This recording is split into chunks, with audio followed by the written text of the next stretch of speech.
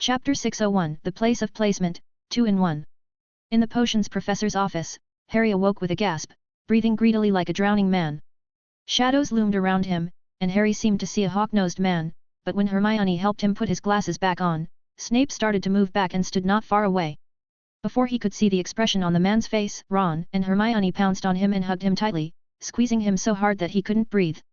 "I'm fine," Harry slurred as he struggled to keep himself from being strangled by the two of them.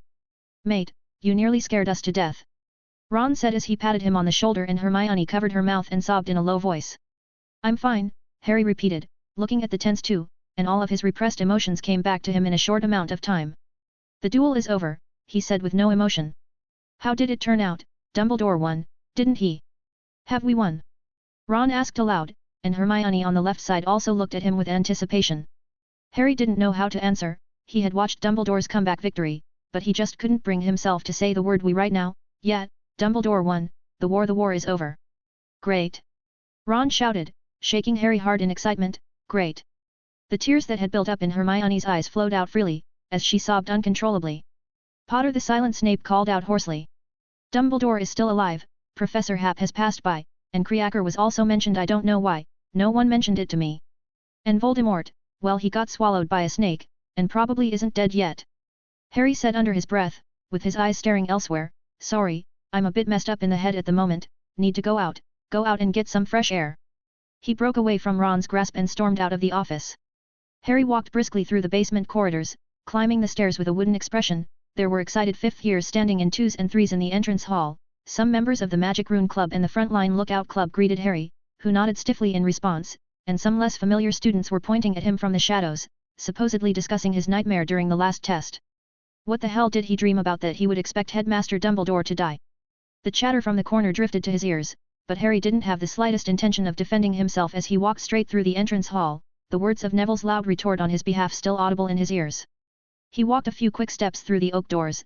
The sun was setting over the treetops of the Forbidden Forest, lacing it with a golden red color along with curving traces. He walked aimlessly on the stone steps. He didn't feel like visiting some specific destination. He was just trying to find something that would keep him occupied and keep him as far away from the others as possible. He went to Black Lake first, but it was already crowded with 5th and 7th years who had finished their tests, so he changed direction and stopped for a moment in front of Hagrid's hut, where he turned and walked into the Forbidden Forest without knocking on the door. He felt a wave of relief as his figure was covered by the dark and dense shadows of the forest. There could be no one in here. As he went deeper and deeper, the tall, dense trees obscured the faint light from the twilight, and he lay down on a dark, flat stone, his eyes focused on the mottled bright light that penetrated through the thick leaves. It was only then that Harry started to think seriously. He had temporarily pushed Snape aside in his mind and finally realized his mission. The whole point of his existence was to take the initiative and die at the right time, which would sever Voldemort's last link in the world. Then there's that prophecy. Harry mused that it probably prophesied something about him and Voldemort, and he could probably guess what it was about, that the two of them are going to meet their deaths at the same time, or to put it nicely, they are going to die together. He couldn't help but think of Snape again, the one who had tipped off Voldemort, the one who had told him about the prophecy. He had been an evil Death Eater at that time, and probably kissed Voldemort's robes with enthusiasm every time they met. He must have been too proud and complacent at that time to imagine that the prophecy would kill the person he loved so much. The whole thing was far more complicated than Harry had first thought. His heart thumped at the thought of death and his stomach cramped uncontrollably as if ice cubes had been stuffed into it. His mouth was dry, his throat clogged, and Harry knew it was the fear that gripped him. What was it like to die? He has had multiple experiences of narrowly escaping death. Many times he had almost thought he would die, but death did not accept him. He was dexterous and surprisingly lucky, as if some hand in the dark was fiddling with his fate. Harry thought of Dumbledore leafing through the books, telling him it wasn't time. But now the time has finally arrived. Harry had the sudden urge to turn his head and run away. Now that he was in the Forbidden Forest, he could apparate and destroy his wand afterward and hide in a place where no one would ever find him. He pulled out his own wand and looked down at it. A little time passed and the Forbidden Forest became even darker, as if it was already late into the night. Harry was getting more and more anxious, and mentally kept urging himself to make a decision to at least make another trip to Godric's Hollow and place a bouquet of flowers or something on his parents' grave. Otherwise, when Dumbledore got back, Harry thought pessimistically Dumbledore would probably grab him with a sneer and tell him he wanted to take him somewhere to be with Voldemort. He pictured the scene, the headmaster's two hands gripping his shoulders and shaking him hard. Somehow he thought of the way Ron had shaken him earlier, Professor Hap and Snape sandwiching him from left to right. They looked like followers, sort of like Crabbe and Goyle. But Harry ended up doing nothing. He was just like the students who suddenly decided to let loose after their exams and sneak off to venture into the Forbidden Forest, essentially no different from the students who were having a nap in the shade of the willow trees by the Black Lake. He slowly got off the rock, his legs went a little weak. He looked down at the Phoenix Feather Hollywood wand that was still clutched in his hand and seriously pondered to whom he should give it as a memento. But who would use a second-hand wand? Well, maybe they would, Harry mentally retorted to himself, at least it would be acceptable as a spare wand. This is an excellent wand. Harry had the confidence to hold it and fight Voldemort head-on, maybe that would be a better end, dying as he battled like a hero, but Voldemort had been caught, Dumbledore and Professor Hap had managed to finish everything, and there was really only so much he could do. He thought about Ron and Hermione and wondered what they would feel when they found out. They would probably try to stop that man, Dumbledore, somehow, and Harry could guess their reactions first. They would be horrified, then Ron would mutter, "There must be another way." And Hermione would recite the titles of every book she had ever read that had anything remotely related to this matter. Well, that is, if they had a chance to know. Harry walked slowly towards the castle, making up his mind that if he had the time he would ask every single ghost in the castle about how they felt when they had died. He knew at least 2 of them, Moaning Myrtle, who had been killed by the basilisk, and Nearly Headless Nick, who had been hacked to death with a rusty axe, and their pain before death was completely incomparable. They were 2 polar opposites. Whoosh! Harry jerked his head down, the shield charm forming a barrier rapidly in front of him, and he stared in disbelief at the arrow that was lodged in the ground some distance away, the tail of the arrow still rattling in a flurry. It seemed it was only meant to serve as a warning, then the trees swayed and Harry narrowed his eyes as he heard the thudding of horses' hooves. "Bane, that appears to be a student." "A foal." A gruff voice grunted. A centaur stepped out from behind a bush, with platinum blonde hair and the body of a silver-maned horse. Harry knew this centaur, his name is Firenze. Firenze looked at Harry twice and asked with some surprise, "Harry Potter?" Another centaur appeared, with black hair and a black body, looking a little fitter and rougher than Firenze. He was holding a bow in his hand, and it was obvious that the arrow stuck in the ground had been shot by him. "Foal, get out of here." The black centaur said grumpily, "Centaurs are not your human babysitters, don't expect us to follow behind you like mules and offer protection." Harry didn't say anything, he was still angry about the arrow, and for some reason, he was suddenly eager to teach the arrogant-looking centaur a lesson, probably a result of Hagrid's recent complaints, that bunch of stubborn-minded old horses. "I don't mean all of them, a few are still very nice to talk to, but most." He muttered dismissively, sticking a bone needle that could pass off as a wand into the thick canvas as he sewed Grop's trouser. Or it could simply be that the centaurs were interrupting his thoughts. Harry walked back in a sullen mood when the sound of horse hooves sounded behind him and one of them followed. Harry didn't look back, he wasn't interested in what the other party was up to. But the fellow called Bane shouted, "Remember, Firenze. I may not care if you make friends with that little girl, but don't say anything you shouldn't. We swore an oath to never get involved in the messy troubles of the wizards." "I never considered saying such a thing," growled Firenze as the voice seemed to rumble from above Harry's head, pricking his ears a little, "but I do want to say something now." Bane growled in anger and left Harry's head ached a little, but when they got some distance away he became a little worried about Firenze's well-being, as he had heard Hagrid saying that the centaurs were quite stubborn and grumpy. The little girl was referring to Luna. As they walked through the woods in silence, Harry found a chance to say something. "That's right," Firenze said briefly, walking side by side with him. "They stopped you from having contact with Luna?" Harry asked. "You can't make friends with wizards." "That's not entirely true," Firenze explained. "Luna isn't that old, and that helped her. The centaurs wouldn't harm the foals and she..."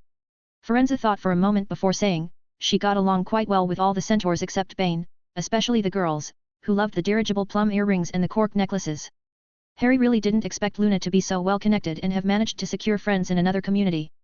For some reason, he chimed in, "She can also weave wreaths. Yet, part of the fancy things she made is actually learned from centaurs."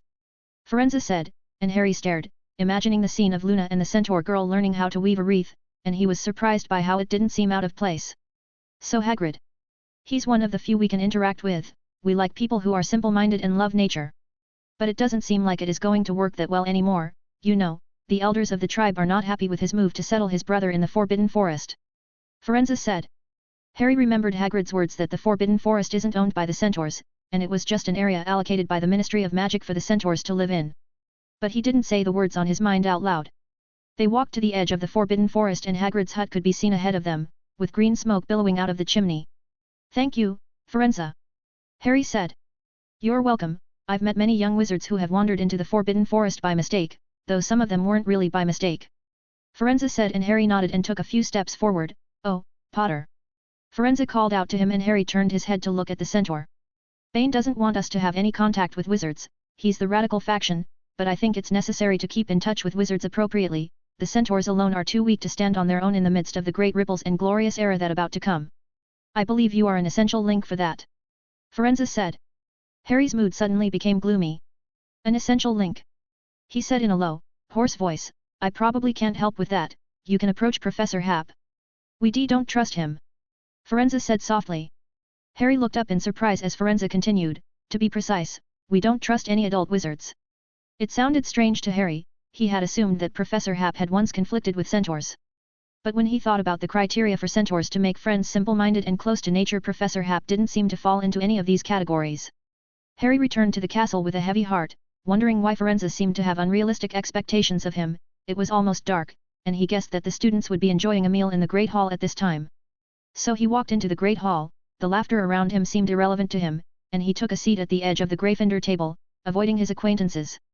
Next to him was an underclassman he didn't know, but the student clearly knew him, and the young wizard yelped from the back of his throat before sneaking a finger to poke his friend in the ribs. Harry hastily picked up a slice of pie and stuffed it messily into his mouth. A few seats were vacant at the professor's table. Dumbledore, Professor Hap, Sirius, and Snape were all absent, and the students didn't notice anything unusual. It wasn't exactly like the professors would come over on time every day to finish their meals. They were enthusiastically discussing the finished wizard grading exams and final exams, and there had even been some discussion about the summer holidays. But today is different. It occurred to Harry as he divided the pie in half with his fork that Voldemort had fallen silently, and if people could see the future they would be amazed at how calmly they had passed this day. He thought about Firenze's words again, the great ripples and glorious era that was about to come, could he be lucky enough to witness it? Or did the essential link Firenze spoke of actually signify his own death to begin with? That would indeed be quite important, the wizarding community would henceforth be free from Voldemort's shadow and could live their lives in peace. Harry once again glanced hastily at the 4 empty seats, and then he lowered his head and tiptoed out of the Great Hall. Ron and Hermione had been very restless at dinner, looking around constantly, and he felt like he had to avoid them, as he hadn't figured out how to face them yet. Where had the people who weren't present gone? Harry wondered on his way back to the common room. Could it be in some place he didn't know about, the headmaster's office, perhaps, or on a desolate hilltop where an unusually serious conversation was taking place, with Dumbledore telling Sirius in a heavy voice that Harry is a Horcrux? If someone had to inform this to him, he wanted that someone to be Sirius. Deep in classroom 7. Felix handed Hufflepuff's golden cup to Dumbledore and then joined him as he looked at the Ouroboros serpent that kept circling in midair. You've got a dozen Patronuses all bonded together? Dumbledore asked with some amazement, how did you do that? It was indeed difficult and took a lot of time to actually implement this, but I used a clever trick, Felix said. I found a commander-in-chief for them, a spiritual leader. You mean something like Harry's? Exactly. Dumbledore nodded slightly. Where is Kreaker? I sent him to Sirius. He is deeply bound by the magic of his kind and had only just lost his master, so he is now extremely depressed. Sirius is comforting him. Behind them, several professors' memory bodies stood, young Felix, young Dumbledore, young McGonagall, and Flitwick as well as Newt Scamander, as they looked at the dark green patroness in mid-air with grave expressions. It's holding the you-know-who in its belly? Merlin, this is too dangerous, you shouldn't have brought it into the school. The young Ms. McGonagall said, clutching her chest, as her whole body shook disturbingly. For a certain reason, we need him alive for the time being, Felix said. Seriously, Minerva, you couldn't find a better place than here, with the vast amount of magic flowing through Hogwarts' defenses system, the vast amount of emotions collected in Classroom 7, and of course, the most vital, is still you guys. But this is not a prison, Albus, and we are not jailers, so I hope you will consider this carefully.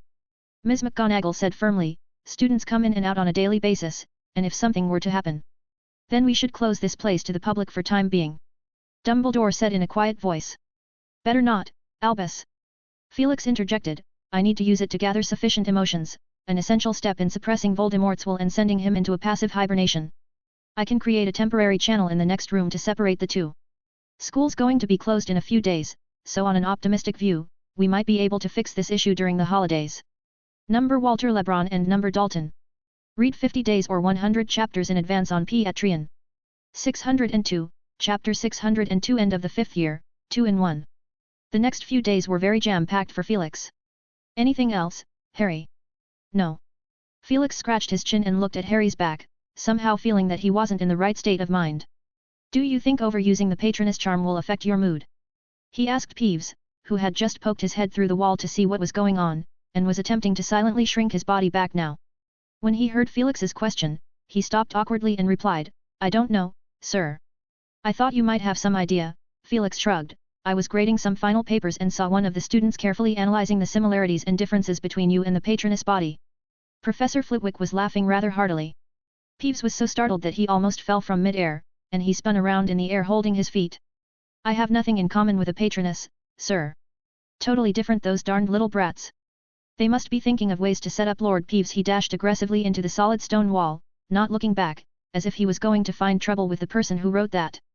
Felix wasn't sure if this fit of indignation of his was feigned or not.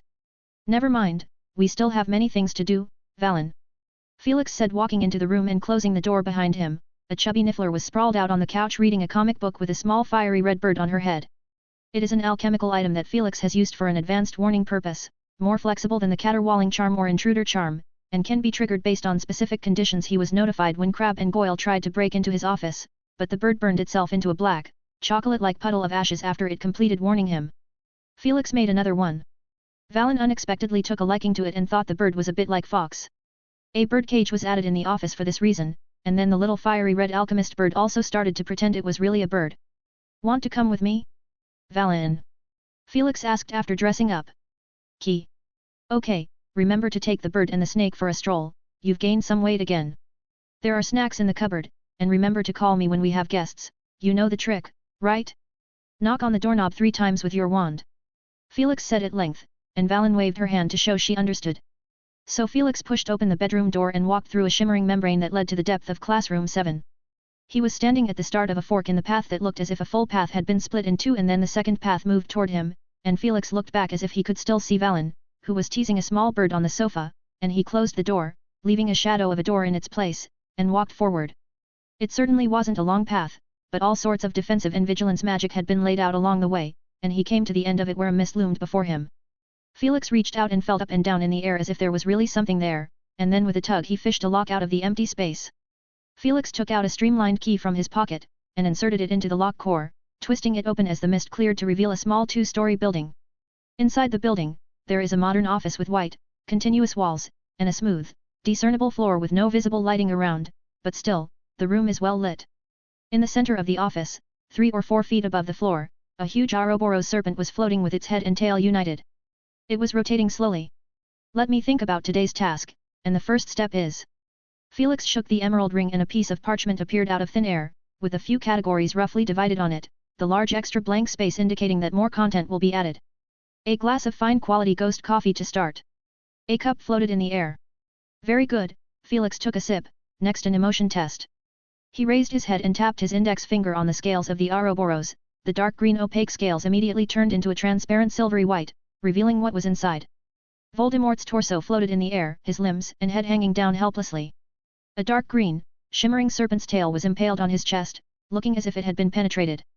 In addition to the serpent's tail on his chest, there were more than a dozen tiny vines like magical pipelines connected to him, sealing off the layers of magic in his body. If an outsider had barged in, he would have been convinced this is a den of an evil dark wizard. Felix's eyes shone with a strange brilliance as he murmured as if he was talking to himself, "I don't know if you ever thought you'd have a day like this, Tom, but I'm sure you can understand, can't you? After all, it's a perfect embodiment of your philosophy. Magic is power." Felix held out his hand and from the corner of the ultra-modern room a wisp of green smoke bubbled up. The smoke gathered in his hand and looked like a green glass ball. Felix took it in his hand and his fingers passed through the silvery, transparent Ouroboros, and with a flick, the small green ball melted into Voldemort's body. There are those who will indulge in beautiful dreams and refuse to wake up, and there are those who are so devastated by their great defeat that they hide away and dare not see anyone. Which will you be? Right at that moment, there was a knock at the door. "Professor Hap." Hermione's voice whispered as the door opened. "Oh, Professor, I wanted to ask if I needed to mark papers." Hermione blinked as she looked down to see a chubby Niffler yawning. "Valen?" Hermione asked Valen as she crouched down a little awkwardly, "Is the professor in?" "Key." Niffler pointed at the room. Hermione followed and walked in. The office was empty. She was a little disappointed. "Can I wait here for the professor?" After receiving an affirmative answer, she walked over and sat on the couch. As she looked around, it had been a while since she had been here, but nothing had changed in the office. She saw the green plant she had given as a gift on the small square table, growing well, which put her in a good mood. Then she noticed a reflection on one of the cabinets by the wall. At first she thought it was glass, but it didn't seem like that, there was more than one reflection. Hermione stood up and walked over to the cupboard, she covered her mouth in surprise, there were about a dozen wide-mouthed jars behind the glass doors, each one containing a silvery mist, like a piece of art. If one looked closely, one would also notice that the mist would occasionally condense into a stag. Was it Harry's patronus? She looked at it for a moment and sat back on the couch. As she glanced along the green plant, she found a stack of partially marked test papers laying on top of the table.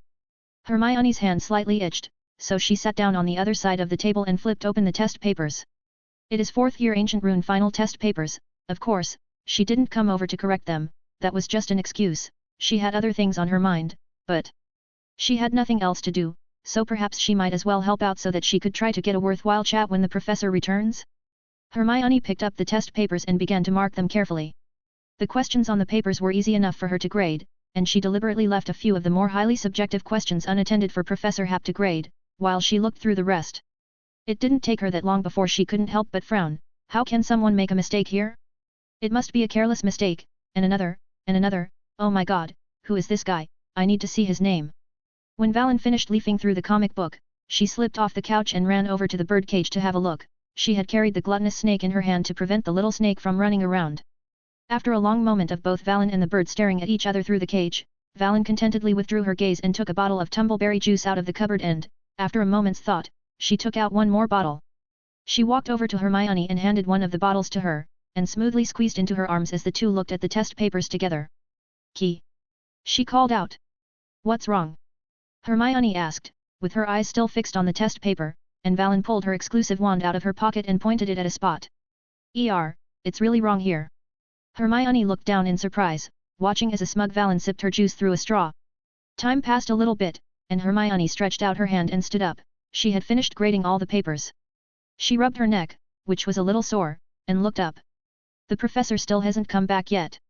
Valen gestured towards the bedroom door again, and Hermione remained somewhat confused, so Valen simply jumped down and trotted to the bedroom door, standing on her tiptoes and trying to reach the doorknob with her exclusive wand.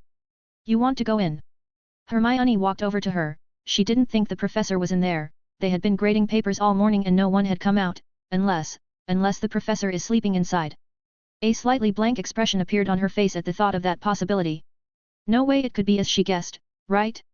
Valen gave the doorknob 3 labored knocks and the door popped open automatically. Hermione was a little frustrated at the prospect of seeing a professor lying in bed, in his pajamas, with his hair in a mess, but out of the corner of her eye, she caught a flash of mercury-like film.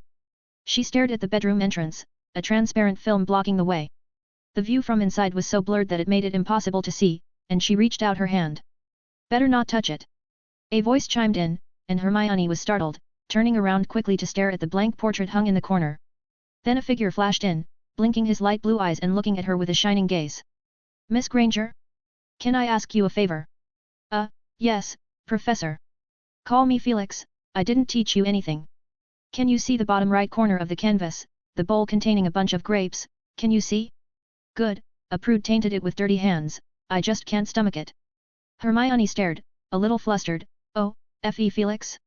What am I supposed to use to clean it?" "Don't use your sleeve. Use your wand, a very simple spell, I'll tell you how to use it." After a few moments, Felix in the portrait frame whistled loudly and stuffed a grape into his mouth with a pleasant expression. You can't imagine how many odd people you'd meet when they hang your portrait in St. Mungo's. There was one with a dagger in his head, God knows how he survived. There was the one whose nose was spewing fire, I guess it was due to an overdose of dragon's blood, and I saw an old wizard who spat bubbles like a fish, who happened to have bad breath, and the bubbles exploded in the face of the healer who was attending him, and it made that little girl cry so hard. "Want one?" he asked, holding up a grape. "No, thanks." Hermione suddenly felt a little sick in her stomach. "Oh, you can't eat either?" Portrait smoothly followed her words. "Well, luckily I met you. I hate the smell of potion materials and potions. My original is sick of me nagging him and always telling me to shut up. He even threatened to have someone draw a muzzle on my mouth. Is that for people? I've only ever seen them on horses and dogs."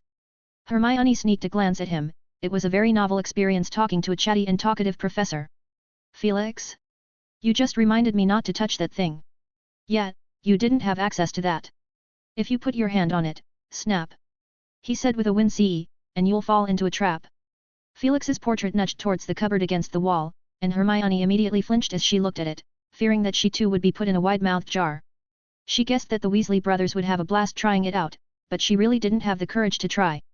Turning back she found Valen poking her head into the transparent magical barrier. Hermione pointed at Valen in surprise and Portrait said with a relaxed look on his face, "Don't worry, that little guy has access to it, just let her go inside if you need something, but I think he would have already found out though. See, I was right." The Portrait said. Hermione saw a blurry figure getting closer, a tall man with short black hair. A hand picked up the silver film as if lifting a curtain, and Felix looked at Hermione with some surprise. "Miss Granger." He jumped out nimbly and Hermione could faintly see a curved glowing pathway. "Is that, classroom 7? Hermione asked hesitantly. Felix nodded, not bothering to explain much. He quickly figured out the reason why Hermione is here. "You wanted to inquire about the outcome of that duel. It's kind of weird that I didn't see a follow-up in the newspaper, isn't that right? I mean, Voldemort's downfall is certainly a major event, everyone was looking forward to reading about the victory, but there was absolutely nothing. News has to lag some time, Miss Granger."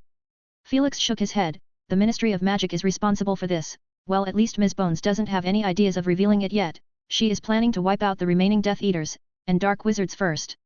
"Oh," Hermione blinked as she figured it out after a short pause and slowly asked, "And about Harry's prophecy? Harry told you to ask that?" Felix looked at her calmly. "No, it's my own." Hermione opened her mouth. "Sirius knows about the prophecy, and it's best to let him personally tell Harry about it." Felix said, with a shrug, "That prophecy isn't complicated, and it points to something very clear. I think the reason Sirius isn't talking about it, is because he doesn't want to put too much pressure on Harry. The prophecy doesn't necessarily have to be true, but it would put an enormous amount of pressure on the person involved." Hermione bit her lip and nodded lightly. Then her expression became very torn as she stammered, "Actually, there's one more thing.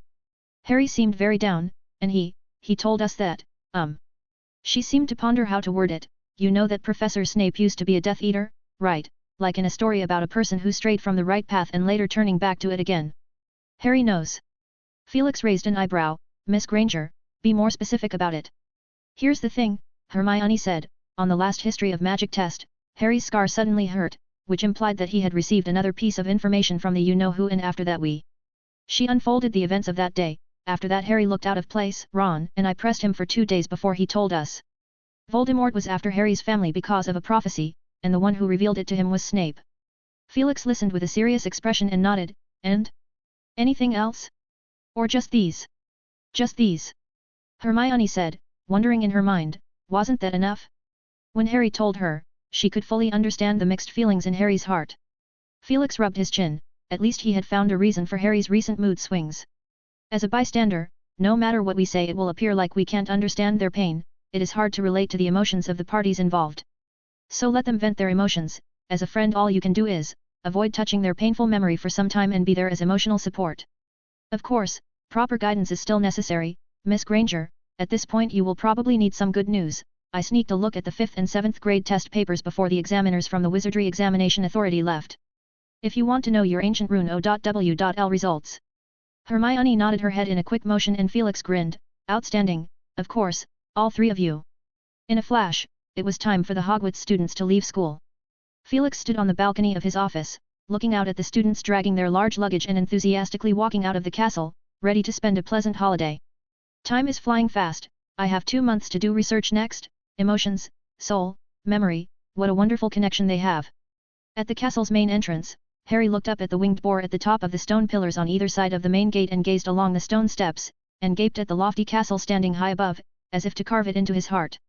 Hermione's words did not provide much comfort, because that is simply not the point. Harry thought of the tale of the 3 brothers, and an invisibility cloak that could hide one even from death. That thing is now lying quietly in his trunk, but could it help him this time? Probably not, he thought. Because he is just like that 3rd brother in the fairy tale, already ready to take off his invisibility cloak to welcome his death. But in any case, he got some extra time, even though Harry hadn't figured out how to use it yet. Harry thought, it was really time to think about it himself. He walked to the carriage to welcome his holiday. Meanwhile, in Diagon Alley, a skinny, sluggish old man stumbled into the Sword Castle with a gait that looked like he lacked exercise, as he would stop to take a break after walking every few steps. "How can I help you, my good sir?" the young witch with a few freckles on her face asked. "I learned that you guys seem to be able to solve Squib's spellcasting problem. I happen to be troubled with that," the old man said in a hoarse voice, with exceptionally bright blue eyes. "Of course," the young witch said enthusiastically, "please register over here. You are very lucky. This technology has already matured very well and will be announced to the public at a later date, by then you will have to pay a lot, and if it became popular there might be a long queue. I'm not too worried about the money, the old man grinned, his teeth nearly gone, but I'm really in a rush. I'm going to apply for a job, and if I don't have some skills, I'm going to be in a lot of trouble. The young witch stole a glance at the old man, she did not expect him to work at such an old age, and he is still a squib. After thinking about this, she looked at the old man sympathetically and helped him walk inside. Number Dalton, number Farhan Talady and number Chance Chase. Read 50 days or 100 chapters in advance on Patreon. 603, Chapter 603 News Spread. At the beginning of the holiday, Felix disappeared for 2 weeks. He only communicated with the outside world via owl or communicating mirror, and each time he wrote back he was very brief, and usually ended his letters with the words "I am concentrating on my research, please do not disturb me if it is not necessary," which reduced his social activities by 90%, and all sorts of smart people who caught a hint of something kept their mouths shut, especially those who wanted to invest in the future world company by flaunting Gringotts gold galleon. It wasn't that Felix spent all his time behind closed doors, holed up in classroom 7 in the company of some guy with no hair. He always believed that a good mood would boost productivity. So during these times, he visited the Grand Canyon to see the Red River, went to the bottom of the sea to see the coral and, of course, suddenly appeared at his friend's doorstep. The number of wizards is not that high, but it is not that low either. Take the United Kingdom for example, there are more than 20,000 wizards living among a population of nearly 60 million people, which would approximately equate to a total of 2 million wizards in the world. There may be errors in the figures, but the volume is practically unchanged. It is only because they are scattered around the world that they become relatively rare. The wizarding community is also not without its own famous attractions, such as the Forest of Ghosts, the Ghost Town, the Vampire Community, and other magical places of considerable distinction. They are like the black markets of different countries, with their own odd rules and regulations. If you want to have a good time, you have to follow them. For example, one vampire community that was open to the public had a requirement to smile without showing your teeth, and it was difficult for wizarding families to find out if the vendor who was claiming to sell authentic vampire food was actually a vampire, which Felix seriously suspected was an ordinary wizard in disguise. Blood roses, with a mellow flavor in every bite. A pale, pimple-faced male wizard shouted vigorously, his eyes lit up at the sight of Felix. "Gentlemen, you have a good eye, no lady would turn down a..." He lowered his head and looked at Valen, who was wearing a lady's hat and coughed intensely. "A question," Felix's fingertips bounced a gold galleon, "do vampires have pimples?" "We do." The peddler shouted, "You can't discriminate against us, there's something special about our physiology, but..." Felix pointed to his flattened teeth that were exposed due to him being agitated and the vendor rushed to cover his mouth. 50% off for all merchandise, plus a ticket for a tour to the Vampire Duke's castle, the vendor said as he looked around and brought his head closer to lower his voice. "I'm told this event is very popular among muggles." "Deal." 2 minutes later, Felix and Valen each wore a pair of vampire masks, neither of them brave enough to try the supposedly mellow-tasting blood roses, but it looked good as an adornment to keep in their dress or hat. They also wore a silver cross on their chests with a tortured, fanged vampire tied on it, some guy who was supposedly famous for inventing a substitute for human blood, the same product the vendor had lovingly recommended. "It goes perfectly with your masks." In contrast, Voldemort's life is not quite satisfactory if he is conscious enough. Apart from the daily recurring nightmares that go along with the various emotional tests, he would also occasionally be subjected to a niffler snooping around. Unfortunately, Voldemort's will is far firmer than he had expected and his research is currently progressing rather slowly with very little success. Felix had to be careful to keep him alive. Dumbledore had gone to a meeting with the International Confederation of Wizards and until he returns, Felix had to keep Voldemort in one piece. So those destructive tests couldn't be done. In a recent letter, Felix urged Dumbledore to return as soon as possible. He rehashed his old ideas and wished to stuff Voldemort's brain with a lot of penitence. But this matter actually came with certain risks, because they faced a dilemma that had not been solved. How can they ensure that separating the soul fragment from Harry would not harm him? After all, they only had 2 intact Horcruxes left in their possession, Hufflepuff's Golden Cup and Slytherin's Locket, which meant that even if they managed to figure out how to do it, they would only have 2 chances for trial and error. During the time that Felix was isolated from the outside world, the others were not idle either. The Aurors and Hit Wizards were deployed by Ms. Bones to scatter around and launch a widespread sweep operation, which was aided by the members of the Order of the Phoenix due to a shortage of manpower. They were experienced temporary external officers who were a cut above the new recruits that the Ministry of Magic had recruited in the past 2 years in terms of combat prowess and experience. In addition to Death Eaters, spies deployed by Voldemort, Dark Wizards, as well as some forgotten elements, have been caught up in this operation. In the north of England, on high ground, there was a faint rattling sound heard from outside the cave.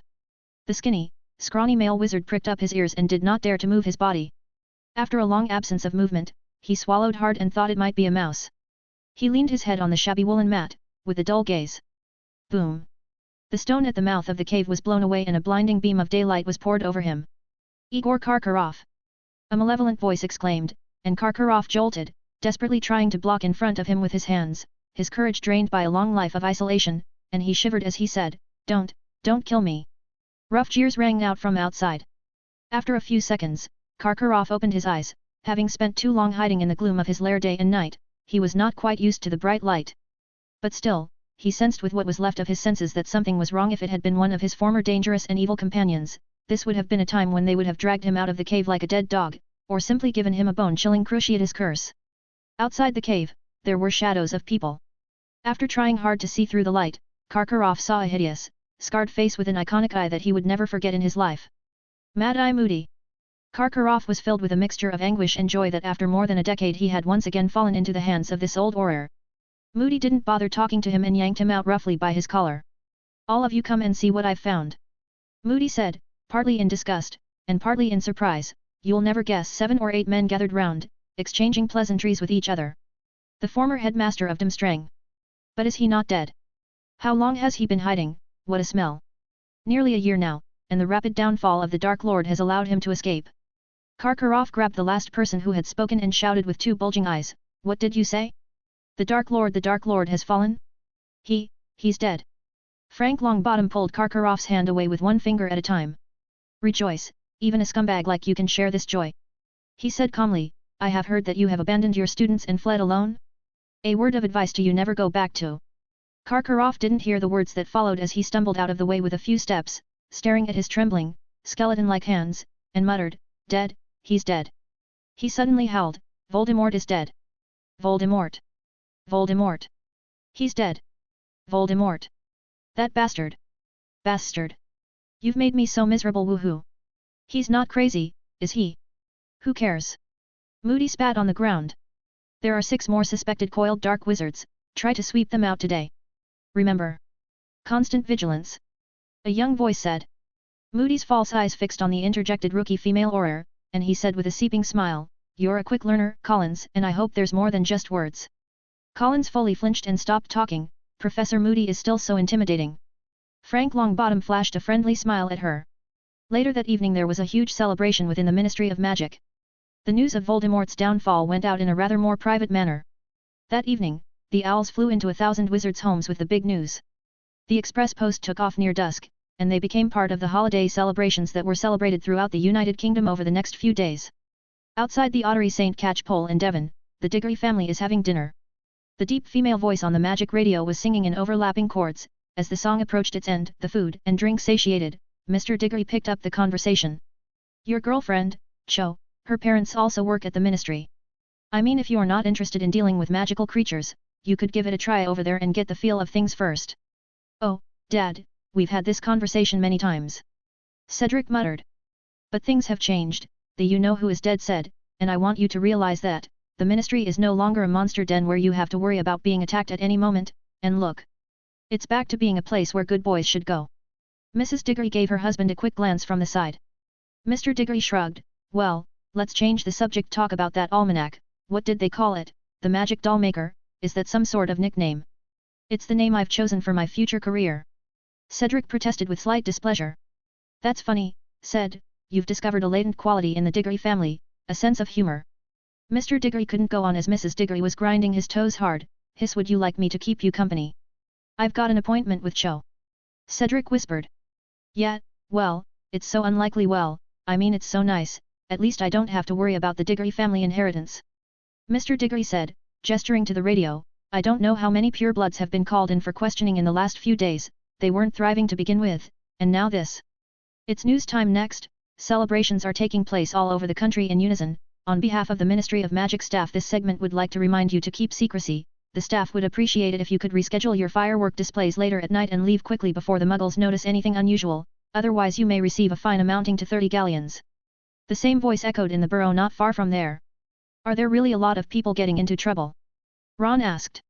Yeah, the Ministry of Magic's work has multiplied tenfold all of a sudden, Mr. Weasley said with a tired look on his face, his fingers pinching the bridge of his nose. People tend to get carried away when they get excited and throw around newspapers they've read, snacks they've half eaten, and there were a few muggles in Cornwall who went camping in the wilderness and accidentally picked up half a box of fruit candies that could make people float. All in all, everyone's working their socks off. Well, there's something good about this, Mrs. Weasley said sternly, your father's been working overtime these past few days. Fred and George looked at each other. We've opened a new shop in Diagon Alley. Fred whispered and Mrs. Weasley placed her hands on her hips and glared at the brothers for a moment before she reluctantly said, well, if you have to, can't you wait until the results are issued to decide? She added in frustration. Fred and George shrugged their shoulders. Mum, time is running out, the Hogsmeade recipients are too small, there are still a lot of potentials needed to be tapped in our Dark Lord series of goods. Yet, we're going to create a joke festival to soothe the hearts of those who have been hurt in battle with some products that will make them laugh. George's voice got lower and lower as Mrs. Weasley's face quickly clouded over, but he managed to whisper the most important words, so we're going to move out for a while. Bang! A large pot of bacon slammed on the table. The children at the table leaned back in unison as Mr. Weasley put on his glasses and said gently, Molly, the boys have grown up, they have a life of their own. I know, Mrs. Weasley huffed and cried. Mr. Weasley rushed to his feet and hugged her, only for her to become even more agitated. The family is shrinking every year. I was so sad when Bill and Charlie left, Percy doesn't often come home these days, and now even Fred and George are moving out. Fred and George, who had been named, fidgeted in their chairs as if they were sitting on a prickly cushion with a lame transfiguration spell cast on them. Fred rushed to explain, Mum, we will come back to stay, we've just been a bit busy lately. He winked desperately at Ron and Ginny, but they were both scowling at the twins in unison. He resolutely shifted the problem, if you think there are fewer people Mum, there's something you should better know, our Ginny got a boyfriend. Ah, Ginny yelped. It's Harry. George finally found a chance to complete the sentence. Mr. Weasley and Mrs. Weasley stayed woodenly in place for a few moments stiffly before turning their heads to look at Fred and George. If this is a joke or some prank of yours, I swear Mrs. Weasley stammered. Absolutely not. Fred said seriously.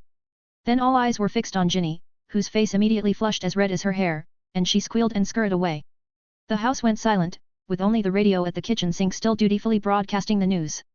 The Ministry of Magic has not disclosed any further information at this moment. All that is known is that Albus Dumbledore and Felix Happ are suspected to be involved in the sudden fall of the you-know-who, and many speculate that the two most powerful individuals of the current time joined hands to deliver a fatal blow to the you-know-who. But the portrait of Mr. Happ hanging in St. Mungo's denies this claim, confessing that he had only played a supporting role. Harry was involved. Ron said, breaking the silence in the kitchen. Does anyone want to hear me say it again? I mean, in a way, I'm one of the few people who were there when it all happened. If any journalist wants to document this history in the future, there's absolutely no way they can move around me. At this moment, the two people mentioned in this conversation Felix was visiting his muggle friends Jim and Rebecca's house, while Harry was lazily eating dinner with the Dursley family. The boring dinner turned even more boring due to the emotionless newscast on the television and the stuffy July atmosphere. The dangerous Tom Riddle has recently been arrested and brought to justice. The public does not need to panic, he will be faced with a fair trial under the law. Harry raised his head with a start. Number Farhan Talady and number Chance Chase. Read 50 days or 100 chapters in advance on Patreon. 604, Chapter 604 Harry's New Neighbor. Look at his name. Uncle Vernon grunted, Tom? His parents didn't bother to put their hearts into it. I bet there are a million people with that name all over the UK, there are Toms everywhere, the people you meet at work, the salesmen, the football players, and the homeless bums. He muttered under his breath as if using it to bury the increasingly bland-tasting food. This helped Harry, as he had just dropped his fork with a shaky hand, leaving a stain on the clean dishcloth, and it diverted Aunt Petunia's attention away from him before she could throw a disgusted look over. Harry picked up his fork quickly, making up his mind to leave as soon as he had finished eating. The newscaster dutifully reported. Original hotline will be disabled. Uncle Vernon began to comment vehemently again, where's the picture? What does he look like? And the bounty? He growled, seemingly annoyed that he was missing out on an extra income. He's been caught. Harry pointed out dryly. He thought that if he knew what the name stood for, he probably wouldn't have this attitude. No, he didn't even need to mention that the name had once belonged to Voldemort, just letting him know that this was a dark wizard with no moral compass, the leader of a criminal gang, would be enough to scare the guts out of the scowling Uncle Vernon. I don't need you to remind me. Uncle Vernon yelled at Harry. There's no hotline. Aunt Petunia said abruptly, as always, with a sharp sense for secrecy and gossip. What? Uncle Vernon asked, flabbergasted. There's no hotline, I've never seen it mentioned on TV, and, Aunt Petunia frowned, I've never heard of that name either. Harry understood exactly what she meant, she wouldn't let any gossip go easily, and a murderer was rather an exciting topic. An opportunity to comment on the existing law and order would immediately make her a big deal at the neighborhood afternoon tea sessions. Harry looked at the announcer. He interpreted it differently. Perhaps it was a secret signal from the wizards to tell their fellow wizards hiding in the Muggle community that the war was over. He mentally gave credit to the person who came up with the idea, because the name Voldemort was not supposed to appear on a Muggle TV show. It was much safer to replace the name with Tom Riddle, and with Rita Skeeter's continuous coverage, it was no longer a secret that Voldemort had used this name in his youth. He mused about it on his mind, and at some point, the table fell silent as Uncle Vernon and Aunt Petunia stared at him in unison. Harry was confused and wondered how he had upset them this time, when the TV news gave him the answer. Some ornithologists have speculated that the unusual behavior of owls may be linked with the Earth's magnetic field shifts, and it is known that this is not the first time this has happened, as far back as 15 years ago. Aunt Petunia drew a cold breath, and Uncle Vernon's little eyes bulged hard as the fork in his hand was bent with a single squeeze. "I'm done eating," Harry said quickly, putting his cutlery down and getting up from his chair. "Don't try to leave, we need an explanation, boy," Uncle Vernon shouted. "There's nothing." "There is," Dudley suddenly interjected, glaring with a pair of small eyes that he inherited from his father. "I heard it all." He pointed his fat finger at Harry, who had to look closely to spot the fork held in that hand. "In his room, there's always the sound of wings flapping and birds hooting at night." "That's an owl." "So it was really you who did that?" Harry was secretly angry. Well, he tried his best to calm himself down. Something big did happen in the wizarding world. Voldemort fell. He gestured to the television, and that was him they were talking about just now. Tom Riddle, that was his name when he was at school. Without waiting for their reaction, Harry bolted upstairs in quick strides. Maybe he should tell them, Harry thought as he pushed open the door to his room, but he was too busy to think about it at the moment. Besides, what could happen if he did? Would they actually feel happy? The bedroom looked like a mess, with a lot of stuff scattered around and very little room to even step on. It is a sight that would make Aunt Petunia scream if she laid her eyes on it, but she hasn't been here for a long time, and she tries her best not to call Harry by his name if she doesn't have to. So Harry peacefully made a mess of his room as he glanced through the window. Sirius was coming home late these days. Of course, his godfather was happily going around with his old partner catching dark wizards that had slipped through the net, so how could he have time to care about him? Harry wondered sullenly when Sirius would realize that he was in the way between Remus and Tonks. Hedwig pecked at the cage as Harry bent down and opened the cage door. Hedwig came out and spread her wings, flying like a ghost out of the window into the deep night. He moved the cage and picked up a small box from the floor in his hand. It is filled with unfolded letters, pressed together, and arranged in chronological order. The top one belonged to Hermione, who had sent it yesterday. Harry sat down in his chair and started reading from the middle. The contents of the top were already familiar to him. "We went to Norway as a family. The weather was hot most of the time over here and the salmon was particularly delicious. I am afraid to dip into the sea, the waves were a bit high, and I was worried I wouldn't be able to restrain myself from using my magic. If you ever travel here, make sure to pack toiletries and a heavy coat. It's somewhat cooler if it rains. A letter from your friend." Harry jerked his head up to see Dudley's fat body blocking the doorway. He seemed to attempt a gesture of pointing his chin at the letter in Harry's hand, but apart from making his triple fat chin more visible, it also blocked his already small eyes. "Nothing to do with you," Harry said under his breath, as he strutted past the owl cage, stacked books, Hogwarts school robes, and old clothes as he made his way forward to close the door to his room. A flash of puzzlement crossed his mind. Dudley had avoided this room before, just like his mum and dad had. But Dudley blocked the door with one hand and Harry's hand was left motionless on the doorknob, and it took him a moment to realize that his cousin had practiced boxing and that his broad physique wasn't all just a fat, but it might take Dudley a lifetime to show off the muscles that wrapped up inside the fat. Harry glared at him, and inwardly restrained the thought of threatening him with magic. But if Dudley suddenly went brain dead and tried to pick up the hobby he had when he was in primary school, Harry would have absolutely no advantage in terms of size. At that point, Dudley bent down, his left hand still firmly held on the door. The bending action was more physically demanding for him, and picked up a sheet of parchment from the floor. "The Mysteries of the Patroness by Harry Potter. You intend to write a book? Like Gilderoy Lockhart did? Give me that back," Harry said irritably. "I'm different from that liar." "Wait, how do you know?" He stared at Dudley with a shocked look on his face. He had no idea when Dudley had gotten involved in his life in the other world. It felt like people he had spent a decade with, like the Dursleys, like Mrs. Figg, had suddenly confessed to him that they are wizards. That is ridiculous. There had to be a reason, and it probably stemmed from himself. With a flash of insight, Harry suddenly remembered something, and he strutted over to the cupboard, knocking a few quills and ink bottles in the process, but Harry didn't notice at all as he yanked open the wardrobe and tossed aside his dirty clothes, his hand probing into a slightly deeper drawer with a missing shelf. It was empty. "You took my books." Harry said through clenched teeth as he turned back around. A long suppressed anger erupted at the idea of his privacy being snooped on. He thought unpleasantly about his childhood. He didn't have a single decent toy in his hand, everything he had was Dudley's leftovers.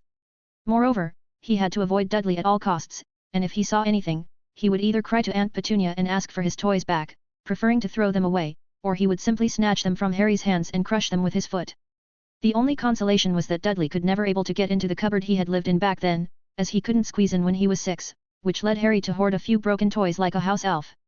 By the time Harry reacted, the wand had appeared in his hand in a flash and was pressed against Dudley's neck. The tip of the wand glowed with dangerous red light and Dudley's face brimmed with fear, his neck craning back in a fluid motion, his fat toes rising on tiptoe like a crappy ballerina. You can't use magic outside the school. I don't care. Harry squeezed a few words out of his teeth, I don't care, do you understand? He was seriously considering whether or not to cast a hex on Dudley. He had seen a hex in the Half-Blood Prince's textbook that would make toenails grow fiercely, but then Harry's mood worsened at the thought of Snape. Normally you'd never like to come over here, I should have figured, you were very out of sorts this summer. Harry took a breath, oh yeah, you stole my books, Lockhart, and that comic. You like the idea of knowing magic now, don't you? Tell me, what do you want from me this time? Dudley seemed unable to catch his breath and his face was suffocated, his hand tried to push his wand away, but with a few sparks sprouting from the wand restlessly, he was too frightened to move his hand altogether. Harry calmed down a little. He took 2 steps back and pulled his wand out of Dudley's second chin, the tip of which pointed at the ground. His first thought was crap, Dudley would squeal, but on second thought, that seemed fine. Harry stared at the messy room, it was the perfect time for him to pack his bags and move overnight to the house Sirius had rented. Now that Voldemort had been caught, Harry didn't think he would be in any further danger, so it didn't really seem to be much of a loss if the protection magic failed, right? As soon as the thought appeared, it took root in Harry's head and quickly grew into a huge tree. Dudley finally reacted. He slowly thrust his hand into his trouser pocket and pulled a few notes from it, and Harry stared, for a brief moment believing he had discovered Dudley's true purpose had come over to show off how much pocket money he got. But Harry quickly thought of something. He looked at Dudley, who was struggling to speak, and a strange feeling flooded his head. I'm buying money. You're going to fork out money to buy something?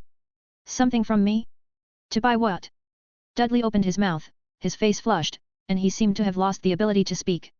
BB. Fizzing was bees. And P. Pepper imps. Diddykins, the TV shows on, it's your favorite. Aunt Petunia's shout from the living room broke the silence between the two men and Dudley made a quick exit as if Harry was chasing after him chanting hexes, and he stood in the entrance with a startled look on his face and shouted downstairs, got it, I'll be right down. Then he turned his head, as if drawing enough courage from his mother now, and he stared at Harry's forehead for a moment. Is what that comic book says true? You were mentioned in that, the great and powerful Potter. Yeah, the great and powerful Potter. Harry repeated dryly. Dudley disappeared from his sight. The stairs let out an unbearable groan and Harry froze for a few seconds, and strode forward to close the door with a slam. He locked the door behind him for reassurance and sat back in his chair, and stared at the messy room. He remembered that Dudley hadn't returned the books and certainly hadn't left any money, so he was just pretending? Harry thought with mild bitterness, but he was a good businessman and on track to inherit his dad's position. He imagined what a middle-aged Dudley would look like, a complete replica of Uncle Vernon, at best much bulkier and with thicker fingers. He had heard that Dudley was playing baseball, but Harry had no expectations that he would achieve much in that area. This contradicted Aunt Petunia's opinion, and one of them was definitely wrong. Harry stood up and picked the parchment from the floor. The spilled ink bottle had smudged the first few sheets of parchment beyond recognition, but Harry wasn't that worried, he was almost done memorizing what was on it. This is his own book, one that he might publish later, and Harry seemed patient enough to describe it carefully word by word.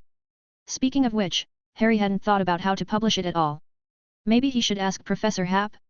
But he dismissed the idea. He really didn't want to contact Professor Happ or Headmaster Dumbledore right now. He had heard the full prophecy from Sirius and knew his destiny. It implied one had to die at the hands of the other because both of them couldn't live at the same time, only one could survive. At that point, a strong hope flared up in Harry's heart. If only one could survive, it would be him, wouldn't it? Because Voldemort had been caught. Apparently, Sirius thought so too, so when Harry asked, he readily told about it to Harry. But Harry knew better, he is a Horcrux, a part of Voldemort's lifeline. Sirius didn't know about the Horcrux that well, he was excluded from the whole truth, something Harry had confirmed over and over again. He detected no worry in Sirius about this whole thing, other than a slight twinge of uncertainty about his fate, or maybe Headmaster Dumbledore was also trying to find a way to keep him alive. Harry didn't dare ask this question, he was already prepared to die with reluctance and didn't want to build hope and crush it a second time. He could only wait. If they Professor Hap or Headmaster Dumbledore had worked out something, they would certainly tell him. Swoosh! An owl flew in through the window. Harry thought it was Hedwig, but it was a different dusky owl that entered. It circled the room in disgust and barely found itself a place to land, standing on the windowsill and raising its right leg. Harry walked over and unwrapped the large square envelope. He froze for a moment when he saw the Ministry of Magic logo and the symbol of the Wizardry Examination Authority. He had completely forgotten all about the O.W.Ls exam results. At the same time, several things are happening near simultaneously. Felix excusing himself from the house of his close friend from the orphanage, Dumbledore receiving a notice in a foreign country after a busy day, about a mysterious disappearance of Gellert Grindelwald, presumably a prison break, and an unexpected arrival of someone entering Privet Drive and renting a house nearby. Old man, are you planning to settle in for a long time? Unfortunately, I have other commitments, and I'll be staying here only about a month long. After that, I'll be meeting a few people, some old friends, and a pen pal I've never had the chance to meet. Speaking of which, this pen pal of mine is wonderfully witty and unique, the majority of my trip is to hopefully talk to him in person. For the sake of premium rent, the landlord made no comment. By the way, does the Dursleys live around here? That's right, are you related to them? The landlord asked curiously, haven't heard them mention you at all. No. Grindelwald said in a soft tone. He appeared to be in much better shape now, his cheeks remained thin, but he was not only skin and bones anymore, and he looked like an elderly gentleman in his fine, elegant clothes. With a modest smile, he said, I've simply heard that pen pal mention the name of this family's child often. He's a school teacher, and frankly, my ears are getting calloused. Do you mean Dudley Dursley? The other one, Grindelwald said gently, I think his name is Harry Potter. Number Farhantalady and number Chance Chase. Read 50 days or 100 chapters in advance on Patreon. 605, Chapter 605 Mr. Bagshot, 2-in-1. It was completely dark by the time Felix returned to Hogwarts Castle. He strolled around the edge of the Forbidden Forest and casually pulled a pocket watch out of his pocket, and with a loud crisp click a Niffler Valen poked her head out and bounced out of it. Sorry to keep you in there, whatever Jim and Rebecca think you are, it will never be a living creature that should be in reality. Key, that's okay. Valen, who had run ahead, waved her hand behind and wiggled her furry body as she darted to an upright log in front of Hagrid's hut, where the sturdy, burly Hagrid was busy in the clearing in front of the hut. Yo, Valen. He looked quite happy, leaning on a shovel that was beyond his specs, and looked around. Hey! Felix, Dumbledore's back and I know you're paying attention to this. He shouted, he looks a bit tired though, all tangled up with those foreigners. Got it, Hagrid. Felix waved his hand in the distance as he looked towards the small tower that jutted out high above the castle, the one with the lights on. A few minutes later, Felix knocked on the door of the headmaster's office. Dumbledore was sitting on the chair, without even bothering to change his traveling cloak, looking all tired. He straightened up, Felix? I have just wanted to see you about something, I just got back and my mouth is terribly dry. Tea? Coffee? Fruit juice? I also have some wine in my collection if you want to try something new. Felix smiled, I haven't had any from your wine cabinet collection, can I take a bottle to give as a gift? Don't mention it, be my guest, I'm not able to find an occasion to enjoy them very much. Dumbledore said, then asked curiously, Severus? Caring for an old man in an empty house? Felix said with a sense of humor without a fail. Fantastic comment, perhaps I should make a note of it for a future use. Oh, I'm afraid it won't work, it's hard to stumble upon someone who is older than me. Dumbledore pouted, but he didn't dwell on it for too long, and spoke in a light-hearted tone in turn, many of your ideas are out of tune with others, Felix, perhaps it was a childhood experience that prompted you to start thinking more individually at a very young age. Oh, I'm sorry. Felix shook his head slightly and took a bottle of wine out of the wine cabinet. The glass doors reflected the stars outside. Dumbledore snapped his fingers and 2 empty goblets appeared out of thin air. The 2 men watched as the red mellow wine filled the goblets, and after that, both raised their goblets a little to take a small sip. Dumbledore smacked his lips contentedly. Severus hasn't grown that much older though. Felix raised an eyebrow, but to be honest, his life is very dull, probably more duller than mine. At least he had made some room in his schedule for entertainment. He placed his goblet to one side, his eyes fixed on the other man, as he said. Albus, my research has come to a standstill. Soul is a rare and forbidden field and there is too little information on it for us to take any chances. Come to think of it, Voldemort's brain being broken is not a big deal. Dumbledore stared at the goblet in his hand, without a reply. After a moment he said, wait for me. He walked around the desk and made his way straight through the magical barrier to the spiral staircase that led to the first level, and in a few moments he came down, carrying a bundle of parchments. What's this? Some of my personal contemplation on the soul. Dumbledore said with a slight nod. Felix took it with a slight surprise and skimmed through 2 of its parchments, and simulating them in his thinking room, his eyes shone, and he couldn't help but carry a hint of exhilaration in his tone. This data is very helpful, certain parts of it coincide with my research, but it is more comprehensive and more in-depth than mine. As he said this, he stared at Dumbledore oddly. Since when did Dumbledore start to explore the soul part? Is it really true that the older you get, the more you dabble with the world? I got a report today that Grindelwald is missing. Dumbledore said in a hushed voice. Missing? Felix repeated, his mind going over the piece of news as he raised his hand. I wasn't involved and know nothing about it, if that's what you're getting at. He explained rather sheepishly, at best, we've been talking through a few letters. I know. Dumbledore said briefly. Just as Felix pondered the meaning behind the word, did he know that he was not involved in the old man Grindelwald's prison break, or did he know about his correspondence with the old Dark Lord through House Elf? Dumbledore continued, I have contacted several of my old friends urgently, and they are still in contact with certain core acolytes and no further information has arrived yet. Even after all these years, there are people who are still loyal to Grindelwald. Felix was quite amazed. If that was true, why had these people sat by and watched Grindelwald being imprisoned for half a century? It's hard to put Grindelwald's influence into a sentence or two. Dumbledore shook his head slightly, his expression grew serious. His influence was once extremely terrifying, and when I was teaching at the school as a professor, he had already assembled an army of wizards strong enough to overthrow any ministry of magic in the world.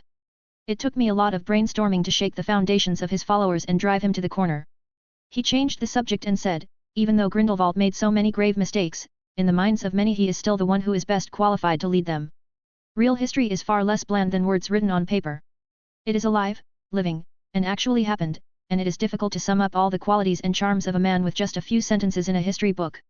It is particularly true for later researchers, as the words very talented and attractive are likely to appear almost anywhere and be used to describe more than one person. But it must be acknowledged that every individual is different from one other. For the time being, there is nothing to worry about, Dumbledore stated lightly. He is bound by powerful magic restraints, and I can guarantee that those restrictions still remain in place, and he will find it difficult to even use most common magic. Whatever he wants to do, these restrictions objectively place limits on his magic ability. What I am worried about is that the loss of power will prompt him to think, to hide and lurk in the shadows, to preach his philosophies, to gather an army, or to stir up disputes with another set of philosophies, and the danger that would bring is too great. I was even worried for a moment that he was going to bewitch you. Felix mused, I don't think I am someone that can be bewitched by some philosophies and ideals. Dumbledore said with a slight smile, I only recently figured out that there are always a lot of characteristics shared by many brilliant people. The one difference is that you hate trouble and value simplicity, which keeps you from getting too involved in authority. Because authority is complicated, and the more authority you have the more complicated it will become. What kind of man was Grindelwald really? His nature, his looks? Felix asked. No, Felix, you simply can't understand, these things hardly matter a bit, what really matters are his ideas, his thoughts. You cannot imagine how his thoughts attracted me, inspired me. Muggles will be compelled to submit by us, and we wizards will raise ourselves above every creature in this world and live more openly. I once desperately wanted to stand by his side and regarded him as something close to a spiritual leader for this revolution.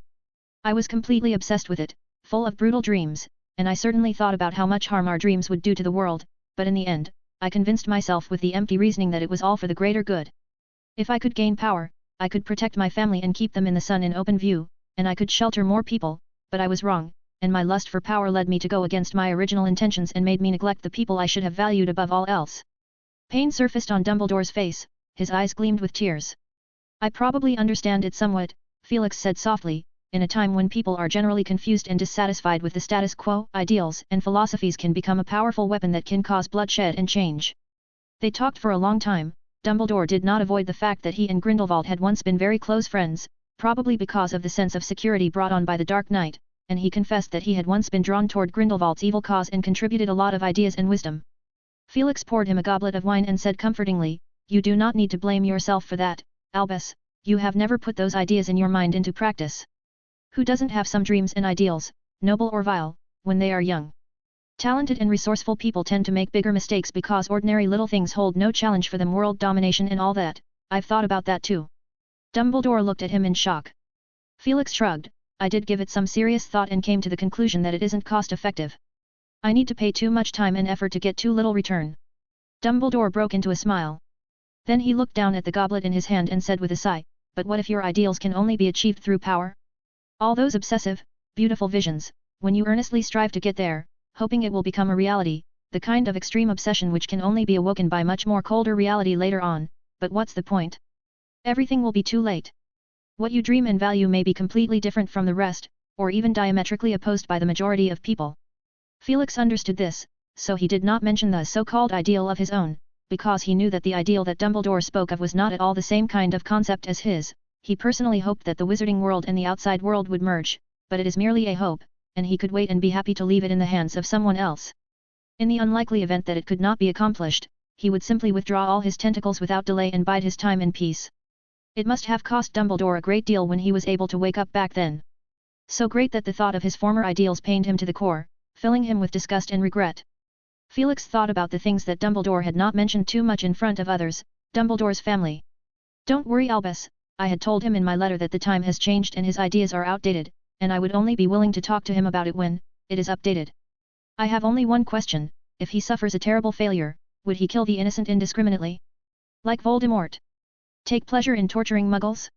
That would not be the case, he would always have his eyes only on his own goals. He is an idealist and aims so far ahead that the sacrifices along the way would appear like a price that must be paid in his eyes. Dumbledore took off his glasses and rubbed the bridge of his nose. I wish he had changed. I heard he showed remorse when he was locked up in Nurmengard alone, and regretted what he had done. I hope that's true. Otherwise, he's capable of causing far more damage than Voldemort. A week passed in the blink of an eye and Felix finished digesting the manuscript Dumbledore had given him. During this time, the wizarding world was safe and sound. No one country's Ministry of Magic had been attacked, no one had come forward and announced the reorganization of the Acolyte force, everything was normal. Everyone went about their business, and since that night, Dumbledore had gone back to tussling with the representatives of various countries, adding the subject of how to deal with the threat of Grindelwald in addition to discussing the damage caused by Voldemort. That morning, he had gone to Spinner's End Street and accidentally bumped into the Malfoys at Snape's house, which had thwarted Felix's intentions, as he knew that there was no way Severus would ever speak his mind in front of so many people. But it wasn't all for naught. During the conversation that was full of wit, Felix was able to grasp the general purpose of Lucius' visit and his relationship with Snape, who was also a spy. Felix could even surmise that Lucius had definitely visited more than one family, such as that Selwyn and those purebloods who had been on edge recently. With a simple move of his lips, Felix could gain the allegiance of these people and become their nominal leader. They would stay in line with Felix as long as he didn't touch their bottom line. This is an attractive offer with Voldemort as a bad example. The purebloods' bottom line is pushed extraordinarily low. But Felix had to give something too, and there was only one thing at stake, in summary his name, and he had to allow those purebloods to use his name. This implied a minimum level of protection. Felix didn't refuse, because this is the time when someone like him needs to step in and take the representative role. It is impossible for Ms. Bones to carry on being imposing all the time, much less throwing even the innocent into prison, so as to give these people a peace of mind and prevent them from escaping en masse to foreign countries. This is necessary. If Felix can tolerate the Shafik family, Ms. Bones has to tolerate the purebloods who are not a threat in any way. You haven't moved out of the safe house? Felix asked with interest.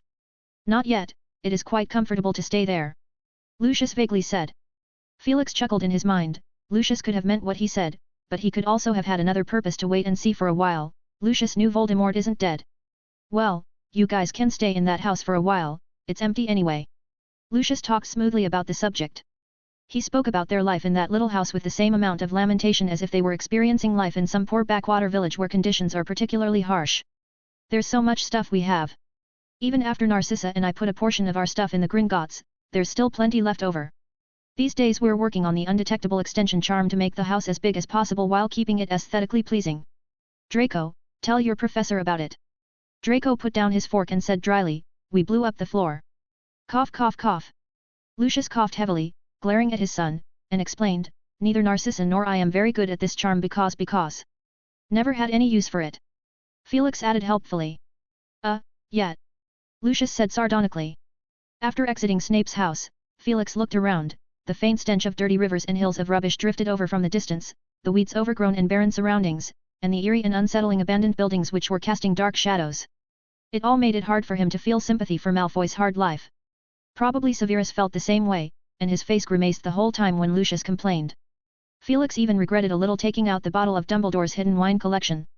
After he explained that it was Dumbledore's collection, Snape just barely drank half of the glass, while Lucius drank it with gusto. In the afternoon, Felix wandered around the property he owned on the busy streets of London with Winnie Valentine, and they ended up accidentally running into Harry, who had someone else with him, not Sirius, but an unfamiliar face. Professor Hap. Harry greeted meekly. He tried to pretend he didn't see him coming, but the person next to him suddenly spoke loudly, and before he could react, he sensed Professor Hap's eyes darted over him. Felix nodded at Harry, come to buy your books. Oh no, I'm accompanying Mr. Bagshot to buy a walking stick. He's only recently moved in, lives alone, and it isn't that convenient to walk alone at his age. Harry said. In fact, there is more than that, the old man must be very lonely and out of touch as he doesn't really know much about modern products, and recently he has been filling up the gaps. Plus he has a bit of an eccentric personality. But Harry was relieved when he found out about his identity. Harry knew that the squibs are more or less suffering some psychological problems. Bagshot. Felix mulled over the surname in his mind. He felt a faint hint of magic in him. Is he a wizard? Would Dumbledore know him? He held out his hand without moving. Hello, Mr. Bagshot, I'm Felix Hap. I've heard a lot about you, Mr. Hap. Grindelwald extended his hand and the two shook hands together. Felix felt a magic like a pool of dead water in him and his mind drifted off. Ace Quib. Grindelwald revealed his exclusive wand hidden within his shirt and said courteously, I have to say a word of thanks, because of you, people like me are able to re-enter the stage of history. Winnie Valentine, who was accompanying him, looked at the old man with sympathy.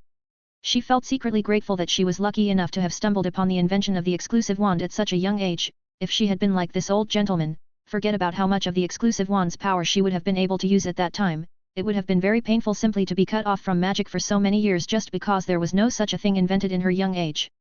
Yes, we are all grateful to Mr. Hap from the bottom of our hearts. She said emotionally. They stood at the intersection chatting casually for a few moments, and Felix learned from this Mr. Bagshot that he had used a great deal of courage in order to attend an interview for a magic-related job this afternoon. Good luck. Felix said. Thanks, I've been very lucky lately. Grindelwald grinned. Read 50 days or 100 chapters in advance on Patreon. 606, Chapter 606 Welcome, 2-in-1. After parting from Harry, Felix and Winnie stood at the junction waiting for a taxi. Is that wand working well? Quite all right, Winnie nodded, although there are all sorts of restrictions when I went to register. The man at the improper use of magic office told me a whole lot, and made me fill in my home address, and warned me not to break any laws, and that the trace on the wand would last for a while. But all in all, she breathed softly, and leaped up on her toes, it feels good. It wasn't that those people were targeting you, Felix said casually and reassuringly, well, you did objectively increase their workload though, so complaints are inevitable. He said in a joking manner. But to be fair, you are still new to the wizarding world, almost as new as the young wizards who are starting out, so you will receive the necessary attention and guidance. When you are familiar with it, all these restrictions will disappear. He waved and a taxi came towards them from a distance with its turn signals on. Oh yeah, I seem to have seen that last time, is that some kind of band logo? Felix glanced over at Winnie, who had a badge in the shape of a black and white piano key pinned to her chest area. You mean this? Winnie gave the badge a quick squeeze with perkiness and showed it to him. She said in a bragging tone, it's a souvenir of François Crotoy's recital, have you heard of his name?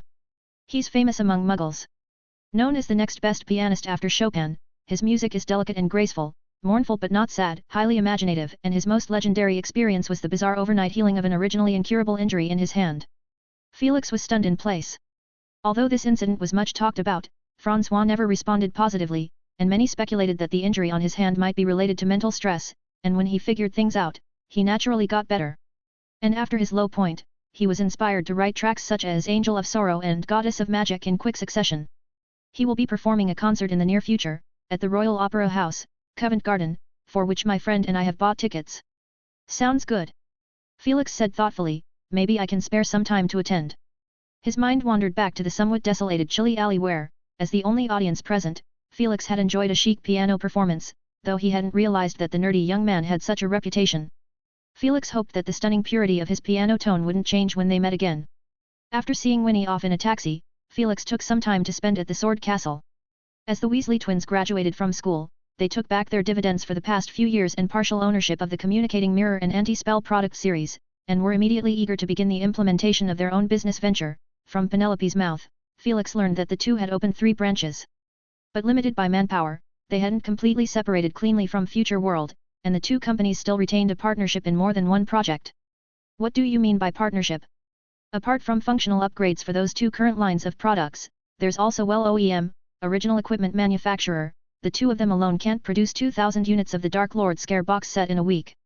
Penelope said, half grumbling, half proud, we're the only ones in the entire wizarding world who can do it. Oh, Felix made an admiring sound. After hearing what you said, I find myself seemingly overlooking some details. Can you give a hint, Miss Clearwater, whether it's time for me to give Dobby a pay rise? Penelope showed an odd expression. I can't find any excuse for holding it off, sir. He has done a splendid job. In fact, there are more house elves in the company than their kind in the Hogwarts kitchens, and Mr. Lupin had a major headache at one point about how to handle them. As you know, they are frighteningly motivated to work. Felix imagined the scene of Remus scratching his head and grinned impishly. And how did you manage to work it out? Oh, the OEM. That's only part of it.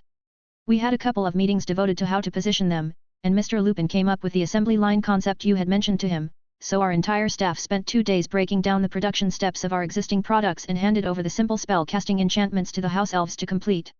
Felix was quite pleased with this and sat back in his chair and spun around. What about their treatment? Strictly in accordance with the guidelines on house elf welfare as prescribed by the Ministry of Magic. Is that some type of law? I don't think I've heard of it at all. Penelope sighed. The Ministry of Magic has had a set of rules regarding the treatment of house elves very early on. They've been in existence for many years, it's just that they've never been strictly enforced. So it was just a decoration. Felix understood the situation clearly. Many wizarding families, such as the Malfoys and the Black family prior to Sirius, were known to mistreat their house elves. Due to the absolutely obedient nature of house elves, the Ministry of Magic couldn't possibly investigate anything, and it was doubtful whether they ever investigated. By the way, there's one more thing. Penelope suddenly said, the house elves have been hoping to pledge their allegiance to you. What do you mean? Felix stood up. The kind of allegiance that a servant pledges to his master. Penelope shot him a sneaky look. There are many house elves who have been kicked out by their masters, or have nowhere to go due to the death of their previous master who has no other successor.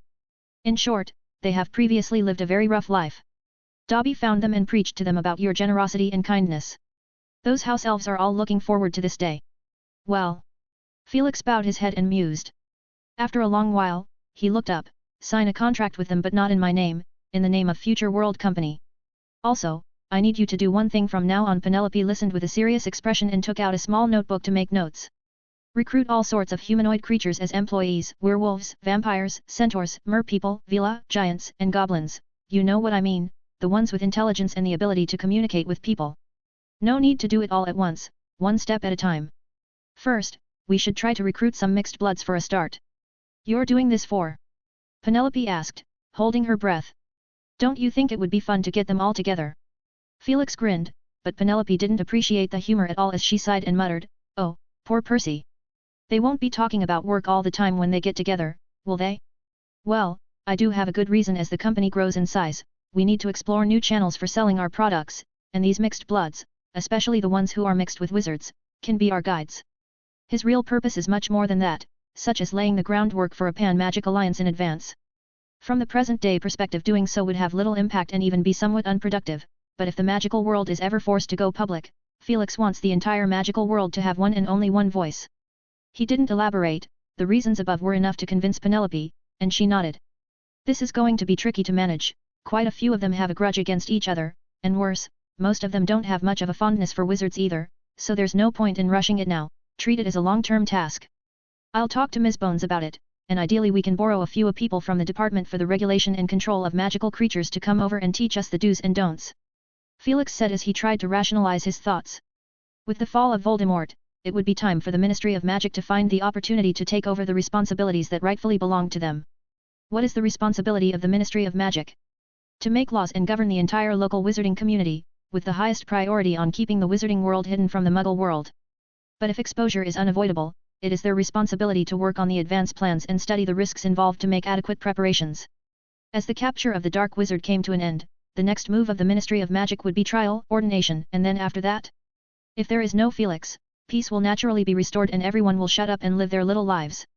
From this perspective, the entire wizarding community seems rather lazy, with very little sense of crisis. There is no need to be surprised. Shackled by numerical restrictions and the great convenience of magic, wizards are unable to set up a large and elaborate political, economic, cultural, and legal system as they do in the Muggle world. It would require a huge amount of manpower to keep the system running. The pace of life in the wizarding world has always been slow, so slow that many rules and customs are not easily changed even after centuries of being passed down. In essence, the wizarding world is a world where progress is made only because of some individuals, the visionary and exceptional wizards who stepped up to drive society forward. If one looks at this from a higher level, every decade or so, a few outstanding wizards are born who are so bright and prominent in their field of study that they can easily drive some aspect of wizarding society forward on their own, not just in terms of the rules, but also in terms of potions, spells, new theories. The chocolate frog character cards are a perfect illustration of this phenomenon. Come on, let's go check out my army of house elves, Felix said with a laugh. They arrived on the third floor, where nearly one-third of the place was occupied by house elves, and upon opening a slightly smaller door, the sight of heated labor inside hit them. Over 100 house elves sat around a huge, low work table that looked like a raised platform, or a rectangular arena. They are sitting in little chairs, with various semi-finished materials neatly laid out in front of them. The house elves moved uniformly, reaching out with slender fingers to point at a piece of cropped wrapping paper, which folded up dazzlingly and became an elaborate gift box in seconds, and Felix swore he could never be mistaken. He saw a cartoon version of a bald, noseless wizard. Mr. Hap! With an exaggerated squeal, a house elf jumped down from his spot, darting behind on two short legs, and appeared in front of Felix. Hello, Dobby! Felix said. Hello to you too, Mr. Hap! Dobby said excitedly, looking at Felix with his big, round eyes. Then all the elves stopped what they were doing and gathered around timidly, looking at Felix with the same watchful eyes as Dobby. Greetings, gents elves. Sir, this is Buck. Dobby said cheerfully, pointing to the closest house elf. Hello, Buck. Felix nodded. This is Kiki, Baker, Holly, Button, Shishi, he introduced them one by one, before snapping to attention. Oh, yes. Dobby pulled a house elf from the crowd as if by magic, and Winky. Winky, who is wearing a clean little dress, cowered behind the crowd. Winky. Dobby looked at her beamingly. Mr. Hap, Winky said formally. How is your stay here? Felix asked. Very, very well. She whispered. Not good, Winky's not good. Dobby exclaimed. Winky still thinks about Winky's original master, Mr. Crouch, and Dobby told Winky that we have a new employer, but Winky's not happy about it and refuses to accept any money for work. Buck doesn't want an employer either, Buck wants a master. The house elf who had been introduced at the beginning said eagerly, staring straight at Felix. So does Kiki. Kiki doesn't want to be an elf that no one wants. A house elf with a slightly shrill voice called out. Her words drew a chaotic chorus of agreement, a group of tiny heads with bat ears nodding up and down. That's exactly what I'm here for. Felix said gently, to be honest, I was shocked when I found out there were so many house elves in the company, and I personally don't need house elves for my services, so I came up with a great idea. You've heard of Hogwarts School of Witchcraft and Wizardry, right? The house elves nodded apprehensively. In the Hogwarts kitchens, there are about the same number of house elves as you, and they don't belong to anyone but the ancient castle in name, but of course, if any house elf wishes to leave, I don't think Dumbledore would ever stop. They won't leave, they're happy as one can be. A house elf shouted, his tone vaguely envious and resigned. Shishi? Felix asked, with a blink. Yes, Shishi, Mr. Hap. Shishi replied excitedly, seemingly honored that Felix had remembered his name. Now that you know, things have become much simpler. I'm going to use a similar model and create an ancient magic contract. I won't set a time limit, you can stay as long as you like, with specific terms focused on a non-disclosure agreement. If you want to leave, you can't give out information about the products. There are also some rules regarding your treatments, which Dobby and Miss Clearwater will talk you through. We don't need to be treated or paid for our work. Another house elf shouted. Oh, Felix gave a difficult look, but the Ministry of Magic has made rules, and this is what you deserve, and I don't want to be bothered by someone from the ministry coming to my door, and, his expression turned serious, when you stay in the company, you will be exposed to more specialized and challenging tasks unlike serving a particular wizard family. The house elves puffed out their little chests one by one. And it is necessary to have standardized rules for ease of management. The house elves nodded cluelessly. As for Winky, Felix thought for a moment, before crouching down to address her. Since you have nowhere else to go for the moment, you might as well stay here and save up some money. Listen to me first, don't you wish to buy a present for Mr. Crouch? Winky, there are no more Dementors in Azkaban, which means that Mr. Crouch will be out soon. 3 years would go by in a flash. If you want to go back to him, I won't stand in your way, but I think he'll be happy to see a gift from you. When Felix finished, he extended his hand forward and displayed a gold galleon.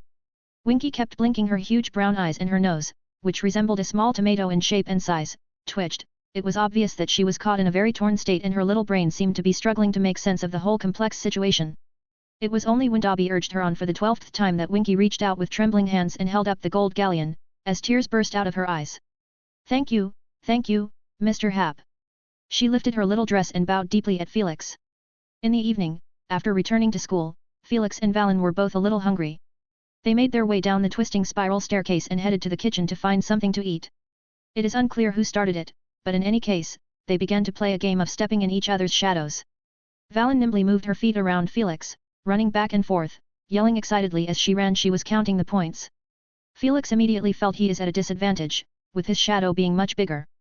Key. Valen suddenly shivered and ran over his shoulder in a flash, twittering at him, that man had such a scary look in his eyes. Felix turned his head to see Professor McGonagall and Mr. Bagshot, whom he had seen during the day, approaching side by side. Professor McGonagall was talking rapidly about something, not noticing his and Valen's presence. In contrast, Mr. Bagshot fixed his gaze on Valen, his eyes narrowed and his face turned grim. Since Dumbledore has agreed. I can't say anything, but, Mr. Bagshot, please do be mentally prepared for this. Managing little wizards is a very hard job. I will explain to you everything I know, including the teaching materials, the teaching tasks, the rules of the school. Oh, Felix. Professor McGonagall looked up in surprise at Felix and Valen who stood on his shoulder. Minerva, Felix nodded slightly, but his eyes remained fixed on Mr. Bagshot with an obvious measuring look. This is Professor of Defense against the Dark Arts for the new academic year. Professor McGonagall said. Ah, of course. Felix looked at Mr. Bagshot, and just as Professor McGonagall thought he would introduce himself, he had always been so polite. Felix's eyes suddenly glowed, and he looked straight at the school's new professor. Mr. Bagshot displayed an agility that is completely at odds with his age, his exclusive wand instantly appearing in his hand as a fierce swirl of magic erupted, blocking Felix's view, but Felix's quick glance had given him the result he wanted. Miscalculation.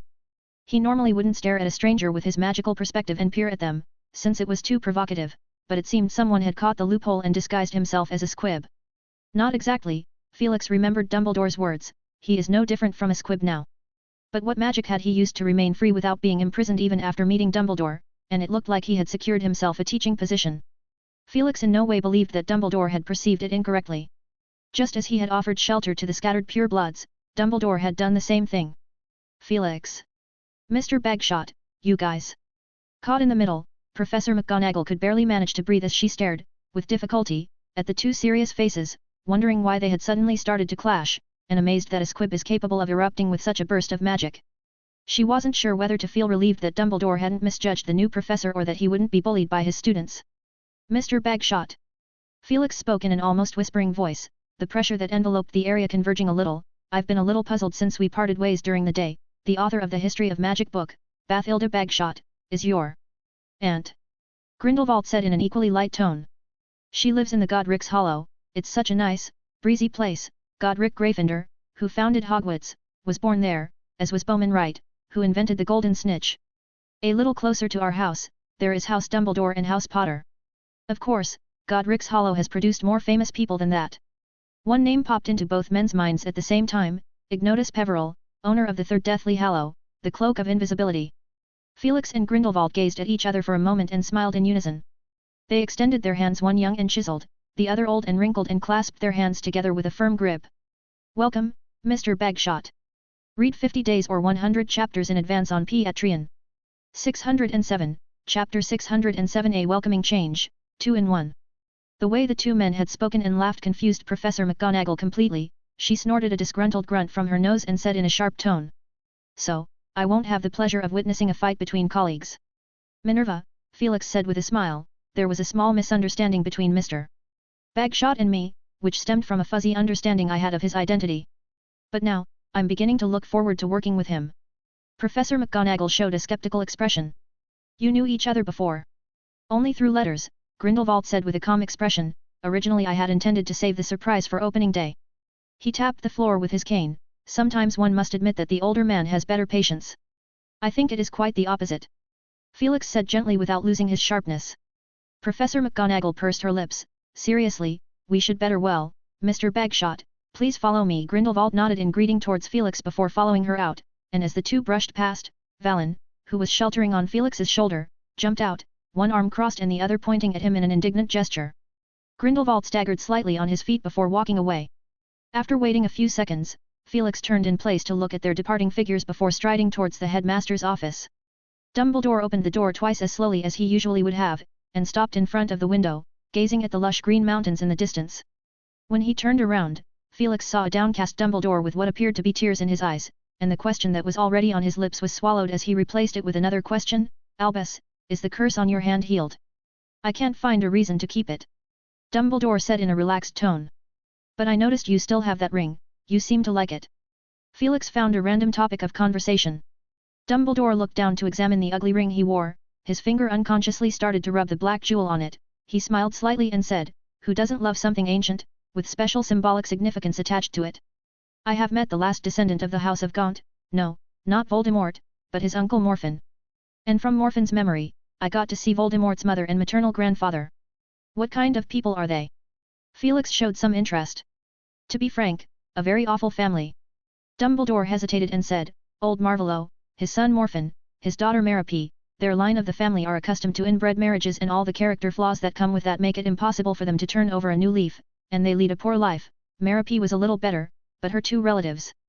Let us be fair, they lacked reason, were extremely bad-tempered and violent, by which I mean their unquenchable desire to attack, all the while being arrogant and conceited to the point of incomprehensibility. And stubborn. Felix added. Exactly, and perhaps that is the root of the problem, they are so stubborn that they don't want to make any changes.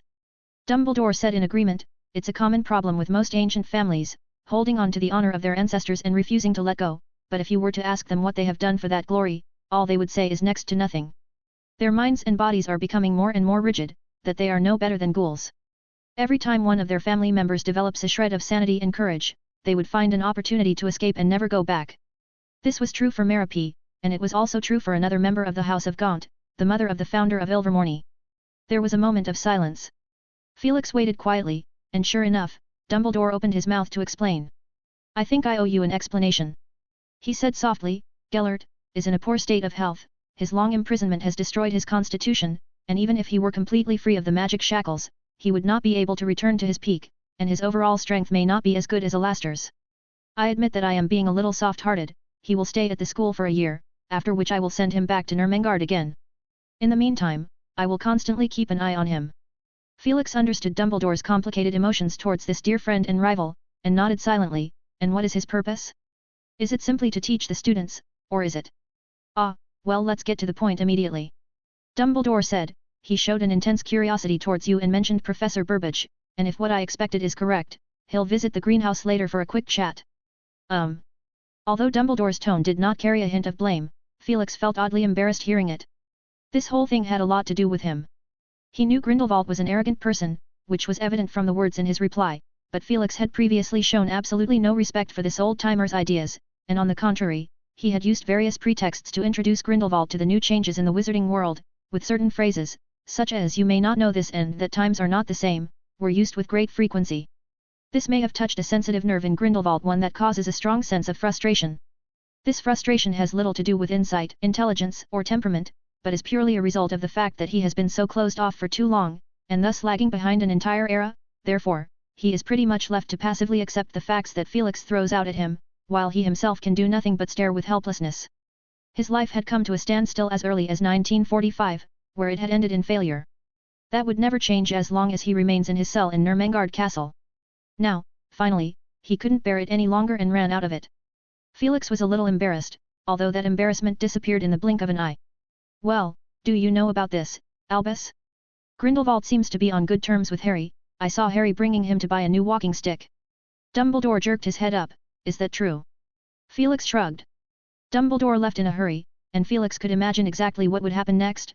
Grindelwald would be forced to stay in the castle, away from Harry. Because just as Dumbledore had been wary of Grindelwald's mind was toxic. Whistle. Felix whistled in a happy mood and wandered around the empty headmaster's office in all directions. The portraits of past headmasters who had originally been sleeping in their frames opened their eyes one after another and whispered with each other. Dumbledore will pay the price for his soft heart. An old witch with long silver curls of hair hanging down said pessimistically. He's so irrational, said the other brown-faced male wizard in agreement. We should trust Dumbledore's decision, he is the wisest of us, and don't forget the prophecy that man mentioned, an old wizard with a frail-looking physique said slowly. Felix, who was persistently trying to stroke Fox Gorgeous' beautiful golden red feathers, pricked up his ears. A prophecy? SHHH. The male wizard with a big red nose and chubby body growled. The portraits shut their mouths, refusing to spill any more secrets after realizing that there is an outsider named Felix is present. Cough cough. Felix listened for a moment, then paced over and knocked on the silver curly-haired old witch's frame. Excuse me, ma'am, the prophecy you just mentioned. A clear, very realistic purr sounded in his ears and he even saw the drool flowing from the corners of the old witch's mouth. Felix. He changed his position and walked over to the portrait of the red-nosed male wizard next to him, who plopped down on the table with a plop, followed by a thunderous snore that echoed throughout the circular office, and soon all the portraits were asleep, but Felix distinctly saw them peeking at him out of the corner of their eyes. Don't bother asking, bad boy, we won't tell. The portrait of Phineas Black said in a smug tone, we won't listen to you unless you're the headmaster, otherwise it'll be nothing but a waste of time. And you are still a long way from that position.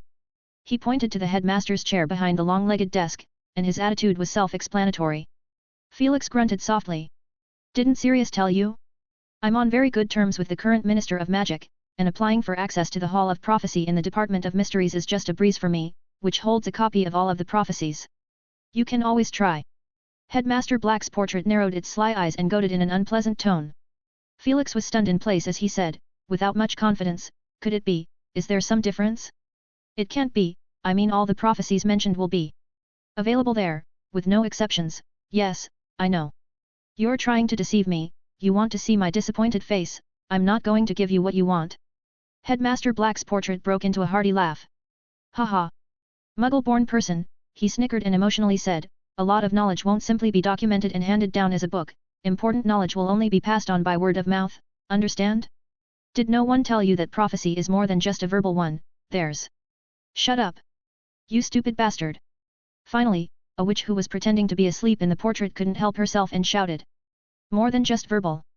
Felix muttered to himself with an expressionless face, chewing on the meaning of the words, what could that be? Maybe something that requires some sort of interpretation, a tea leaf, a crystal ball, an astral image. Out of the corner of his eye he glanced over at Headmaster Black.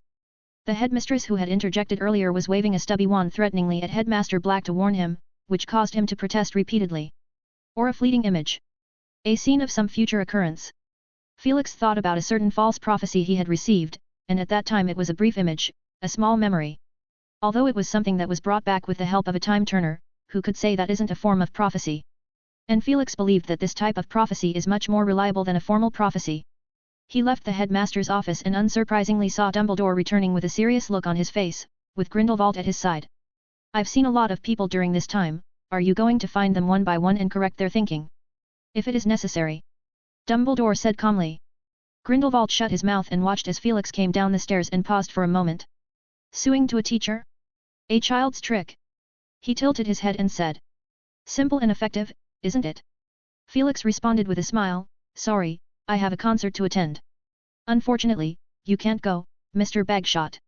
He said cheerfully, I'll share my experience with you sometime like I always did previously. Grindelwald glared at him fiercely. Felix. Dumbledore said in a deep voice, interrupting the two men's not-so-friendly conversation, he's currently having a huge headache, Felix, Mr. Bagshot will be staying at the school for the rest of the summer. Would you please make a trip and bring his luggage with you along your way back? He emphasized the family name Bagshot. Happy to oblige, sir. Felix grinned, if I run into Harry, I'll stop by and tell him that the friend he just met won't be back for some reason well for a while. Dumbledore left with Grindelwald in tow. He has already started to regret this hasty decision, which showed heavy obstacles from the very beginning, not to mention that when school started he had to make sure that Grindelwald didn't take the opportunity to spread his dangerous ideology, and he would definitely have to observe a few classes. At present the situation at hand is voluminous, he doesn't have that much time to follow around all 7 years, and Grindelwald doesn't have that kind of energy either, maybe it's a good idea to recruit another professor for the defense against the dark arts class. At the other side, Felix of course didn't go to the concert because today is not the right time. He rang the doorbell of 4 Privet Drive. Given that the last time he came over it wasn't exactly pleasant, and he wasn't even able to finish his self-introduction, he took the trouble to put some effort into it. After tidying up his hair, his clothes, and, most importantly, wearing a pair of gold-rimmed glasses, he looked like an elite businessman. The door was opened by Vernon Disley who was big, beefy and so fat that he barely had a neck. His eyes were bloodshot, and he was in a very bad state of mind as if he hadn't slept well in the past few days.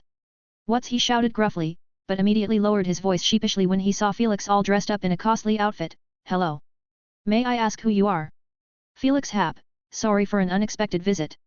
He slightly raised the gift box in his hand, and Vernon's eyes bulged out slightly when he saw the price tag on it.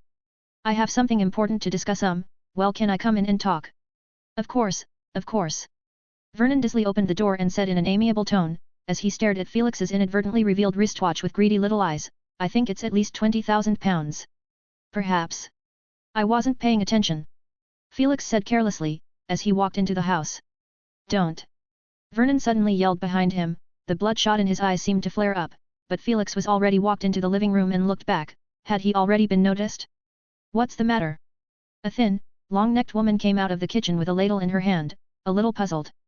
Their child, Dudley Disley, is sprawled out on the sofa reading a comic book, and their family is happy and perfectly normal, except for comic book. Petunia's eyes widened, looking both frightened and irritated by that weird, moving, bloody comic book series. She froze in place, not knowing what to do. Her husband was silently making excessive hand gestures from the small foyer. It absolutely must not be noticed by our guest.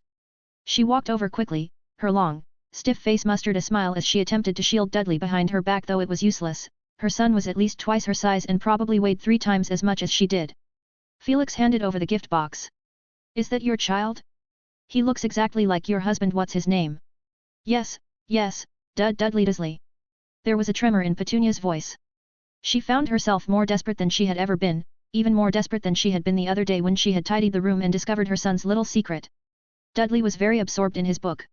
The comic in his hand seemed to have magic powers, and every time he turned it over, he couldn't help but read along to the end. At the moment he was watching it with great fascination. He didn't have to hide now since he had been caught and Mick the little wizard had accidentally blown up the birthday cake his friend had prepared for him, and he was trying 100 times to find an excuse. What's wrong? He asked lazily, is it time for dinner? There was no immediate and enthusiastic response, which was unusual. He looked up to find a young man sizing him up with interest. This person seemed somewhat familiar. For some reason, he thought of the ice rats from the wizarding world, a type of candy that the book stated came from the honeydukes. Mum had closed her eyes in horror and dared not look, and Dad, his face had turned into the color of pig's liver. What was going on? Dudley suddenly stared at his book. He leaped up from the sofa with the effort of a beached whale, only to realize that it was a futile attempt. His body was so shock-absorbent that he was no different from a fish out of the water, and after 2 flops in place, he remained on the sofa that was making loud groans. On the contrary, from the bounce, the book in his hand flew up. 4 pairs of eyes stared in unison as the comic book made a curve in mid-air and bounced off the guest's exquisite shoes with great precision. The pages on it looked as if they were created with a dozen small thin screens attached on them, with all the characters on every screen moving around happily and showing their smiling faces. After an unknown amount of time, Vernon finally came to life and stammered his way forward to explain. Hap, Mr. Hap, listen to me, this book it. No need to explain, I understand everything perfectly, Felix said with a relaxed tone, but the 3 people in the room became even more alarmed. No, it has to be explained. It must be explained. Vernon shouted, his arms spread wide, in the manner of blocking the door to keep him from leaving the room using his round body. I don't think there is any need for that, Felix said, shaking his head. I am more than happy that readers are enjoying my books. I can't imagine such a welcoming change happened only after a year of not seeing each other. Readers? Petunia asked in a hushed tone. Your book? Vernon's small eyes went wide. Haven't seen each other for a year. Dudley swallowed hard. Yeah, I thought you guys are aware of it. Felix nudged his chin at the comic book on the floor. It got my name written on it. Read 50 days or 100 chapters in advance on Patreon. 608, Chapter 608 Dinner, 2 in 1. There was a knock on the door outside Harry's small bedroom. Harry, come out to eat, Aunt Petunia said dryly, and if it wasn't for the tattered cloth stuffed in Harry's ears that distorted the voice slightly, he would have been able to hear a hint of unnaturalness in her tone with much more politeness and courtesy than usual. Got it. Harry muttered, chewing his quill and staring at the scribbled handwriting on the parchment. Finally, he frowned and crossed out the word courage and replaced it with firm, unwavering conviction, and after reading it over carefully he felt it made a lot more sense. It would be better if I gave a few more examples. It would make it easier to understand, Harry thought. Harry, the voice became noticeably impatient. Coming. Harry sprung up from his chair, removed the cloth from his ears, and proceeded to haphazardly gather the parchment together and press it underneath the Quidditch through the Ages book before opening the door.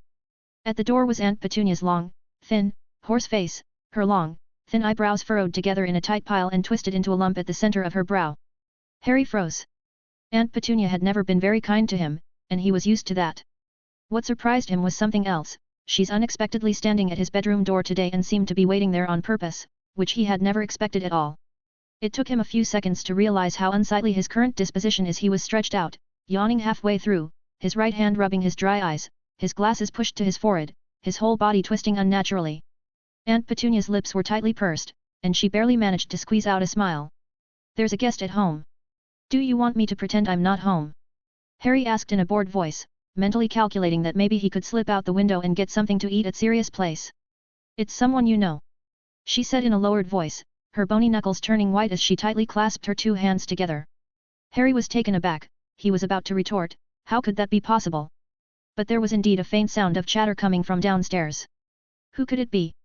He guessed randomly, it couldn't be Mr. Bagshot, could it? Did he successfully make it through the interview? Harry raised his feet and ran downstairs. Aunt Petunia, who's behind him, reached out her hand in desperation, her lips trembled as she mouthed, "Har," but Harry was no longer in sight, as he stomped along the stairs, and the voices from downstairs became clearer. One of them was Uncle Vernon, the other one. "Grunning's Drill Making Company?" "Yeah, I know. I worked at Neil's, didn't stay long, just a small director." "Ah, you're a director too? What a coincidence." "Professor Happ!" Harry exclaimed in disbelief. He rubbed his eyes hard, doubting that he was dreaming. Professor Happ, Uncle Vernon and Dudley were sitting at the dinner table, talking to each other amicably. From Harry's point of view, as long as Uncle Vernon didn't storm off and Dudley didn't cower in the nearest corner where he could hide, it was a fairly amicable atmosphere. "Oh, Harry." Felix looked over and couldn't help but chuckle, "Your hair." Harry touched the top of his head, knowing just by the feel of it that it must be a messy one, as he hadn't even bothered to take care of it lately, and now that this unkempt look was seen by the professor, he was a little embarrassed and tried to smooth it out with embarrassment. "I have a comb here if you need it." "Thanks," Harry shouted, walking over and sitting next to Professor Happ, staring at him as he pulled a comb out of his exquisite jacket pocket. Harry was a little stunned that the professor still carried such a thing with him. But when he noticed that the professor was handing it over with his left hand, he grinned broadly. This kind of secret will never be revealed to someone from the outside world due to the ministry. So Uncle Vernon and Dudley could only stare at the emerald ring and the comb in Felix's hand with their identical little eyes. Aunt Petunia appeared with dragging feet, and since there was one more person than usual and Harry reckoned none of them had the courage to sit with Professor Happ, she had to squeeze in between her husband and son, looking like a layer of spinach between two thick slices of bread. Dinner was not exactly sumptuous. It was all simple food, especially when it was set off with the exquisite glass bottle of wine that was clearly not supposed to be on this table. Harry was surprised to see a hint of embarrassment on Aunt Petunia's face, and he was inwardly amazed, as he wondered what kind of magic that professor had cast. "There doesn't seem to be enough food, so if you don't mind, I can cast a spell." "No." Aunt Petunia squealed excitedly and Uncle Vernon's thick neck jerked up a notch. Harry knew that the professor's words had offended the Dursleys, who didn't want to hear any words related to magic, so he was very surprised that the professor wasn't fazed and even had a faint smile on his face. "Really? But I think he's looking forward to it," Felix said. Harry immediately turned his head to look at his cousin Dudley and saw a strong desire in his eyes, thus he became aware of the reason why he said that. Professor Happ would have never missed such blatant clues that they showed who exactly was in charge of this house. Harry had grown sick of seeing it since he was a child, not to mention the case that had just played out in the past few days, the whole comic book stay/leave debate that had ended in failure despite Aunt Petunia's weepy, painstaking persuasion. He was simply amazed that the professor had found out the truth in such a short time. Felix snapped his fingers lightly. Rows of gleaming golden plates descended from the empty space. Sausages, pastries, pies, steaks, smoked fish, salads, pumpkin juice, and orange juice, packed the table to the brim. Harry is by no means a stranger to this food, and it seemed to him that the professor had moved the Hogwarts kitchens over. Aunt Petunia's eyebrows knitted tighter and her body leaned back as hard as it could as if to escape from her chair. After failing to do so, she turned her head nervously from side to side, fearing that a neighbor would lean over the window and see the scene, and Uncle Vernon gasped for breath, his face turned a fleshy shade of vivid purple. Dudley flinched at the sight before he sprung into action. Honestly, the scene was still quite a shock, and if he wasn't used to seeing it, Harry reckoned he wouldn't be able to remain calm either. But he was hungry now, and it was a novel experience to be able to eat school food on a summer holiday, so he happily stuck his fork into a chicken leg. Can we have dinner now?" Harry asked as an afterthought. "I'm a guest," Felix said vaguely, his gaze sliding past Vernon, Petunia, and finally landing on Dudley. "It's up to you. I'm well familiar with both sides of the world, and these dishes should be to your liking. Harry had them at school." Then he added, "Unless you guys are on a diet." Gulp. Dudley swallowed hard. The power of that word was immense, Harry thought. Dudley has been trying to rebel against his family's diet menu for the past 2 years, ever since the summer of his 3rd grade, when the school nurse at his school had sent Aunt Petunia a warning letter about his obesity. "Dudley," Aunt Petunia called out sternly. Dudley looked at her with his small eyes, his one hand stubbornly creeping up to the table. Vernon coughed dramatically, his mustache twitching in a flurry, and the pig-hoofed-like hand paused hesitantly. After waiting a few seconds, it began to move again, insistently pushing the vegetarian salad they were meant to eat far away from them, in a silent expression of protest from its owner. Uncle Vernon sighed heavily and picked up his fork. Okay, you win, dinner is served. With that, he thrust up a chicken leg which Harry was already chewing on and he viciously tore off a chunk of meat. Dudley stabbed up a whole steak in one swift motion and took a juicy bite. Aunt Petunia seemed determined not to eat a single bite. She sat back in her chair, with her arms folded across her chest, staring into the air in the middle of the table. Even Harry could sense her determination, and he turned his head towards Professor Hap, who seemed to be oblivious to it, and was using a ladle to scoop up the mushroom soup. By the time he was halfway through eating, Dudley had completely cast aside his scruples. He had eaten more meat tonight than he had all week combined and his mouth was oozing with oil. He seemed to have forgotten his fear and bravely stood up to reach for the smoked fish that was placed in front of Felix. Is it good? Felix suddenly asked. Dudley, who was bent over, froze for a moment and muttered as he looked up, yummy. Then why don't you serve some for your mother too? The fat outstretched arm of Dudley remained suspended in the air, his face froze as he looked at Felix, as if Felix had just told an awesome riddle, and it seemed clear from Dudley's face that he was performing a complex series of mental activities. After a moment's struggle, he placed a smoked fish on Petunia's clean, empty plate. And before he could aim for a second smoked fish, his mother cried out. So nice, Diddy. Her skinny arms wrapped around Dudley with a death grip. What a sweet boy, my baby. Felix and Harry exchanged a silent glance and kept their opinions on this with reservations. But Petunia was no longer resistant to eating. Harry marveled at Professor Hap's behavior, and seemed to have discovered the trick. Once he got hold of his cousin's emotions, the professor became invincible. And now it seems that Dudley does not reject Professor Hap, or rather, does not fear him that much. That comic book series must have played a vital role. Well fed, Felix snapped his fingers once more and this time dessert appeared. No further questions were asked, as Dudley was the first to pounce. When it was all over, Felix waved his hand, and it all disappeared into thin air. Tell me, Vernon asked in a strong tone as he picked his teeth and sat limply on the sofa, what kind of conspiracy are you up to? A conspiracy? Felix asked with some amusement. There was a sudden silence in the room as if everyone realized that the visit would not come to an end in an amicable atmosphere. Harry pricked up his ears. Dudley was holding a cauldron cake, and even Aunt Petunia, who was pretending to be busy in the kitchen and clinking bottles and jars, was standing in the entrance at some point. That's right, Vernon said gruffly, I give it a thought while I'm eating, don't think I'm easy to fool or that I'm going to be softer because of a meal. Let me tell you, there is no chance. But you're a bit smarter than that big silly man I've seen.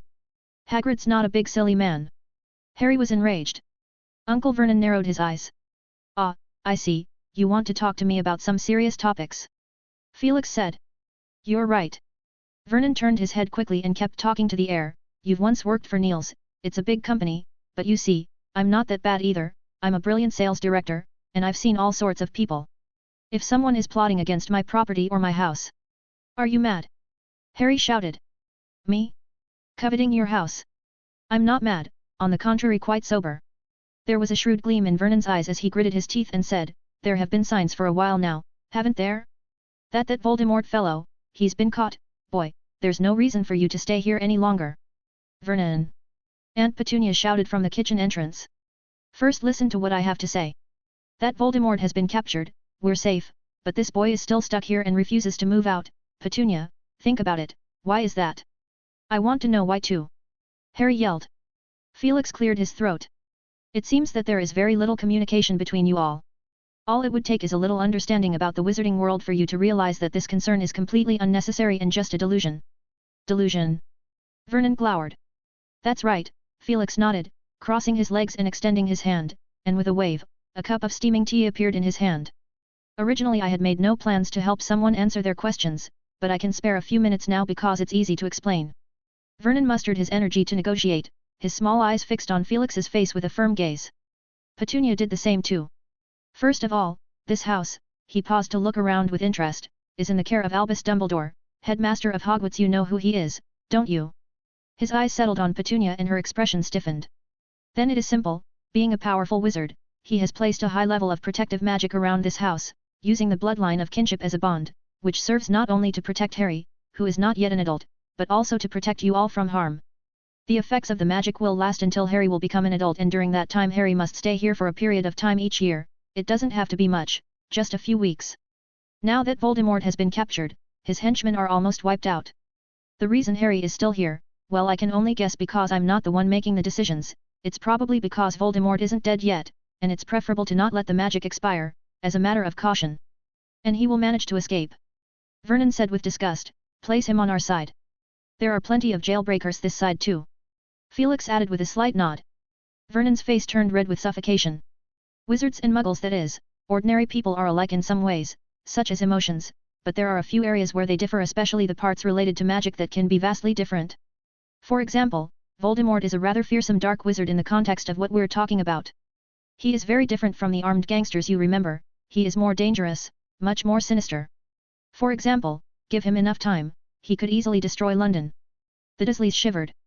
You don't think, we... No matter how bizarre it may be in your mind, it is indeed true. Decades ago, he planned to take over the Ministry of Magic and spread his tentacles into the world of ordinary people. He and his men took pleasure in torturing ordinary people, and many of the clueless cases you know so well, in reality, were done by them. Harry's parents stood up against Voldemort at that time, and I don't know if they have ever told you this, but they did do what they thought was right. After that, there were probably some deaths on both sides, and Voldemort was unstoppable for a while until he came after the Potters. The boy who lived. Dudley suddenly shouted, pointing at Harry, he killed Voldemort. 2 inhalations of breath were heard. That was a misrepresentation, Felix corrected, Voldemort didn't die, he just, well, in the words that you can understand, he was badly injured and had to go into hiding. There was also another fallacy, it wasn't Harry who seriously injured Voldemort that time, it was his mother, Lily Potter, who used a complex protection spell to defeat him. In short, a life for a life. Harry was sent to you for the reasons I stated earlier. He's not happy here, and although I'm in no position to accuse you, I would advise you from a neutral point of view, to restrain yourselves a little, after all, you won't be together for much longer. If those fans of Harry know about it. Yes, he has fans. Quite a lot of them. It is out of my hands what Harry chooses to do when he is an adult, that is his own business, but there are some things you need to know. For example, a wizard would never worry about a house. Take me as an example, I can build a town in a day if I have enough materials. And I do have plans for something like that, except it isn't for now. The Dursleys stared, unable to figure out if the man in front of them was making it up. It's true, Harry said impatiently, the professor once built a castle over 100 feet in a very short time. It's been 2 years now and that building is still being used as the headquarters of the Future World Company. The company? Who owns it? Vernon asked sensitively. It's mine. Felix said cheerfully. Aren't you a professor at that whatever school? Vernon promptly pressed on, seemingly pleased to find a hole in the conversation. Oh, I guess you have to allow me to have a side hustle. Vernon muttered something with a suspicious look on his face as he pointed at Harry. This boy can build houses too. Harry's talent isn't in that area, I'm just giving you a random example, there's a lot a wizard can make things like rockets for example. Well, let's get back to the point, Harry is naturally magically active, maybe that must have caused some problems for you guys. But he is going to be a great warrior, just like his parents. In some ways, he has even gone above and beyond them. Voldemort's downfall is closely related to your nephew. As Harry walked Felix to the door, he broke the silence by saying, Professor, what you have done is useless, I swear they won't change anything in the future. You're right, some people are incorrigible. Felix said approvingly. Then why? As I said, how to deal with your relatives is your own business, and I have no intention of convincing them to change their minds with just a few words, that's not realistic. But at the very least, I don't want your relationship to get worse just because of my visit. Harry looked down and mulled over the fact that the professor seemed to have helped him, but the professor himself would not admit it. Oh yes, almost forgot the main business, Harry, where does Mr. Bagshot live? Just around the corner. What's wrong? Sadly, he can't come back, something bad happened. I was asked to collect his luggage. He's dead. Harry's eyes widened as the image of the frail, sometimes gentle, sometimes grim-tempered old man came to mind, and despite the fact that they had only been together for a total of a few days, and he had even urged him to cast a hex on the Dursleys, Harry had already come to think of him as a friend. Haha, a wonderful association. Felix couldn't help but laugh, I'll pass on your condolences to him. Author. Basically, this is the end of the big storyline about the Dursleys, which may be mentioned sporadically later or appear in an epilogue. As Felix said, it's not realistic for a few words to change a person, he's just an outsider and can't and shouldn't make decisions for Harry. In the original book, not even a near life and death scenario could break the Dursleys' defenses, and I can't think of a more earth-shattering scene to make it happen, so the change can only take place in Dudley's life. Read 50 days or 100 chapters in advance on Patreon. 609, Chapter 609 Bonfire Party, 2 in 1. Around the last week of July, several important developments took place. The first was the official announcement by the Ministry of Magic stating that the state of war had been lifted, and so the stone that had been hanging in the air finally fell to the ground. Even the wizard population, which had been secretly celebrating for some time, could not contain their excitement and joy and once again marched out into the streets to cheer for peace, because this announcement meant that the Ministry of Magic had come to an official conclusion and marked the end of the war. Together with this, the announcement of investigations and testimonies of the wizard criminals who committed crimes during the war was published. Some of the pure-blood families breathed a sigh of relief. The second development surprised all those who heard about it for the first time and had a much wider impact. Albus Dumbledore, headmaster of Hogwarts School of Witchcraft and Wizardry, voluntarily resigned from his position as head of the International Confederation of Wizards on the grounds that he had grown too old. Well, it's not surprising, Hagrid said in a jarred voice, sitting in the living room sofa of Black's old mansion, occupying 2 seats all by himself. All those foreign fellows going on and on about how much damage they've suffered at the International Confederation, it's all pure bollocks. The you-know-who hasn't even been rampaging out there for a full 2 months altogether. What are they demanding for? Bill asked. A lot, Mr. Weasley said, wiping his glasses. As you know, the you-know-who first took the snacky wood wand from the Ilvermorny school and murdered their headmaster at the school gates. After a brief period of silence, he was once again on the prowl, looting the treasures of various countries. The Gringotts alone has lost quite a lot. Bill interjected.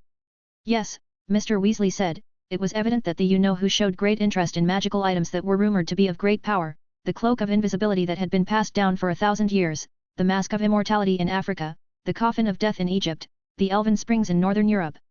Are there really such things? Harry, who had been listening silently, asked out loud. I thought it was all fake, like he and Ron looked at each other and Ron muttered, like a fairy tale. Something like that, Mr. Weasley said with a frown. I suspect that none of those items could match their great reputation, they're all just blown out of proportion. But the thing is, now they're all gone, they can't be found. Gone. Mundungus repeated in a low voice, with a greedy, cunning gleam in his eyes. Could they have been hidden away by he who must not be named? Somewhere in England, there exist great hidden treasures. Or it could have been destroyed or lost. Bill said, remember that incident in Switzerland?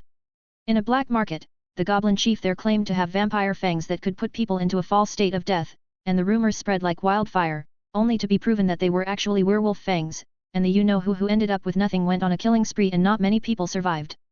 Mundungus let out a sigh that was mixed with derision and sympathy. It's obvious that the you-know-who wanted the real thing and that old goblin bumped into the steel plate. But Voldemort also took a lot of treasure with him, didn't he? Harry asked, maybe that means those items are real or at least have some effect. Bill shrugged. I guess it's more likely that the you-know-who was unable to determine the authenticity for a while and needed to go back and research it more closely, which is a delicate task. But, we can only guess, and in the end, we managed to recover only a handful of collections from Bellatrix Lestrange. Ah. Ron said. Yeah, and those third-rate tabloids are making up all sorts of crap about the illicit love affair between the Dark Lord and his most loyal follower, led by Rita Skeeter. Bollocks, they should really see what the hell that woman has become in the end. I've heard. Mundungus said in a lowered voice, that it was Mr. Hap who first found her, right at the edge of the battlefield where Dumbledore and the you-know-who dueling, a few hundred feet deep underground. Don't have any ill thoughts. Mr. Weasley warned him kindly. I know I wouldn't dare, Mundungus muttered.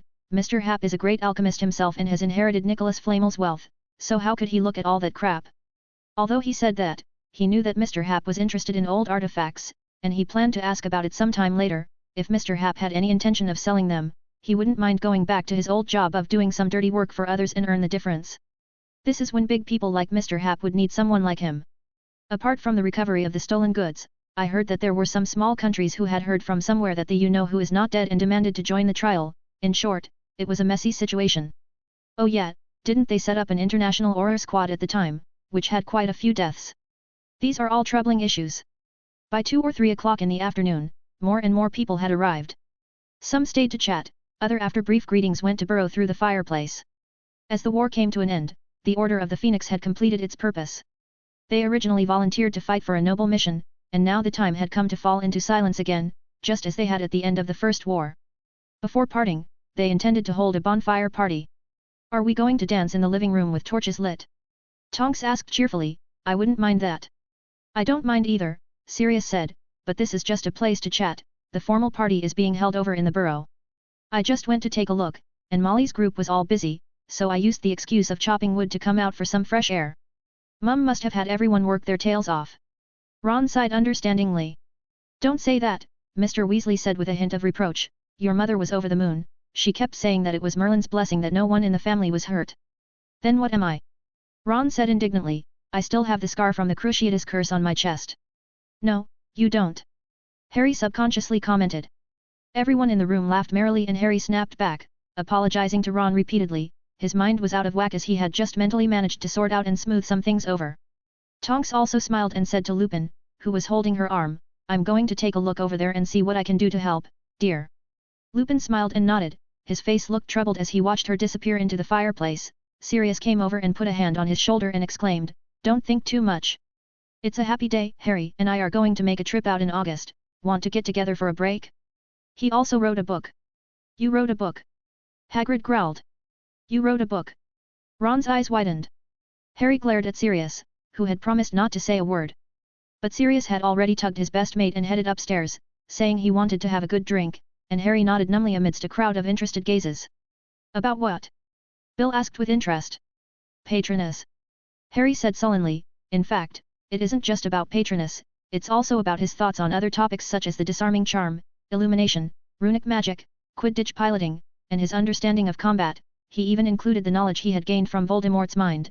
It was an idea that had sprung up in his mind a few days before the holiday. If death is waiting for him in the not-too-distant future, he should at least do something about it, and leave something behind. It's just that he was most sure of the Patronus charm and had more confidence in voicing it out. Harry was secretly relieved when he didn't hear a snicker. At that moment, Mr. Weasley spoke up with a grin, I've heard that the examiners at the examining authority are having a hard time this year. Aside from Harry's groundbreaking understanding of Patronus magic, which no one dares to verdict on, there are also quite a few students who have written up their unpublished runic spell knowledge, and have left many examiners scratch their heads. Is there such a thing? Harry asked, desperate to lead the conversation elsewhere without playing around the dangerous waters, though from the look he saw in Ron's eyes, he knew he would inquire about it sooner or later because Ron was the one who knew him best, even better than Sirius did.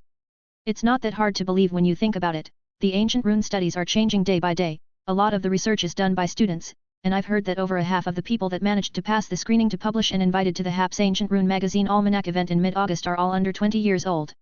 Harry and Ron smacked their lips for a second. You guys have received an invitation. Got it. The duo said honestly. That's it then. Mr. Weasley and Bill stayed for a while and left, after which Sirius dragged a somewhat flushed Remus along with him and left. Only Harry and Ron stayed behind, and waited and watched as time passed little by little. Finally, there was a loud noise from the foyer of the old mansion, and then they heard Hermione's voice. She rushed in like a gust of wind. Harry. Ron. Oh, how was your holiday? Hermione was beaming with joy and spoke in rapid succession, I just got back 2 days ago, and now I'm interning at the Sword Castle. I almost lost track of time, it's so fascinating in there, I never realized how much of what I discovered could come in handy. Oh yeah, what about your grades? Harry and Ron looked at each other and smiled. I knew you would ask this question for sure. Let's take them out one by one. Harry fished a crumpled envelope out of his pocket and unfolded it as Hermione and Ron leaned over to look at it from left and right. Ordinary wizard level exam results. Passing grades, outstanding, O, exceeds expectations, E, acceptable, A. Failing grades, poor, P, dreadful, D, troll, T. Harry James Potter has achieved the following grades. Astronomy, A. Care of magical creatures, E. Charms, O. Defense against the dark arts, O. Divination, P. Herbology, E. History of magic, D. Potions, O. Transfiguration, O. Study of ancient runes, O. Gee, even though I've seen it, I still find it hard to believe, that's 5 outstanding. Ron said as he shook his head. Defense against the dark arts, transfiguration, potions, charms, ancient runes. Hermione thought for a moment and said, you're fully qualified to get a recommendation and join the Auror training squad. In a word, Harry went above and beyond in all the subjects that had anything to do with practicals. So did I. Ron furrowed his brow, it's going to make us look like we're all brawn with no brain. I really want to break this stigma. Harry grinned, very pleased with his results. What about you, Ron? Hermione asked. I'm pretty much identical to Harry, with the exception in potions grade, in which I only got an A grade. Ron shrugged, probably won't be able to get into Snape's advanced class, that's fine though. Oh, Hermione said cautiously, you can give it another shot this year, don't just give up, even if it's only for the sake of your aura dream. But Ron's face didn't show any disappointment, on the contrary, he grinned with glee. Did you forget? He said happily, both Harry and me are official members of the Dark Force Defense League, so they won't refuse to write a recommendation letter or two. I have got the best of both worlds, I don't have to attend Snape's class and there are no repercussions. Hermione pursed her lips but didn't raise any objections. They had discussed this topic specifically a long time ago and in the end, no one was able to convince the others. How about you, Hermione? Oh, fine. Hermione murmured. Oh come on. Just tell us which test you didn't receive an outstanding grade on. Ron said and Hermione opened her mouth. All outstanding. Ron growled, and you're still not satisfied. Hermione shook her head hurriedly, her eyes curving into crescent moons. They tidied up, locked the door, and made their way through the fireplace to the burrow. As soon as they stepped out, they were dragged away by Sirius and the Weasley twins. Get over here and help, we are busy, we have to set up wards around the field. If we don't finish it, we won't get any food. A defense ward? Harry asked in disbelief, is that necessary?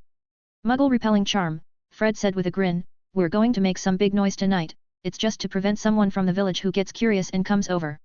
They arrived at the orchard where Charlie, Bill and Lupin were setting up the tent, and Fleur leaned against Bill Cuddly. Honey, what'd ya think about doing the same for our wedding?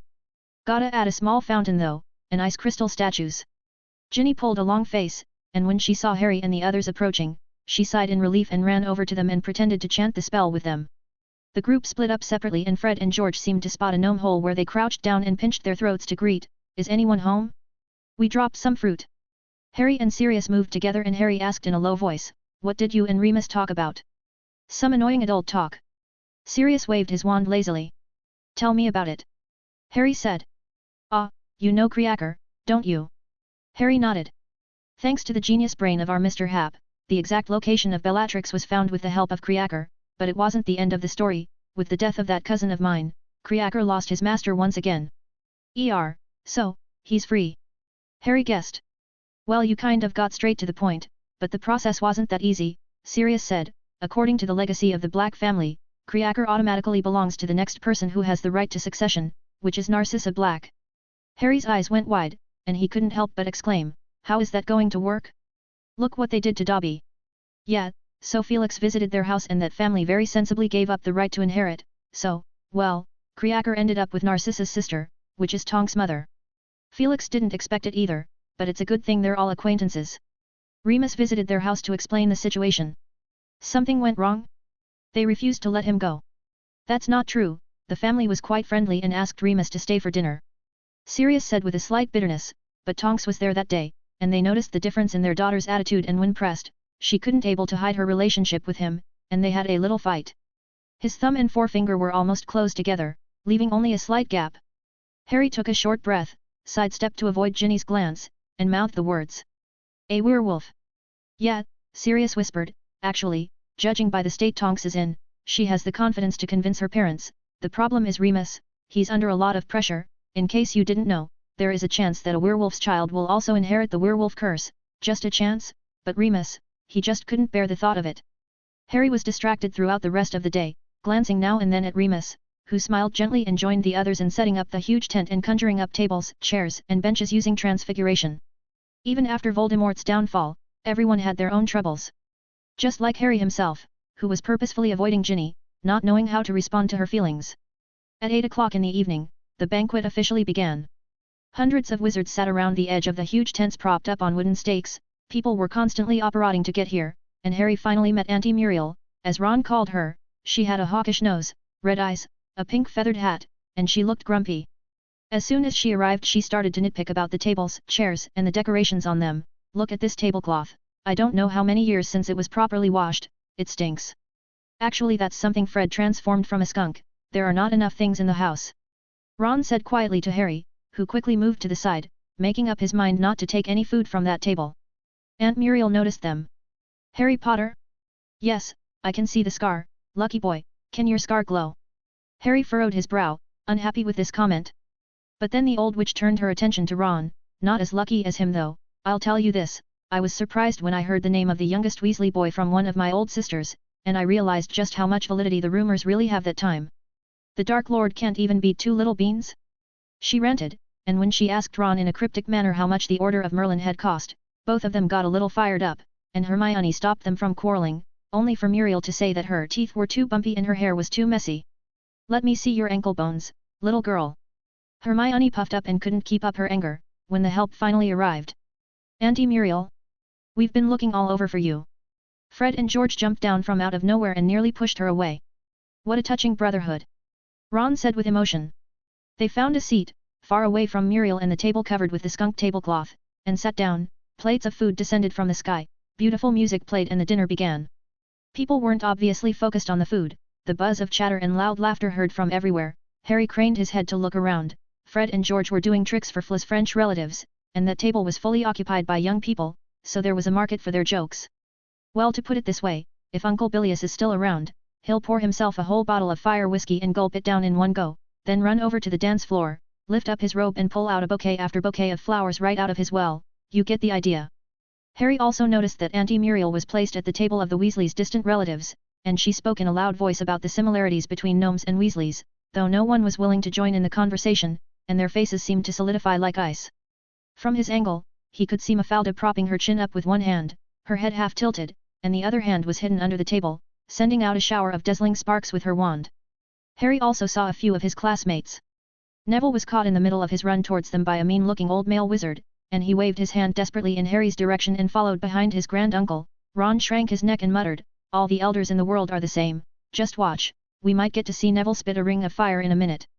On the opposite side of their table, Tonks, Lupin, Hagrid and Sirius sat together.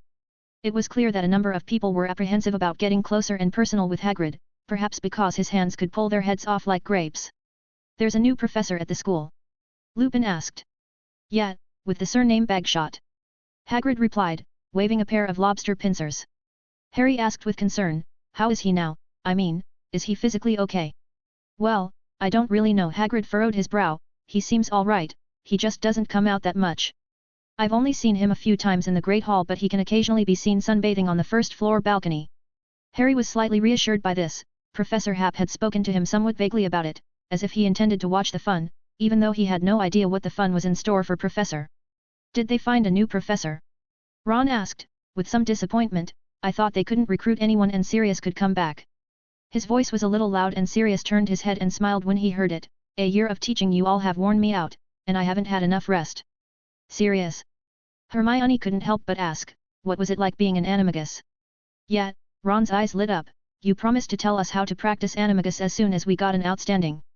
"Oh, can't wait," Sirius said slowly, measuring a few of them with a glance. "You're barely qualified, but don't rush, and find Felix for the detailed knowledge. I'll stay out of it, but I can tell you the dos and don'ts." It seemed to Harry that Sirius was showing off rather than teaching his experience. "It starts with a full moon, where you have to carry a mandrake leaf into your mouth and not spit it out in between until the next full moon. Think about it, you could probably lose all your efforts talking in your sleep, and that's just the first step. But James and I found a way around it, by using a stunning spell, combined with a full body bind curse, but that only works during the night, and for a while, James was particularly fond of telling jokes." Hermione listened carefully, several times reaching her hand towards the beaded pouch as if she wanted to take notes, but she held back forcefully. "That sounds like a lot of trouble," Ron said with a frown, clearly wanting to back out. Harry also didn't think it was quite worth it. After all, animagus could only turn you into an ordinary animal, and he suddenly thought of Professor Hap, who could turn into a rain swallow, but the professor had denied that he had learned animagus.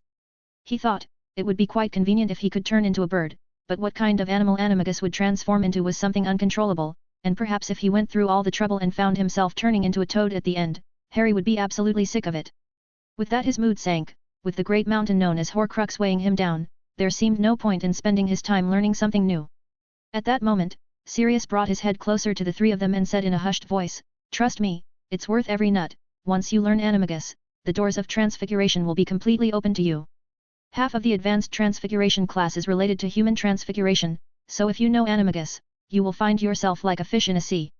He winked, sat up straight, and said, "That's how I got my N.E.W.Ts certificate. I didn't actually put that much effort into it at all."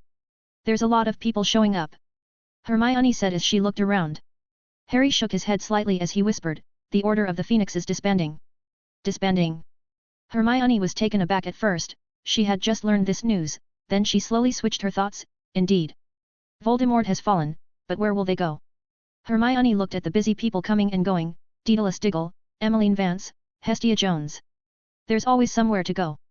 As far as I know, Remus went back to Sword Castle, Tonks and Kingsley went back to the Ministry of Magic, and I heard that Ms. Bones invited Neville's parents to be Aurors, but they declined and are going to open a small shop. Alastair, who had retired, became an Auror trainer, but he will no longer go on missions. In short, every one of them has a way to live. That's right, Lupin said approvingly, Voldemort's demise will only make us fare better. Halfway through the party, Ms. Bones appeared in a hurry, smiling appropriately at everyone she met, but in the blink of an eye, she found an opportunity to drag Hermione away. By the time Harry and Ron saw Hermione again, it was almost the end of the dinner. You guys have really been talking for a long time. Is it possible that the Ministry of Magic couldn't wait to recruit you in after finding out about your grades? Ron commented with ridicule, still laughing at the way Hermione looked when she said her grades.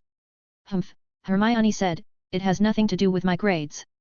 But she does want me to join the Ministry of Magic after I graduate. To which department? Harry asked with interest. I guess it might be something like an assistant minister, that counts as the best position, Ron said, looking at Hermione uncertainly. Hermione shook her head, it's the Department for the Regulation and Control of Magical Creatures. That's one of the worst few options out there, Hermione. Ron said with surprise, the people in there are either forcefully sent there or they really like those magical creatures.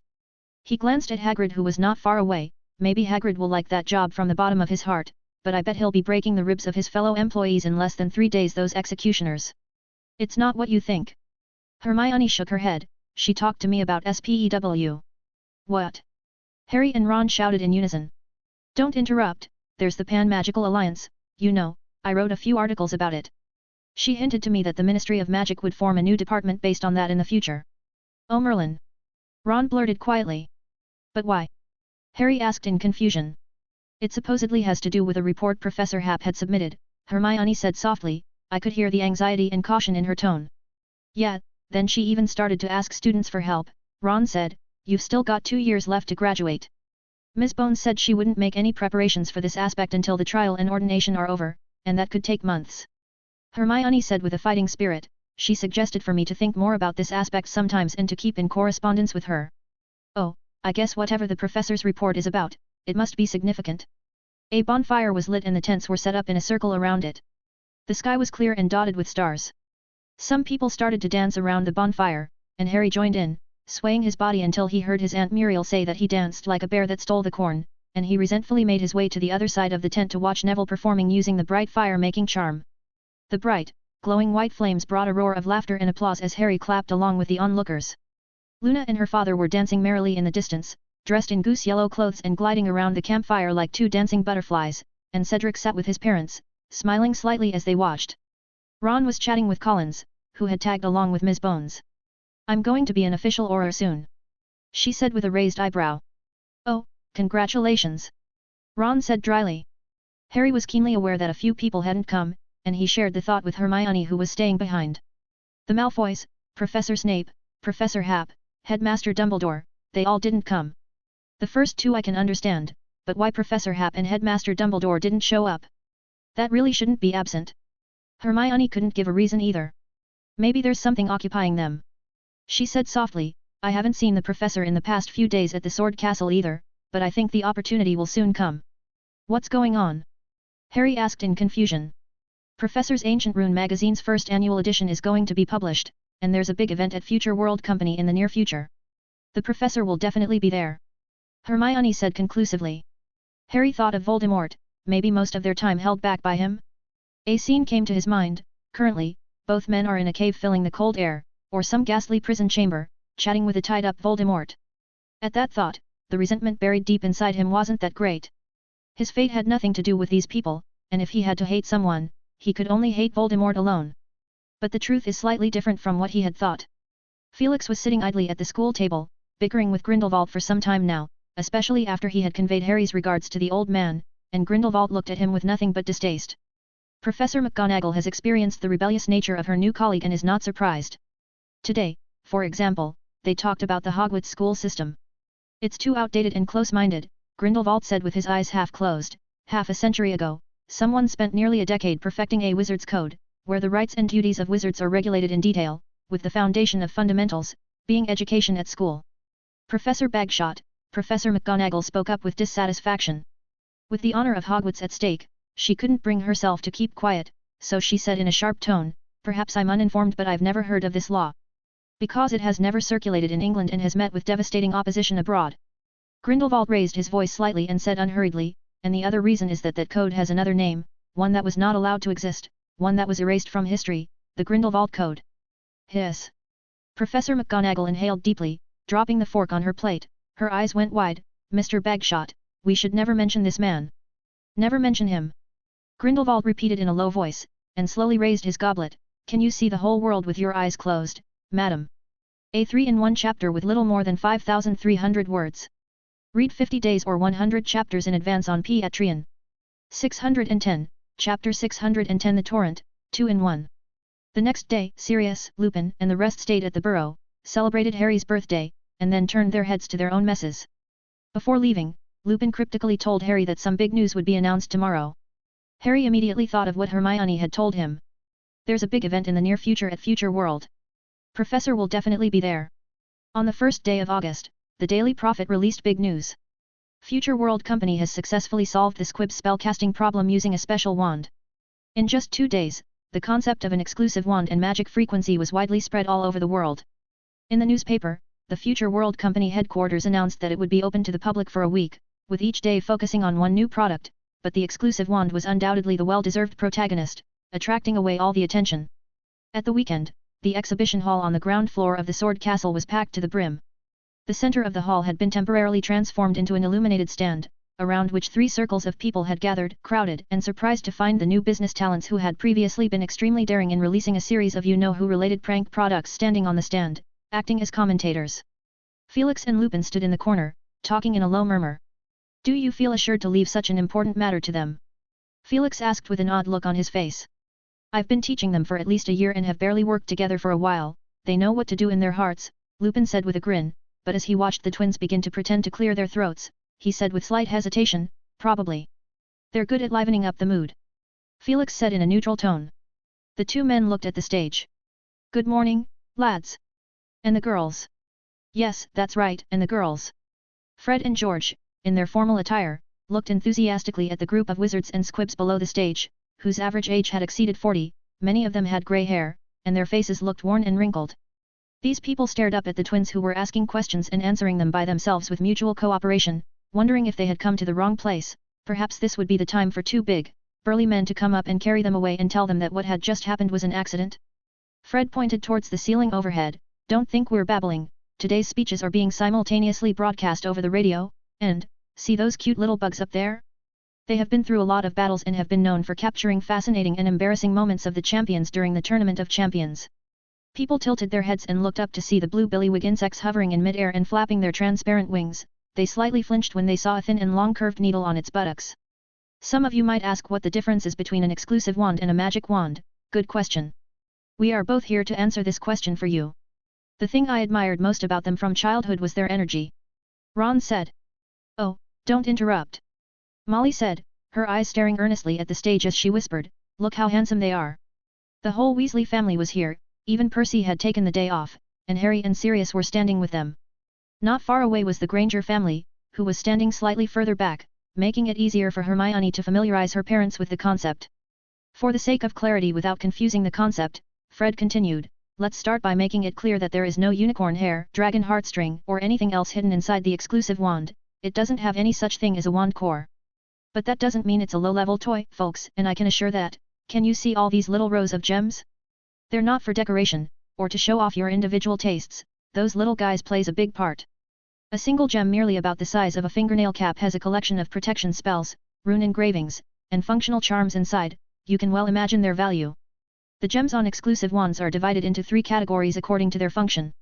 The first one, which is used to capture specific, weak magic frequencies and amplify them. The exact principle has been discussed many times in the newspapers over the past 2 days, so we won't expand on it here. The second one, which is used to store magic and consume it as a substitute for wizard magic to cast spells, like the batteries that muggles use to store energy. I read about it in a comic book, not sure if that's the right analogy. Does anyone get it? I think they are similar. As a side note, these magic energies can only be stimulated by a specific magic frequency. Well, it would use the first one to get it right. George said. Yep, and finally, the third type, which has a built-in functional charm. This little gem will come with a specific spell stored inside. It might contain a cleaning charm, or even a killing curse, who knows. It was just a joke. They've got a lot of nerve.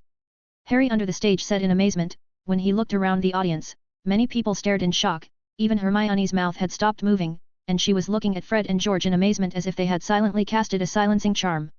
Don't you know that from the very first day you met them? Ron muttered in a small voice. The current wands released by Future World are between 10 and 14 inches, and have the same grip and body compared to a normal wand, except a small extra row of gems that are alchemically fused and linked with the wand material. For now it can only be inlaid with a maximum of 9 gems. Yes, it's not easy to cram all of them together. But we can slightly look forward to a follow-up product. I have learned that the Muggles have a sort of button communicator. Imagine pressing a button and triggering a spell. Next, we will demonstrate a few products for you, so let's proceed one by one. I would like to invite my assistant Lee Jordan. Fred pretended to offer a hand. A dark-skinned boy stepped onto the stage, with dense dreadlocks on his head. Thank you, and you can also call me by my code name Old River. Lee Jordan excitedly said. Are we in some secret underground organization? Fred asked with interest, and what would be a good code name for me? How about Mouse? Lee Jordan asked. Never, I would prefer something like a big sword. George took up the conversation. Lee has a lifestyle wand in his hand. It's good for most everyday needs, washing and cooking, moving things around, chasing away gnomes from the garden. One more thing, this is something we strongly wanted to add. If you think outside the box you'll see that it's not just gnomes that you can chase away. Lee Jordan waved the wand and a gem lit up as he waved it and commanded a row of magic golems to march majestically through the stage and do a tap dance. Then he motioned one of the heavy wooden crates to follow him around the stage. It's a bit hard, and this is the result of 2 days of practice. Lee Jordan said. Exclusive wands that are specifically designed for combat and medical purposes are reserved for the Ministry of Magic Aurors and Hit Wizards, and will not be available to the public for the time being. Finally, a comprehensive general wand that is balanced with multiple aspects and also has a built-in disarming charm for defense, which I personally think is too general to be accurate. Ah, I see someone waving at me. I hope he's not coming up to the stage to beat me. Well, let's give a warm welcome to Mr. Felix Happ, the owner of Future World Company. Felix walked onto the stage with a gentle smile on his face. The reason why I'm up here is certainly not because of Fred and George's wonderful speech, and as their professor at school, I personally have no habit of detaining them up, deducing their house points, punishing them by making them copy assignments, school rules, or make them copy the sentence I solemnly swear I am up to no good. Oh, that phrase is their new motto, and it's very popular at school. He said while spreading his hands, and with considerable regret, because they've graduated. The crowd below the stage roared with laughter. Is there really no such a thing? He looks kinda expert in it. Mr. Granger asked his daughter. The professor is lazy, he's just saying. Hermione said casually. I have more pressing reasons for being on stage. It occurred to me while I was standing below the stage, and I was inspired by a certain trial user of the exclusive wand. In that sense alone, one of my aim for creating Future World Company has been achieved. With the dedication of all the members of the company, we hope to bring together the wisdom of more people than just the simple interaction of we provide the product, you choose the product. I mentioned inspiration, so next I'll share with you the new idea I've just come up with, which I like to describe as a highly significant concept. Felix said, well, this idea came up suddenly, so I need an exclusive wand for modification and demonstration. Here, Professor. Fred called out and threw up a wand. Felix stared at it as it flew over in mid-air in a whirl, and finally hovered in front of him, motionlessly. The crowd waited with bated breath. The reporters raised their cameras, ready to record the significant scene. With a wave of Lupin's wand, the billywig insect-like alchemical device that hovered above the crowd descended slightly in height. Felix waited 2 seconds and reached out to brush his hand over the exclusive wand in front of him. As a broken star-like gem blossomed with different colors, he watched silently, followed by the glowing wine-red gem coming off the wand, then a second and a third. 2 or 3 minutes later, he showed the wand in his hand to the crowd, with only 2 gems remaining on it. The other 6 gems of varying colors blinked mischievously and were gathered in Felix's palm as he pocketed them.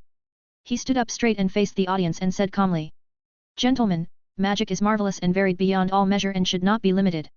What I have done now is to add amplification circuits and circuits for storing magic energy on top of the traditionally recognized wand. Of course, the one I have is lacking a wand core of an appropriate kind, so what you see is only a half-finished product, but it is perfectly adequate for me and does not affect the rest of the demonstration.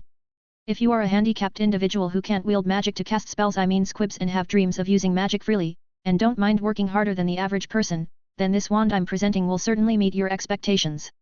"Mr. Happ, can you elaborate on that?"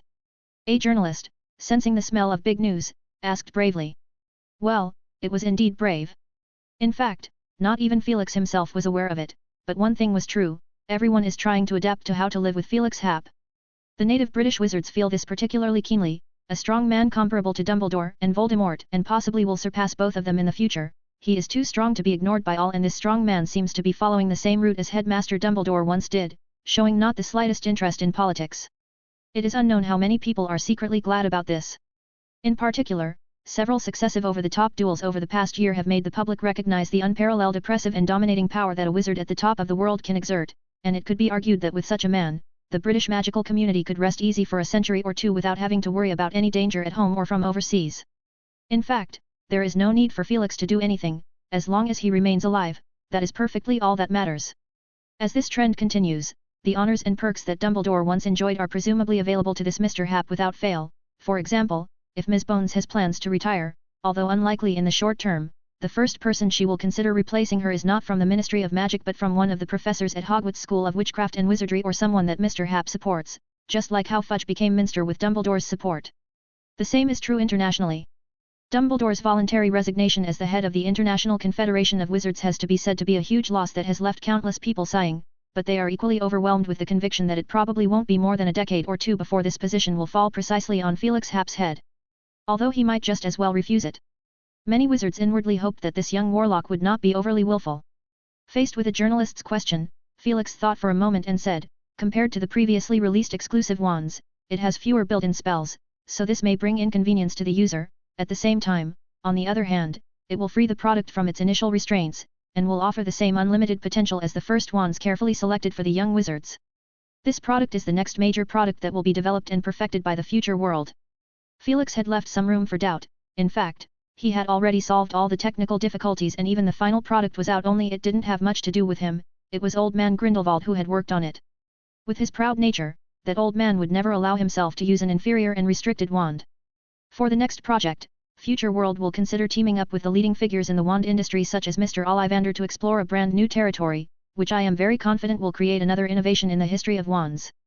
Because if this succeeds, Squibs will also be able to learn magic on their own, just like young wizards who are newly enrolled in school, without any restrictions on their ability to cast spells. People murmured, the voices of the crowd buzzed, and the heated chatter drowned the place out. Many Future World employees rushed out to check out the situation, especially on the third floor, where a row of tiny heads of house elves crowded through the railing, looking particularly conspicuous in their neat, clean clothes and exuberant spirits. Some reporters with a keen sense of smell had snapped a few photos and were even started to consider applying to stay at the company for a tour and an interview when the exhibition wrapped up. As the noise subsided, a trembling old man stepped forward, shivering, and the cane in his hand was so unsteady that Felix seriously doubted that even if he got an exclusive wand, he probably wouldn't be able to use it for more than a few years. "Sir, do you have any questions?" "I do." The old man struggled to keep his eyes wide and asked with expectancy, "If what you have said is true, and the Squib is able to learn magic on their own, does that mean?" "Means that Squib children also have the opportunity to attend Hogwarts." Everyone held their breath, either with a serious and solemn face or with a look of longing and hope. Felix's face looked hesitant. He preferred not to say everything he wanted to do, and there were many things he could say to avoid this question, such as the fact that such a wand has not been created yet, or that such an issue was not part of the discussion and was not his responsibility at all. He could also explain to the old man the reality of Squib children attending school, the discrimination and ridicule they might be subjected to, the fact that the decision is too important to be taken lightly, and even the magic power consumption that would be caused by the large number of Squib children attending school. In short, all aspects are involved. There's a possibility. But finally, he stated this. Felix optimistically estimated that there wouldn't be too many people, at least for the first few years, and as for later, the big deal, he would set up another magic school, well, the headmaster position would just be pushed to Remus. At the end of the session, Felix looked up at the huge ice crystal-like chandelier and a thought suddenly flashed through his mind. In another decade or two, would he be the uncrowned king of the magical world? Gee, he could already feel the torrent and the endless stream of trouble coming up to swallow him whole. This must not be allowed to happen. Felix made up his mind that he must find a few more tools at Hogwarts, a like-minded partner. Thinking about it this way, Grindelwald would be his direct competition. A certain someone had long suspected that Grindelwald had a well-hidden agenda, besides the excuse of wanting to get some fresh air and observe the changes that happened outside in between his imprisonment period, like looking for a successor to carry out his ideals. The good tool couldn't be allowed to be taken away by that old man. Felix pumped his fist. It is predictable that the new school year at Hogwarts would not be too quiet. Read 50 days or 100 chapters in advance on Patreon. 611, Chapter 611 Confrontation at the Dining Table. The next day Felix was having breakfast in the Great Hall. He finished his sandwich and mince pie and picked up another slice of bread. He snapped his fingers and the raspberry jam in the distance twitched slightly but it didn't fly over, and Felix looked up to find Grindelwald staring at the jam saucer with the same intensity. Compared to Felix, Grindelwald's breakfast was much lighter, just porridge with bread and a glass of milk. It was light but not simple, a sweet pumpkin porridge with freshly baked, crusty flat bread accompanied by a few scattered saucers of butter, jam, honey, cheese, thinly sliced sausages, and bacon. Right now his bread is already coated with a layer of butter, probably because he has tasted the strawberry jam close by, so he has his eye on the raspberry jam, which happens to collide with Felix's choice. The two men secretly competed. The tiny saucer was pulled and tugged around by magic, making a crisp, clear clink. Professor McGonagall, who was sandwiched between them, and Professor Flitwick, who was sitting on Felix's left side, also noticed this, and looked rather indifferent to the little show of entertainment that was happening at the table, because it was not the first time it had happened since a while back and was not worth making a fuss about at all. The last time these two had even gathered a ray of magic from the thin air on the campus, and this level of magical mastery alone had made the professors at Hogwarts gasp in appreciation. They just couldn't figure out why the new professor holding an exclusive wand, isn't that wand a symbol of a squib? But they did not delve deeper into it, both because they were still unfamiliar with the new professor and also because they all had their own suspicions. The wizarding world has never been short of strange individuals, and a single magic experiment could cause injuries that could not be cured, so they worried that they might touch on something difficult to say. Dumbledore cleared his throat and leaned over, stretching his long arm out to disperse the tangled magic. Then the saucer was pulled in front of him. He slowly spread a thick layer of jam on the slices of bread, and asked as if nothing had happened, "Old people love something sweet and sour, my personal favorite, would you like to give it a try?" "It's the same for me with strawberry jam," Felix said. "So it was raspberry," Grindelwald whispered, "I thought it was cherry jam." Seeing that there was no more entertainment, each of the professors sulked and ate, and just then there was a rustling sound above them and several owls flew into the great hall through the open window. Several of those present including Grindelwald had received mails. In terms of numbers alone, naturally, Felix had received the most, since he had just done something big yesterday. He counted out 5 coins quickly and put the nuts in a small leather pouch that was tied to the leg of a brown owl, which dropped the Daily Prophet and expertly picked up a biscuit and flew away. He casually put the newspaper aside and concentrated on the other restless owls. "May I?" Felix looked up. Grindelwald was staring at the newspaper and spoke. He smiled slightly, "Be my guest." His eyes however swept over a large thick parcel in front of Grindelwald, inwardly surprised that someone would send something to Grindelwald. Could it be Harry? Grindelwald took the newspaper and read it, and it wasn't long before he grinned silently. What a big deal. Several other professors were also reading the newspaper. Their eyes went wide as if they had seen something novel, and several times they couldn't help but look up from the newspaper to survey Felix, and Flitwick was oblivious to the fact that he had even dropped his fork in his hand. For a while, no one spoke at the table except for the sound of rapidly leafing through the newspaper and the fluttering of owls' wings. Even Dumbledore opened a tightly wrapped letter and looked at its contents with a serious expression. Felix finally finished unwrapping the letter from the owl's legs, then he had them line up, and stuffed a small biscuit into each owl's beak as he watched them flap their wings and leave. It was then that Flitwick called out excitedly and read aloud. "Felix, listen to this. Just yesterday morning, Hogwarts School of Witchcraft and Wizardry Professor, Order of Merlin First Class Recipient, St. Mungo's Medical Badge Recipient, Member of Wizengamot, Founder of Future World Company. Mr. Felix Happ, the Master of Memory and internationally renowned wizard who sparked the ancient rune learning craze, once again entered our sight. This time at the headquarters of Future World, also known as the Sword Castle, he presented a brand new product. A wand named the Exclusive Wand is a spell-casting aid that has amazed and shocked countless wizards, thereby creating heated debates. It's amazing." Felix blinked and stored the pile of personal letters in his hands in his shirt pocket. "Is this about yesterday's product launch? I haven't had a chance to read it yet, but I reckon it's going to attract a huge amount of controversy." "More than just controversial, it's just," Flitwick said pointedly, standing in his own chair, one hand propped up on the table, the other turning the newspaper over with a rustle. "Just hurry up and read it."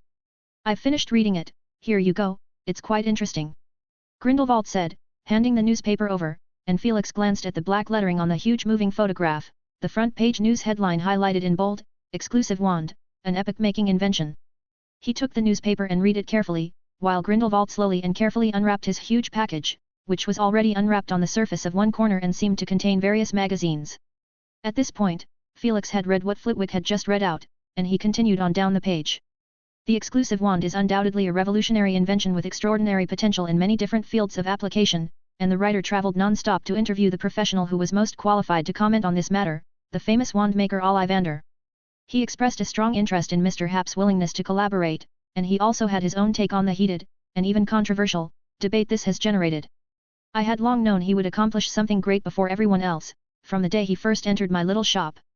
Yes, I was aware of this when he got the wand, as he was favored by Ebony Wand, and he himself similarly showed certain outstanding qualities early on, being a unique person, not a stranger to the Muggle world, always being aware of what he wanted.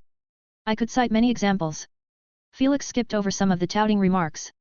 But the advent of exclusive wands has also worried some insightful people. One Ministry of Magic official, who wished to remain anonymous, openly stated that it would put a heavy, if not overwhelming, strain on the magical community's secrecy. It's a good thing, he repeatedly stressed, but then he complained to the journalist. Many people underestimate the number of squibs, they are very inconspicuous, and their existence is usually difficult to identify, almost like an invisible person. This is because of the sparse number of squibs who choose to remain in the magical world, most of them basically live scattered in Muggle communities, occasionally appearing in Diagon Alley to purchase daily necessities. But after the news of the exclusive wand was made public, in just 2 or 3 days, more than 300 squibs showed up to inquire and register. And the news has not even spread. The writer's in-depth investigation yielded even more shocking news. Since the Ministry of Magic does not keep records of the births of squibs, most of them and their descendants are living as Muggles, which makes what we know only the tip of the iceberg.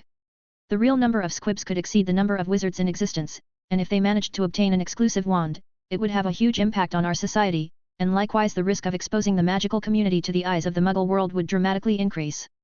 The writer hopes that the authorities will give careful consideration to the vetting and distribution of exclusive wands.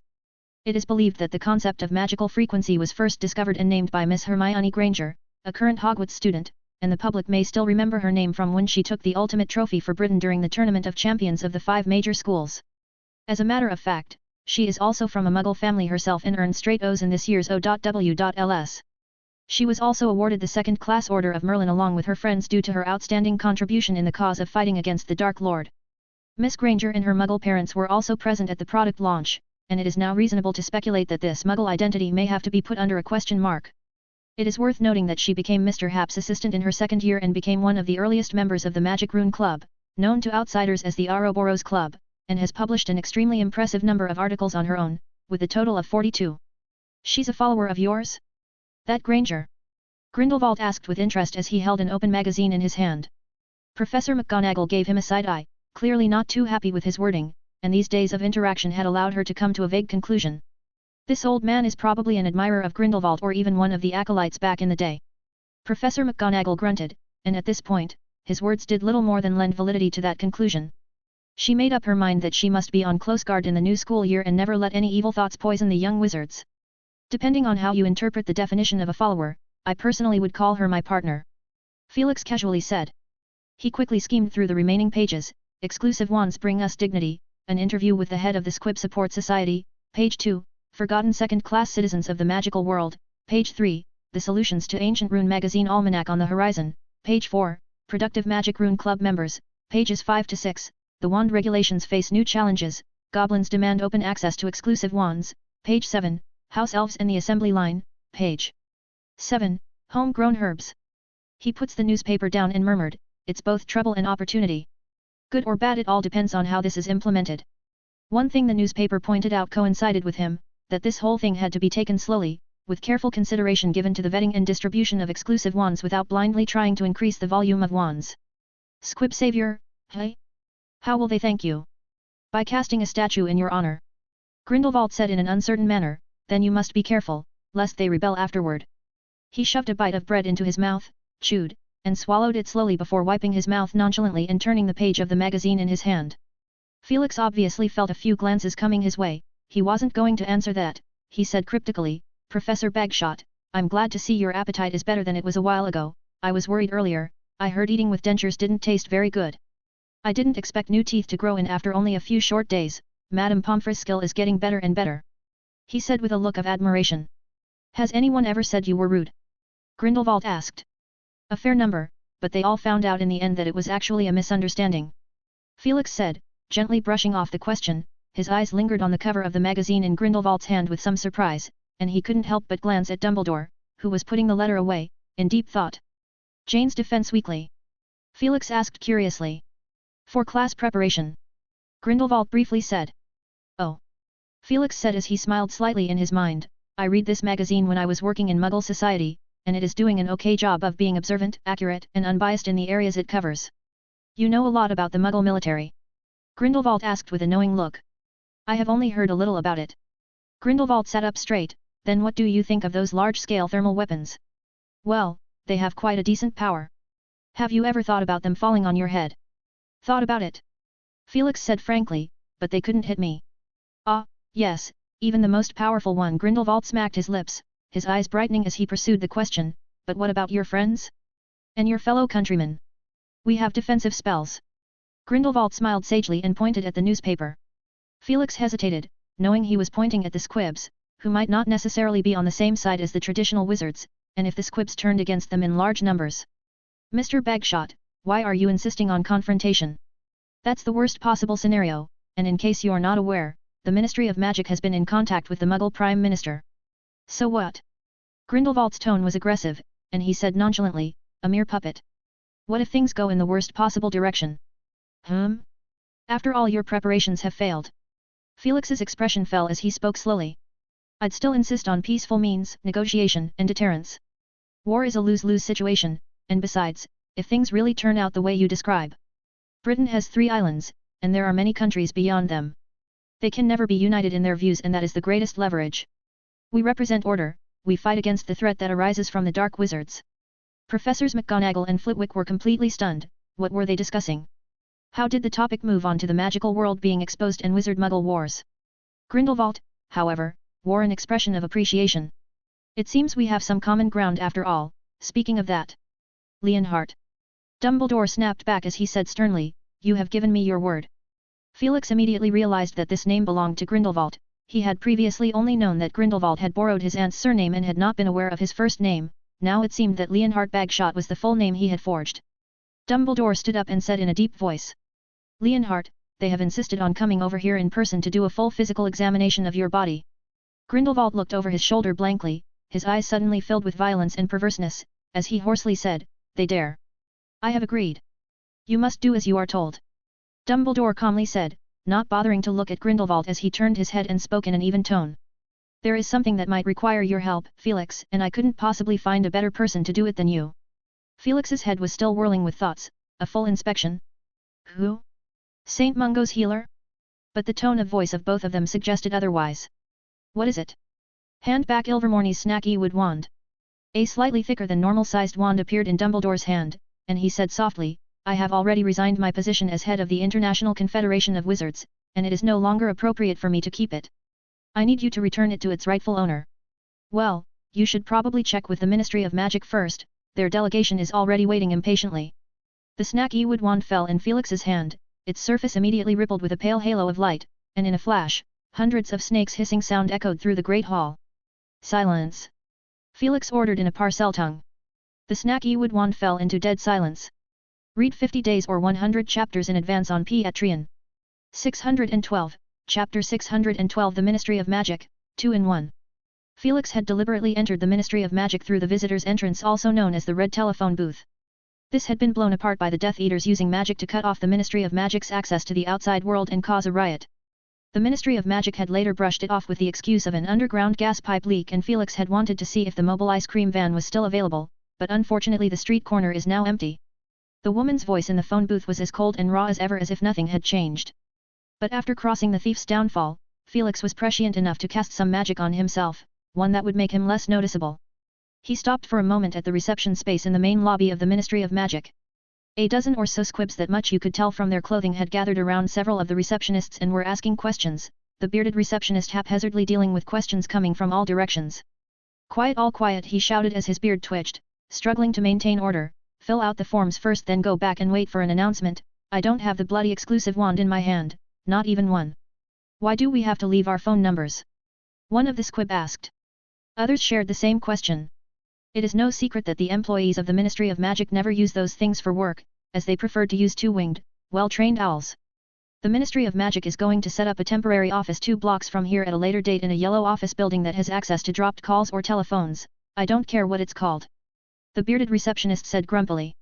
Not far from there, a fountain made of gold made a gurgling sound of water. Felix arrived near the lift where a young red-haired man was waiting anxiously, holding a thick stack of documents in his hands, and with an impatient look on his face, he pushed the paper plane blocking his view away and pressed the upward button. Percy! Felix called out. Percy was taken aback, and the sheets of parchment in his hand were scattered all over the floor. Professor Hap! He greeted as he waved his wand in a panic to get the scattered sheets back into his hands. He knew there was someone around, but for some reason, he hadn't had the slightest thought of looking at that person just then.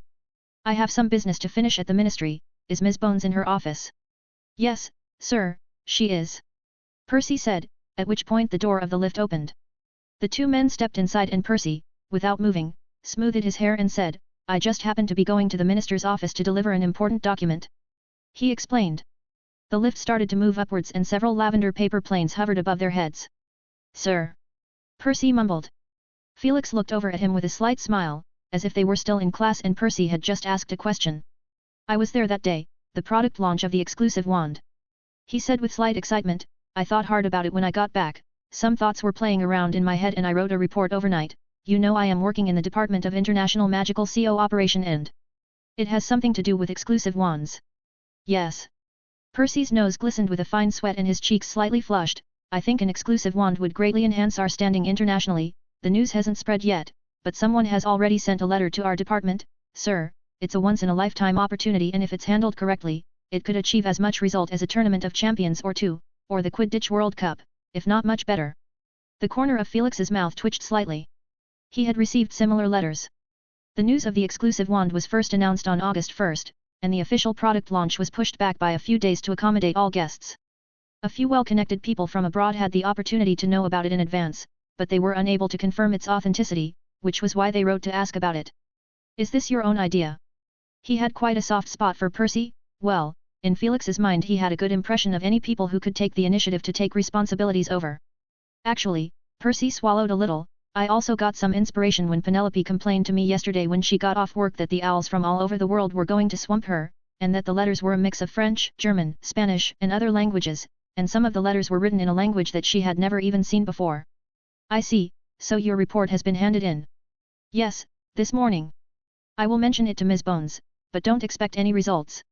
That will be enough, sir. Percy said cheerfully, it's a critical time for me at the moment. Ms. Bones has shown great trust towards me, but my age is a big issue. I mean, I have to maintain enough respect when the new head of department comes in. I have applied for a transfer to the International Magical Trading Standards Body Office, and there is hope that I will become head of department there.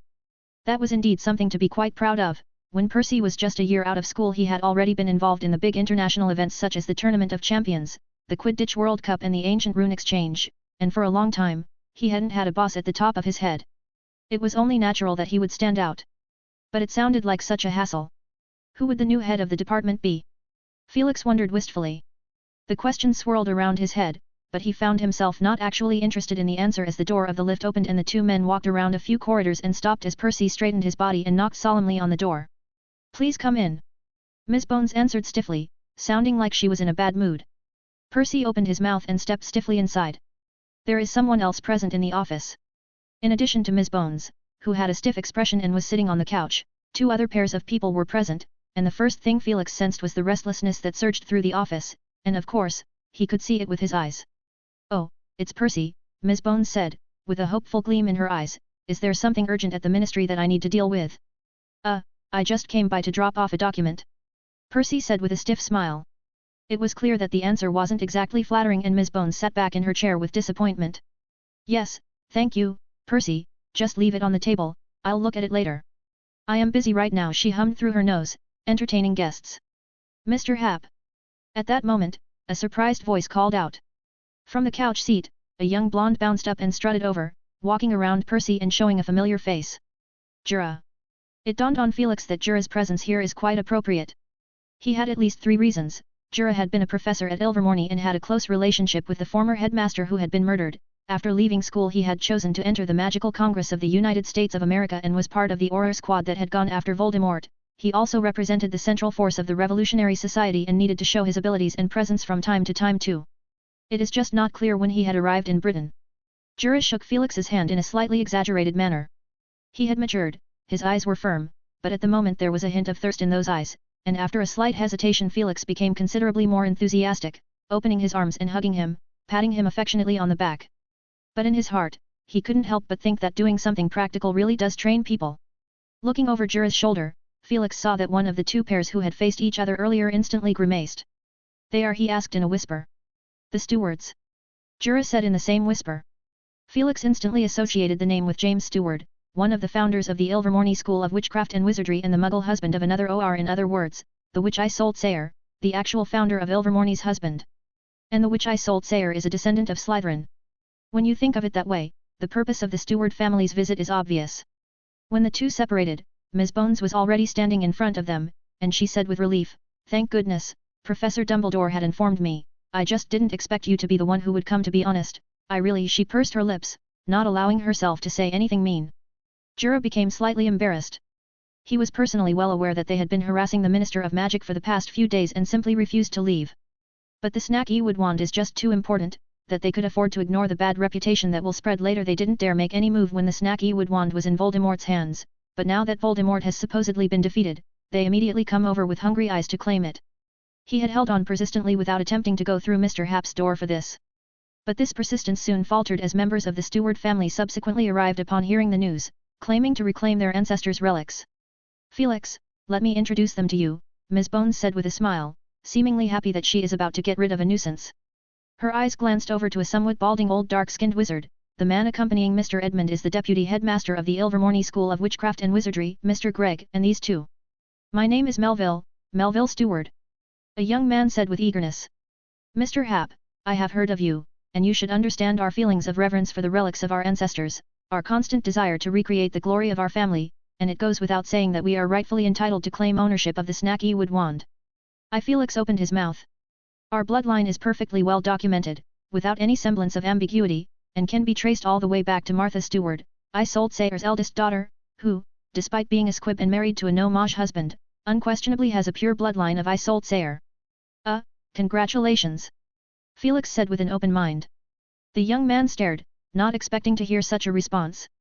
At that moment, the slightly older, middle-aged wizard behind him came over with a smile, stepped forward to shake hands, and said politely, "Hello, Mr. Happ, I'm Melville's uncle Blaise Steward." "Hello, Mr. Steward." Felix nodded his head. "About the snaky wood wand. Well, Mr. Steward, I hope you understand that I am not a judge and that I have been just entrusted with the task of returning the wand to its rightful owner. We are the true rightful owner of it. You can try it and see if it will respond to you." Felix took out the snaky wood wand and several pairs of fiery eyes immediately glued upon it. Blaise Steward subconsciously took 2 steps forward to pick it up. "I mean, call upon it and let it respond to you on its own accord," Felix said as he shook his head and took a step back. "It is just a wand, Mr. Happ," he said with vexation. Felix put away the snaky wood wand, a little disappointed that it seemed that neither of the 2 Steward family members present knew the Parcel tongue. The atmosphere was a little awkward for a while. When Ms. Bones spoke, "Felix, can we talk alone?" "Of course," Felix agreed. They went to the small lounge next to the room, closing the door behind them, and Felix spoke up, "Amelia, I have tested, and Steward's people." "Oh, that's just a minor thing. I don't give a damn about who gets the snaky wood wand," Ms. Bones said, and Felix was slightly taken aback as she continued, "What I want to know is that report, and what you really think of it." Her last statement was close to a whisper. "What report?" "The one you handed in with the title The Challenge Muggle Technology Poses to Wizard's Statute of Secrecy in a Modern Age Setting," Ms. Bones said as she leaned closer to Felix, raising her head and gritting her teeth. "I can't believe you are quietly throwing up so much trouble. Do you know I've been having trouble sleeping these days?" "I don't know," Felix said honestly. "First of all, let me state the fact that I didn't cause this trouble. It was your responsibility to prevent the magical world from being exposed, and you should be thanking me for pointing out the oversight in your work." Bones glared at him in exasperation and had to admit that Felix had a point.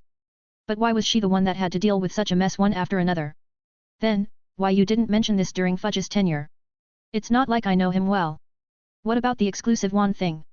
Don't say it was an accident. I found out that you have been secretly pushing the matter, and everything you have done revolves around one purpose, and that is preventing the exposure of the magical community, and preparing the means to deal with it when it is exposed."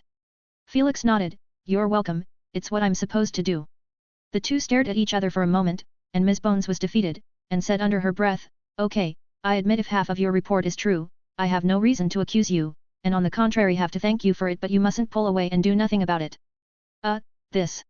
Felix hesitated, and Ms. Bones raised her eyebrows. Madam, please be mindful of your image, you are seen by the public as the tough, bold, iron-fisted woman minister who led the people out of the shadow of war. What kind of image do I have? Ms. Bones couldn't help but exclaim, her eyes staring straight at him, I have absolutely no confidence, it's a huge mess right now, and with this quib issue to deal with over the next few days, more than half of the staff at the ministry are so busy that they don't have time for anything else. Not to mention all those people out there constantly buzzing and quarreling beside my ears, and they can't even be shooed away. She raised her chin towards the outside of the lounge. I'll help out with the suggestions at best, like giving advice or something. Then it's a deal. Bones agreed with a snap. The agitation faded from her face, and she became serious and satisfied. Seeing Felix stare at her, with what seemed to be a startled gaze, she smoothed her hair gracefully. Her short hair had turned into a shoulder-length bob at some point and said thoughtfully, Sirius said you would buy this sort of speech, I didn't think it would be true. Sirius. Felix chewed on the name as if he had just eaten in every flavor beans, he's really impressed me, maybe I should take him to dinner and get to know him again. So it was because Sirius, the traitor, had tipped him off that Ms. Bones was able to fool him. Not exactly a trick, at least her emotions weren't faked, she was genuinely worried and vexed. It kind of struck Felix as enlightenment that being able to observe emotions was not foolproof. Don't even think about it, you won't be able to find him in a short time, Ms. Bones said in a rather disgruntled tone as she rolled her eyes. He took Harry on a trip all over the world as soon as the product launch was over yesterday. The two who had just been facing off against each other seemed to be on the same page at this point. That was a quick run. Felix thought as he rubbed his palms together, but it wasn't easy to tell, maybe Sirius originally had this plan in mind, but Amelia had stalled him with some work and didn't let him go, so he came up with this way to get rid of the problem. Felix suddenly had a bit of an itch on his hand. What task did you originally intend to give him? He asked tentatively. Ms. Bones rolled her eyes. Well, you're always so perceptive. Sirius has been spending some time in Muggle society for a while, and I wanted him to do some research first, by visiting some people as a teacher and systematically observing the level of development the Muggles have undergone over these years. But that will have to be postponed for now. A wise choice, ma'am. Thank you for the compliment. Ms. Bones said dryly, let's go out first and wait until we get those people out of the way before we discuss it more carefully, I have a belly full of questions. Oh, not today, I might have to make a quick trip to Ilvermorny. I have a new understanding of the Return the Thing to where it belongs and a guess as to why Dumbledore said I am the best person for this task. Read 50 days or 100 chapters in advance on Patreon. 613, Chapter 613 Return to the Rightful Place. Before going out, Felix briefly mentioned Percy's report. Ms. Bones nodded that she was aware of it. They walked out of the small lounge, and the people outside waited anxiously with their respective partners, at least as of now. The ownership of the snacky wood wand is still a mystery. Uncle and nephew Steward were whispering in the corner. Let's go. Felix stated calmly. Where to? Melville Steward asked with a blank look, and glanced at his uncle from the corner of his eye. Blaise shook his head slightly, so he joined the rest and focused his eyes on Felix again. Of course, we will go where the snacky wood wand was originally kept. Felix said, as for who it actually belongs to, I couldn't care less, you can discuss it yourselves. These words still carried a bias, and both Jura and Deputy Headmaster Greg were beaming. Melville was about to say something when his uncle pulled him by the arm and stopped him, seemingly acquiescing to this approach. The group walked out of the minister's office. The door slammed shut from behind. As they made their way to leave the ministry, Felix no longer used his magic to lower his presence, so he was greeted warmly or saluted by people on the way. As they passed through the lobby, a few sharp-eyed squibs noticed his back and gave him a suspicious look, but before they could react, they were already on the lift and out of the red phone booth. I'll meet you guys at the gate of the Ilvermorny school, is that okay? I don't know the way around very well and need a guide. Jura. Jura nodded and walked over next to Felix. He glanced at the deputy headmaster, Mr. Greg, I'll join Mr. Happ then. You guys don't have to mind me. The deputy headmaster said with a smile. Steward pair glared at him without speaking, and strode off towards a dark alley. Felix pulled Jura along as he apparat, and after several apparitions, they appeared at the American border, and Jura looked around, trying to identify the location, and then his mouth grew wide open. This neighborhood seems to have a black market? His expression snapped, and he couldn't help but mentally speculate on what Mr. Happ had done when he first came here. And he reckoned Mr. Happ didn't have the habit of traveling abroad to check in. Well, at least this time there was a good reason for it. I used to fish nearby. Felix surveyed the surrounding scenery with interest. The landscape near where they had arrived was quite barren, with nothing to see other than salty ocean waves and battered black rocks. But his memories added a lot of color to this deserted beach. I will count on you to lead the way next. Sure. It took a while in between, but finally, they emerged halfway up the mountain to see a looming complex of buildings hidden in the clouds at the top of Mount Greylock. In the last part of the path, the pair walked all the way up, and Felix took this opportunity to find out about Jura's recent progress. I've only met Voldemort once, the day he took the snacky wood wand.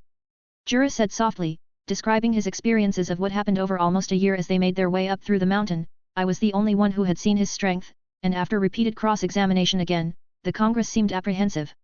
Felix knew the full magnitude of Voldemort's killing curse and, with the snacky wood wand once again resurfacing after centuries of slumber and conveniently meeting the most suitable master for it, it naturally became excited and cooperative enough that the unlucky headmaster, who might not necessarily be weak, was killed so easily due to being less cautious and negligent. I joined the Auror squad after that, and didn't really do much. Apart from training, the only meaningful thing I did was to lead the squad to eliminate a few black markets. After saying this, Jura glanced strangely at Felix. And so it went on for a while, and word came that Voldemort was looting around. I applied to lead a squad to hunt him down, or at least to investigate what he was up to, but it was turned down by the Congress, and then about the end of June or the beginning of July there was vague news about the seeming downfall of Voldemort. But that news had not been confirmed, he said calmly, and by then the Auror squad was in name only, and I broke away from it and came to England with a few of my mates, just in time when you guys were capturing the remnants of the Dark Lord. Mr. Dumbledore had appealed that all those countries threatened by war should unite, and so I joined up and followed your operation to catch the Dark Wizard for half a month. Felix was slightly stunned. Jura's experience was truly peculiar. The Magical Congress of the United States of America is clearly putting on a show by assembling a revenge squad in order to appease the anger of the wizarding population in their country, but they also didn't want to make too much noise and draw Voldemort's attention to them. There's an interesting question here. Is the Magical Congress of the United States of America afraid of Voldemort? Felix thought, well, not necessarily, but definitely extremely wary. They probably had more inside knowledge from Dumbledore about how terrifying Voldemort could be, especially since, probably, many in the Congress had experienced firsthand the crushing pressure of another Dark Lord and would never want the war to burn on their side. And then Ms. Bones officially announced the end of the war. A few days later, I was approached by Mr. Gregg, who wanted me to introduce him to Ms. Bones. You pretty much know everything that happened after that. Jura finished. Felix nodded as they made their way up a winding stream from which a white mist rose up overhead. He asked again, are the Stewart family famous? Jura had an odd look on his face. Quite famous in some ways. Their history goes back to the beginning of the school, when the first two founders had 4 children in total, 2 adopted sons and a pair of biological twin daughters. Ah, Chadwick's charms. Felix said. That was written by Chadwick Boot, a very capable wizard whose line of descendants is quite prominent in North America to this day. The other adopted son was named Webster Boot, who became a mercenary Auror after he grew up, and while on a mission he met a beautiful Scottish witch, after which he married and followed his wife back to England to settle down. Of course, what I'm about to say actually has very little to do with these 2 adopted sons. The twin sisters had very different fates, probably due to the different talents each inherited from their parents. Jura said emotionally, the youngest daughter, Rhiannoch Stewart, was born with magical abilities, and when she grew up, she stayed at the school as a professor of defense against the dark arts class and remained unmarried for the rest of her life. Her twin sister Martha Stewart, on the other hand, was a squib, and it is from her that the Stewart line carried on. Felix nodded. Did she ultimately choose to leave the magical world? He could totally understand how that girl felt. He could think of 2 similar examples, one being Harry's mother and aunt, a pair of blood sisters. Likewise, only one of them had shown a talent for magic and, as far as he could surmise, they weren't exactly close. The other was Filch, whose existence had something in common with Martha's. Both stayed in an environment full of little wizards as a squib, and Filch had become withdrawn and eccentric, with the tendency to infuriate others. But Martha Stewart's situation must have been even more unpleasant because her parents were the founders of the Ilvermorny School of Witchcraft and Wizardry. There were no exclusive wands back then. Jerome made a small joke, but immediately his expression grew serious. Martha grew up and married peacefully and lived as a no-mage ever since. After that she remained in contact with her family, but that contact was broken with her death. After 100 years or so, things took a turn for the better. One of her descendants was gifted with magic, and we came to call him the First Lord of the House of Stewart. When that young boy showed magic abilities, his elders told him about the family records and legends that had been passed down through the generations, and from his first day of school thereafter, he presented himself as a descendant of the school's founder, although that was indeed true. His last name is an issue. Felix reminded Jura of that. Jura scowled hearing that. That doesn't matter, because that boy changed his last name back to Stewart when he became an adult, in his words, following family tradition. With that fame, he later married a witch from a rather prestigious wizard family and rebuilt the Stewart family with the help of his wife's family. After that there is speculation that he may have left a dying wish on his deathbed, as every generation of steward descendants since then has tried to marry as many prominent wizard families as possible. It's almost an open secret and joke that just how much of Lady Isolde Sayre's bloodline still remains in the steward family. But thanks to this strategy, the stewards have managed to establish an in-law relationship with a considerable number of wizard families, although some are disgusted by their practices and loath to marry them, including the Calderon Boot family. But on the whole, the stewards have been very influential in recent years. As in this case, the Ilvermorny School of Witchcraft and Wizardry is reluctant to make a big deal out of it and draw criticism. Ilvermorny Castle came into view and Felix saw the figures of Mr. Greg and Stewart's uncle and nephew from a distance. They walked over and Melville said provocatively, "You guys are too slow. You used the porte-carte." Felix raised an eyebrow, "That does save effort." Melville's face flushed. Blaise Stewart grabbed his nephew by the shoulders and said rather politely, "Mr. Happ, we are already there, and I am curious, are you planning on sticking the snacky wood wand back into its original position?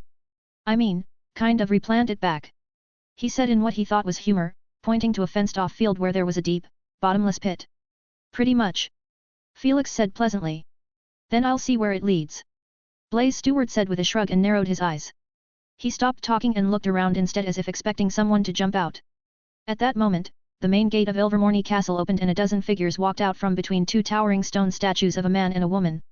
They were dressed in robes of blue and berry red, and Felix was no stranger to the colors of the Ilvermorny school uniform, having seen them many times during the Tournament of Champions. He knew that these people would be the professors of the school. "The one standing at the front is the new headmaster, Mr. Zakaria," Jura said to Felix. Felix looked curiously at Ilvermorny's new headmaster, who looked to be in his 60s or 70s, with dark skin, a broad forehead, and grey hair. After introducing each other, Felix took out the snacky wood wand and walked over to the deep pit as those around him fell silent and observed him in silence. From Felix's mouth, a strange hissing sound sounded, similar to the sound that a snake would make when issuing a warning, but the sense of oppression was much stronger in the former. No one present here would be afraid of a snake or two, but they could not ignore this hoarse, sinister sound. The surrounding light dimmed as if Felix was swallowing up the surrounding light. "What kind of evil spell is this?"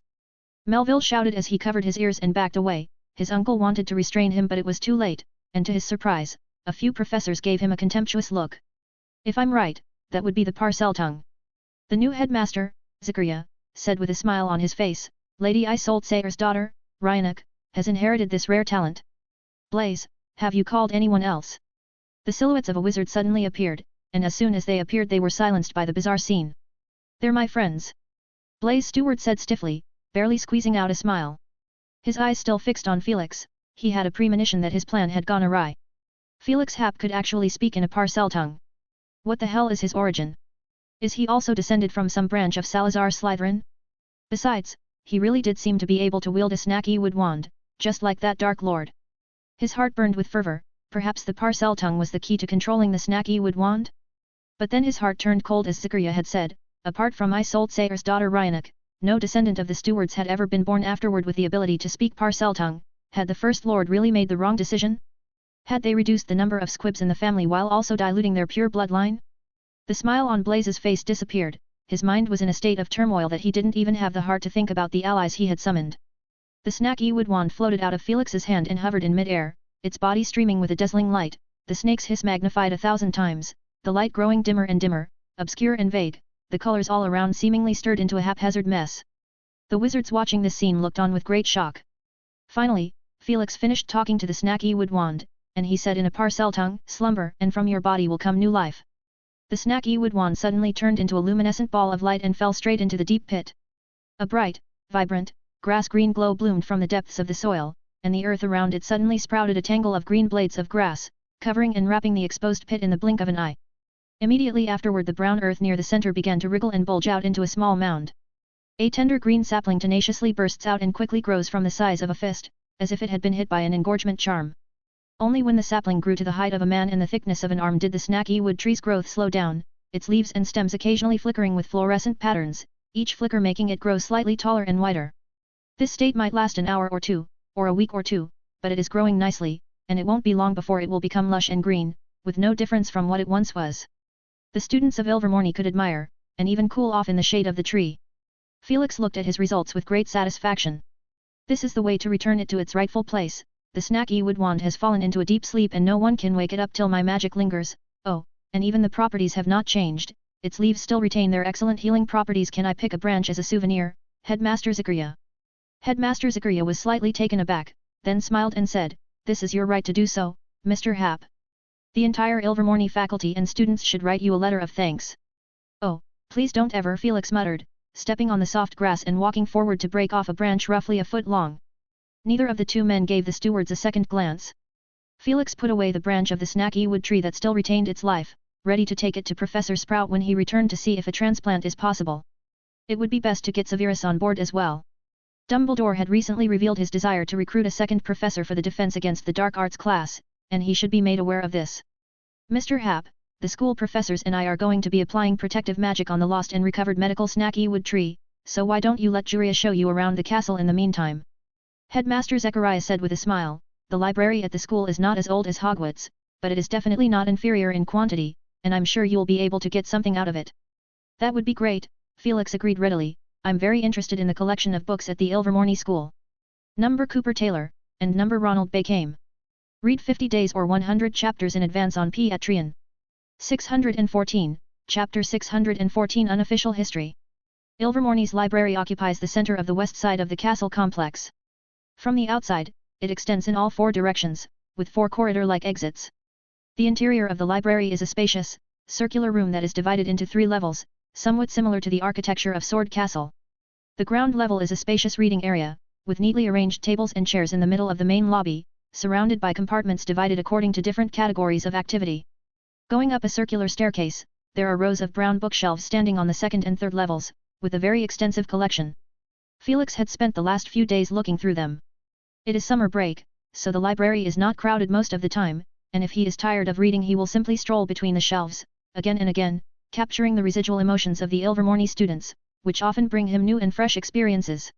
For example, despite never having met in person, Felix has got to know several Ilvermorny students. They always sit in the same seat, their thoughts as they read transformed into long-lasting and beautiful sights for Felix to admire. When Felix described what they looked like to inquire, it was no surprise to find that these were some of the best students. Jura was amazed at his ability. Felix had visited the libraries of 3 wizarding schools in total: Hogwarts, Beauxbatons, and Ilvermorny, each with its own unique characteristics, distinguished solely by the style of their decoration. Hogwarts lofty and ancient, Beauxbatons elegant and comfortable, and Ilvermorny much more modern than the rest. This is probably because Ilvermorny's library was built in the 17th century using many Muggle libraries as references, so it is better organized in terms of space and book indexing, and probably has 2 or 3 times more books than Hogwarts. Of course, compared to Hogwarts, which was founded around the 10th century, there are fewer ancient books here, but Felix did find a small section where he found research and records of indigenous magic, which brought him a lot of inspiration. The development of magic in North America took shape much later than elsewhere. Felix went through the history of this region and developed rough facts in his mind. Before the invasion of the European Muggle colonists, the magic of this region was represented by the native Indians, who had no wands and used magic in a primitive and crude way. Moreover, because of the tribal way of life, magic was concentrated in the hands of only a few, and because of the poor communication there were about 160 languages and 1,200 dialects. There was a complete lack of unification and development of the local magical civilization. Nevertheless, there is still considerable redeeming value. The founders of Ilvermorny had initially only wanted to establish a place to provide a home-based magic education, but in order to satisfy the wishes of their 2 adopted sons, they came up with a similar structure modeled on Hogwarts, which Felix found interesting to read about, as Isolde Sayer had never attended Hogwarts, and all the common knowledge she knew was told to her by her evil aunt, Gormlaith Gaunt, who had described Hogwarts as a dangerous place full of mudbloods and egalitarians, and had personally torn up the Hogwarts admission letter that had been sent to Isolde, which made the whole Hogwarts School of Witchcraft and Wizardry a concept that had only existed in the imagination of this Ilvermorny founder. And what's even more interesting is that the curses and insults that came out of Aunt Gormlaith's mouth, not only failed to work, but made the young Isolde think it was heaven. She told her 2 adopted sons about her imaginary Hogwarts, and the family was all enthralled, thus resulting in the Ilvermorny, the 4 plausible houses, the sorting ceremony, and most importantly the wand.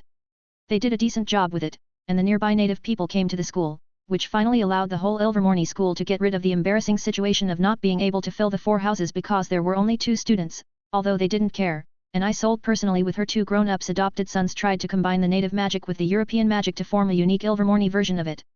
Much of that native magic, such as primitive magical rituals, hunting battle songs developed by imitating the roars of magical creatures, and methods of casting spells using magical plant and creatures materials and organs, there are many plausible elements, but Felix still recorded them, intending to save them for later experiments. He created a sound-based spell based on the Parcel tongue and the Song of the Whooper. It is different from the amplifying charm, and more similar to the Parcel tongue curse that Voldemort had used on him, and Felix also attempted to incorporate the theory of sound waves from physics into it. Carrying magic power in sound waves is not only faster but also more stealthy. For example, once the bat's ultrasound is combined with thinking room magic, it allows Felix to quickly construct the real environment around him within his brain and overlay it with illusions. The effect of this magic is terrifying. When faced with Felix, enemies may never be able to tell what is real and what is an illusion. Even with the simplest echolocation function, spells such as the disillusionment charm, invisibility charm, or items like invisibility cloak would be almost useless, not to mention the damage that could be inflicted on the body by large-scale infrasound. Felix reckoned he would rarely get to use it, but the fun of solving puzzles and constructing a new discipline kept him hooked. He found time only to make a trip back to Hogwarts to give Professor Sprout the snacky wood branch. It is extremely rare to find such a plant that retains vigorous vitality while remaining under the influence of powerful magical force for an extended period of time. Professor Sprout said excitedly, wishing to hug Felix and kiss him twice. Can it be grown successfully? Felix hurriedly changed the subject. It will survive easily, but to retain its magical properties it will have to be carefully taken care of, and it may take a year or two of nurturing to grow big, which will be quite a challenge for me. Despite saying this, Professor Sprout was smiling without any trace of worry. I'll have to go and find Severus. I've found him to be very talented in this area, which Charity can testify. She left in a hurry. Felix reinforced the defenses in Classroom 7 before returning to the Ilvermorny School of Witchcraft and Wizardry once again. In the meantime, the Ilvermorny headmaster gave an interview to the outside world and revealed a dusty history for the first time. The snacky wood wand represented a childhood tragedy for Lady Isolde Sayre. Headmaster Zachariah said solemnly, her evil aunt held this wand and killed Lady Isolde's parents and tortured her with cruel punishments until she had the courage to escape. Even though this wand had helped Lady Isolde Sayre when she fled, she eventually chose to bury her past with her husband and welcomed a life of happiness together. I am always grateful when I look back on this history, because her choice not only created a new Ilvermorny but also left us with a magical tree with powerful healing properties. Lady Isolde Sayre must be more pleased to see this change than the shadow cast by the wand. It is not violence we need, but medicine that can heal the heart. Also, I would like to thank both Mr. Hap and Mr. Dumbledore. The impact of those words was far-reaching. At least the members of the Steward family who had been jumping up and down and acting as victims of oppression for the past few days had finally quieted down, and the end result, as Headmaster Zachariah said, the evergreen snacky wood tree will stand forever in front of Ilvermorny Castle as a witness to the friendship between the two wizarding schools. Jura also managed to become a head of the Department of Magical Law Enforcement due to the role he played in this event. Although there is still a long way to go before he reaches his dream of changing the circumstances of the Wizarding Society in America, he is at least on the right track. And the first assignment he was given was to represent the Magical Congress of the United States of America and accompany the Warlock, Mr. Felix Hap. What title do you think I should use for a powerful wizard at Felix level? Grand Sorcerer or Warlock or Archmage? The two men took the opportunity to talk a lot about the political circumstances within Congress.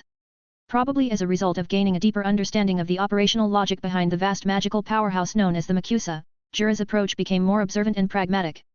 It is a change in perspective. In the past, Jura, and even the other members of the Revolutionary Society, could only ask questions, find problems, and become discontented and indignant at the fact that the MACUSA was comfortable with the status quo, but now their thoughts changed to how to solve problems. It's tricky. Jura sighed. There are many practical reasons for the isolation of the magical community and the harshness of the laws in the United States. The more I dig into it, the more I get a headache. Felix listened silently. The MACUSA placed restrictions on wizards from Muggle families out of worry that there would be a repeat of what once happened with the Puritans and the Scourers. This is another piece of dusty history. Felix thought with a nod. Simply put, the Puritans were religious extremists, they were Muggles. They had a history of zealously accusing others of using witchcraft, and the attitude of such individuals towards wizards could be imagined. It is worth noting that when Ilvermorny's founder, Isolde Sayre, came to North America, the Mayflower ship that she sailed on carried a fair number of Puritans, who were persecuted on British soil, so they turned their heads and persecuted others in the New World. And the Scourers are wizards. Or rather, used to be wizards.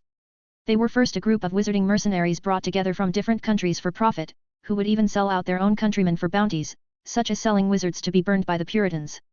When the Magical Congress of the United States of America was formed, it began to purge and execute these traitors of the wizarding world, but some escaped punishment. They dared not show their magic again and lived in disguise as Muggles, but the matter did not end with their deaths. Instead of repenting, these wizarding traitors extended their hatred towards the Magical Congress of the United States of America to the wizards of North America as a whole and passed on this resentment from generation to generation. Several of the more serious exposures in the history of the American wizarding community have pretty much been associated with the descendants of the Scourers. The most far-reaching one, in which the entire wizarding world was shocked and shaken, resulted in the MACUSA receiving a stern warning from the International Confederation of Wizards and led to the enactment of the infamous Rappaport Law, forcing a strict separation between the ordinary world and the wizarding world to prevent such an incident from happening again. In this country, some no-maj families firmly believe that magic exists despite never having seen it. Juria stated sadly, it is just that they believe that all wizards should be wiped out. Felix slowly said, I've heard Dumbledore mention that the populace of America seems to be more difficult to trick and blinded by magic than people elsewhere. That's the reason. Jura said, but there is much more to it than that. When all of the above is laid out together, the wizards of the Americas have another terrible threat to face. The Muggle government. Felix said solemnly. That's right, Jura affirmed, wizards are no secret in the eyes of the Muggle government, at least to those at the top. He added, since the Muggle government became independent, there have been several nasty clashes between the two sides. The Muggle government tried to crack the secrets of wizards or force them into servitude, but we resisted firmly and the Congress secretly destroyed the laboratories and erased the memories of some people. In short, there are all sorts of open and secret battles, and at one point we were pushed close to the point of waging a war. I've heard a rumor, he lowered his voice, that in 1892 the then President of the Magical Congress of the United States of America and the President of the Muggle government secretly negotiated a non-interference agreement that has lasted to this day. Can I see this agreement? Felix asked perkily. It is not found in the formal historical records at all, and I have learned about it from an old man in the Congress, and I cannot tell whether it is true or not. Jura shook his head and said, I remember the textbook saying that the reason for the 5th Congress's headquarters relocation was the Great Sasquatch Rebellion. Anyway, since then, the Magical Congress of the United States of America has moved completely away from the Muggle political center, Washington, D.C., and relocated to New York and hasn't moved anywhere since then. It does sound a bit odd when you put it like that. Felix scratched his chin, knowing that it had only been 300 years since the Magical Congress of the United States of America had been founded, and in the previous 200 years it had been relocated 5 times for various odd reasons, whereas the British Ministry of Magic had not moved even once. What happened in 1892? Dumbledore was only 11 years old at the time and had just enrolled in school. He may not have been well aware of this history, and as far as Felix knew, Dumbledore did not travel after graduation according to school tradition, and on the contrary, Grindelwald, for a while, was ensconced in America in order to develop his career. Well, it was also where this old man was first caught, and Newt contributed a lot to it. Neither Felix nor Dumbledore told Grindelwald the memory body of a certain magical creature lover is alive and well all day in classroom 7. They coincidentally chose to remain silent. Felix left Ilvermorny in mid-August. The headmaster of Ilvermorny had stopped him several times before his departure, hoping that he would give a few open lessons to the students of Ilvermorny, but it is summer break, so another appointment will have to be made. Nevertheless, this incident reminded Felix that, with that international exchange, the influence of ancient Rune had expanded to the entire wizarding world, but if he wanted to promote this discipline further, he would have to rely on school education. Beauxbatons had recruited 7 or 8 Hogwarts graduates in one go this year. After returning to the familiar campus, Felix had barely taken a breath when the Ancient Rune Almanac event began, and many students like Harry, who had just finished his trip, were surprised to find that a number of students who had just graduated a year or two earlier had come together again because of this event. These students were all deeply branded as students of Felix Happ, having been taught by him, and if one had to find a different group of people, it would be those from the Ancient Rune Society. Harry never thought he would be talking to a group of old men and women about the future of Ancient Rune. Some of them are old enough to be my great-grandfather. Ron whispered to Harry. But even though it seemed strange, 3 days later the Ancient Rune Almanac with their names printed on it became available all over the world.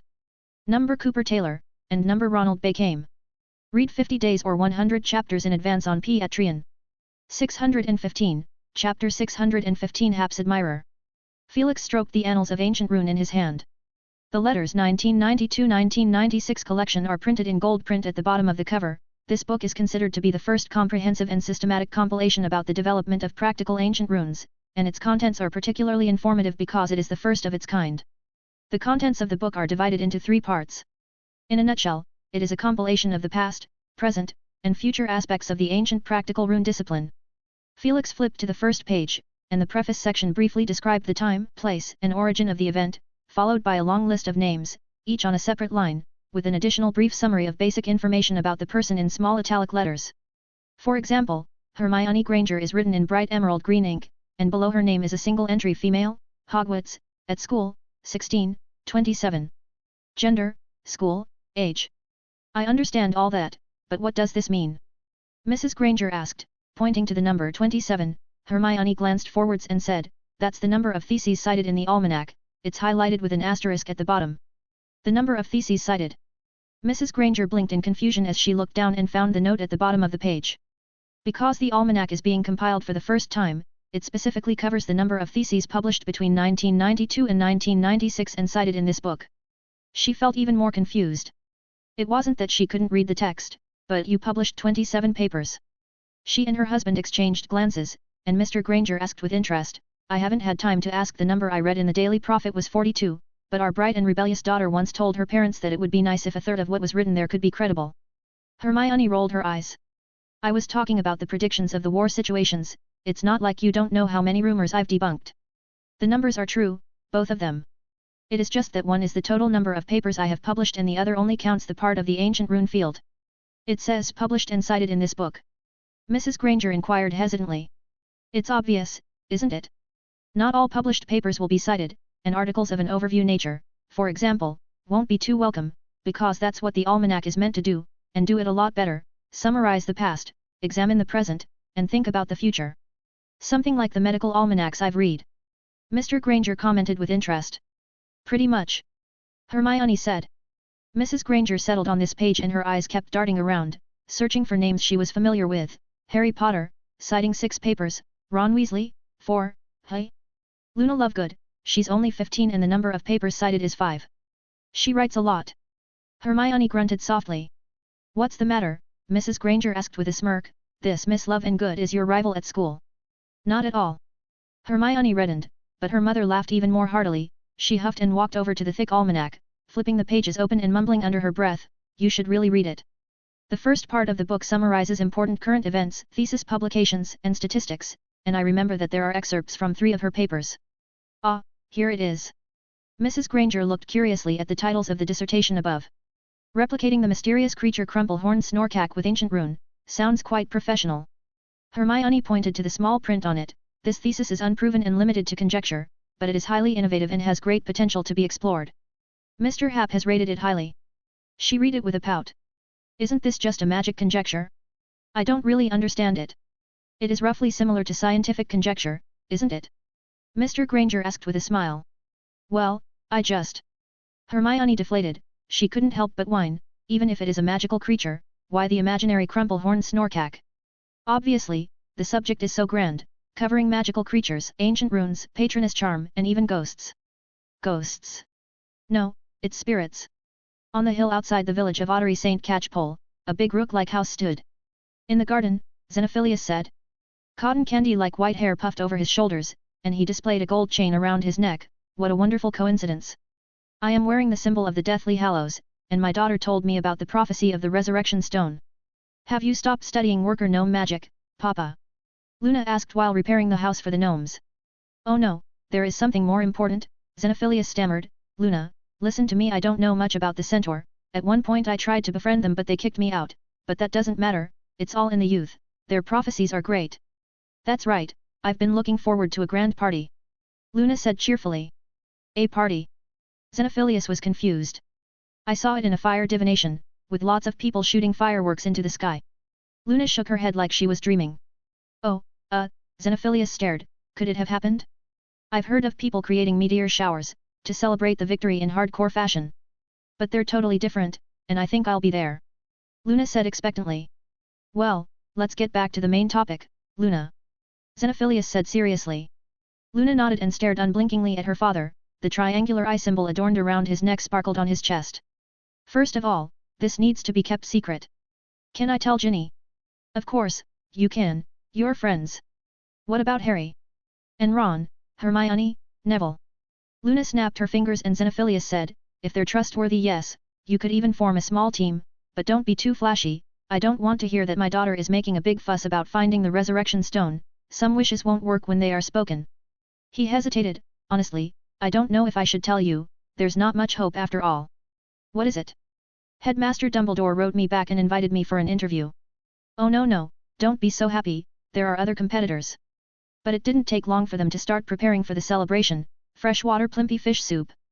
Cranberry. Dirigible plum.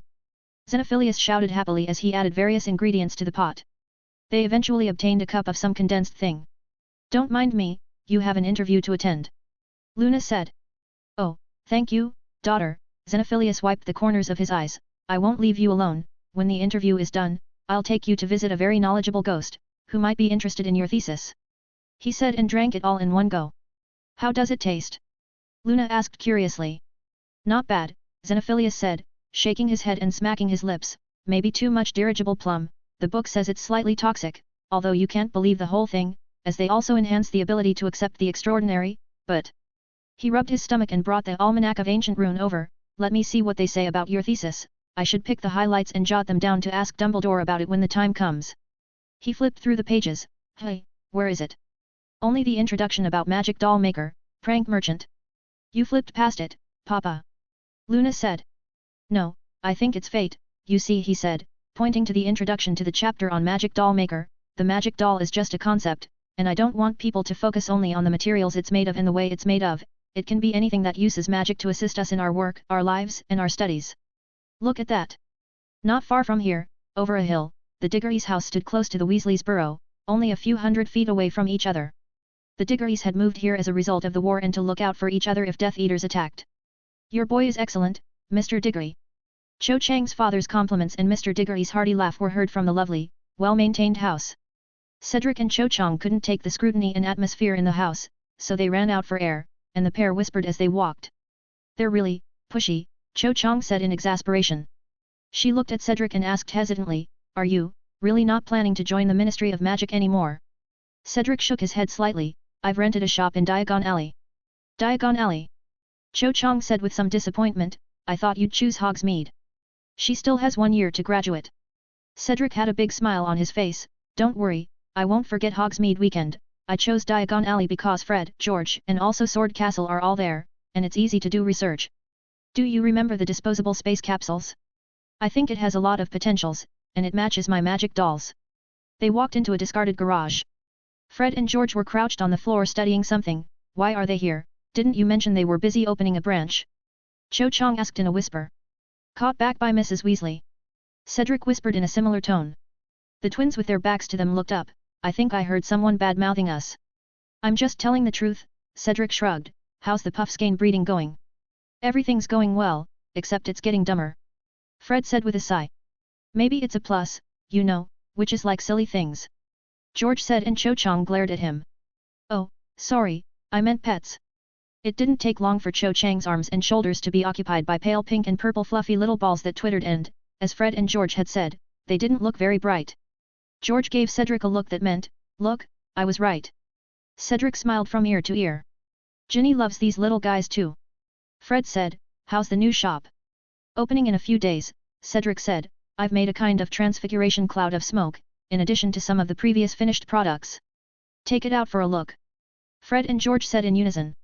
Cedric pulled a teacup out of his pocket and shook it vigorously for a while, then he tilted the cup, and a cloud of smoke that looked like some kind of liquid poured out. It looked like some kind of growing crystal cloud that spread across the workbench. They're actually a single object, and you'll find it easier to cast transfiguration on them, like this. Cedric waved his wand and the crystal cluster-like smoke easily gathered into various shapes. With some degree of intensity, you can turn it into a chair, an emergency tent, or various small animals that even a first or second grader could easily control. Eventually, they saw a lifelike Hogwarts castle. Transfiguration requires a good understanding of what is to be transformed, and this smoke could help in that. Cedric said hesitantly, so it's actually a tool for learning transfiguration. It could be more than that, Fred said as he leaned on Cedric's shoulder, it's pretty versatile. Evening at the Royal Opera House, Covent Garden. Felix sat in the dimly lit auditorium and listened to a piano recital. François Crutoy had performed flawlessly, and when the curtain call salute came, the auditorium thundered with applause. Despite his calm face, he was already moved to tears. As the audience filed out, they were still immersed in the mood created by the sound of the piano. Camera flashes illuminated the stage and the microphone was handed up. Mr. Crutoy, can I ask what both the goddess and the angel in your tune are referring to? Or is it your yearning for a better life? Do you have a new understanding of religion? Crutoy narrowed his eyes slightly as he seemed to see a familiar face below the stage, and Felix smiled at him. Mr. Crutoy. Oh, Crutoy stared at the empty seats, thoughtfully. Both tunes refer to the same thing. If I had to name a difference, perhaps one is what one sees and the other is what one imagines. When sorrow comes, may we each meet an angel. Harry received the list of additional books and the Quidditch team captain's badge that came with the envelope in time for the new school year in the last week of the holiday, and Harry looked at it repeatedly for a while with great excitement. Is there anything you need to buy?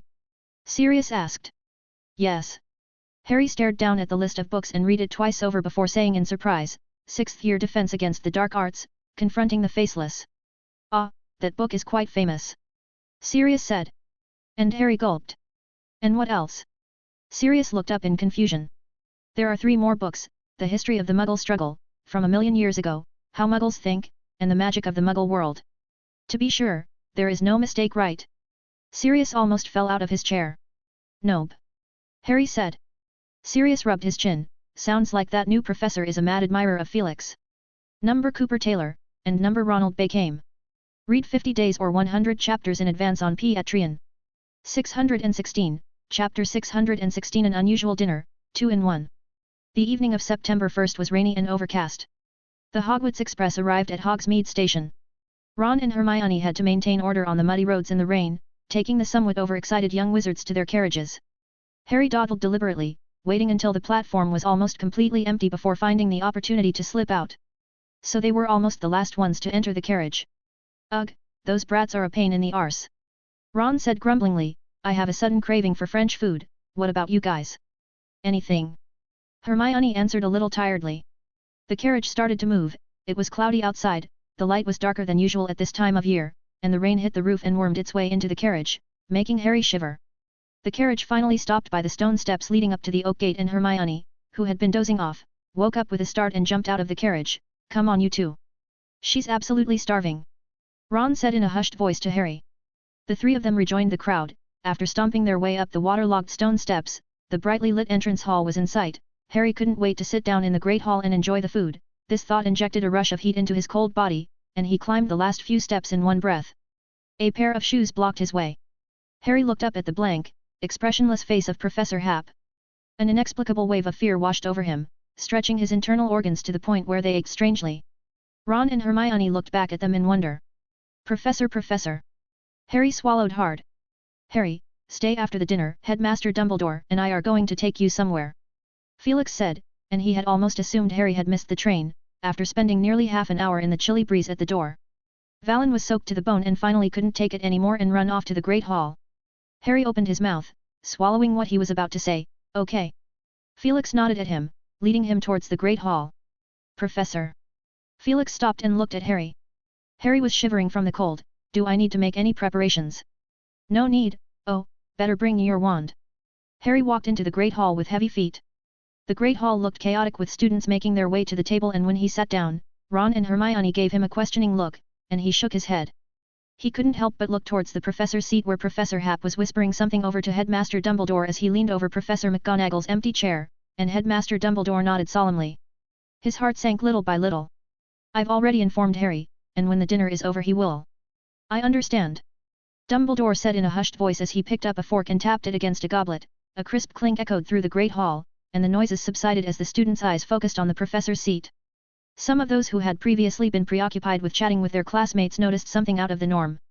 2 new professors. Seamus said in surprise, as he counted them one by subject, his face filled with bewilderment. How come there is one more person? Professor McGonagall's seat is empty. The man sitting next to Snape is Mr. Slughorn, and the one sitting next to Professor Happ is Mr. Bagshot. Harry whispered. Hermione breathed in softly, looking a little uneasy. What's wrong? The number of chairs isn't right, there is an extra one. At that moment, the door to the Great Hall opened and Professor McGonagall led a row of little wizards in and had them line up in front of the faculty table. Then, she placed a dirty hat on a small round stool and stepped aside to wait.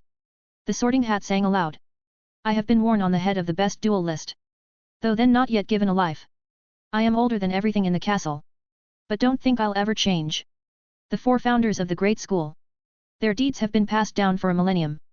Who else in the world knows enough about them? Then think who carried their beliefs. Godric Gryffindor, the matchless duelist. Rowena Ravenclaw, whose wisdom is unmatched. Helga Hufflepuff, who is merciful and compassionate to all. Salazar Slytherin, with a shrewd and merciless mind. Despite their bodies being decayed, their beliefs still live on in their students. The 4 houses have been blessed with talent. Together they have made Hogwarts prestigious. But I will pour cold water on you. But I will pour cold water on you. A single belief can only work in isolation. A single belief can only work in isolation. Courage and recklessness are inseparable. Wisdom and arrogance are intertwined. Kindness and weakness are always in harmony.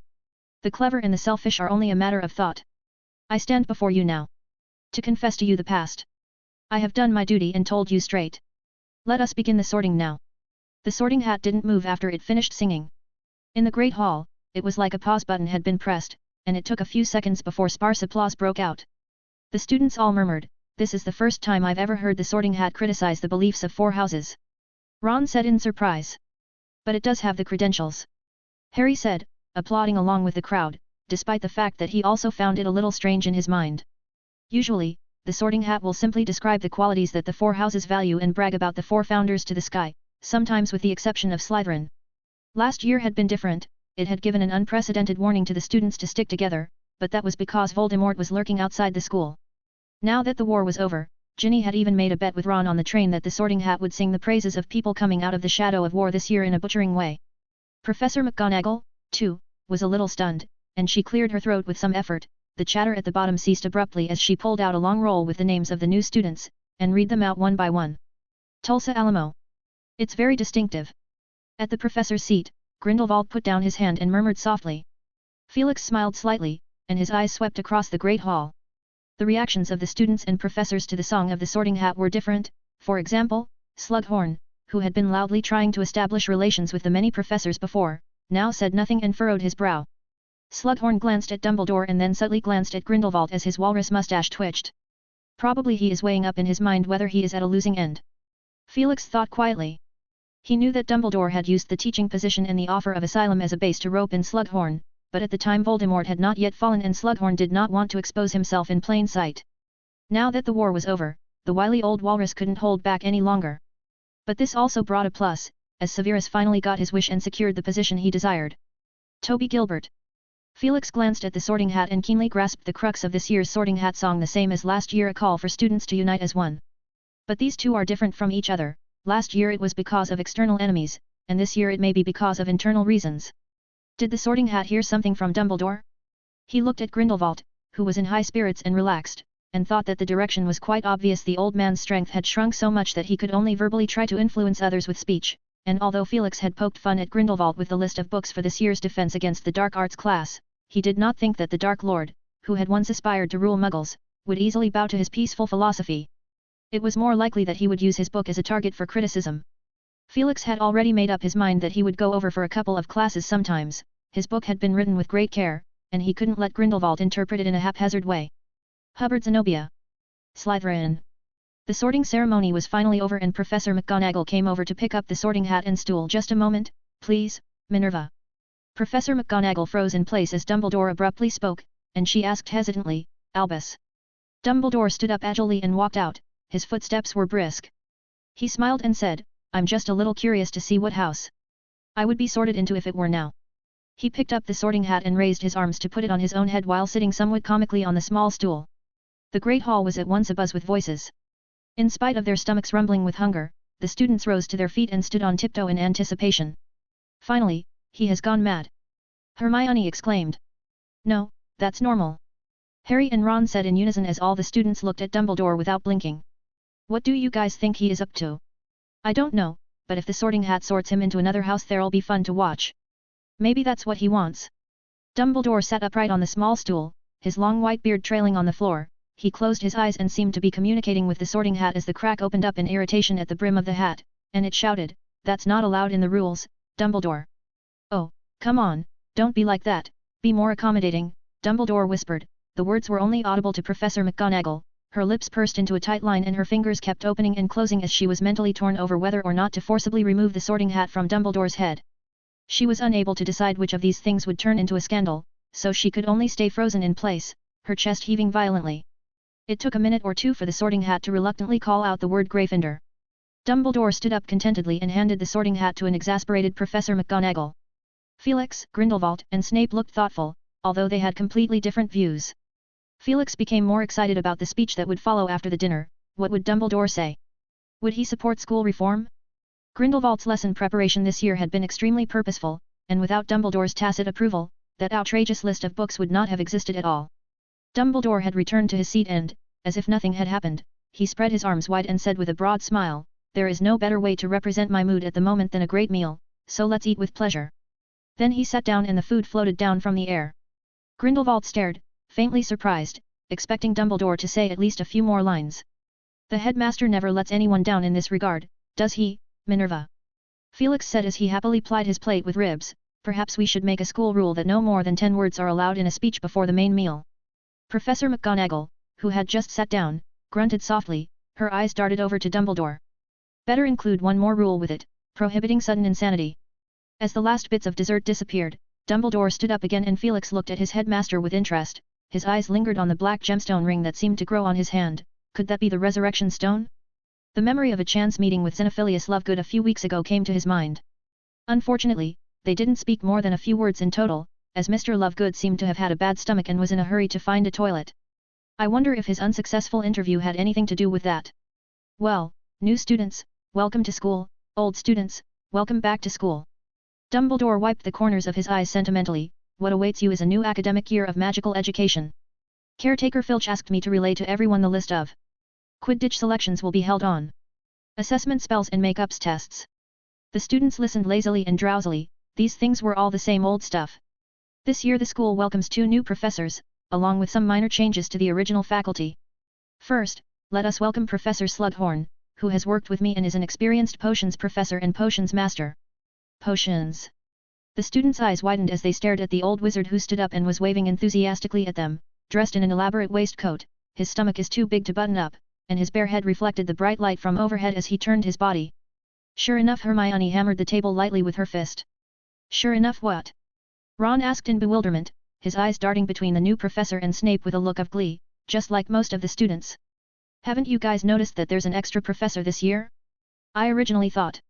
At the same time, Professor Bagshot and Professor Snape, Dumbledore said with his usual expression, only raising his volume slightly, will be CO teaching the defense against the dark arts class. Hermione sucked in a breath. It turned out to be this sort of arrangement. Sigh, Professor Snape sort of got what he wanted. The murmurs between the students grew louder. All I care about is who will be teaching the 6th year, Ron said, at which point Professor Bagshot politely stood up to greet the students, while Snape drew applause from the Slytherin students by simply lazily extending one of his hands. Ron bared his teeth and said, the gap is too wide, although I hate Snape with a passion, but compared to a squib he is. Ron! Hermione exclaimed warningly. Ron shrank his neck. Well, I won't say it, but the problem is there's no way we can pretend like we can't see it. Anyone will know who to pick.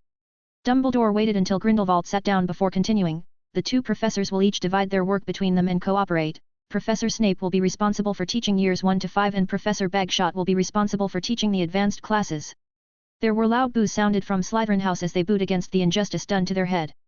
Even Harry was very surprised, at the moment, although the only people who expressed their clear opposition were Slytherin students, and the other 3 houses showed a lukewarm response, but that was only because they didn't know that Mr. Bagshot is squib. If they had known, they would probably have been just as loud. Harry looked over at the professor's seat and couldn't help but worry about Mr. Bagshot, but his expression looked as usual. Somewhere in the back of his mind, Harry breathed a secret sigh of relief. Although he had not yet attended Professor Bagshot's class, at least one thing is certain, he would not have much chance of dealing with Snape this year. A notion suddenly occurred to him that perhaps Snape had chosen years 1 to 5 for the same reason. After the announcement of the change of posts, Dumbledore was still standing in place, and clearly had something to say. The buzz in the Great Hall faded as the students thought involuntarily of the Song of the Sorting Hat and Headmaster Dumbledore's strange actions, and perhaps they could hear the answer to this question in the words he's going to say. Many people have suffered greatly over the past year due to Voldemort and his entourage causing havoc. Fortunately, we have not had to sacrifice too many of our cherished possessions, as we did in the last war that stretched over a decade, and I hope that we will all take even a minute out of our celebrations like right now to reflect on what the war has brought to us. What followed was an extremely long minute. I'm sure each of you has your own reflections. Please remember this moment of reflection, it will allow you to grow and to know right from wrong. It is normal that one's thoughts will change with one's own experiences. I still remember clearly the scene of my own sorting when I was enrolled. The decision was made almost immediately by the sorting hat. But just now I'm not sure where it would sort me out, but one thing is certain, bigotry can lead people to extremes and stir up disputes. Dumbledore's speech came to an awkward halt. Well, you will have plenty of time to ponder these vexing questions later, but the immediate priority at hand is a well-deserved rest, and I see someone yawning, so, good night. The single bench was pushed behind him and Harry stood up together with the rest of the group. His brain wanted to rush back to the warmth and comfort of his bed immediately. That's when he saw Professor Hap waving at him with a serious expression. He sobered up with a jolt. "What's the matter, Harry?" Ron asked with a yawn, by which time Hermione had run off to show the way to the first years. Harry gave him a deep look. Well, I mean if I couldn't make it back, I left some stuff in the box." "What are you talking about?" Ron rubbed his stomach. "Remember, the box. Author. The Sorting Hat song is not for word count, it was something personally composed by the author and a lot of brain cells have died as a result. Number Black Hat. Read 50 days or 100 chapters in advance on Patreon. 617, Chapter 617 Vent." Harry rushed off, afraid that if he continued he wouldn't be able to resist doing something strange. He never wanted the last impression he left on Ron to be hugging him and bawling his eyes out, with snot and tears streaming down his face. "Professor," he said under his breath, his heart thumping. Felix nodded, still with a very little expression on his face. "Best to wait for everyone to leave, it's better if we don't attract too much attention." Harry watched Ron leave with the crowd, glancing at them suspiciously on his way out. Finally, the cheerful, lively atmosphere faded and Harry's mood inevitably became lowered with the empty, silent great hall. After a few more minutes, Felix led Harry away. Harry followed along in a trance. Those few minutes allowed the emotions that he had been deliberately suppressing over the summer to surface again, surging violently through his mind, and he felt like a drowning man, losing hope of survival little by little. As they walked past the dimly lit entrance hall and headed towards the grand staircase, Harry wondered a little, shouldn't they be going outside? Then he suddenly felt a sharp gaze staring at him from behind, and he jerked back to see a blurred, tall, dark figure standing motionlessly at the entrance to the dark underground staircase, staring blankly at him. Harry tripped over the steps and when he looked up again the dark figure had disappeared and a cold chill ran through his hands and feet. Felix stopped and looked over at the empty staircase thoughtfully. "Severus. That was Snape?" Harry asked in shock. "It's Professor Snape for you, probably because he's worried," Felix said uncertainly as they went up the stairs. Harry looked distracted, his mind intertwined with complicated thoughts. One thing Harry didn't say was that he had just inexplicably thought of Ron's uncle Bilious. Bilious had died 24 hours after having seen the Grim Witch as a big black dog. But there is more than one omen of death, Harry thought grumpily, thanks to Trelawney, who had taught him a lot about ominous omens in class. Such a thing had happened to him in his third year, and Harry had been terrified by Sirius Animagus for a while. Credit for this goes to the fabulous divination class professor. Luckily there is no need for him to attend her class this year. But then Harry immediately felt depressed. Would he be able to sit comfortably in class tomorrow? Maybe that would be a luxury for him unless he turned into a ghost like Moaning Myrtle. Not sure if Dudley would be able to see himself then? Keep up. Harry realized he was already half a staircase behind Professor Hap, and he quickened his pace. "Where are we going, Professor?"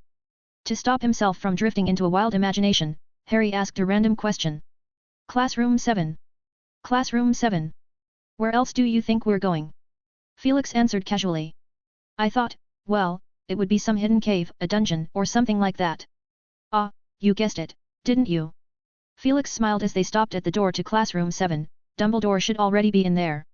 Harry was surprised when he saw the dense pattern of runes condensing on Professor Hap's fingertips. A necessary measure, the smile on Felix's face became more pronounced. "It is actually possible to open the door with a key, but I find this more convenient." "Is that how the students are going to get in too?" Harry asked, doubting that anyone except Hermione could get in. "Hey, didn't Dumbledore mention that at the dinner? Classroom 7 is closed to the public this year, part of its function is placed next door, go ahead." The door opened and Felix held it open, allowing Harry to enter first. Harry walked in silently. "Voldemort is being locked up here?" he asked all of a sudden. "That's right, we've arrived." Harry expected to see a ring, or a cage or something, and then Dumbledore and Professor Hap would stand back and watch him wrestle Voldemort as the only spectators, but the reality was quite different. Dumbledore stood calmly in front of the door of a small two-story building, arms folded in front of his beard, humming a pleasant little tune as if he hadn't yet been withdrawn from the merry atmosphere of the dinner party. "Harry," Dumbledore said in a brisk tone, "I know you're full of questions, but I want you to keep your cool and not scream out loud next." After saying that he moved out of the way. Harry's eyes went wide and a scream shot up his throat. He saw Voldemort, limbs dangling helplessly towards the ground, his whole body hovering in mid-air, being swallowed by a silvery, transparent slowly rotating Ouroboros snake that was even bigger than the basilisk. The room shimmered with colorful dots of light that merged dreamily into the body of the Ouroboros snake. "This is Voldemort's private prison. He's completely imprisoned, from his magic to his body, including his consciousness." Felix said briefly, feel it carefully. Harry was a little unsure, and all he could do was clutch his wand. Felix and Dumbledore looked at each other. Dumbledore gently said, no, Harry, you don't need your wand, feel it with your heart. Harry's mind twitched as he noticed the anomaly. He looked at the two men uncertainly, I seem to be able to sense the snake. Felix laughed. Because that has your emotions in it. This Ouroboros Patronus, let's call it that for now, it's actually made up of multiple Patronus-like magics. You read the information I gave you, right? Then you should be able to understand it. Harry thought back carefully for a moment. Patronus requires positive emotions, but Professor, you can substitute other emotions, as you have demonstrated previously at the club, and they can also be fused together. Harry imagined a scene in his head where there are few or even a dozen different-looking Patronus pieced together, and for the first time, he felt his brain was running out of steam and wondered if the Patronus book he had written had become outdated. It's hard, Felix said with a sigh. Some things have little to do with magic, and not surprisingly those little ones don't listen to each other. They're all products of strong emotions, and I need to find a single much more strong emotion that can lead them towards a common goal, a one with leadership character. Harry froze for a moment as he asked tentatively, you mean, me? It's your Patronus. Felix corrected, how can I put it?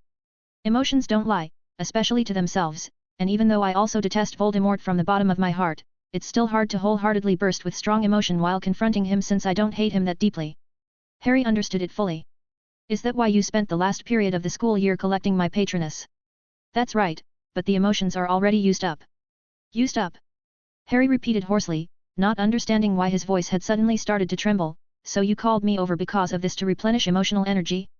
Only I can do that, yeah, let's see, because he killed my parents and tried to kill me, but unfortunately, it only left a scar on my forehead. Oh, I almost forgot, this scar is most important, since there is a little piece of Voldemort's soul hidden deep inside. Felix looked surprised and couldn't help but exchange a look with Dumbledore. Which seemed to ask, have you told Harry? Severus told you? Dumbledore asked, the cheerfulness on his face fading. I saw it myself, through his memories, and yes, I know it all. Harry said through clenched teeth, his voice involuntarily rising, the very day you captured Voldemort. It looks like Snape didn't tell you guys. I guess he didn't know what to do with the situation, just like I did. Who else have you told about this, Harry? It's important. Dumbledore asked with a serious expression. Don't worry, I didn't tell anyone, I even used the occlumency you guys gave me, Harry said agitatedly, trembling, but not out of fear. I only have one question now, when am I going to die? Harry, Dumbledore spoke with difficulty. I understand, that's my destiny and the whole point of me being alive, isn't it?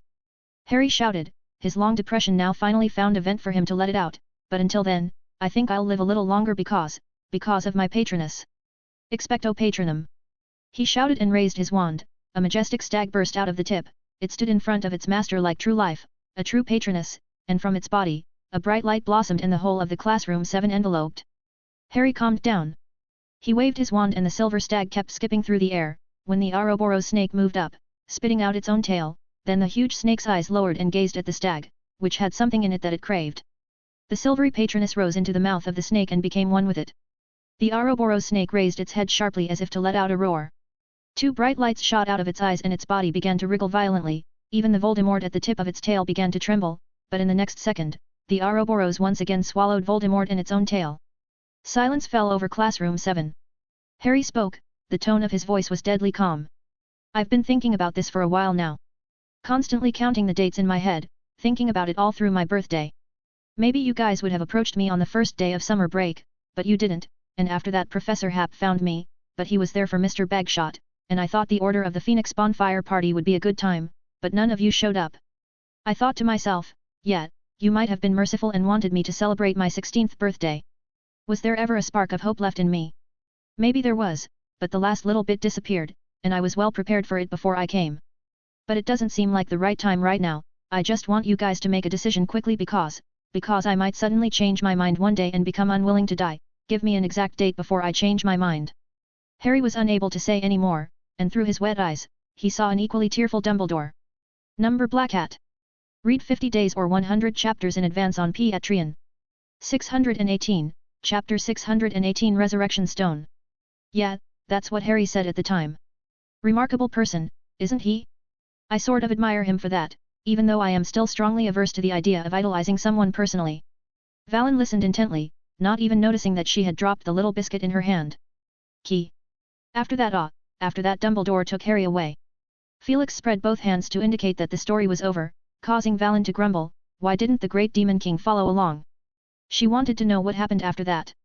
Felix himself sighed a little, it must have been hard for Harry to keep so many emotions bottled up, but it was the survival of such a person that made people look forward to his future all the more. Felix sat down in his chair behind his desk, his eyes became calm. He has two important tasks at hand. One is fulfilling his duties as advisor to the Minister of Magic. To some extent he has been promoted again at the Ministry of Magic, and there is still a big difference between an honorary advisor hired by the Ministry and a personal advisor to the Minister of Magic and answering the various questions raised by Amelia Bones. This matter dates back to a few weeks ago. At the end of the Ancient Rune Almanac event, Ms. Bones came to the school when Felix hadn't shown any sign of visiting her.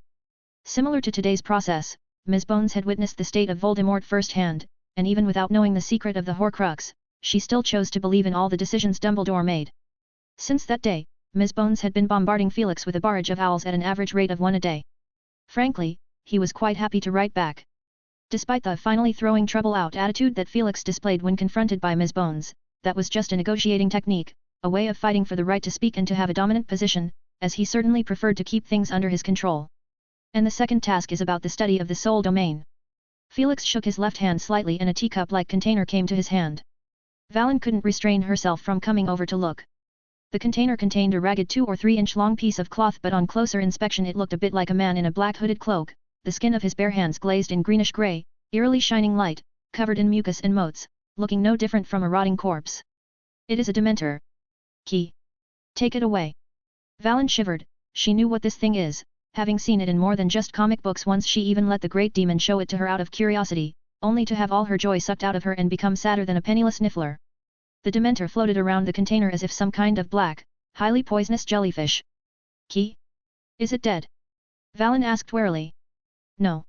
They're not exactly a living thing, it's a kind of non-being. Felix said softly. He couldn't transform into a Dementor, and all he knew about Dementors came through experiments.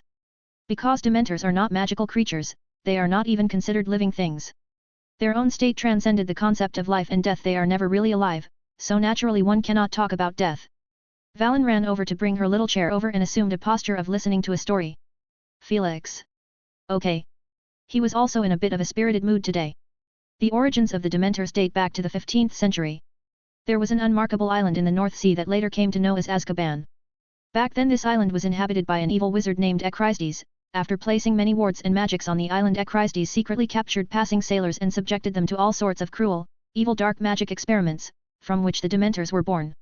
And since then they can never be eradicated. Felix ended the story in a low, deep voice. Key. Ah, you mean this? I could indeed destroy them, but in the blink of an eye, they would once again spawn in places clouded with gloom, filth, and full of despair. Dementors are born out of human emotions, and the only way to cut their numbers is through reducing the means of their existence.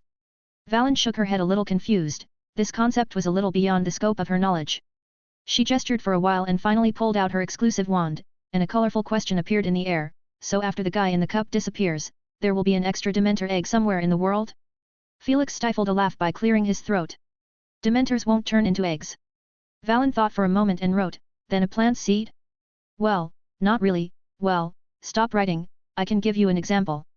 Felix stopped Valen's fantastic association and mulled it over for a moment before saying, Dementors are closer to Peeves in terms of their state.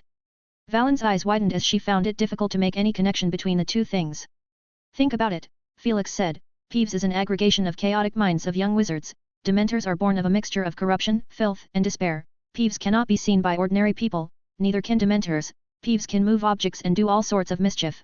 Dementors have the same ability to interfere with reality. Peeves is manifested due to the little wizards of Hogwarts and cannot be destroyed, and Dementors will also remain undead forever due to human emotions. But Peeves can only stay in Hogwarts Castle. Valen thought very hard for half a second and wrote. For Dementors, the whole world is a castle for them to roam. Felix spoke softly, in a corner of Azkaban where Echrisdes conducted his evil experiments back in the day a Dementor or two is still spawned from time to time. According to Ministry of Magic's records, the number of Dementors increased dramatically during the 2 world wars. They even tried to break out of Azkaban as even darker, and filthiest places sprang up. It was only at the end of the war that their numbers dwindled. Felix held out a finger and propelled the teacup-like container with Dementor around the air. Well, who would ever believe that they could potentially destroy the entire world if left unchecked? Under Ms. Bones' command, the Ministry of Magic has now stopped using Dementors as guards for Azkaban. At the same time, an extra room has been created in the Department of Mysteries, which is lined with Dementor capture cages, and sealed up with the most restrictive magic. The last few currently in the wild are probably the only ones Felix has. For a while, he had been trying to figure out how Dementors could extract souls, but having learned from the past, Felix had decided to be more cautious, fearing that he might accidentally create something unimaginable. Felix put the Dementors away and began to write a reply to Ms. Bones. Valen also went back to her little table and started writing her diary. She now had a new target, Leonhard Bagshot, because he had blown up her snake, and although her treasure had come back as a result, Valen still held a grudge against him. Elsewhere, Harry returned to the common room with some exuberance. "Don't expect me to open the door for you if you come back this late again," the fat lady shouted at him. "Yeah, got it," Harry replied, humming a pleasant tune. He had learned from Dumbledore that the professor's working hard to keep him alive, and it made him feel so bad for shouting and snapping at them, and he had also learned a secret, the Resurrection Stone. Headmaster Dumbledore unexpectedly owns the legendary Resurrection Stone. This secret is not even known to Professor Hap. Headmaster Dumbledore had strictly forbidden him from telling anyone. Thinking about all the trouble the Elder Wand had caused, Harry solemnly agreed. However, it did not stop him from wanting to secretly steal it for some time. Of course, Harry also felt bad for Headmaster Dumbledore's sister. Yes, Dumbledore had a sister, it was unbelievable, Harry almost dropped his jaw when he found out about it, why had he never thought about it? But she had died at a young age and hadn't had time to attend Hogwarts. That's why Dumbledore had broken the rules and joined this year's sorting ceremony. That was to fulfill his sister's wish. The Resurrection Stone can summon a projection of the dead from the minds of the living. Dumbledore explained, and Harry didn't know how to express his concern since the second of the three brothers in the fairy tale turned suicidal in the end because of the Resurrection Stone, but Harry believed Dumbledore possessed enough wisdom to deal with the complication. Overall, Harry was in a happy mood. A huge mountain that had been weighing on his mind had suddenly disappeared and Harry could hardly wait for the new school year to begin. How much merrier a day would be without Voldemort. He wanted to rush to the girls' dormitory now and ask Ginny out for a walk in the moonlight. The common room was empty and Harry was so happy he wanted to sing. That's when he heard someone talking in the corner. That was where he usually spent time with Ron and Hermione. "Harry hasn't returned yet, we can't wait any longer." Then Harry heard the sound of an envelope being torn open and his heart suddenly clenched hard. He rushed over to see Ron pulling a bulging wad of parchment out of the torn envelope. "Don't touch it!" Harry shouted in horror, stepping forward and snatching it up, snap leaving Ron with only a small piece of parchment. "Hey!" Ron shouted angrily. But when he saw it was Harry, he was overjoyed. Merlin's ragged trousers. "Harry, you're finally back." Harry had to struggle to push the lunging Ron out of the way and haphazardly stuff the parchment into his shirt pocket with his other hand, only after doing so did he breathe a sigh of relief, only to realize that he was already soaked to the brim in a cold sweat. "Harry, what the hell is going on?" Hermione asked with a raised eyebrow. Ron was rambling on endlessly about something earlier. "Nothing." Harry muttered with a red face. There is no way he would allow Ron and Hermione to know what he had written in the letter, it would be too corny. If the two ever got to read it, he'd find a place to drown himself. "But Ron told me." Hermione looked at him suspiciously. "Hey, Harry." Ron's eyes suddenly lit up as he stared at the small slip of parchment in his hand, carefully reading the words on it. "You're going to give me the invisibility cloak?" That's really." He was too excited to speak. Harry's entire body was frozen in place. Just as he mulled over some excuse to make up, Hermione walked up and snatched the piece of parchment out of Ron's hand, and after reading it twice, her eyes first filled with suspicion, then shock, then panic. At that point, Harry knew he is done for. "Hand over the letter, Harry," Hermione stated in one quick breath. Number Black Hat. Read 50 days or 100 chapters in advance on Patreon. 619, Chapter 619 Ancient Rune Advanced Class, 2-in-1. Gryffindor Common Room. "What do you say? In the school? Have they gone mad?" Ron yelled, with an incredulous look on his face. Hermione gave him a stern look. Ron lowered his voice, but his tone became more urgent, as he hissed, "Is it true, that you know who is being locked up in classroom 7? I'm not in a dream, am I?" He subconsciously glanced at the wall clock in the common room, but unfortunately, the lights are off now and the moonlight is too dim for him to see. "The professor has placed a lot of magic on him," Harry whispered, describing in detail to both of them what he had seen happen to Voldemort, highlighting the Ouroboros snake that was made up of several Patronus, but Ron was still whispering crazy, all crazy. Hermione seemed a lot calmer, only surprised for a moment before she tried to analyze the purpose behind this. "I thought Voldemort was dead." Harry and Ron looked over in surprise. Hermione said impatiently, "Oh yes, the last thing Harry saw at the end of the last exam was Voldemort being captured, but that doesn't mean anything because at the time, she mouthed the word Horcrux, there was another piece in Bellatrix Lestrange's possession. If Voldemort had died at that time, it would have turned into a problem, because he could have hidden away in his soul state. So I can totally understand why Professor Hap and Headmaster Dumbledore did what they did. The problem is, I thought they would destroy the Horcrux as soon as possible, but they didn't. She showed a confused expression and looked at Harry. Something must have gone wrong somewhere. You're right in your analysis, Harry said. Voldemort has one more thing to use to be immortal than expected. Hermione and Ron inhaled a deep breath in unison. Has the extra one been found? Is it destroyed? Ron asked hurriedly. Harry stared at him, his expression turned wooden as he nodded and then shook his head. Found it, but not destroyed yet. Ron guessed, but why, is it in the hands of someone who we can't easily get it?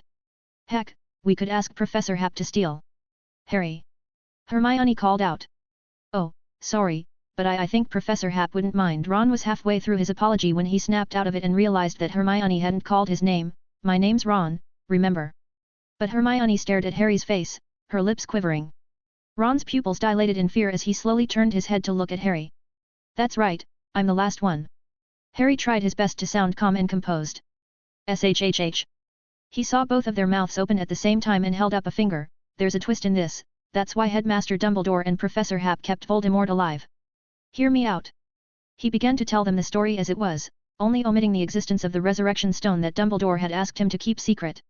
The story was very lengthy, as he had to begin with the last history of magic test, and Harry soon got to the scene he had seen in Snape's memory, and for some reason, he didn't hold anything back and spoke freely and bitterly about it. Ron and Hermione couldn't help but sigh with emotion. Remember the boy from the herb shop? Hermione asked softly, and Harry knew she was talking about the story they had initially received under Ms. Jane's name from Professor Hap, and that was the first time Harry had forced himself to examine Snape's complicated feelings for Lily Evans. For a long moment, no one spoke. After a long pause, Harry continued the story. He spoke about the private conversation between Snape and Dumbledore that he had seen. They knew about it all along. Ron shouted, "No, you knew about it back then." He looked at Harry with the expression of looking at a liar and Harry grinned at him. "I thought I would be dead then. No wonder you suddenly wanted to write a book." Ron snapped to his senses and then gave a suspicious look. "When you were at the Burrow, you and Ginny didn't interact that much. I thought you were embarrassed at the time, but now that I think about it." He clenched his fists in anger. Harry flinched and took a step back. "If you're going to punch me, then please finish it quick." "Why should I?" Harry babbled in fluster, by which point Ron had rushed up and Harry closed his eyes, but instead of a punch, he was greeted with a hug. Harry almost couldn't catch his breath. "Damn it, note that punch down for now, so if there's a next time." Ron waved his fist threateningly. Hermione covered her mouth, her eyes welling with tears. "Oh, you too." Things seemed to have passed just like that. The storm had passed. Harry thought it was the first time in 2 months that he had laughed heartily. He could see the worry in Hermione's eyes and after some hesitation, he said, "Don't worry, Dumbledore told me something, he has a secret card." Seeing Hermione wanted to speak, Harry shook his head repeatedly. "Don't ask, I promised Dumbledore I'd keep it a secret." Harry's source of confidence is the legendary Resurrection Stone. He personally witnessed the miraculous power of this deathly hallow. Dumbledore used it to bring back his sister Ariana and introduce her to Harry, and this is just bits of scratch that Dumbledore got from studying the Resurrection Stone. "By the way," Ron said, "I saw Hagrid when I left the Great Hall at night." Harry's eyelids fluttered hard. He felt the confidence that had been built up in his chest quickly being replaced by some other emotion, and he managed to say in a dry voice, "Hagrid, what did he say? Are you guys still going to take his class this year?" Ron asked in response. Neither Harry nor Hermione said another word. The three of them looked at each other. As Harry lay in bed, he stared at the headboard of the 4-poster bed and couldn't help but grumble inwardly about why Ron didn't bring up this problem tomorrow. The next day after breakfast, the new 6th-year students stayed behind. The 4 heads of the house came down from the staff table to distribute and sort out the class schedules for the students. This proved to be a real hassle as the heads had to check the students' O.W.Ls results first to confirm that they are eligible to take classes. Potions Advanced Class A, I would never have accepted this grade if I still taught the class. Snape's very recognizable cold voice reached Gryffindor's long table. Only A's needed for Potions Advanced Class. Ron asked as he had just managed to remember that the Potions class professor had changed. "Yes, Weasley, Professor Slughorn is willing to accept students with grades of A and above," Professor McGonagall said, placing a stack of blank syllabuses on the dining room table and looking through her notes. She called the names of several students in order and handed out the timetable and syllabus for them. "Granger." Hermione briskly strode over to the table and said, I'm going to continue learning charms, defense against the dark arts, transfiguration, herbology, arithmancy, ancient runes, and potions. A small smile appeared on Professor McGonagall's serious face. Of course, Miss Granger, Professor Marchbanks has written a special letter of commendation to you. She waved her wand and some gold and red ink writing immediately appeared on the empty timetable and syllabus, then she turned her head to Neville, who nervously pulled out a small slip of parchment and looked down to read what was written on it. I'll take herbology, defense against the dark arts, ancient runes. Professor McGonagall raised her eyebrows. Don't be nervous, Longbottom, your mother has written to me, with your grades you can take potions class as well, is that all right? She glanced at Neville, who nodded. Then Professor McGonagall cleared her throat and looked up at the crowd. Is there anyone else who has chosen Ancient Runes class? The first class is Ancient Runes, so you need to hurry up. There was a clamor and countless arms were raised. Professor Happ will only accept students who have received an outstanding grade on their O.W.Ls. She added. A few arms dropped in resignation. In that case, Professor McGonagall said, looking at the number of students which hadn't decreased that much at all, and said with some headache, let's just line up in order. Ron looked at the crowd with an amazed look on his face and whispered into Harry's ear, it's incredible that there are still people who haven't gotten an outstanding. Harry just shrugged. As far as he could see, everyone had scored surprisingly well in Ancient Runes, which led to a phenomenon where everyone seemed to treat the advanced class as a compulsory course, and despite Professor Happ's warnings last year that the advanced class would be difficult, there aren't many students who have the stomach to give up such an advantageous subject. In the end, Harry and Ron took the same classes, such as charms, defense against the dark arts, herbology, transfiguration, potions, and ancient runes. Only one subject less than Hermione. Ron said with a half smug, and half sigh. Harry wasn't surprised. He thought back about his 5 years at Hogwarts. The first 3 years had been relatively easy, he and Ron had basically only spent the last 2 months before the finals studying, but the 4th and 5th years had been a nightmare. In the 4th year, they practiced their magic very hard for the tournament but were still nearly killed by Voldemort at the end of their 3rd task. Harry will never forget how powerless he had felt in the face of Voldemort. If it had been just himself it would have been fine, but he had watched Ron and Hermione being tortured, their lives and deaths depending entirely on a single thought of Voldemort, and at any moment they could have been turned into a cold corpse. It is precisely because of this experience that the intensity of their training at one point became too intense for even Sirius to allow. Even Harry knew he didn't care much about grades, but he had gritted his teeth and got through it for the past 2 years.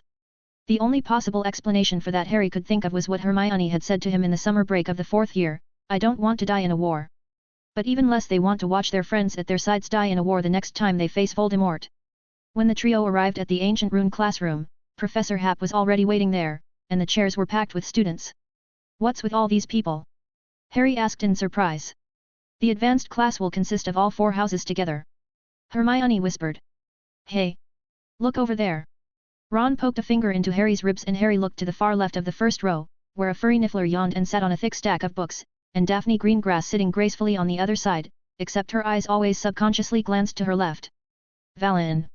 Hermione uttered in surprise, and when Valen heard the voice, she looked up and waved lazily at them. On Merlin's beard, Ron sighed in admiration. Professor Happ is no longer content with making Niffler literate. When they found a place to sit, Harry couldn't help but stare at the back of Valen's head. He then looked at the professor sitting next to the lectern and leafing through the Book of Runes.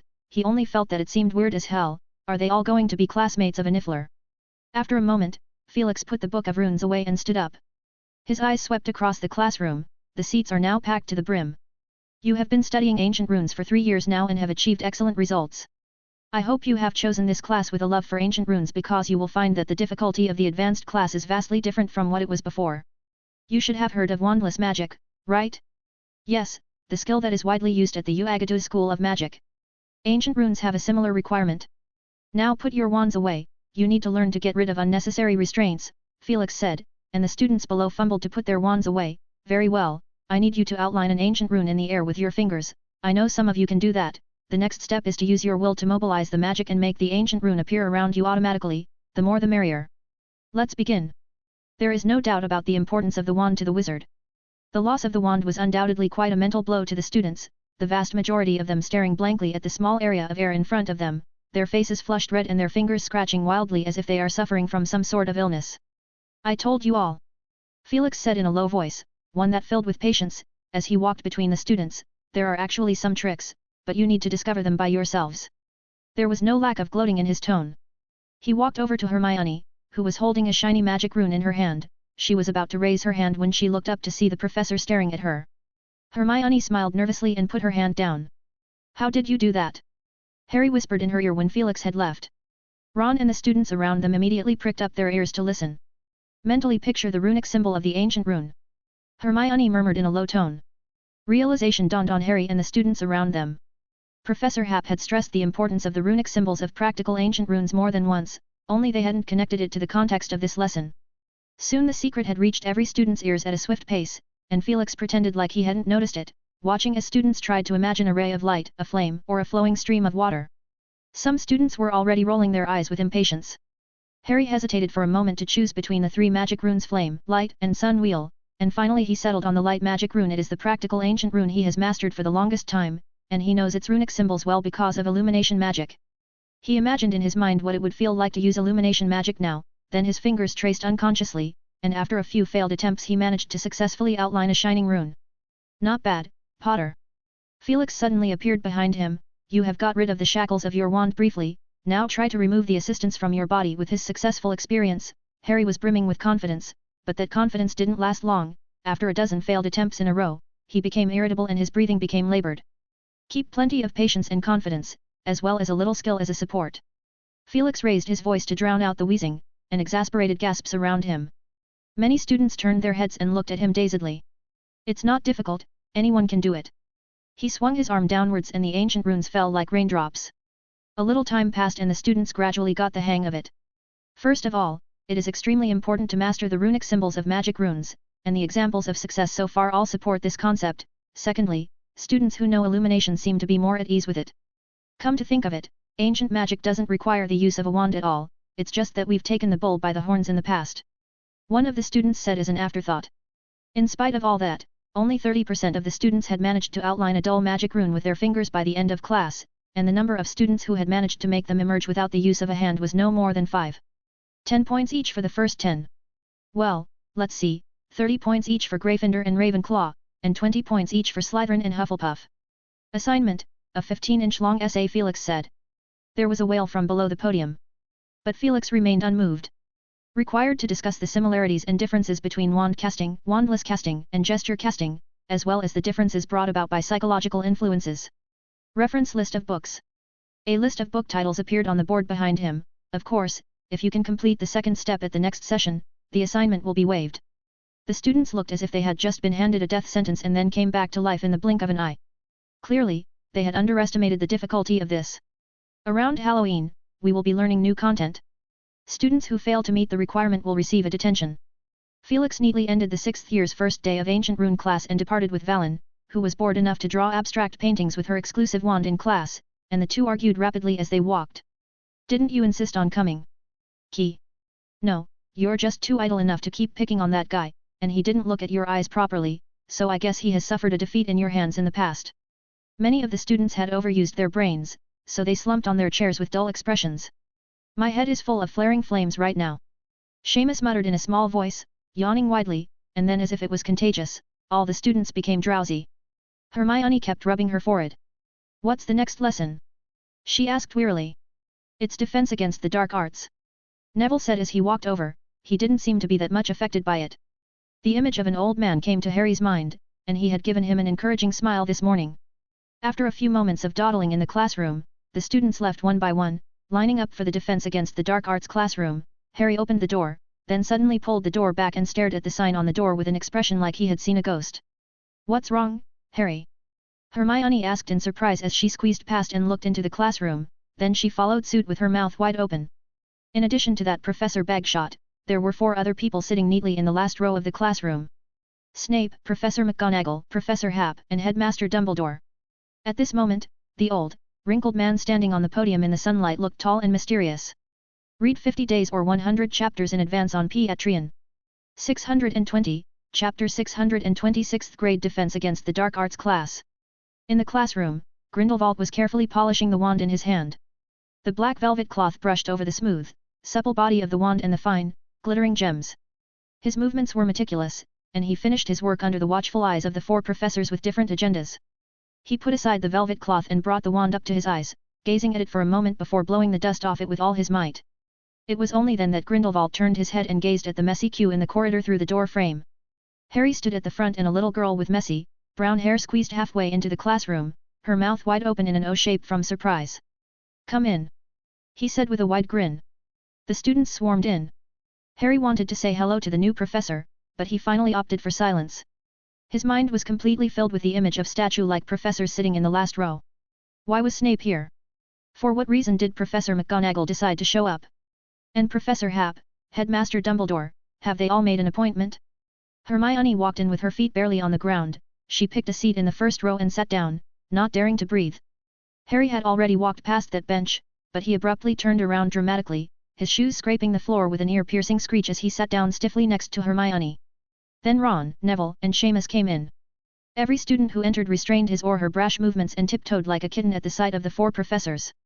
The Slytherin students exchanged glances with each other, hiding the very obvious hostility they had deep into their hearts.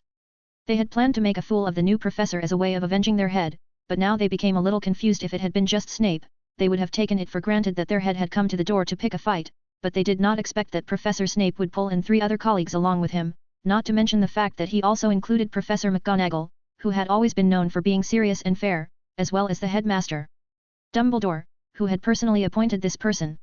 When all the students were seated, the last 3 rows of seats still remained empty. Snicker. Someone laughed softly as if they found the current scene amusing. It would have been amusing to him too if he had been in a different place. Harry thought indignantly, if he had been standing at the podium, or at the back of the classroom and seen the students acting like quails, but now he is one of those students, so he can't bring himself to empathize with Professor Hap's laughter. He could only focus on the new professor. The room had plenty of light. The bright morning sunlight was cast straight through the huge open windows and shone on Professor Bagshot's face, illuminating every wrinkle in his face. He wore a black wizard robe and had a thinner than normal body frame, but he looked much better than when Harry had first seen him. His grey hair pulled together at the back of his head, the fine wrinkles on his neck hidden under the collar of his wizard robes, and the baggy skin on the backs of his hands showed up a little bit. His hands looked long and dexterous, but they were no longer young, eroded by time except for his slightly sunken pair of blue eyes, which shone in the sunlight like the glistening waves reflecting on the surface of the black lake outside the window. Grindelwald put away his wand, held his hands behind his back, and looked around the classroom. Hogwarts, he said, an ancient school of witchcraft and wizardry that stands up well above any other magic school in the world. I hope to see some vigor in your faces. A faint hint of pride showed on the students' faces, and their bodies couldn't help but straighten up as they sat with pride. Ah, it looks like you have realized that you are in the company of an excellent group of people, and this would be a good place to start. Grindelwald said softly, his voice tinged with a hint of hoarseness, but the students couldn't help but be drawn in. They noticed that the professor turned slightly on his toes each time he spoke so that his body would fully face some of the students. I lived in this school for a while, and what impressed me the most was one sentence. Grindelwald uttered a Latin phrase and asked, rather expectantly, can anyone tell me what this sentence means? A large part of the class glanced at a girl in the front row. There, Hermione's arm jabbed like a javelin through the air, raising her hand so fast it almost hit Harry, and Grindelwald caught the student's gaze and focused his gaze on her. It means never tickle a sleeping dragon, sir. Hermione said a little nervously, and also the Hogwarts motto. Your name, miss? Grindelwald took out the roll call. Granger, Hermione Granger. Hermione murmured. Granger. Grindelwald repeated, glancing vaguely at Felix in the last row, who was whispering something to Snape. Please sit down, Miss Granger. Oh, I forgot one thing, 5 extra points for Gryffindor. After saying that he casually tossed the roll call onto the table. I'd prefer to get to know you all this way. Take out your textbook. Which one, sir? A student asked, raising his hand unhurriedly. How Muggles thinks, and, you can call me Professor Bagshot, Grindelwald asked Draco, your name is? Draco Malfoy. Another familiar name, a full member of the Dark Force Defense League? Now turn the book over to page 147 and read the chapter titled Social Organization. You have 10 minutes. But Professor Bagshot, a tall student said with a frown, why are we learning this stuff in a defense against the dark arts class? His friend Justin tugged on his sleeve, but he still stubbornly asked, I mean, if I want to understand how Muggles are thinking, why won't I attend the Muggle Studies class? The other students stopped what they were doing with the book in their hands. Frankly, they also had very little interest in the book they are holding, for the same reasons as Ernie. No one wants to stupidly read a Muggle Studies book in a defense against the dark arts class, and they were all waiting for someone to object to it. The students' eyes moved back and forth between Ernie and Professor Bagshot. Your name? Ernie Macmillan. Ernie puffed out his chest. Hufflepuff. Yes, yes. Ernie's body shrank a bit, and for some reason, he suddenly felt the professor's gaze was very intimidating. Mr. Macmillan from Hufflepuff, why don't you spare 10 minutes to read through the contents of that page? The answer is in there. Then the sound of reluctant reading and flipping through the book was heard.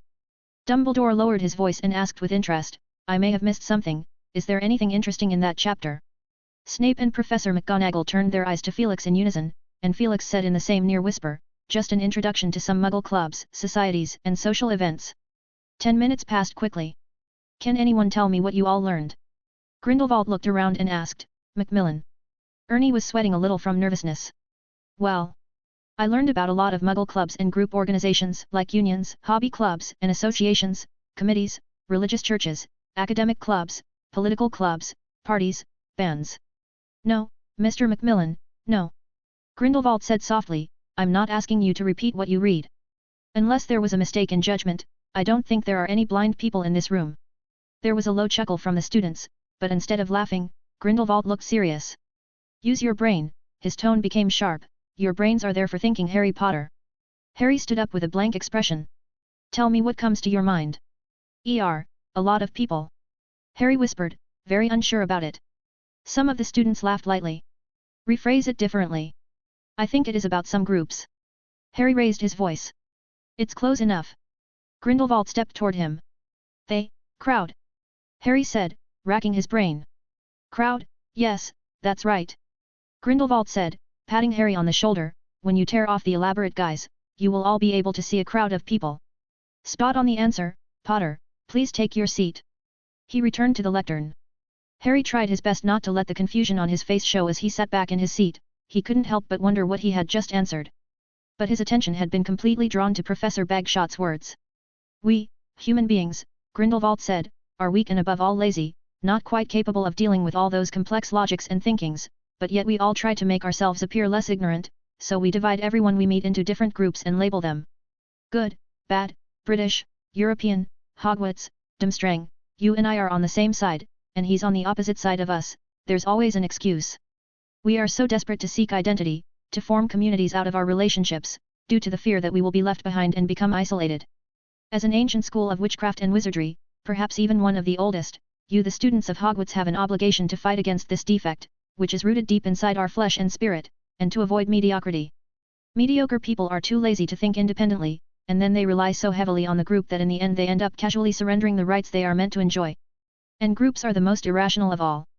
The classroom became silent. At this point, Dumbledore cleared his throat, Professor Bagshot. With that, Grindelwald immediately changed the subject. Earlier Mr. Macmillan asked what the thinking of Muggles had to do with the defense against the dark arts class. I will answer that now. The purpose of this class is to teach students how to defend themselves against danger. I can see that you have learned how to defend yourselves against dark creatures, how to defend yourselves against evil hexes, but I find that there is a huge deficiency in your ability to protect yourselves, from a category of danger that you have not taken into account, a danger that is so close to you and which you are ignoring, in case. Professor Bagshot. Dumbledore raised his voice, and there was a certain element of warning in his tone. Grindelwald shut his mouth as he drew his wand and with his backhand, he stabbed the tip of it like a dagger on the lectern. The classroom was suddenly clouded with fog. The students' vision became blurred, and for a moment Harry and a dozen other students stood up, clutching their wands and looking around warily. Grindelwald was slightly taken aback by their reaction, but outwardly he was completely indifferent to it. He stared at Dumbledore, who stood up with an angry look in his eyes, and lightly made some gestures and mouthed some words. Felix narrowed his eyes. What Grindelwald had said was, you can stop me now, but you can't stop what? He abruptly stopped at that point. The students in the classroom didn't know anything about it, they just looked at Harry and the students of the Frontline Lookout Club in wonder, wondering why they had reacted so strongly. But right away, they heard the chaotic sound of booted footsteps and fierce slogans, as if it was coming from a distant place. The colorful flags and merry marching crowds came towards them from behind Professor Bagshot and then went straight through them. The students subconsciously leaned back physically, but they quickly realized that it was just an illusion and that those people who are presumably Muggles would not be able to affect them at all. They had seen such a similar but advanced scene in Classroom 7. The London New Year's Parade, quite a famous festive celebration. Grindelwald said casually, it attracts hundreds of thousands of people every year from all over the United Kingdom countries and the rest of the world, nothing to fuss about, after all there are almost 60 million people in the UK alone and the total population of the world is closer to 6 billion. The students at the bottom let out a gasp of awe. They stared at the dense crowd, laughing and celebrating all the way.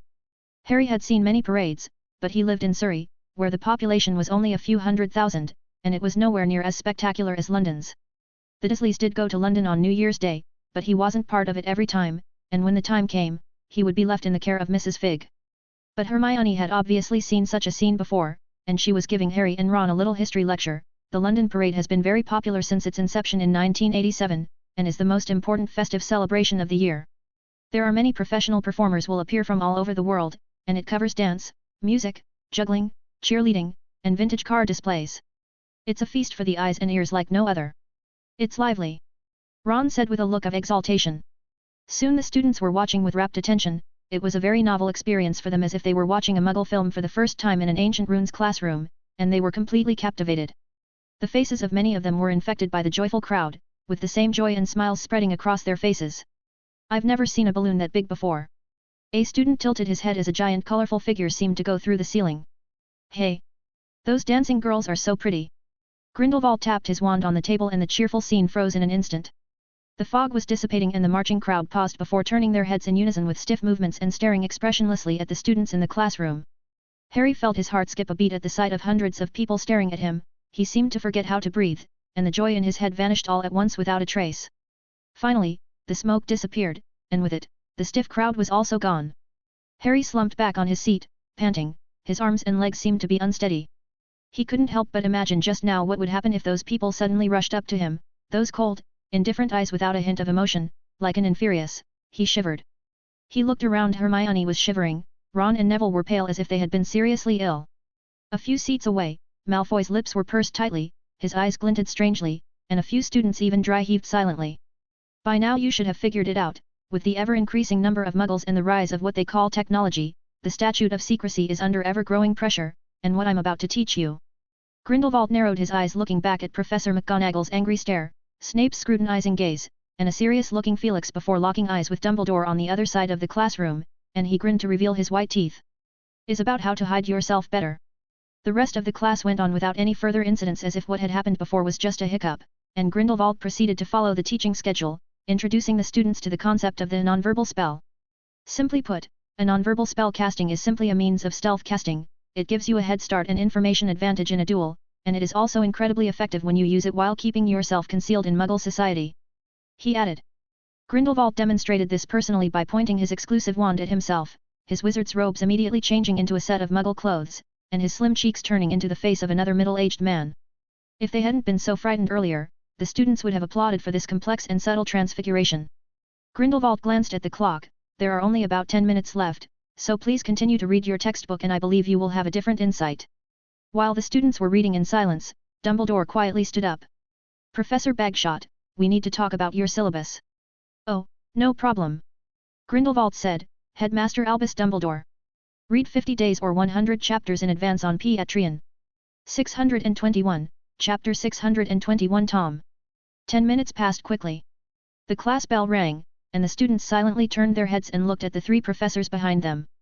It was the first time they had encountered such a situation, where the professor of the class was missing, but many other subject professors were present instead. Professor McGonagall stood up from the back of the classroom. Students, you are free to leave.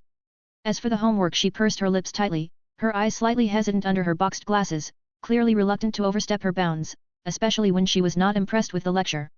You can ask your professor yourselves, Felix interjected, but it's also a nice idea if you want to keep this mystery until the next class.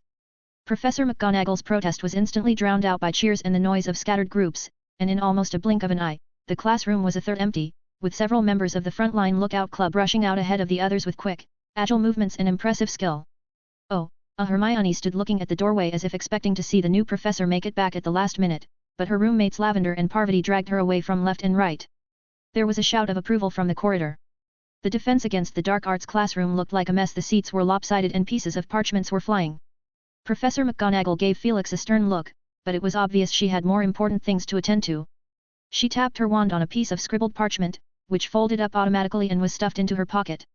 Felix glanced at the parchment, which filled with Grindelwald's out-of-place remarks in class. The Transfiguration professor seemed to be the one who was most prepared, and he reckoned that Professor McGonagall would soon show up in the headmaster's office with this evidence. Grindelwald was indeed unruly. Felix couldn't help but think. All he had to do was change a few words in what he had said, and it would turn into a nice wizard's declaration of war preparations against the Muggles, and the sudden turn from festive celebrations to cold-eyed hostility was a godsend, capturing hearts and emotions quite accurately. But he also annoyed Dumbledore by doing so. Although his attitude was clearly withdrawn towards the end, none of the 4 professors who came to the lecture today were fools, and they all could pick up the implied meanings. When Professor McGonagall's tartan robes disappeared out of sight, Snape's upper lip curled up, and he looked at Felix wistfully. "You've met your match." Felix rolled his eyes.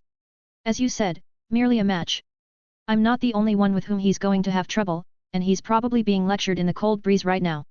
He speculated with some malice. Grindelwald's misinterpretation of the original meaning of his book today had certainly earned another mental note in Felix's mind. In summary, the relationship between the two of them was both good and bad. When it was good, they could talk openly without concern, exchanging in-depth views on the current situation. When it was bad, they naturally denounced each other without any hesitation. One calls the other naive and irresponsible, the other asks for advice on how the one has lost 100,000 acolytes. On top of the astronomy tower. It is the highest place in Hogwarts Castle, with a wide view. It is usually only open at night when the students are having their astronomy lessons, and is rarely visited during the day. Likewise, it is therefore also a good place for conversation. Dumbledore stood by the wall of the tower, overlooking half of Hogwarts Castle and the Forbidden Forest from the heights. It had rained just yesterday, so the sky was cloudless and bright at the moment, with not a single cloud blocking the view. Grindelwald stared at his back as if he was wondering how to push Dumbledore off the high ground. But he simply paced slowly over to him, and his eyes flashed with memories. Both men had been at their low point when they first met. Of course, it was in Godric's Hollow at a time when Dumbledore's mother had barely passed away and Grindelwald had been expelled from school for his dangerous research on dark magic, which, of course, was probably a good thing for him, because Grindelwald didn't think he would learn anything else from the school, and with only a little bitterness, he hoofed his way to his aunt's retirement house. There was supposedly a clue to the Deathly Hallows hidden there. In any case, he intended to search for it. Not to mention that his aunt, Bathilda Bagshot, who wrote the history of magic, could be of great help to him in terms of information. But what Grindelwald never expected was that his aunt would introduce him to an equally talented boy named Dumbledore, a recent graduate with a heart full of sorrows with nowhere that he could vent them. They hit it off like fire and pot. 2 young men only a year apart, brought together by their dream of a new order in the wizarding world and by their unparalleled talent. They grew closer every day and finally, in a barn, they made a blood pact to swear never to fight each other. But this relationship came to an abrupt end at its peak. Their love-hate relationship has since spanned almost a century, influencing each other at important points in each other's lives, like a pair of inseparable gears, grinding each other's lives apart while marking them with a deep and eternal imprint. Now, they are both old. "You brought me here just to see this view?" Grindelwald slowly asked. "You should know that people have just come out of the shadow of war and peace is hard to come by," Dumbledore said in a calm tone. The corners of Grindelwald's mouth curled up with a sneer as he stood side by side with Dumbledore, watching with him as students about the size of matchsticks walked across the grounds below, the stone bridge, and the silhouettes flashing past the windows as they passed through the corridors of the castle. "A false peace. You and I both know that, Dumbledore, or you wouldn't have allowed me to stay. Speaking of that, it was easier to convince you than I thought. I just showed you that vision, and you agreed almost instantly." Grindelwald tilted his head slightly to look at Dumbledore. On the astronomy tower, Dumbledore let out a sigh as he closed his eyes and then opened them again, as his eyes became clear. "Isn't this exactly what you wanted?" he said. "You didn't even forget to remind me or threaten in class with that massive anti-wizard parades you saw in the vision. Maybe because the people from the International Confederation of Wizards made you feel threatened, and you were asking me for more rights. They humiliated me and you just watched. It was the only way to get them to agree to your stay at the school," Dumbledore said solemnly. It had happened the day when Felix had left for the Ilvermorny School of Witchcraft and Wizardry during the summer break. The International Confederation of Wizards had secretly sent a team to rigorously examine and assess Grindelwald's physical condition. There was a moment of silence. "Just a year?" Grindelwald suddenly asked. "Just a year," Dumbledore said. "Oh, I see," Grindelwald grinned, showing neat teeth that didn't match his face. "You must not be satisfied with the Muggle professor at the school. Professor Burbage is doing an excellent job," Dumbledore said gently. "Really, you mean all those flowers and plants she's obsessed with?" Grindelwald sneered. "It may not have been anything before, but at this time of year, she is completely incompetent. Just look at the old outdated textbooks she uses, nothing new, and her understanding of Muggle society seems to be stuck in the last century. Charity needs time. But you're not going to give her time, which is why I'm standing here. Dumbledore, what exactly are you doing? What are you worried about?" Dumbledore closed his eyes and seemed to be asleep. When he heard footsteps moving away from him, he said slightly coldly, "Remember, Gellert, I can send you back any time I want." There was a slight pause in the footsteps. How unfeeling. Dumbledore was left alone in the astronomy tower. After a long while, he slowly opened his eyes and recalled in his mind the prophetic vision Grindelwald had shown him during the interview all over again. Rita Skeeter. He murmured, why did you appear at the parade, and why are you so young and barely different from now? Does this foreshadow the inevitable exposure of the wizarding world, and it will happen in just a few years?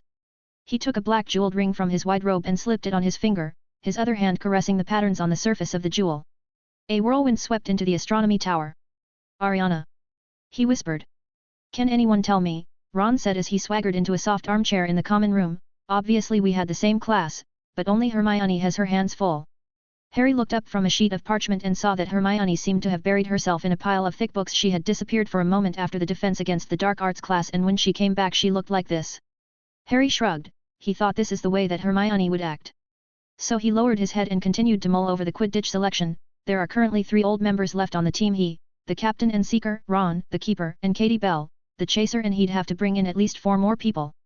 Maybe he could consider bringing Ginny in. Harry thought idly and quickly became fascinated by the notion.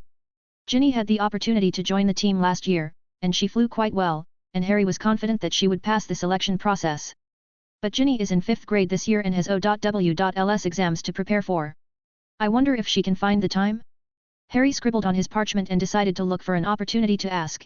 It seemed like ages since he had been alone with Ginny. Bang!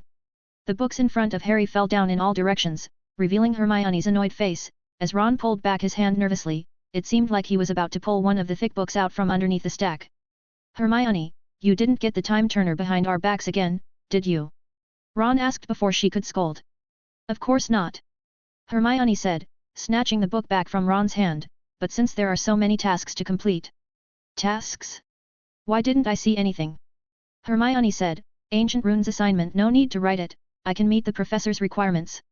Ron said smugly, oh, well not at the moment, but have you noticed that the people who have succeeded have one thing in common? They've all mastered illumination, and it just so happens that I do too. In fact, I've got a bit of a feel of it already, with a bit of practice.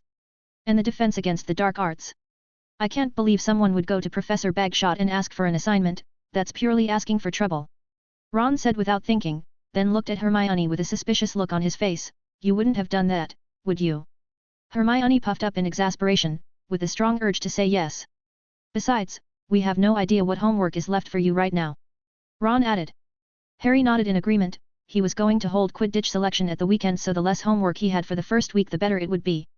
We can prepare for it early, Hermione said. The Ancient Rune advanced class is practical based. Just by looking at Professor Hap you can probably guess what we will be learning this year, and defense against the dark arts. Don't you think the new professor's statements are quite meaningful? Now that you mention it, Harry interjected, and said empathetically, quite a few people were talking about that class at lunch. He looked around and lowered his voice. I get the feeling that Professor Bagshot harbors hostility towards Muggles. It dawned on Ron, well, in that case, it does seem a bit. I originally thought it was just his bad taste.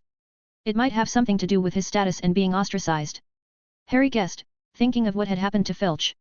Then came a sudden burst of inspiration. Maybe Professor Bagshot was drawn here by the exclusive wand, the timing could be almost right. And he probably suffered a lot in his home country, so he came to England without a second thought when he heard of the news. He's a foreigner. Ron asked in surprise. Didn't I mention that to you guys? Harry said hesitantly, he said he was from Austria. Austria? So he might have graduated from Durmstrang. Hermione said with interest. Or maybe he didn't go to school at all, Ron muttered in a hushed tone. Don't forget, he grunted, a squib. Impossible, Hermione dismissed it flatly. Surely you've seen enough today. He's shown great mastery of human transfiguration in class, and with a non-verbal spell to boot. If he is a squib, he could never have reached that level in a short time. She looked thoughtfully at the scattered pile of books in front of her, but it's possible for him to be injured, to have serious after effects from some magical experiment. Or a limitation on spell casting. Soon, the lunch break was almost over, and they were ready to go to their potions class. Oh no, I don't have a potions class textbook. Ron slapped his head. I thought Snape will be teaching the class again this year. I have a spare copy. Harry said. Half-Blood Prince. Ron's eyes lit up, but he immediately frowned. The handwriting on that is so scribbled, only Professor Hap's notes are still readable.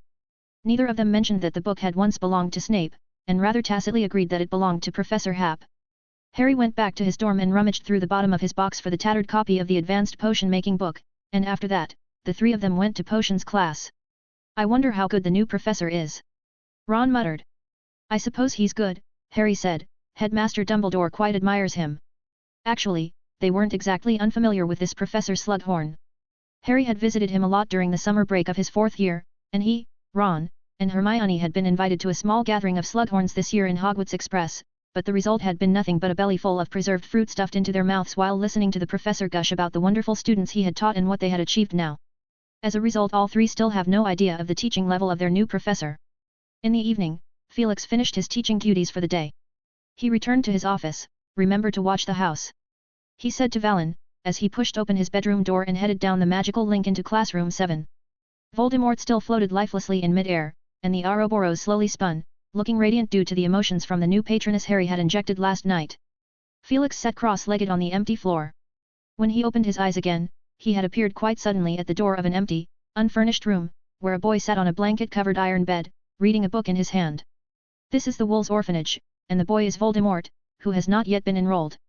Hello Tom, Felix said after a moment's hesitation as he walked up to the bed. I'm Professor Dumbledore. Read 50 days or 100 chapters in advance on Patreon. 622, Chapter 622. Young Tom Riddle. The man in the sturdy wooden chair and the boy sitting on the bed looked at each other, and from the perspective of the young boy, it should be considered a visit from a doctor to a patient. So it is not all that surprising that the following conversation takes place. Professor? Is it like a doctor? What are you doing here?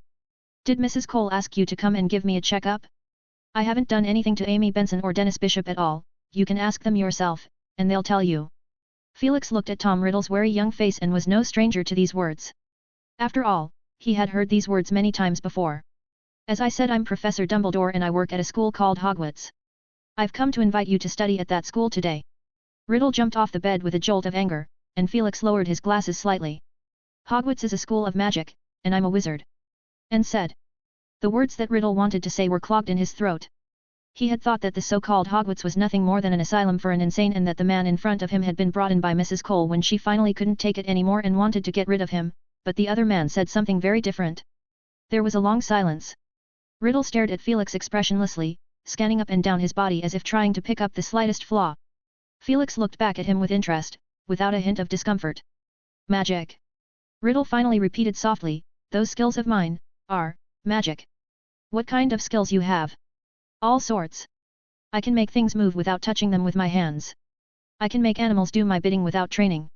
I can make whoever pisses me off miserable. I can hurt them if I want to. Riddle said in a lowered voice, looking exuberant, his face clouded with an unnatural flush. He lowered his head and stared at his hands, which were trembling badly. I've known for a long time that I am different. I've known for a long time that I am special.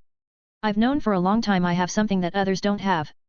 From the adult's point of view, Riddle's sunken cheeks could be seen twisting into a frenzied arc. Felix decided to do something about it, to stop following the original trajectory and make a change from the start. He reached into his trouser pocket.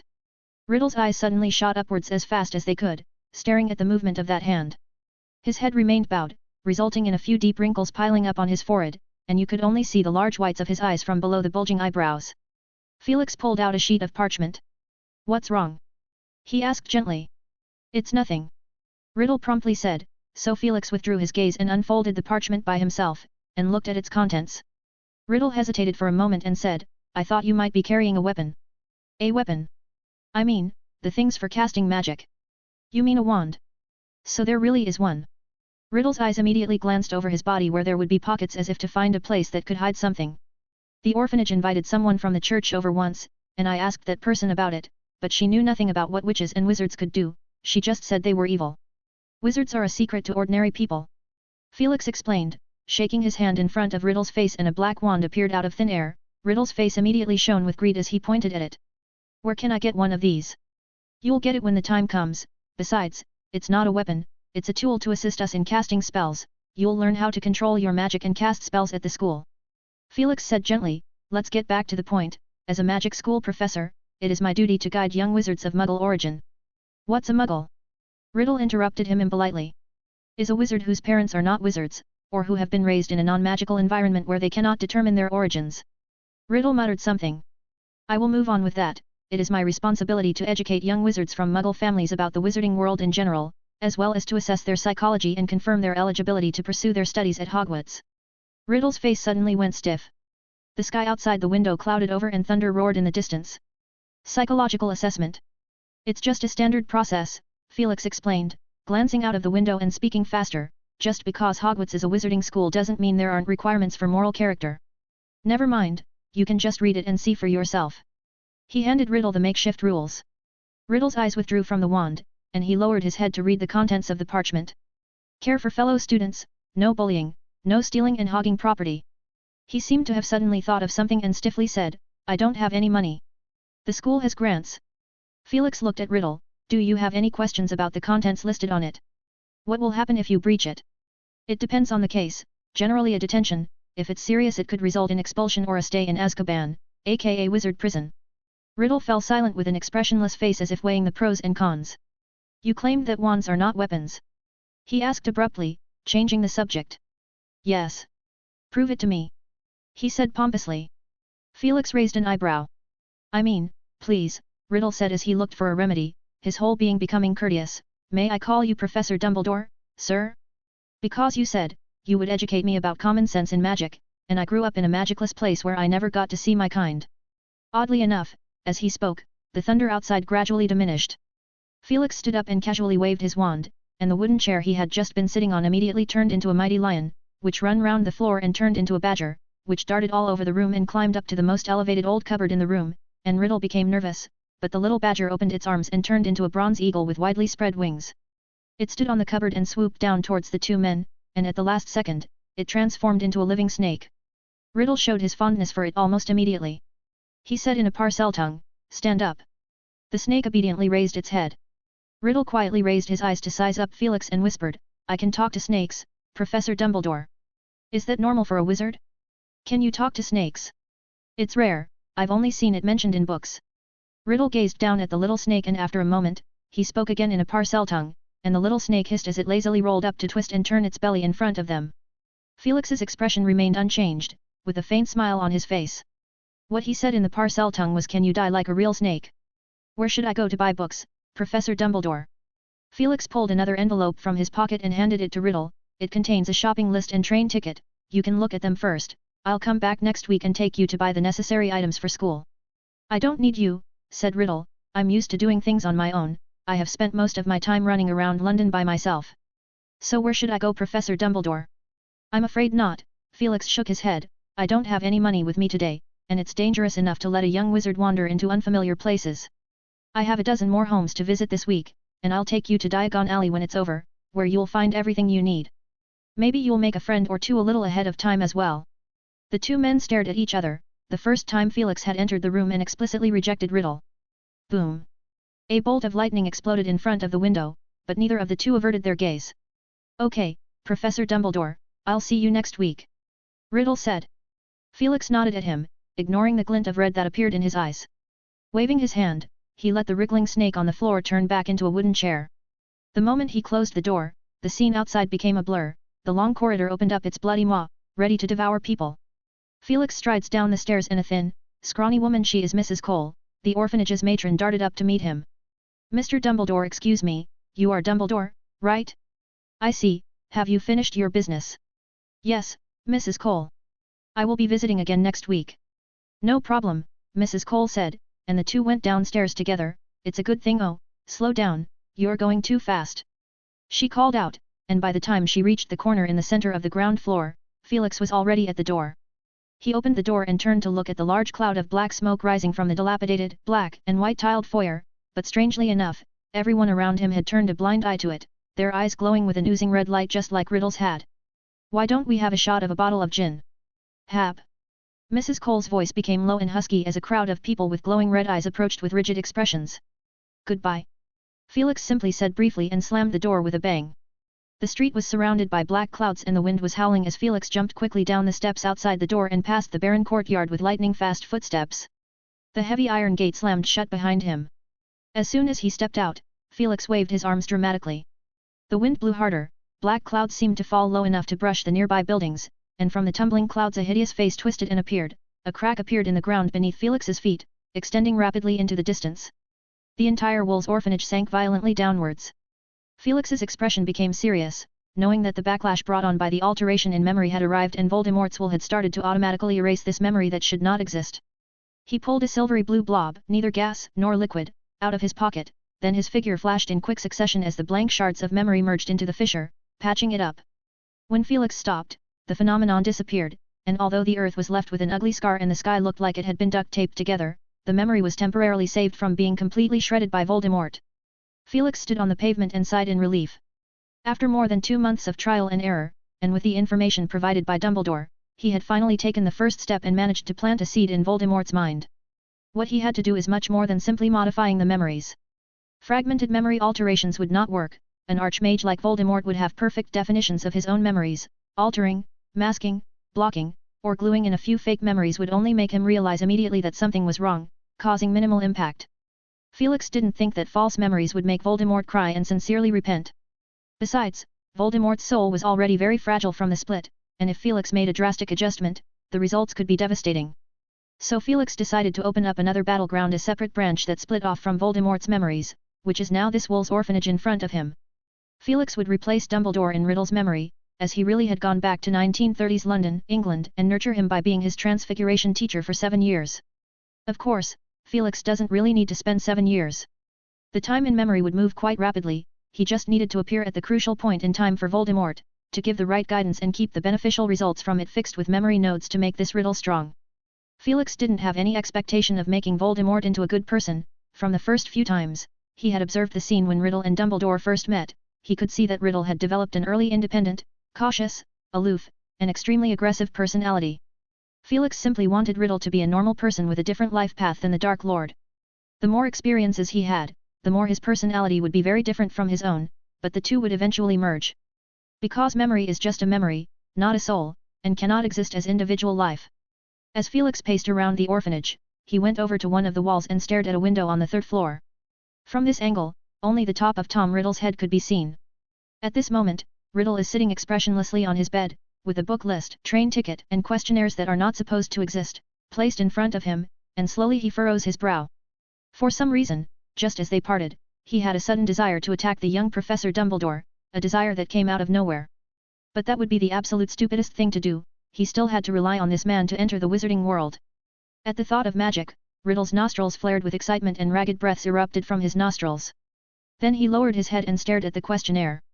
He had matured earlier than most of his peers and was wise enough to analyze the hidden details from just a few words. Hogwarts has its own rules, the same as those pesky ones out here. This meant that the wizarding world is equally well ordered. Riddle wasn't sure how much the professor knew about him, but Dumbledore had mentioned making friends. Did that imply something? Riddle felt a little uneasy as he stared at the old cupboard. Stealing is forbidden at Hogwarts. Dumbledore would be back next week. He had to do something. Riddle got out of bed, walked over to the worn cupboard, and jerked the door open. Inside there were several old clothes and a small cardboard box on the highest shelf. Riddle took a deep breath, remembering clearly where each item in the box came from: Dennis Bishop's swimming pool reel, Amy Benson's harmonica and a silver thimble, and all other trophies that he had snatched from the other kids. But there is no need to rush, Riddle thought, it would be best to wait until the day before that Dumbledore's next visit to hand them over. He slammed the cupboard door shut and stared at the grey mirror on the door, then a smile began to spread across his face as Riddle showed far more patience than a child his age should have, constantly adjusting the curve of his mouth, the position of his arms, and his posture. He is exceptionally gifted, and soon he is doing a decent job. Read 50 days or 100 chapters in advance on Patreon. 623, Chapter 623 Quidditch Selection, 2-in-1. By the time Felix returned to his room, it was very late and the sky had turned inky black. Valen yawned in boredom as she made colorful sparks erupt from the tip of her exclusive wand, and wondered, how could that old guy who had fried her little snake have managed to do incredible things with his exclusive wand? It is obvious that her wand has more gems. When she saw the Great Demon King push open the door and come out, Valen immediately scurried up to his shoulder and chattered. You can't compare him to Filch, Felix said. Filch hasn't really been exposed to magic in all his life, so even if he gets another exclusive wand, he has to rely heavily on the built-in magic within the gem. He looked over at his desk where a few letters were placed, and there were also many messy owl claw marks and biscuit crumbs on his desk. Valen patted her chest to show that she had entertained the guests. Good job. Felix walked over to the desk and sat down, opened the letter, and skimmed through it quickly. The first 2 letters came from Ms. Bones and Lupin, and the only thing that was more unexpected was the fact that Rita Skeeter had written to him as well. The owners of several of the letters gave a general introduction to their recent activities, with Ms. Bones being the briefest, as she had been writing letters to him for some time, so many greetings had been omitted. All is well, Sirius sent me a set of puzzles today, said it was a muggle pastime. Ah, Merlin, I have no idea what's going on in his head, don't I look busy enough? The next few paragraphs were all about Sirius, and mentioned his new job, but most of them were complaints that served no purpose other than to make Felix even more regretful that he hadn't caught him before school started. He's not the only one gathering information, but I'm short of people I can trust completely, and there are rumors going around the ministry right now that I'm preparing a whole series of reforms, but I feel more like a puppet. Felix Happ, you bastard, you have never told me that you've opened Future World Company in Muggle Society, a whole 7 branches. Felix grinned. After so many days of correspondence, Ms. Bones had sort of gotten to know him well, or maybe learned from Sirius, and Felix made a note of it. He picked up his quill and wrote back. Amelia, those 7 outlets won't come in handy for future plans, and the clerks aren't even aware that their boss is a wizard, which would seriously dent their motivation in the future. Regarding the staffing issue, I do have some suggestions. If it's a matter of secrecy, I suggest you expand the Muggle Liaison Office on a limited basis. The reasons are also readily available. The old laws are not keeping up with the current changes, and there is an urgent need to update the articles, for which a great deal of information needs to be collected. Felix glanced at Rita Skeeter's pink envelope, and an idea suddenly struck him. I can recommend someone who has a good position in the Muggle media, with access to valuable sources of information, and has a keen media sense. You should have heard of her. Her name is Rita Skeeter. It's incredible how fast she has managed to climb the social ladder in just 2 years' time, isn't it? And by the way, you can talk to Mundungus about smuggling. I'm sure it'll be a shock, but don't give him a single bit of information. He's notorious for selling information, and in a dire time, you can even buy him off with a glass of hot fire whiskey. The second letter came from Lupin, and as Felix looked at the dense table on it, it became apparent that what Lupin was about to explain was official business. A total of 127 exclusive wands were sold, and all of the buyers had previous ties to the magical community, so they were quickly vetted by the Ministry of Magic. The only exception was Mrs. Arabella Figg. Dumbledore wrote to me specifically asking for a favor. In fact, there was really no need. When I saw that she lived in Privet Drive, I knew exactly what was going on. The Ministry of Magic's branch office 2 streets away was packed, and a number of parents of students came over with the intention of trying it out. All in all, there was quite a buzz. There's a new business that advertises itself as re-employment skills training. I don't know who came up with that term, but frankly it will take time for them to get official approval. The wizarding community can't accept so many people at once. Arthur has been very happy lately. His son Percy has become the youngest head in the ministry and is said to be younger than the former Chesterton Avery, but of course, Avery is a thing of the past and his death is still an unsolved case with no Death Eater acknowledging responsibility for this crime. Percy is now busy negotiating and preparing documents with the Ministry of Magic in 14 countries every day. Penelope said that he has plans to learn 2 more foreign languages and try to surpass Mr. Crouch, which, I think, is really a difficult task. Felix wrote back in a cheerful mood.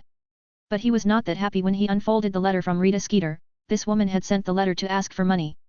She took credit for the hot buzz of the exclusive wand, but Felix didn't share the same view, and he couldn't remember when he had ever conveyed that level of interest. So when Felix passed the letter on to Valen, not only did he immediately gain an ally who was on the same page as him, but Valen also volunteered to help him in writing a reply, which Felix agreed to with a grin on his face. He read the entire 2 sheets of parchment refuting it and didn't change a single word, except for a slight mention at the end that the Ministry of Magic is rich and there will be opportunities to make extra money in the near future. But the mouth must be tight, or the consequences would be far worse than the illegal animagus thing. After finishing all this, Felix stretched and paced to stand in front of the window. He stared at the dark silhouette of the castle, the forbidden forest, and the hills in the distance, and thought about the tributary that had been branched out from the depths of Voldemort's memory. It is too early to call it a tributary, it is at best a small spring that would not exist without Felix's help. The cool night breeze blew in his face, bringing him the scent of lush vegetation. Valen climbed up along his trouser leg and looked out over the shimmering black lake in the moonlight, and handed him a chocolate frog in the process. Felix ripped open the wrapper and took a bite out of the chocolate frog's head. The sweetness and bitterness of the chocolate melted away in his mouth as he looked at the picture on the chocolate frog card. The picture showed an angry woman with long black hair and a pair of half-moon-rimmed glasses, and she was holding a huge sign that read "Stop Spell Suppression." Felix glanced at the witch's name, Carlotta Pinkstone. He froze for a moment. That radical activist? He turned the picture over to the back end. Sure enough, there was her introduction printed on it as Carlotta Pinkstone, 1922 present. Famous campaigner for lifting the International Confederation of Wizards Statute of Secrecy and telling muggles that wizards still exist. Ms. Pinkstone has been imprisoned several times for her blatant and deliberate use of magic in public places. If his maths was correct, this person will be released this year, Felix thought, a year ahead of Barty Crouch. He is going to keep an eye on the most recent papers, there are just under 4 months to go before the end of the year. Felix yawned and rubbed his forehead. On his way back to his bedroom he saw that the tower light in the headmaster's office was still on. It seemed he wasn't the only one who couldn't sleep tonight. He just wonders, would the school replace the new professor of defense against the dark arts class at the speed of light? As it turned out, Dumbledore had somehow managed to convince Grindelwald, and the next few lessons were only related to nonverbal spells. But Felix would not assume that Grindelwald had subscribed to those Muggle military magazines purely out of interest. It wasn't just due to paranoia. Dumbledore had once asked for a copy of the Marauders map, and it was hard to believe that Dumbledore hadn't asked for it out of concern that this old man would sneak out and smuggle back a full set of Muggle military equipment to use as teaching aids. It probably wouldn't be long before the course would progress to the chapter on how to identify and defend against small firearms. There's no need for Grindelwald to worry about how to make a full outline about it or even part of it. Felix has provided great detail in the Magic of the Muggle World book. Because of the requirements of the nonverbal spell casting and the wandless manifestation of magic rune, it was common to see red-faced students everywhere in the school these days, glaring at a plant, or the food on their plates. If one stared long enough, one would see the expressions on these students' faces quickly slide down from peak to a dull stare. Felix had seen a similar sight almost every year, but he still found it interesting. The students looked as if they were programmed to behave more or less the same, and Felix was tempted to write to the Weasley twins to give them ideas for their new product. The nonverbal spell is not a specific spell, but a whole set of spell casting techniques that are used in defense against the dark arts, charms, and transfiguration classes. The sudden and strict requirements had left the 6th-year students in a severely frustrated mood, and it was as if they were back to the last 2 months of their 5th-year OWLS exams, and their whole being seemed like they were possessed. "I'm not in a nightmare, am I?" Seamus complained loudly. Nonverbal spell, ancient runes class that require wandless spell casting, and the herbology class that made us deal with tentacles that spewed slimy jizz. After 2 days, the students finally realized that none of the 6th-year advanced classes are easy. Neither the nonverbal spell nor the wandless manifestation of magic rune, in particular, could be mastered in a short time, and it was rumored that Professor Happ had claimed in the 5th-year class that he had prepared large detention rooms for students who couldn't meet the requirements and still failed to write their assignment. "It's true," Luna said to Ron from the bleachers at Saturday's Quidditch selection. Ron had a bitter look on his face. He certainly hadn't written a single word on his essay, and to make the matter worse he wasn't sure whether or not he is considered as meeting the requirement. During the breakfast hour, Hermione had advised him to stop trying to leave things to chance. "Unless the professor keeps an eye on you from start to finish in the next class and gives you dozens of chances to try, you're not going to make it, and that's simply not going to happen." The success rate, yes, is a problem that plagues all students who have taken the Ancient Runes class. It was quite obvious that the professor is far more tricky than the young wizards could ever imagine, and he certainly wouldn't give one person dozens of chances. That wouldn't be realistic. There are plenty of students in the class now, and even Ron couldn't think of any reason for the professor to agree. But the problem is, at the moment, there is no student who is 100% successful. Neville had given up early and asked for a reference book list from Hermione that the professor had given out in advance, and was reading the bulk of the book with a whimper. Seamus and Dean in the same dorm were affected by this and barely managed to read a few dozen pages, and then those books proved to have incredibly good hypnotic effects. So when Ron's eyes averted from the messy Quidditch pitch, Harry was busy as captain. He nearly dropped his jaw when he saw a few magic runes dancing around Luna's fingertips. "How did you do that?" Ron said, swallowing hard, as he could see clearly that Luna wasn't holding a wand in her hand. "What do you mean?" Luna said cheerfully. She loved the hustle and bustle over the silence, so it was no surprise that she appeared when half of Gryffindor House and a small group of other house students had come over, not to mention her good friend Ginny also participating in the selection process, with her fiery red hair shining brightly in the pitch. Ron pointed at the magic runes in Luna's hand and his eyes went wide. "You have to make friends with them," Luna said. "They each have their own personalities. There are some I don't know very well yet. They're quite temperamental, but on the whole, they're pretty good to deal with." "Can you tell me more?" Ron listened with some confusion, but also found this insight very refreshing. Maybe he could write Luna's comments in his essay? Luna went into more detail. Each magic rune had its own personality and mood in her eyes, and she even managed to tell the stories of some of the magic runes, finding corresponding characters for them. "I think this one feels like Harry," she said. Ron stared at the purple magic rune Luna is pointing at, and then at Harry, who was shouting at the top of his lungs on the pitch. He couldn't really imagine what the two had in common. Is it because of the messy ring of light resembles Harry's hair, or does this rune also have a flat lightning bolt shape at the tip of its symbol?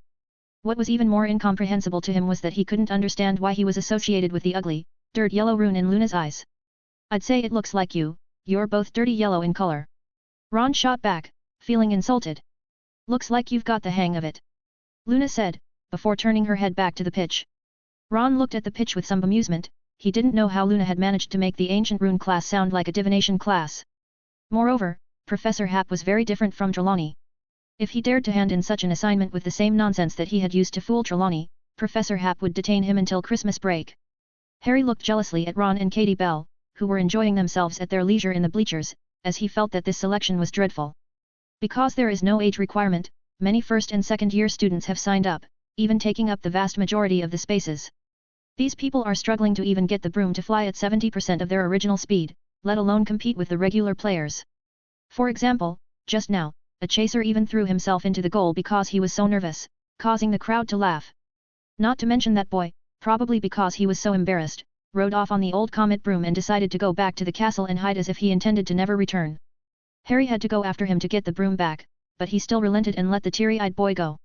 When Harry returned to the pitch, it was as if he had taken on the role of the boy, with half the spectators pointing and laughing at him. Harry was very glad that Hermione hadn't come. He had rejected the vast majority of her suggestions at the time on the grounds that she didn't know anything about Quidditch. This seemed to have dented Hermione's pride, so by the time she arrived, the selection was nearing its end, and at the end, Harry took the new players to fly around the pitch for a few rounds as the students in the stands gave them a few cheeky pats on their backs. So, the selection process went pretty well. Hermione asked smartly when they got off their brooms. The results are promising. Harry said stiffly, and he made up his mind that if Hermione asked for specifics, he would decline her question on the grounds that he couldn't reveal team secrets. But Hermione just looked at the crowd leaving the bleachers and raised an eyebrow in a noncommittal manner. It's like watching a fantastic burlesque. Luna commented with joy. Hermione and Ginny curled up and laughed at the same time. Ron didn't laugh, which made Harry mentally lament how strong their friendship had grown. Let's go, I saw smoke rising from Hagrid's hut when I came. Hermione said with a straight face as she stood up. Harry pretended not to see the tears of laughter coming out of the corners of her eyes. Luna dragged Ginny away mysteriously, so the three remaining ones changed their direction and walked sullenly towards Hagrid's hut. They are going to salvage a friendship that is on the verge of shattering, simply because they had wisely decided not to take Hagrid's advanced class. This was said by Ron, who pessimistically predicted that Hagrid would let Grop guard the door, carrying a big stick, and that they would have to go through 9 deaths before they could see the upset Hagrid. They heard a loud snorting sound as they approached the hut and the three of them looked at each other cautiously. Oh my goodness! Hermione said sadly, obviously thinking that Hagrid was sadly crying his nose off. Even Harry and Ron thought the same thing. It couldn't possibly be a cold, could it? They approached uneasily, wondering what to do to comfort Hagrid. They had barely thought of the other possibilities, which was why Harry was so surprised to hear the voice of a second person in the hut when he went up to knock on the door in a flustered mood. Yes, those little heartless kids. Potters have never written to me on his own accord, not a single letter, and I even gave him my prized liquid luck. Slughorn said absent-mindedly, Hagrid, can I come to its funeral? I've never been able to get closer to an acromantula. Read 50 days or 100 chapters in advance on Patreon. 624, Chapter 624 Lurking. It is truly an awkward moment. Harry thought back afterward, if only he had knocked on the door more slowly, if even for just a second slower. Then they could have slipped away quietly, or hidden in the pumpkin field, and waited for Professor Slughorn to leave. But the truth was that before his mind could analyze the pros and cons, his hand had slammed down hard on Hagrid's wooden plank door, without listening to him. There was a sudden moment of silence in the hut. Then they heard Hagrid shout gruffly, "Who's out there?" Harry looked behind him. Ron turned his head away unnaturally and stared at a bunch of dried mushrooms drying on the hut's wall. Hermione's eyes dodged as she rubbed her feet on the ground. With no other choice, Harry finally had to say stiffly, "It's me, Hagrid. Along with Ron and Hermione, we came to see you." There was a sound of a cup shattering in the room, accompanied by an "Oh, my Merlin!" a shriek. It let Harry know that Professor Slughorn was surprised as much as he was, and Hagrid didn't make a sound, as though he is still angry, or perhaps simply hadn't thought of a response. "Hagrid, we need to talk," Harry said at the top of his lungs from outside. Nevertheless, Hagrid opened the door, although he was still exasperated and showed very little affection. Ron perceptively brought up the funeral. Harry wasn't sure if that was the right thing to do, as Hagrid suddenly burst into tears, both for poor Aragog, the acromantula Hagrid had raised from a young age, and for the fact that none of the three had selected his advanced class. "Little heartless kids, treated you all with so many rock crust pies, oh, Aragog." Hermione tried her best to comfort a crying, teary-eyed Hagrid. Harry and Ron had failed even after they had poured out a lot of effort. They were unable to lift Hagrid up despite their uncomfortable attempts, and were left gasping for air under two thick arms wider than their waists. Harry's glasses tilted to one side and Ron rolled his eyes all over the place. "Professor, please do something," Hermione said sternly to Slughorn. The professor, who seemed to be in some sort of awkward spot from the start, took his handkerchief and wiped the fine sweat from his forehead several times, and afterward, Harry thought that when Hagrid scolded them, the rhetoric was so fleshed out that he alone could not have come up with it. It was not difficult to surmise how many pretty words Professor Slughorn had provided before they arrived. Slughorn stood up somewhat uncomfortably and pulled out his wand and gestured haphazardly. "Oh, yes. Wingardium Leviosa." He raised his wand and pointed it at Hagrid. The pressure on Harry and Ron eased, and they pushed a somewhat dazed Hagrid back onto the bed. They sat limply on the floor, panting heavily and rubbing their sore ribs. Hagrid blew his nose and opened his wet eyes to stare at Harry, Ron, and Hermione with wide eyes. "I know, you probably don't have time." Hagrid whimpered twice, blushing a little. "I'll get some rock crust pies." Harry and Ron, who had just sat down, immediately jumped up and winked desperately at Professor Slughorn, who fiddled with his handkerchief, cleared his throat, and said, "Hagrid, we should better go and see Aragog." "You're right." Hagrid froze and stood up. They came to the pumpkin field at the back of the hut and Fang whimpered, where Harry saw from a distance a creature about the size of a wagon. Its once tough black fur had turned into a soft grey, its 8 sharp-edged thick legs twisted strangely, and its 2 ghastly claws pointed at the sky. It is none other than Aragog, the 8-eyed giant Acromantula spider. Harry had forgotten that Professor Hap had previously hexed the former king of the Acromantula, and was a little frightened by the sight of it. Hagrid stumbled forward and fell to his knees, and ended up crushing a pumpkin. It took a lot of effort for Ron to keep from laughing, stifling as his whole body shuddered. Harry understood the thoughts of Ron. His best friend didn't have a good feeling about spiders. So Harry stepped forward on his own, clearing his throat, thinking about saying a few random eulogies or something, only for that large claw to suddenly twitch and startle Harry into nearly jumping out of his skin like a cartoon. "It's not dead." Harry couldn't help but shout. "Of course it didn't," Hagrid said hoarsely, glaring at Harry and grunting, "but it's going to be soon, in just a few days. It can't even eat now," he said, fighting back tears of sadness again. Thanks to Professor Slughorn. He said he had seen a similar funeral and willing to help. "Can you guys stop by then?" he asked, looking at Harry, Ron, and Hermione, with very clear eyes. "Sure," Harry promised under his breath. "Great." As they returned to the castle from Hagrid's hut, Slughorn walked ahead with his big belly. He turned back several times as if he wanted to say something. As they stood in the entrance hall and were about to part, Slughorn finally turned his head. "Ahem, children," he stammered as he fiddled with the last button of his waistcoat, "I think I owe you an explanation. I shouldn't have talked bad about people behind their backs, but you did break Hagrid's heart. I thought since you're not around." "Forget it," Harry said, "we should have actually visited Hagrid a long time ago, and I really didn't write to you." Slughorn looked a little embarrassed, and he waved his hand. "That was all just a joke, but it's good to clear up misunderstandings, isn't it?" He became amiable as he said wisely, "I've been planning to throw a small party recently, inviting only some promising students. There's Malfoy, the Greengrass sisters, McLaggen, Zabinai, Bones, Longbottom, and the charming Melinda Bobbin. I don't know if you know her. Her family owns a large chain of apothecaries and, of course, I very much hope that the 3 of you will be able to enjoy the company as well. I'm not sure if I have time." Harry racked his brain for an excuse. Maybe scheduling team practice for that day would be a good option. He didn't want to eat another belly full of sweets and listen to a whole night of messy famous people stories. "Don't try to brush it off," Slughorn pretended to be stern. "I'm counting on you, and what ridicule I'll receive if I let the 3 youngest winners of the Order of Merlin get away." Then he played with the tips of his walrus mustache and said with a grin, "Don't worry, I've invited Severus, who has been teaching you for 5 years. I've read the papers he has published in recent years, and they are very valuable." Harry listened with an expressionless face, and he wanted to go even less.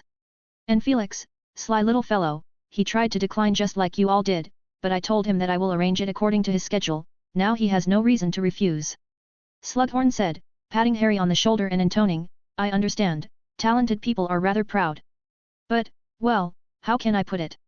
He played with his 2 thumbs. "It's always a good thing to make more good friends, they may help you one day. Maybe."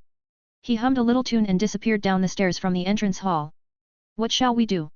Harry asked softly as he stared at the shiny, bald head before it disappeared. Hermione didn't say anything and pondered for a moment instead. He also invited Susan and Neville. "One has a Minister of Magic for an aunt and another one is the son of war heroes," Ron said as he wiggled his finger. "It's not that hard to understand, is it?" Seeing that Harry's expression was still torn, he advised, "Just avoid Snape when you get there. It can't be any worse than the spooky ghost birthday party and the upcoming funeral of an 8-eyed giant spider." They went back to their dorm rooms and rummaged through their book bags to do their assignments. Harry and Ron had to resign themselves to Hermione's nagging, borrowing complete reference books from her, and Hermione's essay, of course, and started to write their ancient rune homework. A whole 15 inches. Ron whispered, his eyes spinning as he placed several books in front of him at once. He suddenly thought of the trick Luna had mentioned to him this morning and couldn't wait to share it with Harry and Hermione. Harry listened with confusion, while Hermione listened with a frown and pointed out sharply, that method might only work for her alone. So what do you think about me putting this idea in my essay? Ron pressed with interest, it feels like it would make up quite a few words. Harry's heart pounded too, and he looked over at Hermione, but Hermione sullenly hid behind her book and didn't say anything. After a long while, she said sullenly, I think Luna was just trying to convey the idea of fondness and concentration, and if you can't do what she did, you'll just have to study hard and work on your practice. It's as good as not saying anything. The next morning Rita Skeeter knocked on the door of the Minister of Magic's office with a spring in her step, and the two women looked at each other across the table. Have a seat, Skeeter. Ms. Bones said, wearing a monocle and looking up from a thick stack of documents. Hello, Minister Bones. Rita Skeeter said with a big smile. Bones looked at her critically for a moment before her gaze moved away from the small curls bursting out of Skeeter's head. She spoke coldly, you were recommended to me by someone, who said you might have some power in the Muggle media. Not some, Minister. Skeeter said, with bright green fingernails poking into her crocodile handbag and pulling a work pass from it, I'm a special journalist for the Sun, with a great status, and there's a separate office for me there, even though I only go there once a month, but, she paused, that office is only reserved for me. Ms. Bones grunted softly, given your past record of violations, I have reason to be concerned that your actions could have a negative impact on the statute of secrecy. Oh. Rita Skeeter froze, her long nails fiddling with the zip of her crocodile bag as she said lightly, there is no evidence that. It's just not been discovered yet, Ms. Bones corrected. The most important responsibility of the Ministry of Magic is to keep all things magical hidden, and now that there is such a person, out in the open, in Muggle society, surrounded by a group of colleagues who are all snippy and good at catching information, yes, I've heard something about the Sun, you've sort of found your area of expertise. Skeeter opened her mouth. Not to mention, Ms. Bones continued, not giving her a chance to interject, that this person has little legal sense and more previous records than one can count, which means no one has pursued it, otherwise I'm sure there would be quite a few people who would like to see her go down. Skeeter's body shrank back. Now, you tell me, Skeeter, Ms. Bones asked blandly, staring her straight in the eye, would such a person suddenly become law-abiding when she entered Muggle society? Rita Skeeter's expression stiffened as she took several shaky deep breaths and said, I thought you asked me to come here today because the Ministry of Magic needs you. Ms. Bones asked coldly. No, of course not, Skeeter gave a curt smile, I just heard about an opportunity to earn extra money, but if I could be of any help to the Ministry of Magic, she gritted her teeth, I will do it without a single galleon. The Ministry of Magic is not short of your remuneration. Ms. Bones said, pushing over a non-disclosure agreement. Rita Skeeter grimaced, pulling her glasses down and looking down to read the terms on it over and over again. Behind her jeweled glasses, her eyes widened a little. She jerked her head up to meet Ms. Bones' serious, stoic face and blurted out, you're asking me to spend a whole year in Muggle society. You can come back on weekends. Ms. Bones said calmly. The words of refusal stopped at the edge of her mouth and Skeeter bit her nails, thinking for half a second before she said through gritted teeth, when this matter can be made public, I'm going to publish this experience, and you can't use any excuse to stop me. I agree. Ms. Bones said with a nod. So Skeeter signed her name on the non-disclosure agreement, the expression on her face softened, at any rate, she seemed to have pre-ordered a bestseller in advance. She stood up and walked to the door, and looked back at Ms. Bones. I forgot to ask, how far do I need to take it? Ms. Bones said with a stony face, there is no need for you to use magic, your identity is the best channel for information. Your main concern should be to keep the wizard identity from being discovered in the coming year. Don't worry about it, Skeeter's smile slightly widened, which made her expression look provocative, did Mr. Happ sign a non-disclosure agreement too? He started this whole thing, and he recommended you, Ms. Bones raised an eyebrow, so you can understand that, on the one hand, he trusts you, although I don't know where that trust comes from. On the other hand, he doesn't want anything to go wrong. Rita Skeeter gave her an annoyed glare and turned to stride away. There's no need to remind me. In her office, Ms. Bones rubbed her forehead, she sort of understood why Fudge was desperately trying to draw a line with Dumbledore, the fact that she, a Minister of Magic, had to rely on the reputation of a professor at the school to warn Rita Skeeter would have created resentment in anyone else with a smaller heart. But the truth is, once outside of Britain, her reputation is not necessarily bigger than that of Felix Happ. There was a knock at the door. Kingsley Shacklebolt pushed his way in and handed Ms. Bones a document. Minister, Carlotta Pinkstone is being released from prison next week. He said in a deep voice. Ms. Bones felt her head hurt even more, that troublemaker. There is no doubt that she is a much more difficult woman to deal with than Rita Skeeter. She thought carefully for a moment and said, send an aura to keep an eye on her. A secret surveillance, or Kingsley asked hesitantly. Of course follow her openly, said Ms. Bones through clenched teeth, to let her know the attitude of the ministry and save her from being locked up again when she hasn't even been out for a few days. Read 50 days or 100 chapters in advance on Patreon. 625, Chapter 625 Party. Is it true that Dumbledore holds the Resurrection Stone? After 2 weeks went by, Felix received a second file on the Soul Realm from Dumbledore, and he couldn't help but think about this question. It was hard to judge much from Dumbledore's behavior. He was extremely disciplined in his activities, eating in the Great Hall in the mornings and occasionally appearing in the Defense Against the Dark Arts class during the day. Very good, Riddle, 10 points for Slytherin. Felix said in class, looking at the boy with dark shiny hair in the first row, you were the first student to successfully turn a match into a pin, any tips? The young Tom Riddle stood up. One must be familiar with both the object before and after the transfiguration sufficiently. He said. Yes, and who in the class could be more familiar with needlework than an orphan? One student said in a not-so-loud voice, causing laughter to erupt around the room as the young wizard and his friends unkindly looked at Riddle's second-hand robes and old textbooks. Silence. Felix said, I think you all should be ashamed of yourselves, because you cannot change your birth, but the level of effort is something you can decide on your own. He looked at the expressionless Riddle, anything else? I think there is also confidence and skill to be counted, Professor Dumbledore. Riddle said. Accurate enough, please sit down. Felix leaned on the podium, transfiguration is a complex subject, it is more rigorous and scientific than most, and I personally believe that is its advantage. Riddle has just pointed out the way to learn transfiguration, confidence, skill, and being familiar enough with the transfigured object. The first two can be acquired through training, but if you want to achieve something in the field of transfiguration, I would like to share what I have learned from experience. Keep enough love and curiosity for life. The bell rang and the students began to pack up their things. Felix looked at Tom Riddle, and for some reason, the sunlight shining on him always looked stale, as if it had been extracted from an old photo album. Riddle left the classroom in silence and followed a group of Slytherin students, blocking them in an isolated corner. Avery. Riddle whispered, you seem to have a problem with the clothes I'm wearing.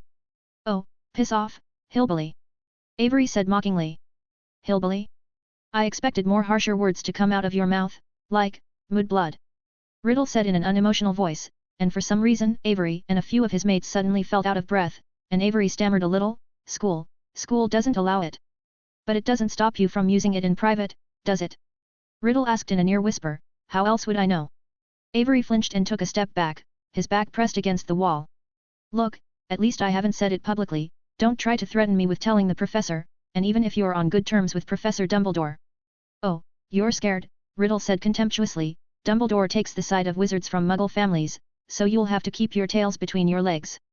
Avery's face reddened with anger but Riddle flashed a smile, for what it's worth, the lineage theory has a valid point, I've read similar interpretations in Muggle books.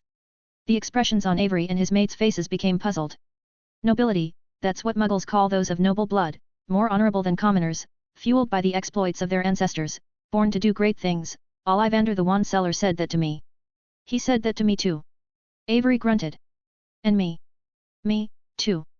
Riddle's face flushed faintly, a sinister glint flickered in his eyes. He said nonchalantly, it may be a polite remark, but there is no doubt that I have heard the call from the blood of my ancestors in my body, and I feel that with unmistakable clarity, right here in this school. But you're an orphan. Avery pointed out.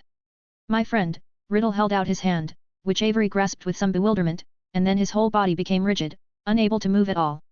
Riddle leaned in closer, and said, close to his ear, when gold is mixed in the mud, its value will not be any less, but it is those who pass it by without knowing its value are truly pitiable. He let go of the hand and tilted his head to size up the astonished Avery, and felt highly satisfied. Very well, Riddle said with ease, I have heard that Professor Kettleben got some Ashwinder, would you like to go and see them? We're only in the first year, Avery said hesitantly as he felt the physical restraint disappear, we can't take his class until the third year. Riddle let out a loud snort as he said impatiently, what's so difficult about that?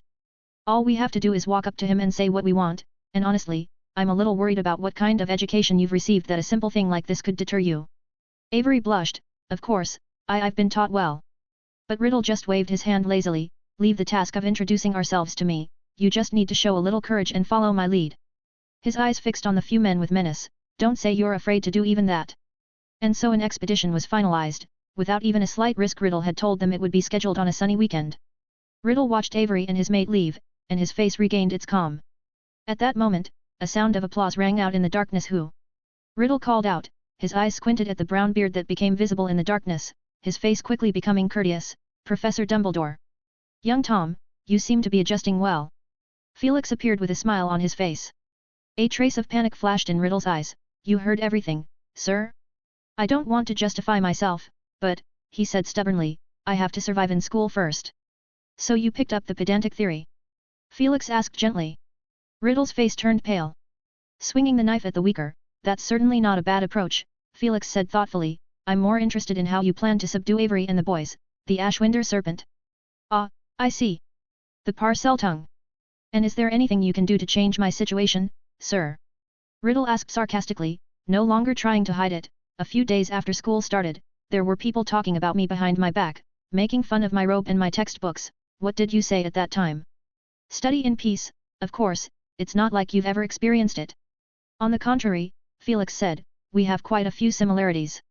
Riddle gave a scrutinizing look as if to judge the truth of the words, and there was no doubt that he had failed once again, not being able to see any semblance of extra emotion in that smiling face, which he couldn't help but secretly admire while being annoyed inside. I was sorted into Gryffindor House at the time, and a year before I enrolled, my father Percival attacked 3 young muggles and that story spread everywhere with great fanfare. Felix said lightly, people saw me as the son of a muggle hater, deliberately bringing it up in my presence, discussing it with fervor, and even some with ulterior motives highly praised my father for what he had done. Then how did you fight back?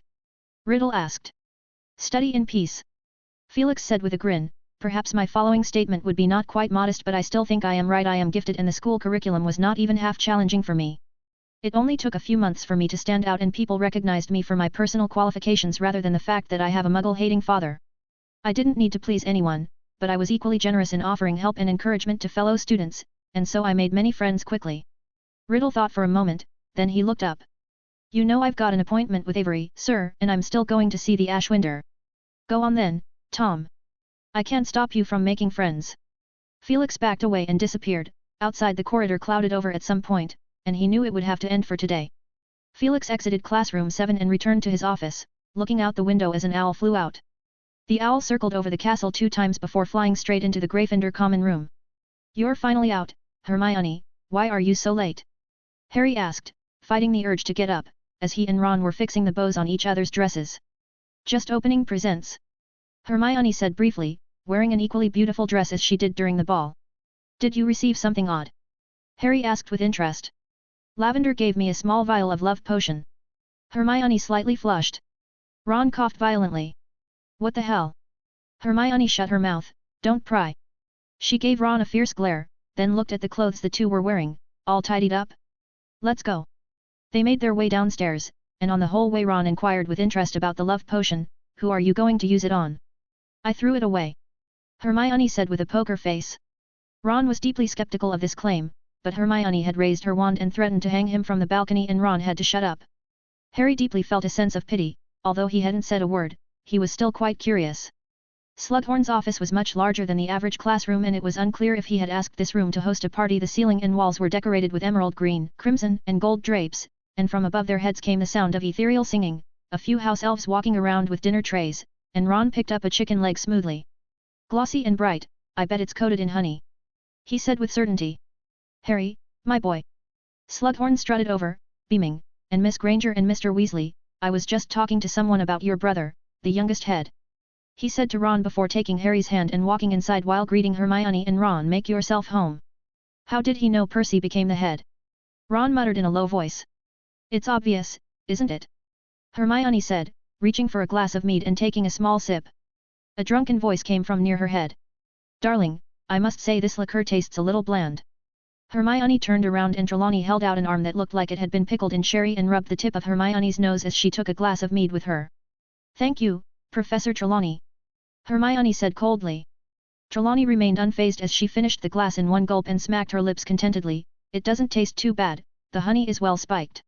It was only then she seemed to have finally gotten a good look at Hermione's face. It's you, she said drunkenly, I'm a little sorry you dropped out of my class, mind you, I don't just teach knowledge, but she belched loudly and Hermione furrowed her eyebrows and took a step back. Also life lessons, life wisdom and all that, I've learned it all on my own, you can't learn it anywhere else, smooth sailing isn't always a good thing, I saw it in my crystal ball. Angry faces, wary, about hidden dangers. Hermione raised an eyebrow, want me to be wary of being hit by a crystal ball in the dark? I'll keep an eye out, after all, the range isn't that great. Ron who was nearby laughed out loud and while Trelawney focused her attention on Ron, she walked away in stride. On the other side, Harry felt like he was chained to the golden buttons on Slughorn's velvet gown and carried with him everywhere he went.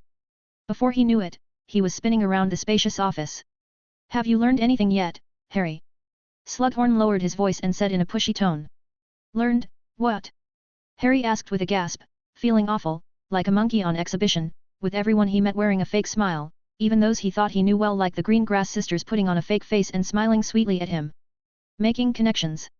Slughorn said, I can see you're lacking in this area. Didn't your godfather teach you about this? He's usually busy. Harry stammered. How unbecoming, Slughorn said as he shook his head, then said with some enthusiasm, it's a bit presumptuous, but perhaps I should write him a letter, the last heir of the ancient House of Black. Harry stared, suspecting that Professor Slughorn was just looking for a reason to get involved with the Black family. At that moment, two men walked past the corner they were hiding before, and Slughorn nimbly reached out his chubby arm, only to fetch air, but the arm kept going and in a flash encircled the one slightly further away from him, yanking him forcibly over. Harry mentally exclaimed that this move would rate as one of the top 10 Quidditch saves of the year.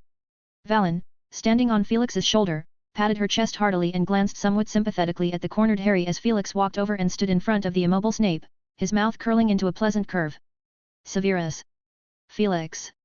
Slughorn called out happily, one arm wrapped around Snape with a death grip. Almost missed you guys. I've just taken Harry for a walk, and you're welcome. I've heard that you two are close to Harry. I was just about to speak to him, if he's planning to go into politics. I have no intention of going into politics.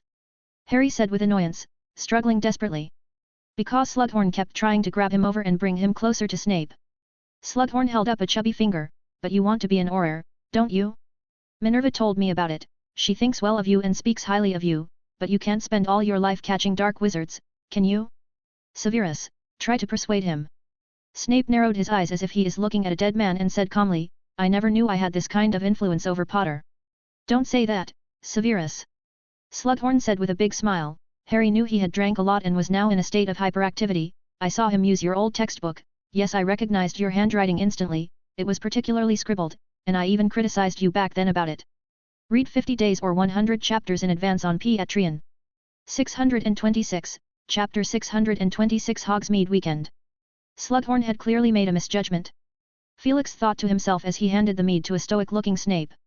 Slughorn would have come to this conclusion after remembering the cross-house friendship between Severus and Lily back in the days before the First Wizard War in that special time. There was no surprise in this, professors tended to be well informed, but what they knew was merely superficial, and they would rarely delve into the deeper conflicts and emotional entanglements between students. Combined with seeing Harry using an old textbook in class, Harry isn't short of money with the importance Slughorn placed on Harry, it would be possible to discover, with just a little attention, that the textbook had belonged to Snape. It's for you, Harry. Oh, I forgot, you're underage. Felix retracted his hand that had been extended. Oh, don't be too strict, Felix. It's okay to drink a little bit sparingly. Slughorn said with a wink. He also seemed to notice that Snape and Harry were not as close as he thought and changed the subject smartly as he patted Harry on the shoulder. It seems I've kept you occupied for too long, you should go find your friends, and yes, take it Harry. With that, he grabbed a goblet from a tray held by a passing house elf and handed it to Harry casually. Wanting nothing more than to get out of this mess as quickly as possible, Harry said thank you and left quickly. He only breathed a sigh of relief when he felt the sharp, glaring gaze move away from the back of his head, and Professor Slughorn's vibrant voice faded behind him. Amelia Bones, she's doing well, thinking back. Harry. A familiar voice called. Neville, what are you doing here? Harry asked in surprise as Neville hid beneath a wide golden drape, with a string of small, constantly flickering colored lights flying above his head and his face reflected in the multicolored light. I came to rest for a while. Neville said cautiously. Harry followed his gaze and saw the Greengrass sisters, dressed in beautiful emerald green gowns, surrounded by a small group of people like stars. He asked, somewhat puzzled, what did they do to you? They talked to me. Neville stammered, with lingering fear on his face. Is that all? Of course not only that, there was Blaise Zabinai, Marcus Belby, Even Malfoy. Neville said with a shocked look on his face, they're behaving strangely like they're different people. He looked up suddenly, seemingly stunned by his own words. Harry understood somewhat. Do you think they've been under an Imperious curse, or have been replaced using a polyjuice potion? He asked quietly. Neville looked carefully at Harry's face. You know the reason, don't you? Well, I guess that's just some kind of social etiquette they practice. Harry said grumpily. The two men looked at each other in silence and Neville glanced at Harry's goblet and asked wryly, where did you get that juice? Professor Slughorn gave it to me. Harry said vaguely, as he emptied the sweet, creamy juice in a gulp, feeling stuffy in his throat. He pulled out his wand, transformed the goblet into a small stool, and sat on it. Neville stared straight at Harry's stool. Do you need help? Harry asked. Thanks so much. Neville said quickly. So the two simply hid behind the curtain and sat on the small stool chatting happily. Harry, after a few tries, managed to use a non-verbal spell to bring over a plate of beef pies from the table. Would you like some? Harry asked, picking up a pie. Thank goodness, I'm starving. Neville grinned. The two of them gobbled it up, all the while looking around at everyone else in the office. It wasn't until the singing from the ceiling died down that the two emerged from behind the curtain. Oh, my God! Hermione suddenly appeared, almost bumping into them. Where did you come from? She stared at the suspicious grease stains around the corners of their mouths. Neville was still holding the empty plate and then over their shoulders at the golden drape behind Harry and Neville. Never mind, Harry said, hiccuping, while simultaneously pushing the little stool further into the drape with one leg stretched in without moving. Party's over. I guess it is, Hermione said, turning her head away. At that moment, Professor Slughorn walked to the center, and said with a big smile on his face, I hope you all had a good evening, and I can assure you, it won't be the last. Those involved left one by one, and Felix and Snape walked across the corridor, talking in whispers. What's hiding in classroom 7? Snape asked bluntly. Felix raised his eyebrows. The sudden closure of the room this academic year and the poor quality of the temporary room opened next door, I heard students complaining about it, Snape said, and the interest shown by that Professor Bagshot on. He said a couple of brief words and turned to leave. Was that a reminder? Felix thought. As far as he knew, Snape had been keeping a low profile since the start of the school year, and it seemed that after Voldemort's downfall, he had stopped wanting to talk to Harry and Dumbledore altogether. In mid-October, the first Hogsmeade weekend was finally announced. Harry woke up early that morning, it was dark outside, the wind was howling, and he stared at the curtains of his four-poster bed for a long time, but had trouble sleeping, so he simply rummaged under the bed for the advanced potion-making book to pass the time. He refused to bring this embarrassing textbook to potions class after that unpleasant little party and spent the next 2 weeks sharing the same book with Ron until Ron's owl, Piggy, brought the new textbook back from the Flourish and Blots bookshop. Since then, the book, Advanced Potion Making, had been tucked away at the back under his bed, to be precise. Hermione's word saved its fate when she shoved a magic rune into a phantom book. Objectively speaking, it's actually quite a good book, not to mention it has quite a few of Professor Happ's notes on it. Harry mused to himself, the book had ended up in his hands solely because he was the only one who could barely make out Snape's slimy, messy notes at the time, and during the O.W.Ls exams of the school year, he had been specifically tasked with sorting out the useful points, and by the time the new school year started, its value had diminished considerably. Harry opened the book from the back of the center and stared at the incantation, Sectum Sempra, written in the margin, with the simple words for enemies under it. In fact, there were 2 other comments below it in 2 different fonts, each in small, neatly written words. One of the comments addresses the spell itself, cutting spell, fast and silent, with a little practice, it can cut off a person's head, and it even works well against stone and metal. The counter spell for it is a healing spell, for maximum effect, the incantation had to be repeated thrice, personally accepted by the spell's inventor. This paragraph alone once repulsed Harry. And Hermione's comment followed below Professor Happ's review, you can tell she was vexed, awful comment, are boys of that age all violent in the head? And I can guarantee that this is an illegal spell. Harry grinned and laughed wordlessly. He could well imagine what kind of emotion Hermione was feeling as she wrote this, but, although he wasn't sure why the professor had linked it with cutting people's heads off, Harry found that thought quite frightening. It undoubtedly served as a blatant warning to him. Professor Happ likewise left rather unusual comments on other handwritten spells.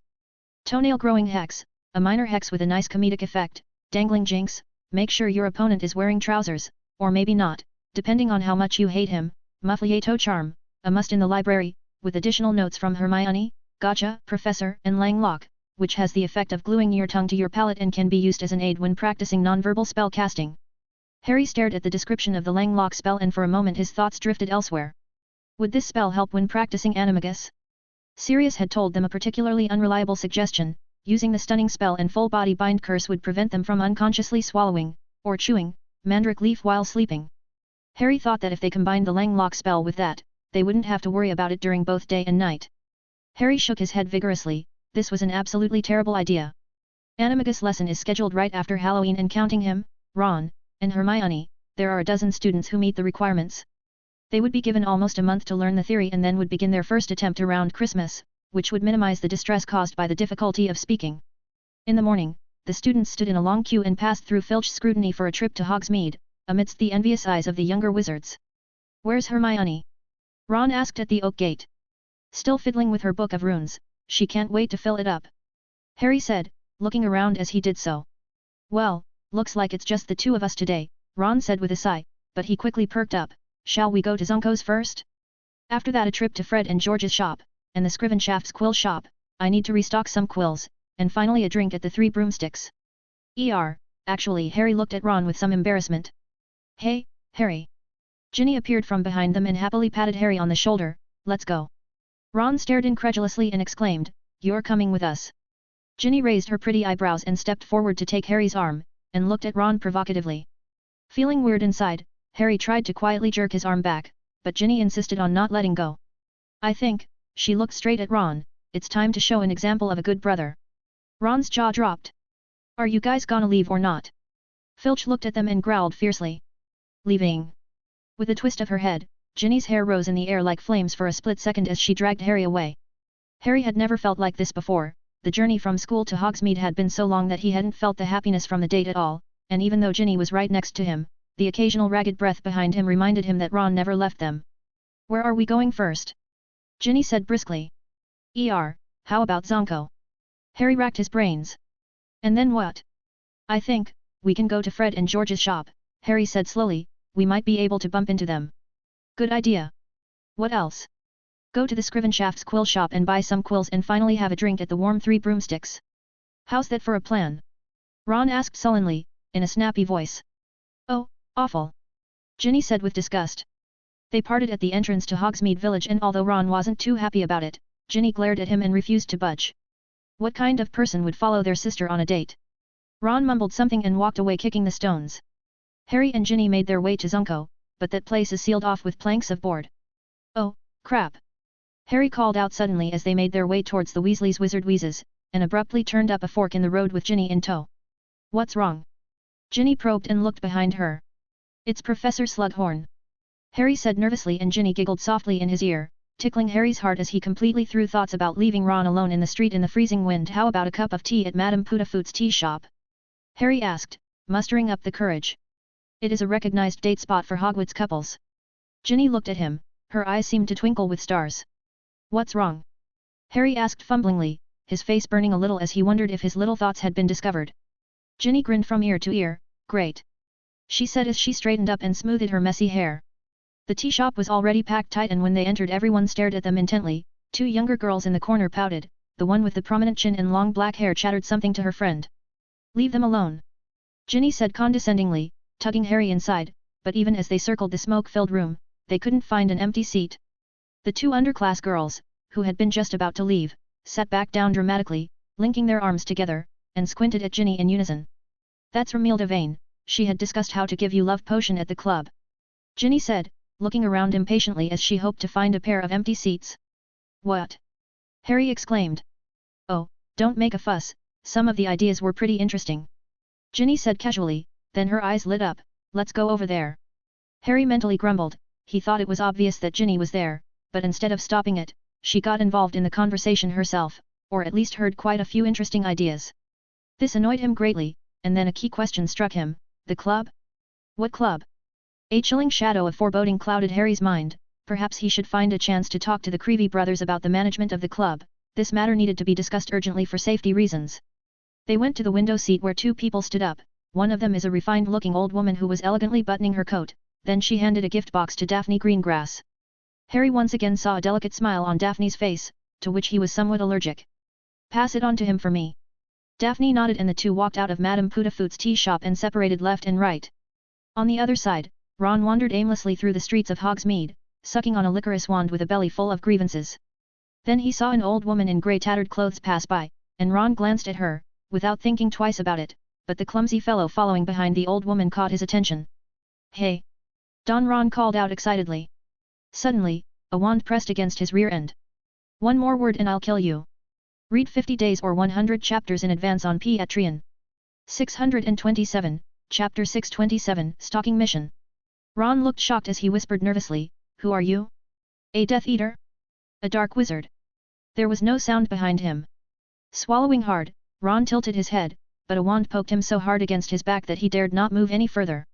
He mumbled, I mean you may not have realized one thing, if I die, you'll never get away with it. I am a second-class Order of Merlin recipient soon to be first class, and a full member of the Dark Force Defense League. I am Dumbledore and Professor Hap's favorite student, do you know the great Harry Potter? We're best buddies, he and I. An impish soft laugh sounded from behind him. Of course, I know who you are. A pinched voice said. Ron was relieved, then felt a hot pain on the back of his right hand. Don't make small moves. The voice said, and Ron's hand that was reaching into his pocket froze. Come with me. Ron's body was yanked to the side, and out of the corner of his eye, Tonk's clumsy figure disappeared. His eyes darkened as he found them entering a narrow, poorly lit alley. He was pushed roughly against the wall. Ron Weasley. That's right. Ron said, his voice already calming down. Oh, count yourself unlucky to have seen something you shouldn't have, the voice said frivolously. Ron suddenly looked confident. Ahem, I don't think the same. Be honest. You. A twisting magic suddenly emerged from the surface of Ron's body, and the wand behind him was forced to push away. The twisting magic flared and spread, and swelled out like an inflated plastic bag, bulging into a ball as the alleyway swept by it.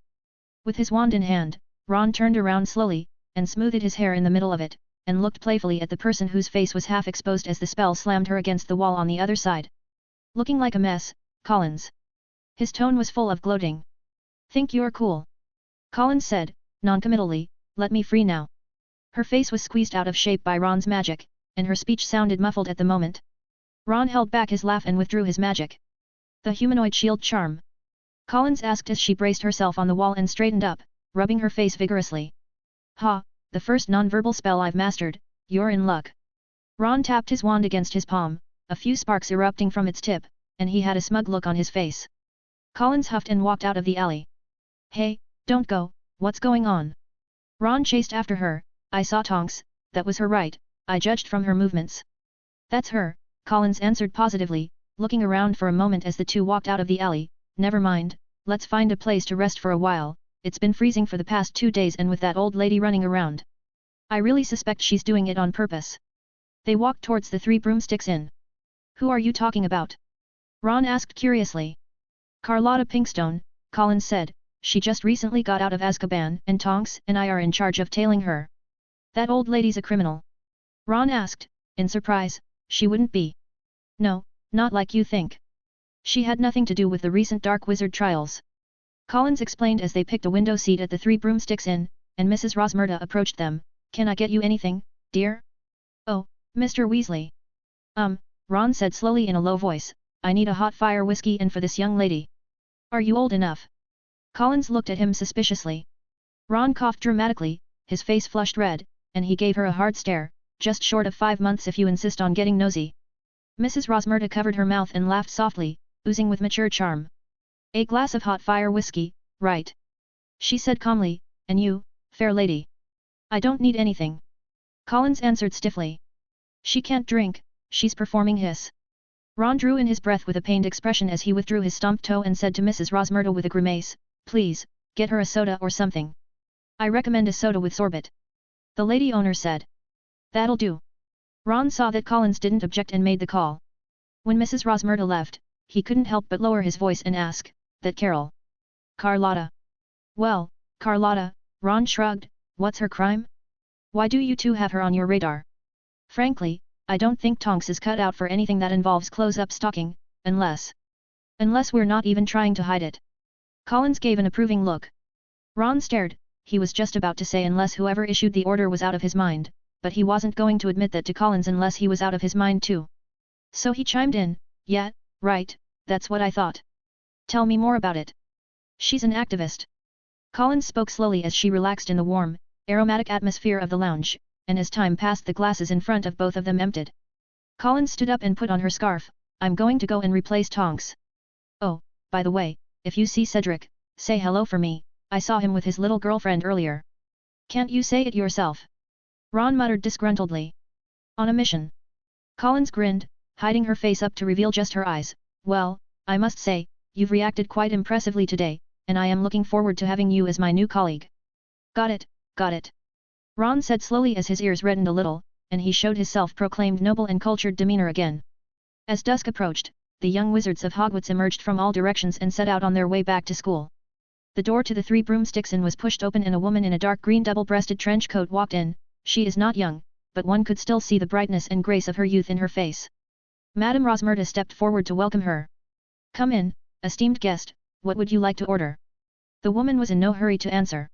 She removed her hard-peaked cap, revealing her short grey hair underneath, and looked around the room before saying, a more isolated room would be appreciated. I'm prepared to stay tonight. Very well, madam. Mrs. Rosmerta replied, anything else? I may be receiving a guest tonight, so don't bother me, I don't need any services other than accommodation. Is that clear? Oh, sure, Mrs. Rosmerta said hesitantly, according to the Ministry of Magic, lodging requires a registered name. Of course, said the woman, you can call me Nicole Noel. The time approached late at night and the stars twinkled outside the window. The woman sat in a chair in her room and waited with great patience. She had maintained this posture for some time now, her hands twisted together, her eyes twinkling with memories. Had that girl from Hogwarts delivered the letter yet? Would he show up for the appointment? Why hadn't he contacted any of them after getting out of the predicament? Did he get discouraged that no one acknowledged his unshakable dominance after that event? Knock, knock, knock. The woman stood up excitedly, but fortunately, she hadn't lost her head. Is that you? She asked in a trembling voice. There was no response from outside. Her heart sank, and she quickly drew her wand and pointed it at the door of the room. Who's out there? The woman barked, this time her voice filled with coldness and a sense of seriousness. Felix Happ, a young voice stated from the door, a certain lady who calls herself Nicole Noel has taken the liberty of visiting, can we talk downstairs? As the words were spoken, the air around them seemed to freeze and link together to form an integral and indivisible unity. The woman raised her wand decisively and a bolt of fire fired out, followed by an attempt to cast an apparition. Bang! The door of the room split into pieces and the fire blasted another large hole straight through the wall. The woman's figure disappeared at the last second, but she was immediately tossed elsewhere. The surrounding area was a wasteland, black stone shadows fell in silence, trees rustled, and the chill of the night reached the woman through cold, biting earth. She shivered and rose from the ground. Out of the corner of her eye, Nicole Noel saw a trail of light where the village of Hogsmeade remained. She exhaled the coldness that had clotted in her chest and roughly determined her location, the outskirts of Hogsmeade. Then she focused her attention on the man who had appeared silently before her. The moonlight shone on his somewhat overly young face, drawing out the sharp lines of his handsome features. Felix Happ. Read 50 days or 100 chapters in advance on Patreon. 628, Chapter 628 Disappointed Return. Felix Happ. Nicole Noel whispered, repeating the self-introduction of the visitor, and suddenly waved her wand. The air made a whoosh sound, and then a sharp sound like a sharp blade cutting through paper exploded in her ears. But her magic did not hurt anyone, nor did it even fly that far. 3 or 4 feet in front of the woman, several blinding flashes of bright light erupted out of thin air, and a solid stone wall became visible, bouncing the spell away. Nicole Noel was stunned. What level of transfiguration was this? She subconsciously stepped back. Another wall blocked her from behind. Her hand, which was not holding the wand, touched the rough, cold rock surface and her heart sank a little like a drowning man. All her senses told her that the wall in question is too real to be an illusion, to the point where she suspects that the man before her is Dumbledore in disguise. But then something happened that she couldn't understand. The solid wall that had previously blocked the spell was quickly drained of its color and turned into simple lines that looked like paintwork, and Felix Happ's statue-like figure became visible. Eventually, the lines flickered a few times and blended into the darkness. Nicole Noel stared into Felix's silver eyes, and her mouth gaped open in surprise. Your eyes, you also have the gift of prophecy. Are you referring to Grindelwald? Did he once have a similar pair of eyes like mine? Felix asked with interest. I didn't even notice it even after a month or so of being colleagues with him. I always thought it was blue. No, you are different from him, Nicole Noel whispered. He only has one eye that is heterochromatic, representing the rare gift of prophecy. I am surprised. Felix paused and made a sound of acknowledgement. So, can we have a proper chat now? You don't seem to be planning on hiding your identity. Well, that makes it easy. There are a lot of acolytes, and because of that, I can't really be bothered to search for the core member to have a chat with. It's good that you showed up on your own accord. Do not expect to learn any secrets from me. Nicole Noel said warily. Even if it's been half a century since the end of your organization? Felix asked. To some, our cause never ended, it just lay dormant for the time being. Ah, I see, you're here to bring back your leader. Felix said.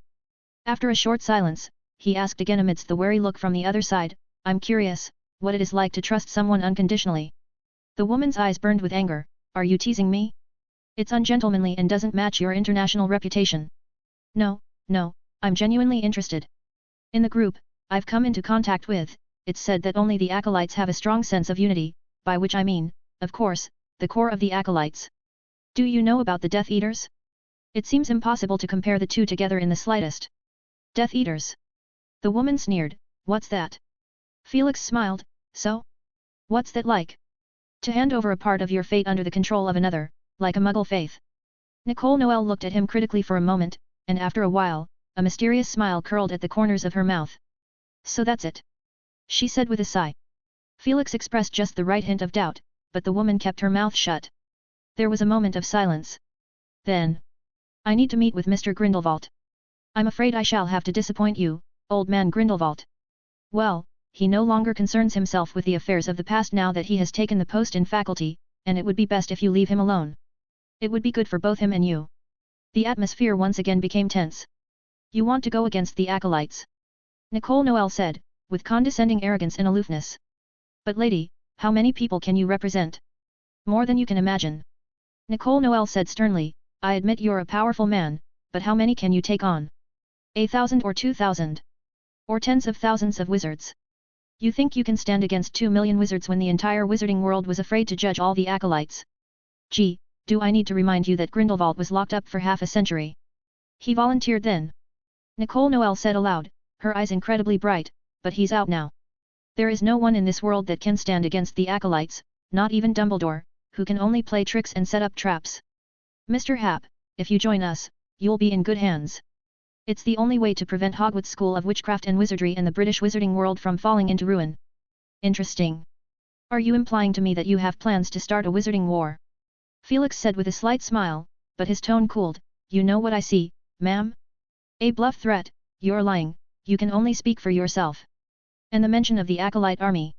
The pupils in his eyes were completely clouded with a silver mist, the shrinking book of Rune rippled through the silver mist, with rune symbols flickering around it.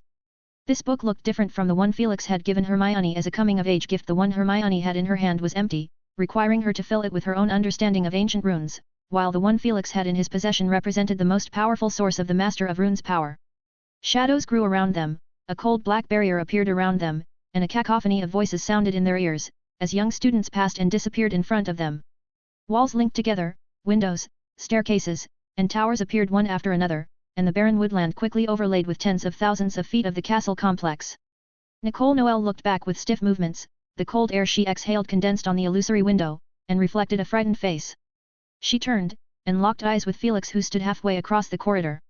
I don't know how many I can take on, so you want to try and find out. There was a moment of silence. Sorry, I'm a bit worked up. Felix said as the magnificent castle faded a little by little in front of them. But I hate being threatened. He muttered. Especially threats that had the potential to happen. The woman in front of him couldn't do it, but Grindelwald probably could. Really, if he brought in thousands of elite wizards in one breath, being unprepared, he would have no choice but to flee. In any case, your plan has failed, my lady. Come with me, and I will hand you over to the British Ministry of Magic. With a swoop, a brown owl circled and landed. Both of them watched at the same time as the owl dropped a letter at Nicole Noel's feet and flew off without looking back. It was too scary down there. It had a hard time finding a chance to deliver the letter, it must get more owl food after going back. The woman glanced at Felix, and seeing no reaction from him, she picked up the letter, tore it open, and pulled out the parchment within to read its contents. It was only a few lines, and she read it several times. She sat helplessly on the ground, her face turning pale and her eyes seemed to lose focus. A reply from Grindelwald? So you've reached out to him, what did he say? Nicole Noel closed her eyes, the letter creased as she clutched it. So. You can leave now, Ms. Noel, and don't ever come back. Felix gave the expulsion instruction. You're not going to arrest me? Nicole Noel asked weakly, her eyes opened. There's no need. Felix said, and abruptly disappeared. The wind howled and Nicole Noel stayed where she was, looking out in the direction of Hogwarts Castle for a long time before leaving. Well, that old man is quite the charmer, someone still remembers and waits for him even after all these years. Felix Tsked, twirling an illusory piece of parchment in his fingers. He shook his head and disappeared once more, this time leaving for real. Grindelwald's refusal to come out was a positive sign, he didn't need to make an issue out of it, who knew what relationship these two once had, maybe they were a couple? Felix weighed up the possibility a little and abandoned the idea of throwing this hot potato at Ms. Bones. She had already been under enough pressure lately, if he adds any more to it, Felix feared she would go on strike. In the new week, everything went on as usual at Hogwarts. Except Potter. Grindelwald stood at the lectern, looking through a submitted essay. Can you tell me what you wrote? Harry slowly rose from his seat and said reluctantly, homework, sir. So you know. Grindelwald said softly, you're not serious, Potter, so, unfortunately, you're going to have detention. But, Sir, Harry said unconvincingly. I'll listen to your explanation in my office, but not now, don't delay the rest of the class, Grindelwald said with his usual expression, let's get on with the lesson. Harry huffed and sat back in his seat as Ron and Hermione shot him a sympathetic look. This was not the first time this had happened, Professor Bagshot had not relaxed his demands just because he knew Harry, instead, he had become even stricter. Very often, the same essay with a different name might be able to pass, but with Harry, it would become flawed. It just they didn't expect it to go as far as detention. Due to your mediocre skills at disguising your Muggle identity, more than half of you failed.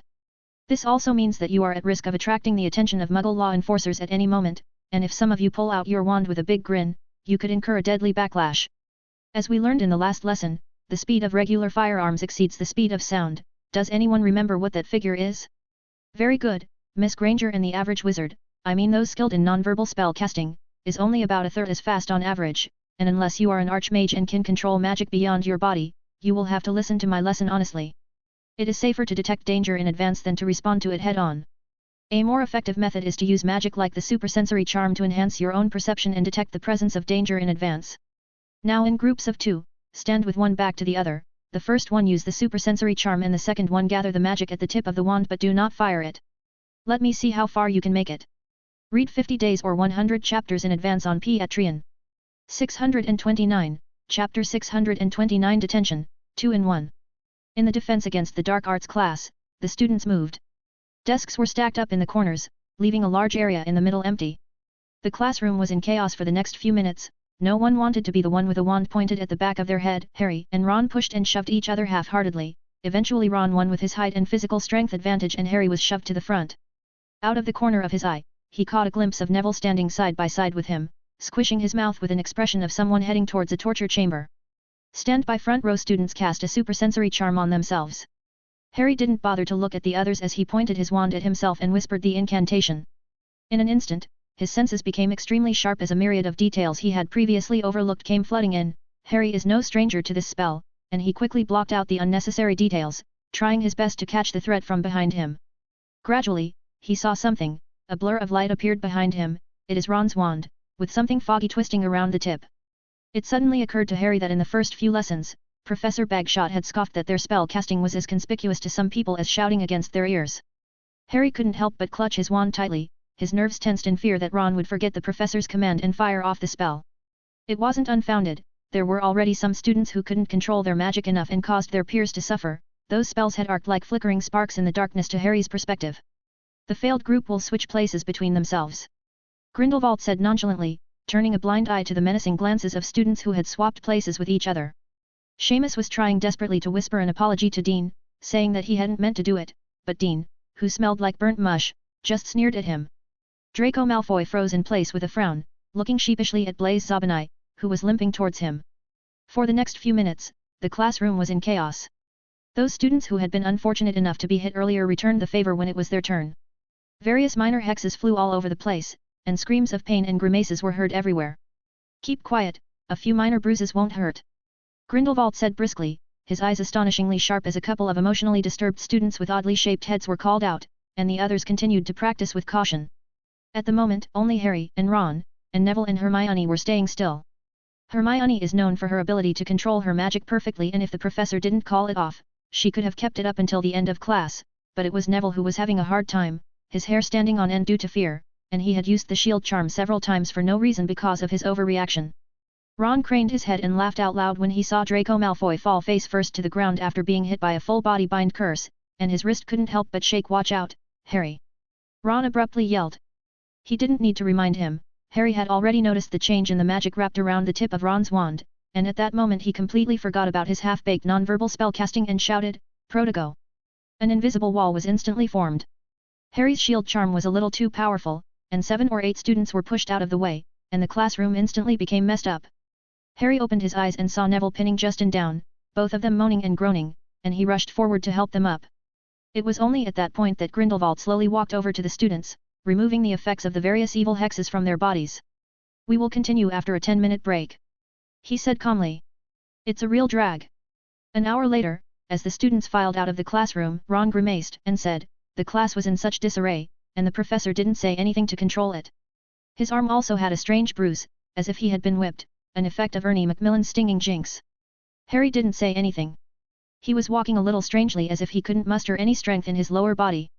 After the break, Professor Bagshot switched them around, and he did well using the supersensory charm, deflecting several spells that came from behind him, but in the last 5 minutes of class, before Draco Malfoy could make a move behind him, suddenly there was an accident, and a spell came out of nowhere, hitting Harry straight on.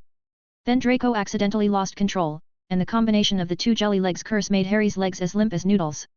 Hermione huffed and groomed her hair, which had now become like a devil's snare, tangled in a shaggy mess that Hermione couldn't straighten out even after a long time of looking in the mirror she had conjured up with her wand.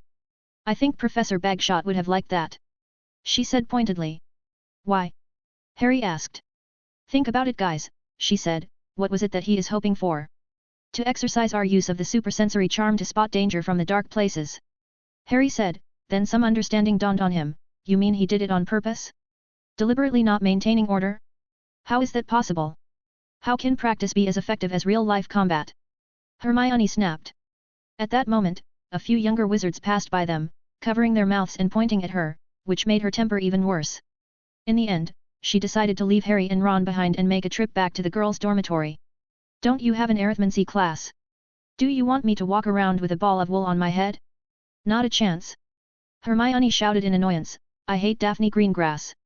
With that she ran off, leaving Harry and Ron looking at each other, and Ron said frankly to Harry, "She described it accurately, it does look quite like a ball of wool, I think Crookshanks gave her the inspiration." "What are you guys talking about?" Ginny suddenly appeared.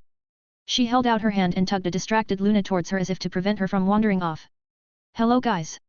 Luna greeted in a somewhat indistinct voice, her eyes trailing Hermione's departing back, clearly very intrigued. Harry's face flushed a little as he suddenly remembered the time he had spent with Ginny at Madame Putafoot's tea shop, as if the time had turned back in a flash, bringing him back to the past, and he was already looking forward to the next Hogsmeade weekend.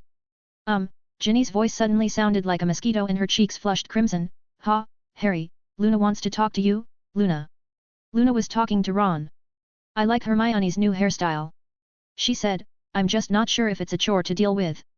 "Oh, it's quite trouble-free, you just need to master the knitting charm," Ron replied. "Luna!" Ginny called out. "Oh," Luna snapped back, and she said with a big smile, "I'd like to ask you a favor." "No problem," Harry said, looking at Luna, surprised to see that this quirky girl had new ornaments. Her hair, neck, and wrists were wrapped in hair ornaments, bracelets and necklaces made from colorful stones, and Harry felt that these things would only look good on Luna without looking too out of place, probably because her unique temperament was already quite striking. "I would like to learn a few Parseltongue words," Luna said. "Okay, what?" Harry shouted, and Ron, who had questioned Ginny in one corner about why she was blushing, jerked his head back, his neck twisted as if he had been hit by the nodding curse. He had an incredulous look on his face, but Ginny looked very calm, as if she had known about this all along, her eyes darting around. "Parseltongue words," Luna repeated as she seemed to misinterpret that Harry hadn't heard her.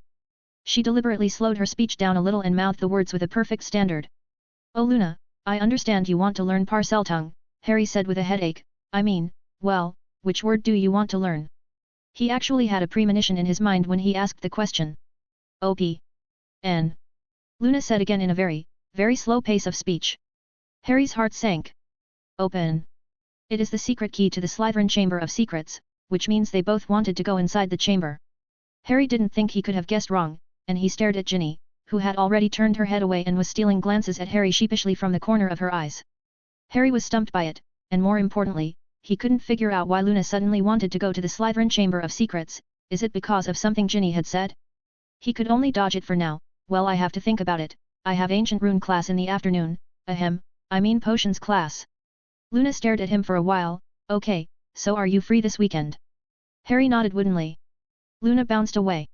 Ginny also tried to slip away while she had the chance, but was held behind by Harry, who wanted to find out what was going on. Ginny looked downcast as they made their way towards the common room. We tried so many things, asking Fred and George for secret passages, finding the centaur Forenza to divine, and placing an ad in the wall of mystery tabloid. That's how Luna got that little colorful pebbles, and she actually liked it. Don't try to change the subject, Harry said. Ginny gave him a blank look and whispered, well, to find the resurrection stone. When Hermione returned from her arithmancy class and saw Harry, Ron, and Ginny gathered together with blank looks on their faces in a serious atmosphere, she asked in confusion, what's wrong? She thought about the events that had happened in the past 2 days and said, you're not still obsessing about this Carlotta Pinkstone person, are you? It's more serious than that. Hermione. Ron said with a stern face, we shouldn't get much of a chance to meet Carlotta Pinkstone in person unless you count the 3 chocolate frog cards pressed into the bottom of my trunk. To be honest, I had forgotten about her a long time ago. Then what's this all about? Hermione asked curiously. Harry, who had already heard it once, inevitably became distracted when Ginny whispered about her and Luna's efforts to find the resurrection stone during this period of time, and he started to think about the viability of going into the Chamber of Secrets safely. The first time he heard about it, he did get a little angry because he, Ron, and Hermione had almost gotten killed there in the second year, although it turned out afterward that they were safe as one could be, with 3 professors standing nearby. The other thing is, the basilisk was already dead. It is presumed that all the materials from its body were divided up and used cleanly by the professors. The ring of the Ouroboros serpent of the Magic Rune Club was built from the scales of the basilisk, and Snape had published several high-end research papers based on it. As for the hidden dangers, Harry had confidence that Professor Hap and Headmaster Dumbledore wouldn't let it go, so in theory, it was safe there. Harry's attitude was beginning to waver. After the potions lesson in the afternoon, Harry once again politely declined Slughorn's invitation. I'm going to Professor Bagshot's office tonight to catch up on my homework, he said unhappily, and unexpectedly had some hope in his heart that Professor Slughorn would fight for him, so he purposely didn't use Quidditch training as an excuse. But Professor Slughorn only rolled his eyes a few times. It's him, I don't know him very well, I always feel this person is very... His eyes glazed over, and he couldn't come up with a single adjective. He fiddled with the gold buttons on his vest and muttered uneasily. It's a shame, isn't it? We can only look for another chance. So at 8 in the evening, Harry knocked on the door of the Defense Against the Dark Arts class professor with a belly full of grievances. Come in, Harry. Grindelwald said. Sir, I have come to explain the mistake I made in my essay. Harry said, averting his eyes from Grindelwald, only to accidentally see an unwrapped gift box on his desk that he thought looked a little familiar. Grindelwald grinned. Do you think I don't remember the old time? Harry, I didn't intend to criticize you, and yes, there are some points in your essay that seem naive, but that's not your fault. I will never forget that afternoon when you offered me a helping hand. It's not just anyone who would help an old man who has no one to turn to. I appreciate that, Harry. Harry visibly froze a little. I, actually, am, he stammered. Being kind. Grindelwald said softly, back then, I have dropped your door a few times, with a selfish intention. I was trying to find out more about Hogwarts to build up my chances of getting a job at the interview. I ended up overhearing by chance how your aunt and uncle treated you and talked so meanly that on several occasions I wanted to rush in and question them out loud about why they were treating their own family members like that, just because you are a wizard. Harry's eyes reddened. Sir, he whispered, I'm used to it, and when I'm an adult, I'll move out. Grindelwald patted Harry on the shoulder. I completely understand your dilemma. Even when I told you to fight back properly, which is your right, you gave it up because of the goodness in your heart. I can't cast magic outside of school. Harry whispered. He suddenly thought of Dudley. We both know that's just an excuse. If a wizard wants revenge, there are a million ways to make them feel pain. It was your kindness that helped you forgive them, even if they are not grateful for it, but that is not your fault, Grindelwald said emphatically, it is not your fault. Harry wiped his eyes. I was an acolyte, boy. Grindelwald said. An acolyte, of what? Sir. An acolyte. Grindelwald said, do you know Grindelwald? His followers are called acolytes, but actually followers isn't the right word because we all got together with the dream of changing the wizarding world. I haven't heard much about. Harry said with a sense of shame, and his eyes suddenly widened. Wait. Grindelwald? I recall something about him. He struggled to recall and recited a passage. Albus Dumbledore is most famous for his contributions such as, in 1945 defeating Grindelwald the Dark Lord. Grindelwald flashed his white teeth and said with a cold smile, that was the mark he left on the world. It is recorded on the chocolate frog card, about him being the greatest wizards of our era and also about that duel as one of the greatest duel of our era. Harry didn't know what to say, his mind was in turmoil. He tried to make sense of the explosive information he had just received. Was Professor Bagshot a former acolyte, a follower of the Dark Lord Grindelwald? No, I should say a supporter of his philosophy, and is that why Professor Bagshot hates muggles? He thought he had found the reason. Grindelwald looked at Harry calmly. Then he took out his wand and held it against his forehead, pulling a thin silver filament with the tip from his wand. Professor? Harry asked in a whisper. SHH. Grindelwald held up a finger as he flung the wand in his hand so hard that the silver filament was tossed into the air, and then footage hovered in the office. It appeared to be a party. A middle-aged male wizard walked onto the stage. He didn't look like a wizard, but rather a rock star. Harry thought to himself. Then there was a hollow, frenzied cheer echoing through the screen, and the place was so packed that Harry inexplicably thought of the scene where he had won the Quidditch championship. In the scene, the crowd quieted down and the man in the center of the stage began to make a speech, and Harry was surprised to find that one of his eyes is silver and white. They all have said that I hate non-wizards, muggles, no-mages and moldus. Harry looked over at Grindelwald, as he wondered what the last words meant. Different words for non-magical people. Grindelwald simply said. Harry nodded and looked back up into the air again. I don't hate them. I don't hate anyone. I don't fight for the sake of hatred. I see muggles not as an inferior group, but as a group of other species. Not worthless, but worthy of something more. They must not be treated lightly, they should be treated specially. The man in the image paused and continued. The bloom of magic will only grace a very few souls. It will be granted only to those who pursue a nobler cause. Using it we will create a better world for all mankind. What we seek is freedom, truth. With that, the man suddenly looked beyond the image, and looked at Harry, as if addressing him. And more than that, love. Harry's jaw dropped as he watched, and he couldn't help but gulp. At that moment, the image disappeared, and he felt unfulfilled. Is there more? He asked. I'm sorry, Grindelwald said, I shouldn't have shown you this. I had promised Dumbledore that it might get me into trouble. But an old friend found me last week and stirred up some memories. He said as he glanced over to the gift box that Harry had noticed earlier. There was a moment of silence. The man in the image is Grindelwald? Harry asked thoughtfully. That's right. Grindelwald showed a smile. Well, leave him alone, boy. I should remind you that he is a Dark Lord who has started many protests and killed many people. Let's get back to your essay, and after dealing with those little problems we can talk about magic. I can see that you have a talent for it. Read 50 days or 100 chapters in advance on Patreon. 630, Chapter 630 A New Beginning, 17 Rune Laws, 2 in 1. When Harry walked out, he was still dizzy, as if his consciousness was still stuck in Professor Bagshot's office. They sat on the soft couch and talked about their understanding of magic, amidst the reflection from the crimson, swaying fire in the fireplace. Professor Bagshot's theoretical knowledge is very vast. His theories were very comprehensive, without being overly verbose, and his personal knowledge was always clearly presented with some subtle demonstration. By contrast, Harry felt like he was speaking incoherently and his mind was muddled. This thought frustrated him since he had also taught a number of students spells in the Frontline Lookout Club. Harry couldn't help but compare the professors he had come into contact with in Defense Against Dark Arts class. In his first and second year, he had come across Quirrell and Lockhart, but he hadn't been able to learn much useful knowledge from either of them. At the time Quirrell was possessed by Voldemort and probably spent all his time plotting how to grab the Philosopher's Stone and was in no mood to teach the class.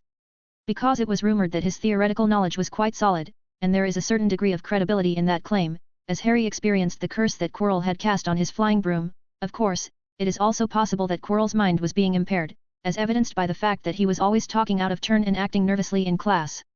Harry was paranoid for a while when he first learned that he is a Horcrux, suspecting that he would grow the same face as Quirrell on the back of his head.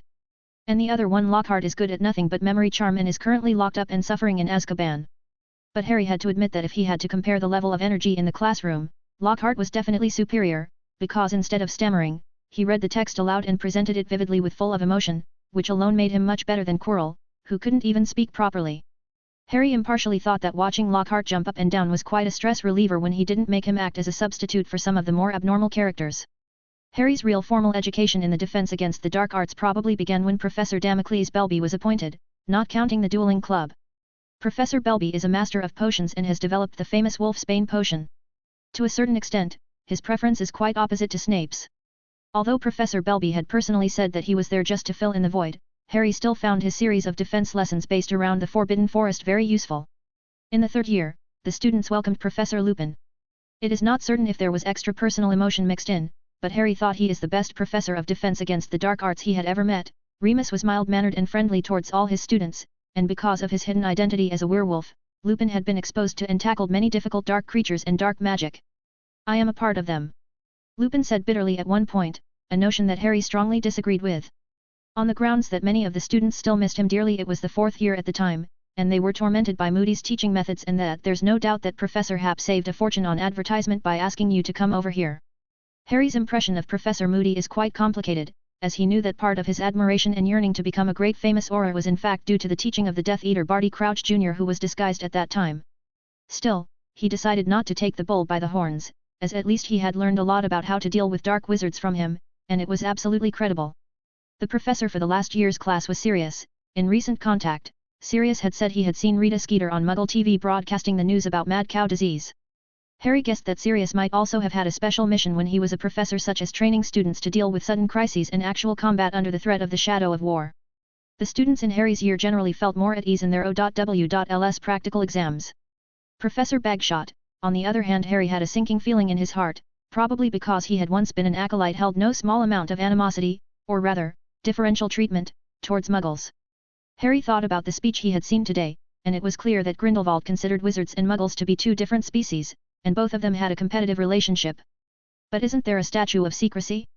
A voice in Harry's head asked himself, what if the statue of secrecy ceases to function? He couldn't think of a solution at all, and it made his heart heavy. A sudden cold breeze hit his face with snowflakes, and Harry raised his eyes to find the windows in the corridor left open. He walked over to the window, some tiny ice crystals glistened on the window frame, and his fingers felt cold and prickly. He understood that winter had arrived. What are you doing? Filch abruptly appeared, holding a glowing, exclusive wand in his hand. Closing the window, Harry said. The lights are about to be extinguished, and you're still hanging around the castle. I suspect you. Filch spoke in a cold, threatening tone, as Mrs. Norris hid under the shadow of her master, rubbing comfortably against Filch's trouser leg. So it's not curfew time yet? Harry blurted out, thanks for the reminder. He strode away. The sound of Filch's ragged breath came from behind him, and then he heard Filch chant an incantation in a low voice and the window slammed shut. Some relationships are difficult to improve, Harry thought to himself as he climbed the stairs. Then he thought of Draco Malfoy. They were not destined to be friends, there were too many grudges in between them unless there was something irresistible that would force them together, like group work in the classroom. The thought that in 2 more years, after graduation, the two would probably not see each other for the rest of their lives caused Harry to feel a twinge of melancholy. In his mind, Hogwarts was the first place he felt at home. The next day, at the Great Hall table. So, Professor Bagshot didn't penalize you at all, and discussed magic with you. Ron's tone was laced with a bit of jealousy. Yet, Harry said as he took the time to tell Ron and Hermione about their experience last night, but omitted the acolyte part, while he was sipping his porridge. Well, he's not that ungrateful, Ron said as he smacked his lips, feeling much more favorable towards Professor Bagshot. Even Hermione was slightly surprised, but why did he want you to have a detention? There are indeed quite a few problems in my essay, Harry said with a shrug. He couldn't think of any reason he could give for Professor Bagshot, and he certainly didn't want to reveal that the professor had once been an acolyte. That was all in the past, wasn't it? Announcing it would only put Professor Bagshot in an awkward position, and he associated it with Remus' werewolf status.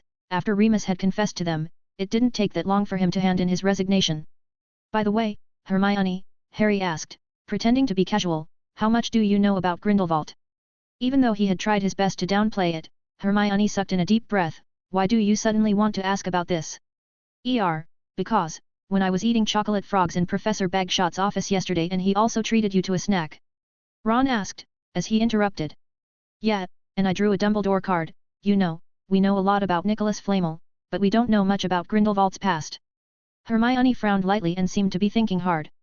Harry, there's very little data available on Grindelwald's past in terms of books. Oh, it's not that he hasn't been mentioned, I mean, there's very little about the man as a person, his childhood, his upbringing, all those parts about him, as if he became a well-known figure all of a sudden, inciting riots and disrupting the local order, as well as causing all sorts of sensational and violent incidents, all of which are documented in books such as Modern Magical History, The Rise and Fall of the Dark Arts, and Great Wizarding Events of the 20th Century. Hermione rambled on but stopped when she saw the look on Harry's face. What's wrong? She asked worriedly. Is there any record of his speech? Harry asked in a light tone, trying to keep the point of his words from being too obvious, as if it was just a spur-of-the-moment curiosity. I think that he would be quite a charismatic man. After all, he could pull together an army of wizards of that scale.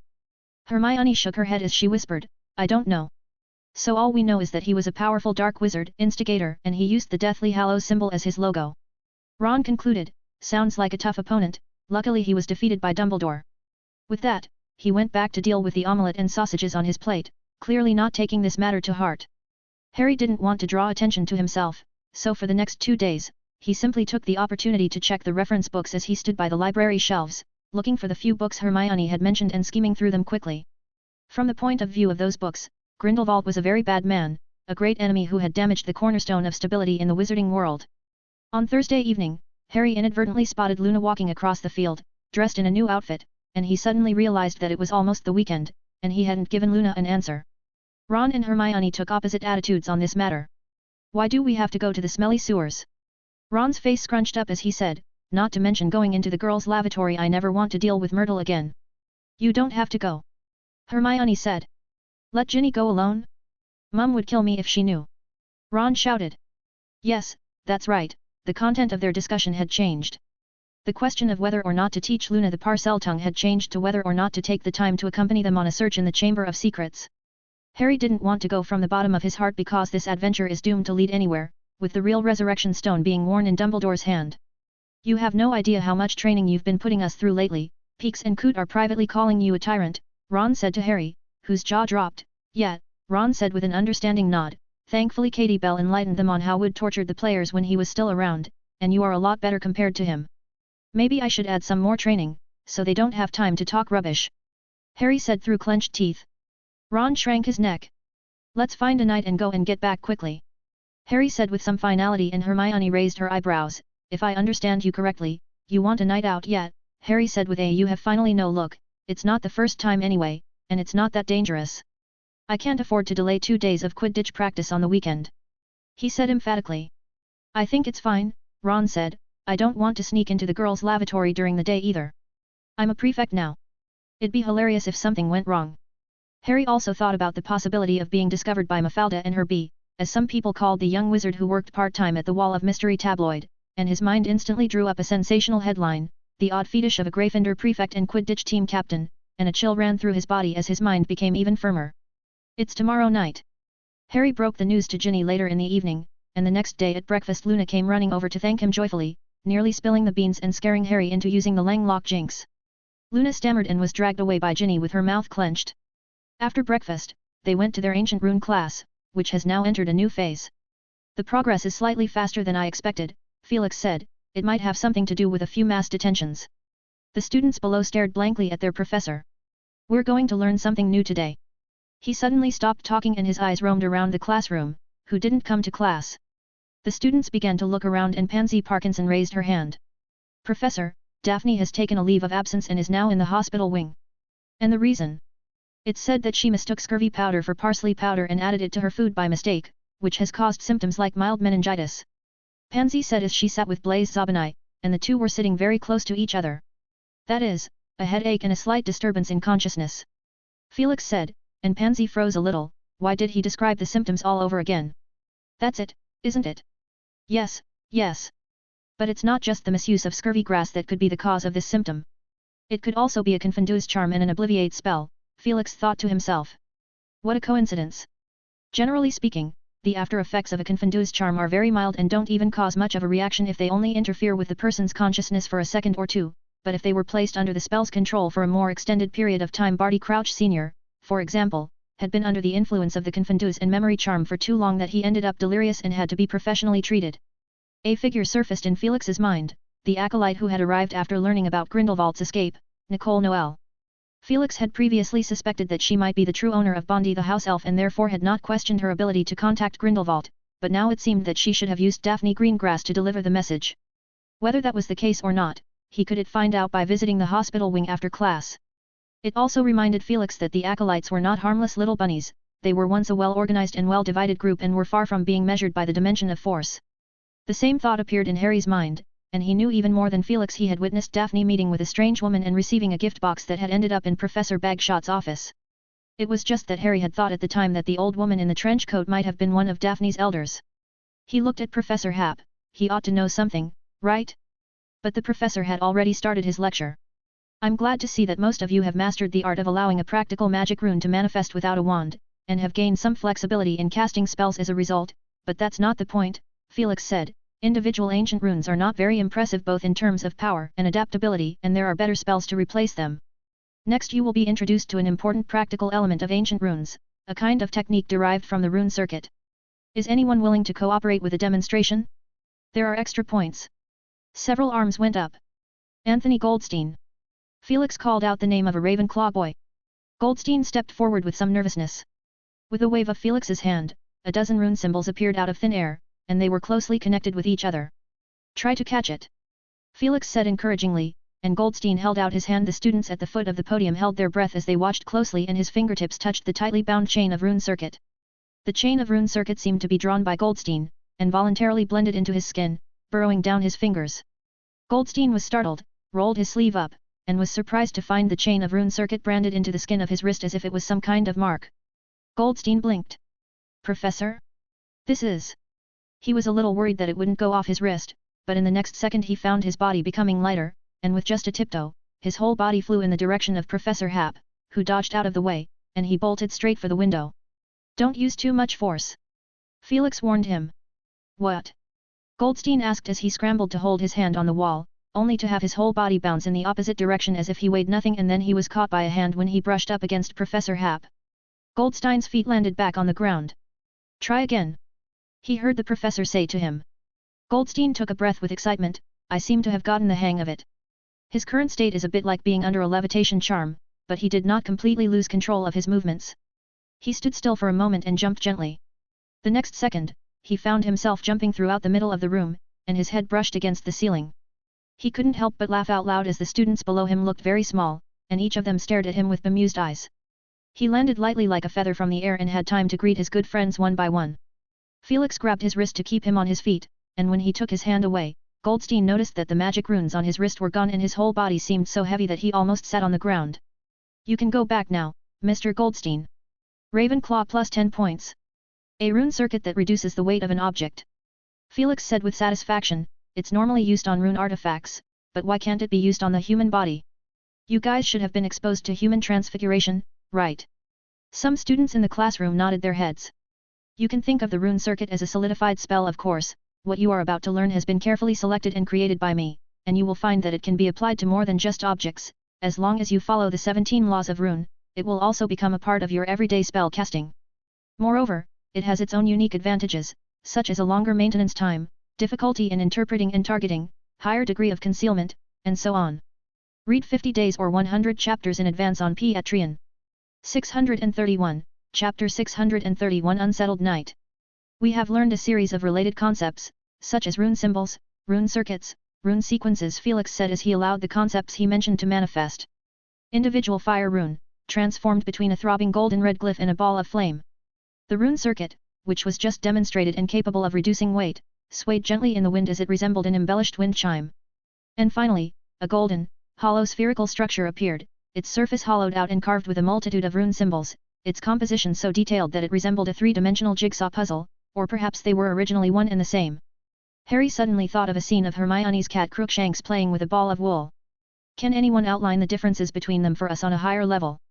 The question was obviously somewhat difficult, and even Hermione bit her lip, struggling to think of an answer without raising her hand immediately as she usually did. No one. Felix glanced around the classroom. I'll give everyone a few minutes to think. The students took this time to move around slightly. Harry pressed his body against the back of his seat and stared at the golden orb of runes. All his mind could think of was how it might suddenly start to function and suck every student in the classroom into it one by one. Just a few years ago, hundreds of Dementors were sucked into this small, rapidly spinning orb without any resistance in front of his eyes, followed by a clutch of a palm. They all with a puff combusted at once. Harry's consciousness snapped back instantly. Time's up. Felix said, looking down at the students, who were dodging his gaze frequently, at which point Hermione hesitantly raised her hand. Very well, Miss Granger. The other students breathed a sigh of relief as if they had been brought back to life. Hermione stood up. I think it should be integrity, She replied in a rare tone of uncertainty. Expand on that. Felix said encouragingly, and his blue eyes blinked, and Hermione, who had been gazing at the professor's face, realized she had got it right. She ran the somewhat vague idea through her brain and said in a very slow tone. If you compare ancient rune to the modern spell system, then a complete rune sequence in a spell should be equivalent in rank. They are both complete magic. For example, illumination and lumos. Hermione went on as she thought for a moment, although the two are very different in terms of difficulty. If the above holds true, then the structure of the rune below the rune sequence is like a broken spell, unable to stand on its own. In fact, from what we have learned in the past, a rune circuit must be carved into a tangible carrier in order to exist, usually with the help of a carving knife and a piece of chestnut wood, while individual runes are more distinct. Individual runes, circuits, sequences. It is a process of continuous refinement until one can acquire a book of runes. Hermione paused, stopping her speech. She suddenly wondered about one thing: why hadn't ancient magic been popularized in ancient times? Why was it eventually replaced? Apart from the merits of the modern magic system itself, a crucial factor was that there was little research done on the first two, i.e. individual runes and rune circuits, and all young wizards had to start with the dangerous ancient magic as soon as they started. It is possible that the first challenge they faced in life would have been trying to master the complete rune sequence without any basic knowledge in the field. And what the professor did, in fact, was bringing down the learning threshold of the whole system. Not bad, Gryffindor plus 20 points. Felix said briskly, now you have learned the first law of runes, the law of integrity. Why don't you guys write it down? The students bowed their heads and jotted down notes as Felix paced between them. Let me add that the modern spell system, the African legacy of gestures and ritual spell casting system, and the rune spell casting system are all essentially a flexible way to use magic. Felix let specific rune visualizations appear at his fingertips one by one, such as a flame, a stream of water, and a soft light. The difference is that ancient magic uses an individual rune as the literal spell casting element, like an incantation in a modern system, or a dance step in an old African magic system. Only the process of mobilizing and combining magic is on the outside, so we can feel it intuitively. We used to think of an individual rune symbol as a simple spell, which is not quite wrong because the process of manifestation of magic is accompanied by magic and will. It's just that individual runes have limited powers. The students below exchanged glances with excitement. If they had to say which part of the class had been the most interesting recently, it was the part where Professor Happ introduced them to traditional African magic. It was a memorable sight to see the normally unsmiling professor swinging his arms wide and bouncing from side to side. It felt as if the ever-serious Professor McGonagall had spread her hair and danced a rhythmic samba. Let me demonstrate. Hundreds of colorful ancient runes appeared in the air, and they danced together in pairs, eventually becoming a dozen or so circuits of varying shapes and sizes. Does it look familiar? Felix asked with mild expectation. A magic golem. Neville whispered.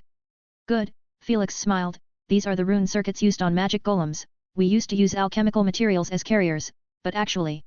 Felix pulled out a small vial, from which dark golden smoke poured out, which gathered together and gradually solidified into a human figure. The rune circuits that floated in mid-air swirled and appeared on the arms, joints, thighs, calves, and torso of the smoke man. Then, suddenly, the smoke man's arm lit up with light. A ball of flame whistled over the student's head and disappeared at the last second before hitting the wall. Transfiguration smoke. Felix shook the empty vial in his hand. Your senior Cedric Diggory sent it to me. I guess he wanted me to advertise it but was too embarrassed to say it outright. He also sent a copy to Professors McGonagall and Sprout. Anyway, it's quite practical. As the crowd watched with rapt attention, Felix waved his hand again. The transfiguration smoke changed from its human form to a golden eagle about 3 feet long, which flew around the classroom, throwing a ball of flame from its talons. The students screamed and dodged, but the flame was extinguished by Professor Happ before it could fall. When the class ended, the students below looked like they had just finished fighting a battle.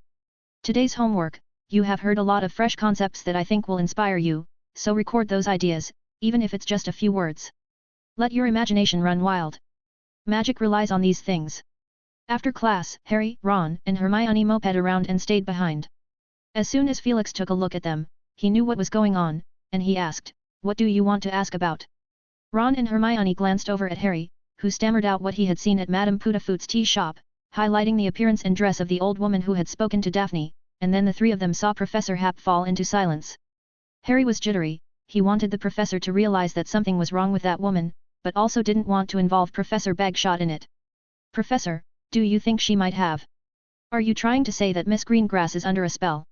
Felix asked with a smile. "It's a real possibility. I'm going to the hospital wing to have a look, why don't you, come along?"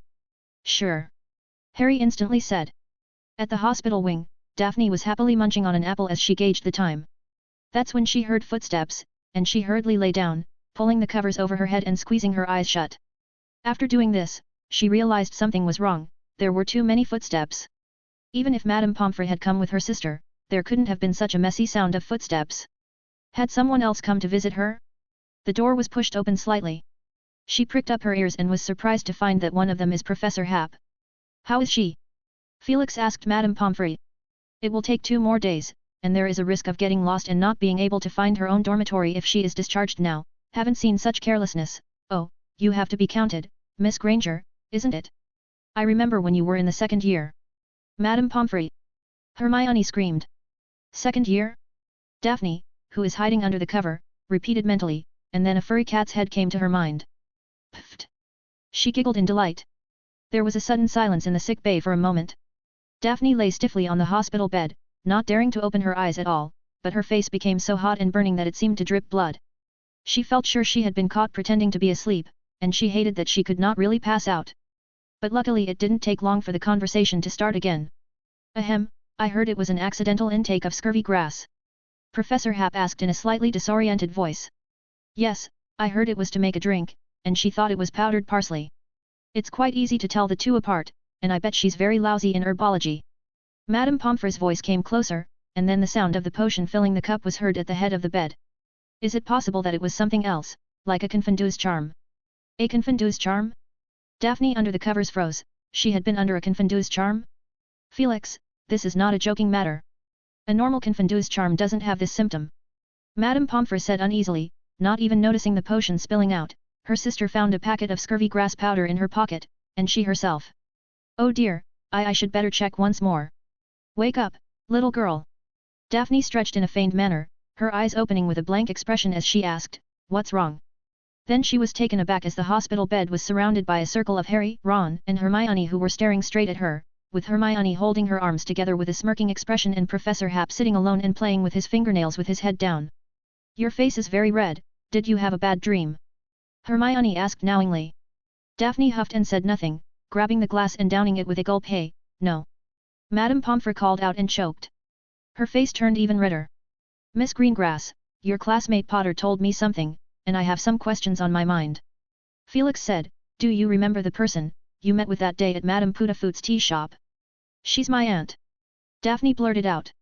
On second thought, think about her looks, her age, which of your aunts would she match up with? Daphne's expression suddenly became anguished, and she rubbed her forehead. I remember. Felix jerked one finger up and whispered, finite. Daphne's body shook as if cold water had been poured over her, then she looked around her in some confusion. Now do you remember that aunt? What aunt? I don't even have an aunt. Oh, Merlin, that wretched old woman. Daphne screamed. Do you remember what happened that day? Felix asked. That day. I went to Hogsmeade Village with Astoria, and she kept clamoring about going to Weasley's Wizard Wheezes to stock up, and when I didn't agree, she ran off without me. I was so angry and then I felt someone tap me from behind, and it was that woman. She said with sudden anger. I turned around. The woman said she was my aunt. I didn't suspect anything at all and followed her into the tea shop, and she asked me to bring something. Felix stood up.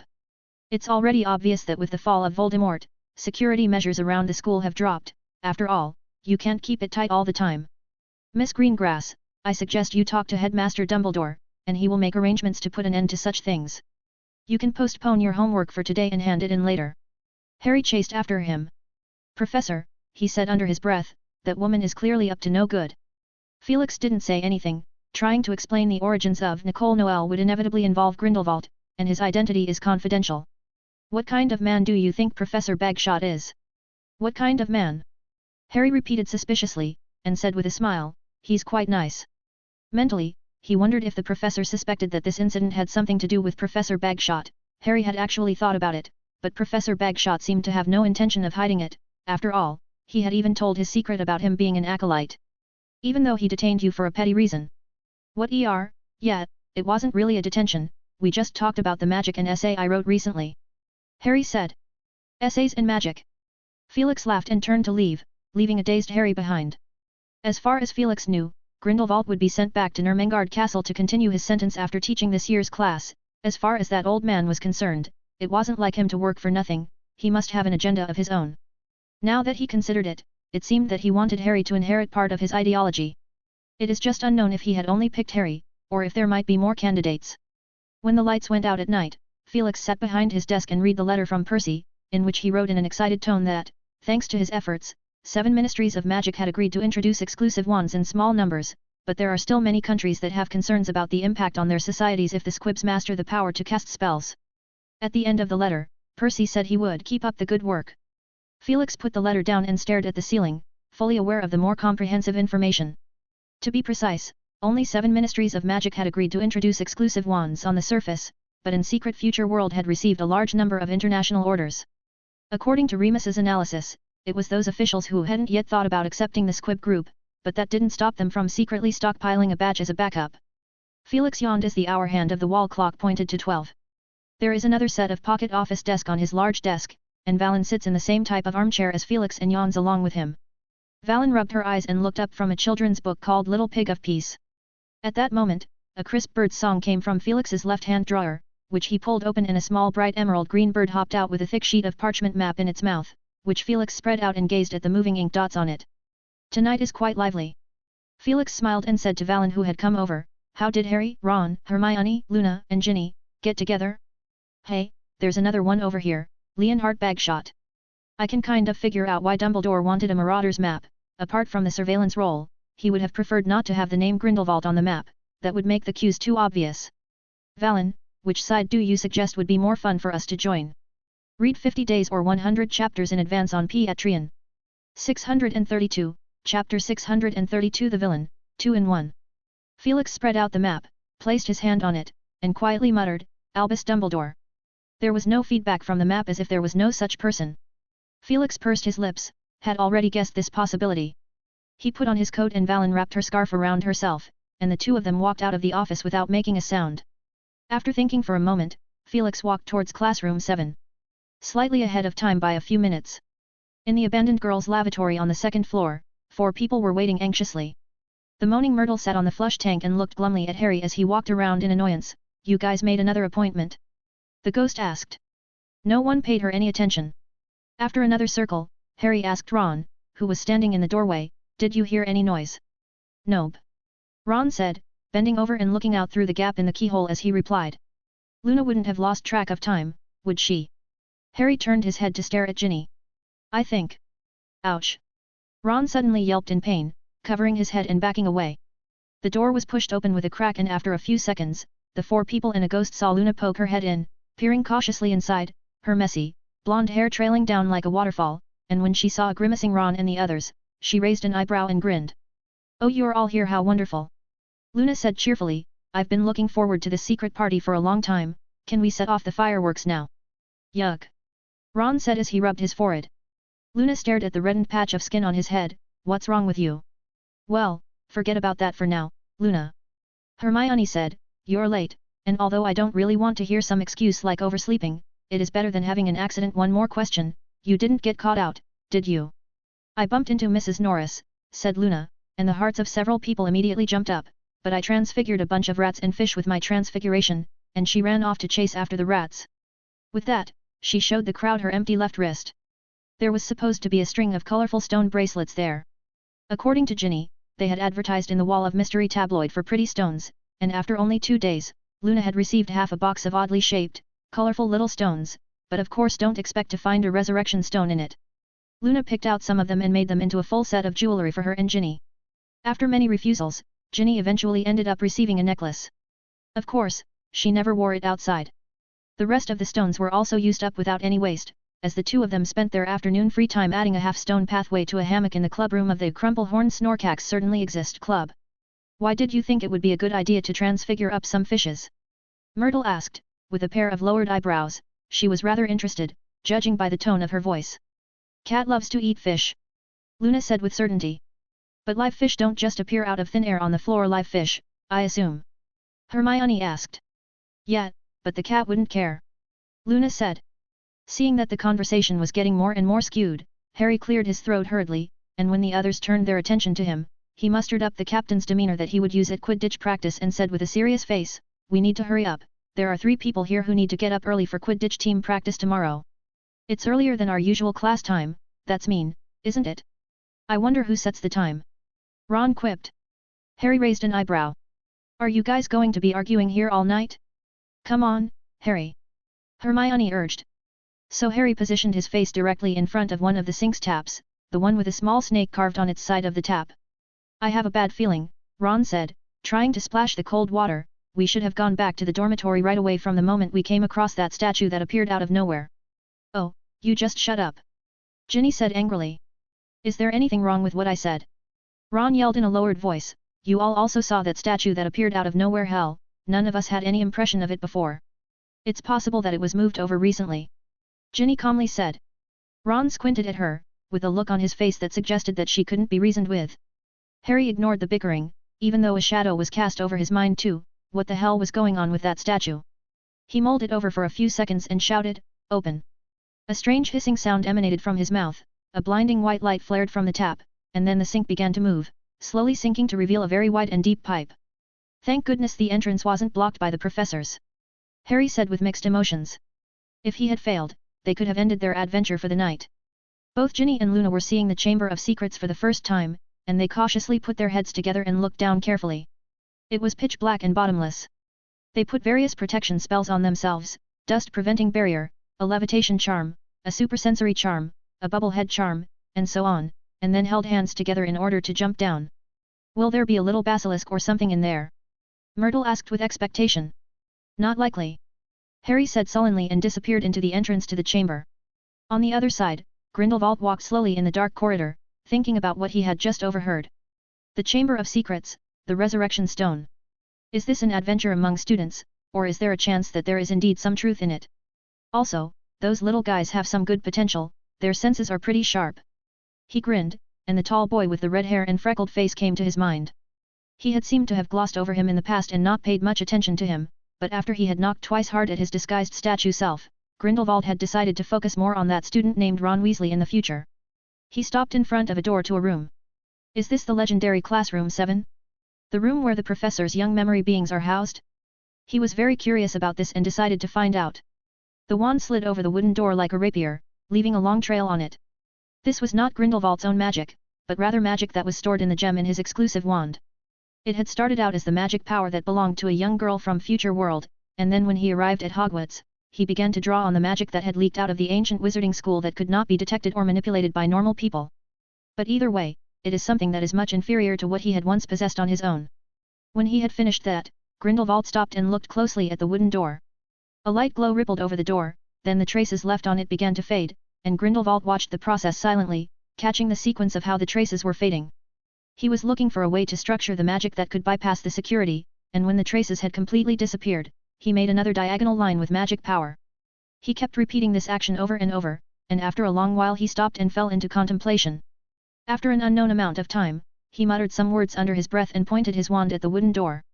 At once, dense lines appeared in the upper left corner of the wooden door, along together in the surrounding wall. They were arranged in an orderly fashion, like a part of an enormous maze.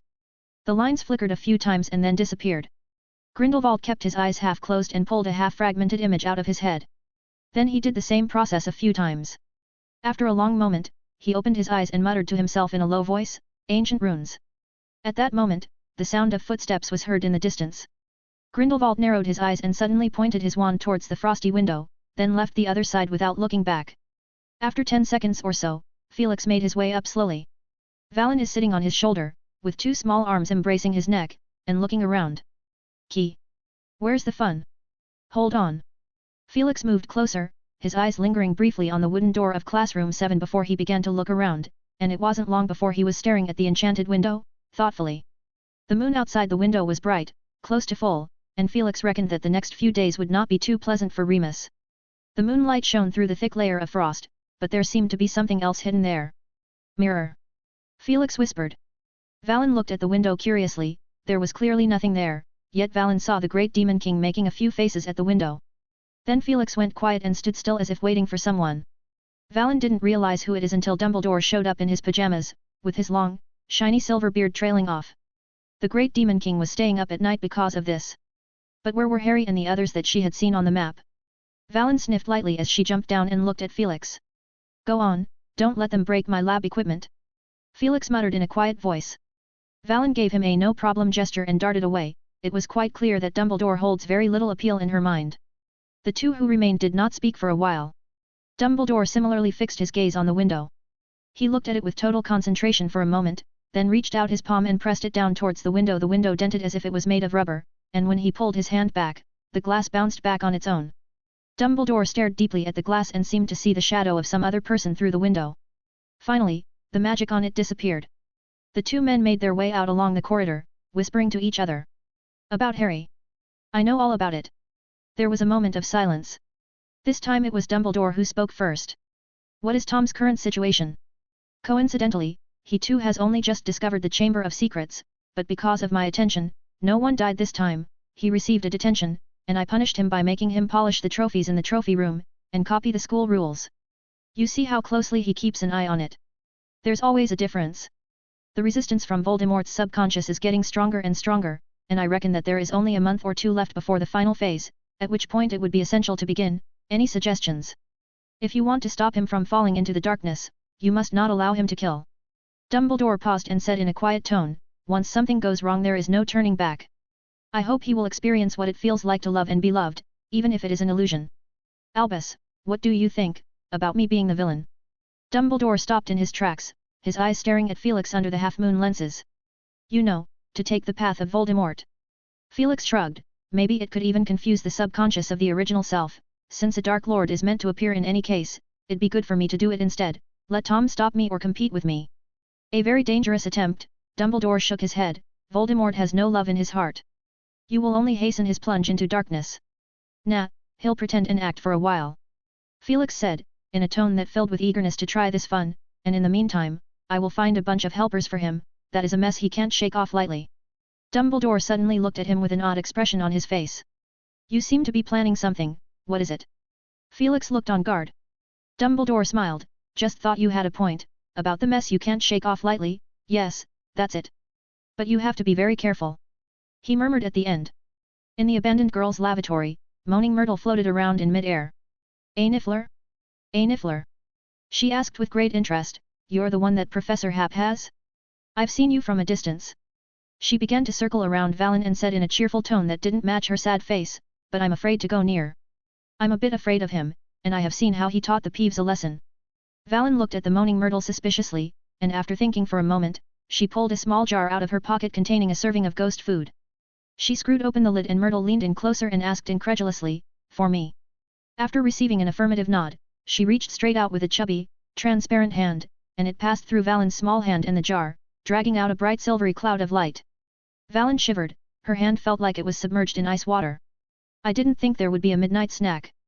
Myrtle said swooningly, the transparent acne on her face glowing slightly as she took small bites of her food, all the while speaking away with relish.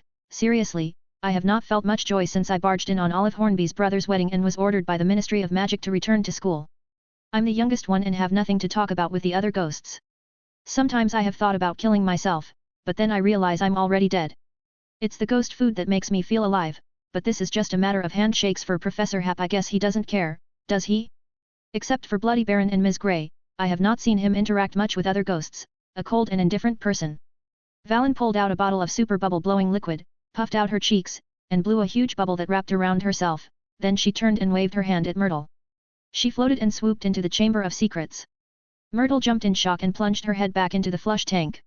Myrtle floated out of the toilet and looked down at the Chamber of Secrets through the entrance, only to see a glowing light purple bubble getting smaller and smaller in her vision. Inside the Chamber of Secrets, Harry felt like he was wasting his time. They had been searching through the chamber for half an hour, as Ron was telling the time every 10 minutes, so he remembered perfectly well. And Luna thought Ron was helping, so every time he opened his mouth Luna thanked him. Now that some more time had passed without him chiming in, Harry wondered if Ron had become too embarrassed to take on this task again. Apart from not finding the resurrection stone, everything was going well. They went through the long tunnel and revisited this ancient chamber again. Harry introduced them to the place where the basilisk had molted. We were nearly scared to death. Ron said excitedly, but not anymore. Oh, that thing was blown to bits by Professors Hap and Snape. Hermione said. Ron muttered something and stopped talking. Then they went through another door to the actual Chamber of Secrets. Harry could still recall from the ruins of broken stones and giant snake-coiled stone pillars how they had fought off the basilisk, and Ron and Hermione looked up at each other with a silent smile. For that reason alone, Harry felt that this trip down here is worth it. But they also saw quite a few new things, such as the rows of black stone targets erected in the clearing in front of the huge statue of Salazar Slytherin, which seemed to have been created out of the ground.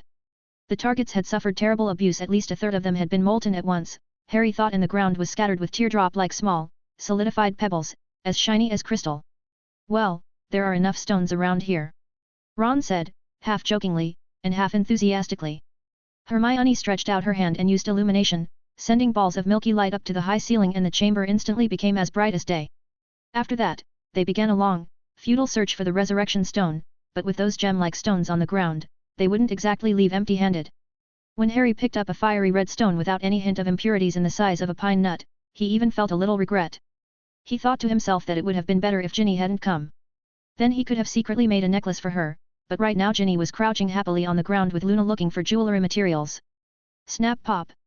There was an echoing sound from the distance, followed by the sound of a da-da-da-da approaching them at a rapid pace. Harry held his wand up, looking the way they had come, while Ron gulped nervously. Read 50 days or 100 chapters in advance on Patreon. 633, Chapter 633 Encouragement to Tom Riddle, 2-in-1. Could it be a basilisk snake? Ginny asked with a shaky voice. No, it's not, this is something with legs. Harry said with certainty, and a few people raised their wands in alert as the sound came closer and closer, then it suddenly stopped. Before Harry could figure out what was going on, they heard a dry heaving sound at that moment. Ki-poo! Is that Valen? Hermione said with wide eyes, and several people looked at each other. Luna asked with interest, did any of you ask her out? Hermione trotted over, followed by Harry, Ron, and Ginny as well as Luna. Walking through the circular iron door, and at the end of the long narrow tunnel, Harry saw Valen resting one hand on the wet wall, her head bobbing strongly, her flattened mouth making a whimpering, groggy sound. Niffler has a good nose, oh, she must have had a bad time. Hermione said sympathetically. She knelt down and patted Valen's little shoulder, then cast a bubble head charm on Valen. Niffler's head looked like it was covered with a glass fishbowl and her pink snout looked wider and somewhat comical. Valen blinked, so close, she managed to survive, she almost died from the stench. Hermione extended her arm and carefully picked up Valen, trying not to let her wet, dirty hands grab her, and returned with the group to the chamber main space, where the smell is considerably less. Hermione removed the bubble head charm and asked with concern, how are you feeling? Valen bounced twice on the ground, brought her hand up to her nose, and immediately moved it away in disgust. Oh my! Do you stink? Hermione laughed heartily. Aguamenti. A stream of water gushed out from the tip of her wand and Valen dutifully washed both her hands and feet, then rummaged through her pocket and pulled out a nice pair of little shoes and put them on herself. Ginny and Luna came over and looked at them with interest. Ginny reached out her hand and poked Valen in the stomach. Key. Valen slapped her hand away. She put on her shoes and waddled off a few steps, the echo of her footsteps traveled far in the empty chamber. Harry asked a little nervously from beside her, Valen, is Professor following behind? Ginny, who was just about to say something, felt her throat go dry. Valen thought for a moment and shook her head at him. But the professor must know, doesn't he? Ron immediately said, he could be here any minute, are we still looking? His last sentence was directed at everyone. Seeing no retort from Valen, Harry also guessed that the professor probably knew, and might be waiting at the entrance to the Chamber of Secrets right now. Aware of the possibility of being caught, several people lost their sense of adventure and prepared to leave. At that moment, Harry suddenly looked up at the Slytherin stone statue that stood level with the ceiling, the old, monkey-like face with long, sparse beard lines clearly visible in the illumination of the white ball of light above their heads. There's one place left to check out, he said, as he suddenly felt an extraordinary attraction. What? Ron asked as he stared at both Ginny and Luna's stuffed pockets. When we fought the basilisk 4 years ago, the statue's mouth was open. Harry pointed to the statue with its mouth closed and said, I guess there is an empty room behind there, a lair or something.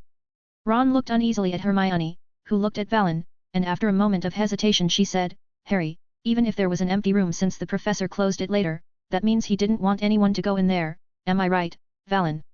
Valen instantly became stiff. She looked at Harry and then at Hermione, wondering if she should tell them that the Great Demon King might possibly be planning something evil. But when she thought of the Great Demon King's words, don't let them break my lab equipment, Valen puffed out her little chest and made up her mind to stand firmly in front of them to watch out. Harry was stumped, as he stared at the huge stone statue, that inexplicable longing grown stronger. The professor forbids us from going in, he asked tentatively. Valen thought for a moment, no, he didn't. She shook her head and wrote a few words in the air with her exclusive wand, you can enter, but it may be dangerous. After writing it, Valen felt she hadn't expressed it accurately enough and hastily added, something to do with that bald ugly guy. Who's that? Luna asked curiously, someone who has been hit by a hair loss curse. But Harry, Ron, and Hermione looked deeply at each other. The statue had something to do with Voldemort. But they also knew that Voldemort is now locked up in classroom 7, not even conscious. Now the decision seemed to fall on Harry. We can go back to the professor and ask him, Hermione said slowly, knowing from the look in Harry's eyes that his heart was set on it. No, the professor has left the decision up to us, Harry said calmly. Valen is here, which means he knows where we are, but he hasn't shown up until now. What does that mean? It means that he is okay with it too. Hermione opened her mouth and had to admit that he had a point. Is that true? Valen thought to herself. Harry scrutinized the Slytherin stone statue. He is having a wonderful time lately, but still, there is one hidden worry lingering on his mind. He is not sure exactly how well the professor and headmaster have prepared and how far along they have gotten in their plans. As time passed little by little, he was getting more and more nervous, and now that he had a chance to find out, and with the professor's tacit approval, he didn't want to back out just like that. Harry walked up to the statue and said aloud in Parseltongue, "Open." The door didn't budge as he spoke. He could tell that Ron and Hermione were standing on either side of him, one left and one right, and he took a deep breath and didn't say anything. But when Ginny came over to him, he couldn't help but protest. "Go back, Ginny. What's the point of kicking people out now?" Ginny grunted, and said in a slightly bitter tone, "You don't think our lives are in danger at school, do you?" Harry was speechless. Now all he could think to do was try to speak in a Parseltongue. "Speak to me, Slytherin, greatest of the Hogwarts Four." This time, the huge stone face of Slytherin moved. Its mouth opened, wider and wider, and finally formed a huge black hole. The light from the illumination magic didn't seem to shine inside, but something glowing could be seen flashing past. "What is that monster?" Ron murmured nervously. "A crumplehorn Snorkax." Luna's eyes lit up. "Luna, don't mess around at this point," Hermione said pointedly. "No, it is definitely the crumplehorn Snorkax," Luna said confidently. "It looks exactly like the reference picture I once drew in my essay, it's just the colors aren't quite right, otherwise there's no difference." Harry didn't want to admit that he and Luna had seen the same vision, but he said it anyway, "I saw it too. The one with the long nose, isn't it?" "Yeah," Luna said happily. Hermione stared at the two with an expression that suggested that they both had fallen under a confidence charm together. They climbed up onto the statue's knees and moved closer to its open mouth, peering cautiously inside the hole. Their vision didn't become clearer as they moved closer. It was still pitch black inside, but they did see something glowing and moving. "I think I saw a colorful doe," Ginny said. "I saw a big wolfhound," Ron said. Hermione pursed her lips and said, "Well, those are rune creatures." "Runes? What?" Harry asked in confusion, still staring at the entrance to the cave. The supersensory charm had allowed him to hear some sounds of activity, what seemed to be the grunting of multiple creatures mixed together. "Rune creatures," Hermione explained. "You guys do remember what the professor showed in class, right?" Immediately Harry and Ron's minds went to the magic golem and golden eagle that was created from dark golden smoke. "Actually, the professor always had this idea," she said. "He was very curious about the state of existence of the Sorting Hat when he first gave me a private lesson. It was almost a completely different kind of magic being now." "So these are alive?" Ron's jaw dropped, as he pointed at the odd creatures in various forms that flashed past their eyes. "They shouldn't be considered alive yet. I'm not sure," Hermione said with some vexation. "At least last school year Professor couldn't make them permanent yet." Professor combined ancient runes and memory magic to construct a very real Hogwarts corridor at the end of the last term. "Just a corridor?" Harry couldn't help but ask. It sounded like no big deal. If the professor can construct a corridor, he can use the same principles to construct creatures that exist only in the midst of fantasy. Hermione deliberately emphasized the words of fantasy as she glanced squintingly at Luna, but Luna was completely oblivious to the fact, and she impatiently stepped inside. Harry, Ron, and Hermione followed suit and entered the mouth of the statue of Salazar Slytherin. Then their eyes flashed, and they found themselves in an unfamiliar place, surrounded by rows of bookshelves in dimly lit surroundings. The three held their breath and pricked up their ears to listen for any movement around them. "The library," Hermione mouthed. It dawned on Harry, but then a new question popped up. Why are they in the library? Shouldn't it be inside the statue? "Oh Tom, Tom! You shouldn't have followed me here," a low, depressed voice said, and Harry thought the voice sounded a little familiar, and Hermione furrowed her brow. "Sorry, sir," a timid voice said. "You're following me because you want to know what I'm doing, right?" The voice asked softly, but the coldness revealed in the words grew stronger. "You're interested in what's on the half-dozen sheets of parchment you found in my office?" You want to know what a Horcrux is? Harry's eyes suddenly widened. Sir. I'm sorry, Tom. This might be the last time I call you by your first name. Luckily it's a holiday, so as long as I do it cleanly, no one will notice, and Headmaster Dippet trusts me, he's always willing to believe me. A holiday? Harry thought, did he mean a weekend? No, he immediately realized the problem, they weren't supposed to be in this reality now. Prodigal. The young student suddenly shouted. What was he doing? Ron's scream drowned in his throat. Their vision suddenly filled with golden flames as a dark shadow flashed by and the window cracked to pieces, and the flames also closely trailed behind as it burned a large hole in the library wall, and then another figure flew out of the gaping hole. Harry was stunned. The non-verbal shield charm he had subconsciously cast seemed to be at risk of burning as the golden flames clung to the magic barrier. Any second now, the flames might break through the defenses and burn them to ashes. Finally, Hermione came back to her senses and stretched out her hand, her fingertips flickering with rune symbols, and then the golden flames rushed into her grasp like tired birds returning to their nests. The flames in the library went out. The bright moonlight poured in through the large hole that had been burned open, and a firebird hovered 2 or 3 feet above Hermione's head, chirping softly. Hermione controlled the firebird to land on her shoulder, the firebird's gaze was sharp, and it was covered in flames, but it didn't hurt her one bit, which showed her superb control. Is that Professor Hap? It was only then did Ron spoke with difficulty, his eyes just about to fall out of his head, but who is the other one? Tom Riddle. Harry said with a complicated look, I think we fell into a abruptly the word stuck in his throat, fell into a what? A memory? When had Professor Hap ever fought with Voldemort during his school days? God, the you-know-who. Ron was so surprised he almost bit his tongue off. It's young you-know-who, Hermione corrected, I know what we should do, follow me. She ran out from behind the bookshelf and stood by the wall peering into the distance, faintly seeing the arc of spells flashing outside as the two men engaged in a battle in front and behind. What are we supposed to do? Ron asked. Fight, and then find the professor for clarification. Hermione said in annoyance. They ran through the sizzling, scorched wall, and used the spell to land lightly on the ground before running towards the fire. Harry gasped and caught up with Hermione, are we going to save the young Tom Riddle? He understood her somewhat. I guess so. Hermione said as she bit her lip. The battlefield is far in sight. In Harry's mind, an image of Riddle just popped up, a tall, pale-skinned, with dark, shiny hair and black eyes. He had seen this appearance in Headmaster Dumbledore's pensieve, a memory provided by Professor Slughorn.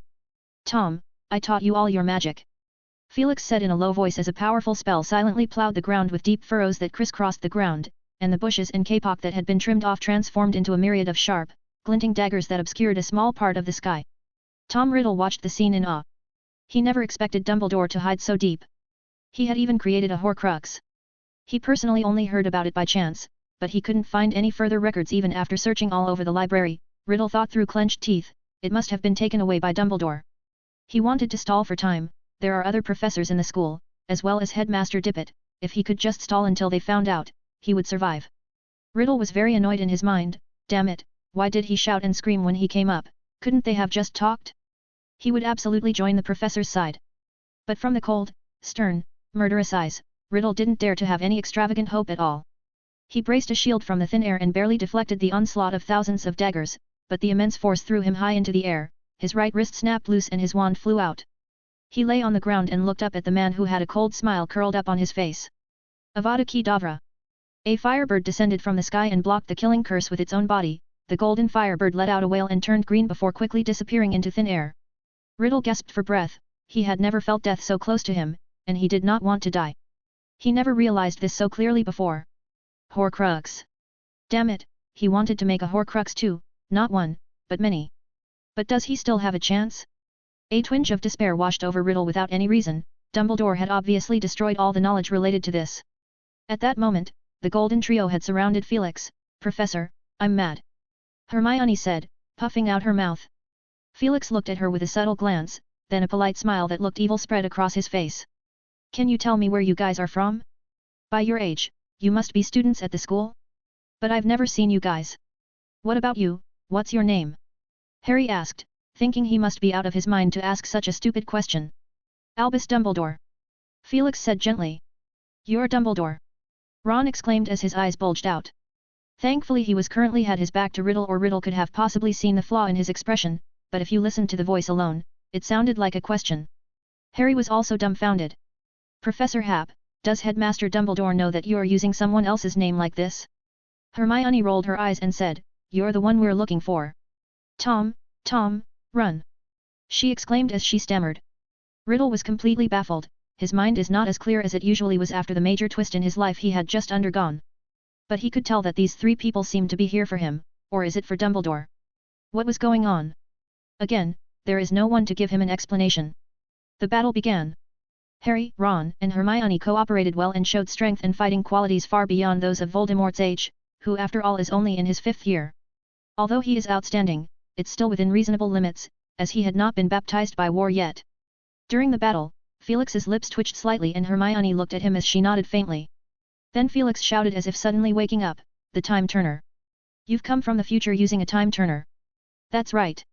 Hermione shouted righteously, you can't succeed in your plot, done, Dumbledore.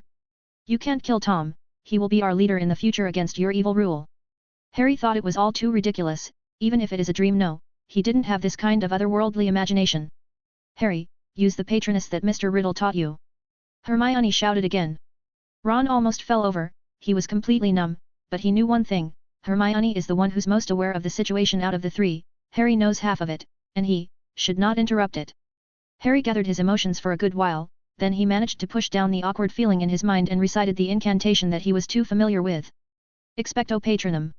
A creature that resembled a real stag emerged from the tip of the wand, and a huge pillar of silver light shot straight up into the sky, brighter than the moon, and half of Hogwarts Castle was bathed in a silvery blue glow that spread out like ripples in the sea, and everyone including Tom Riddle felt energized and motivated to fight.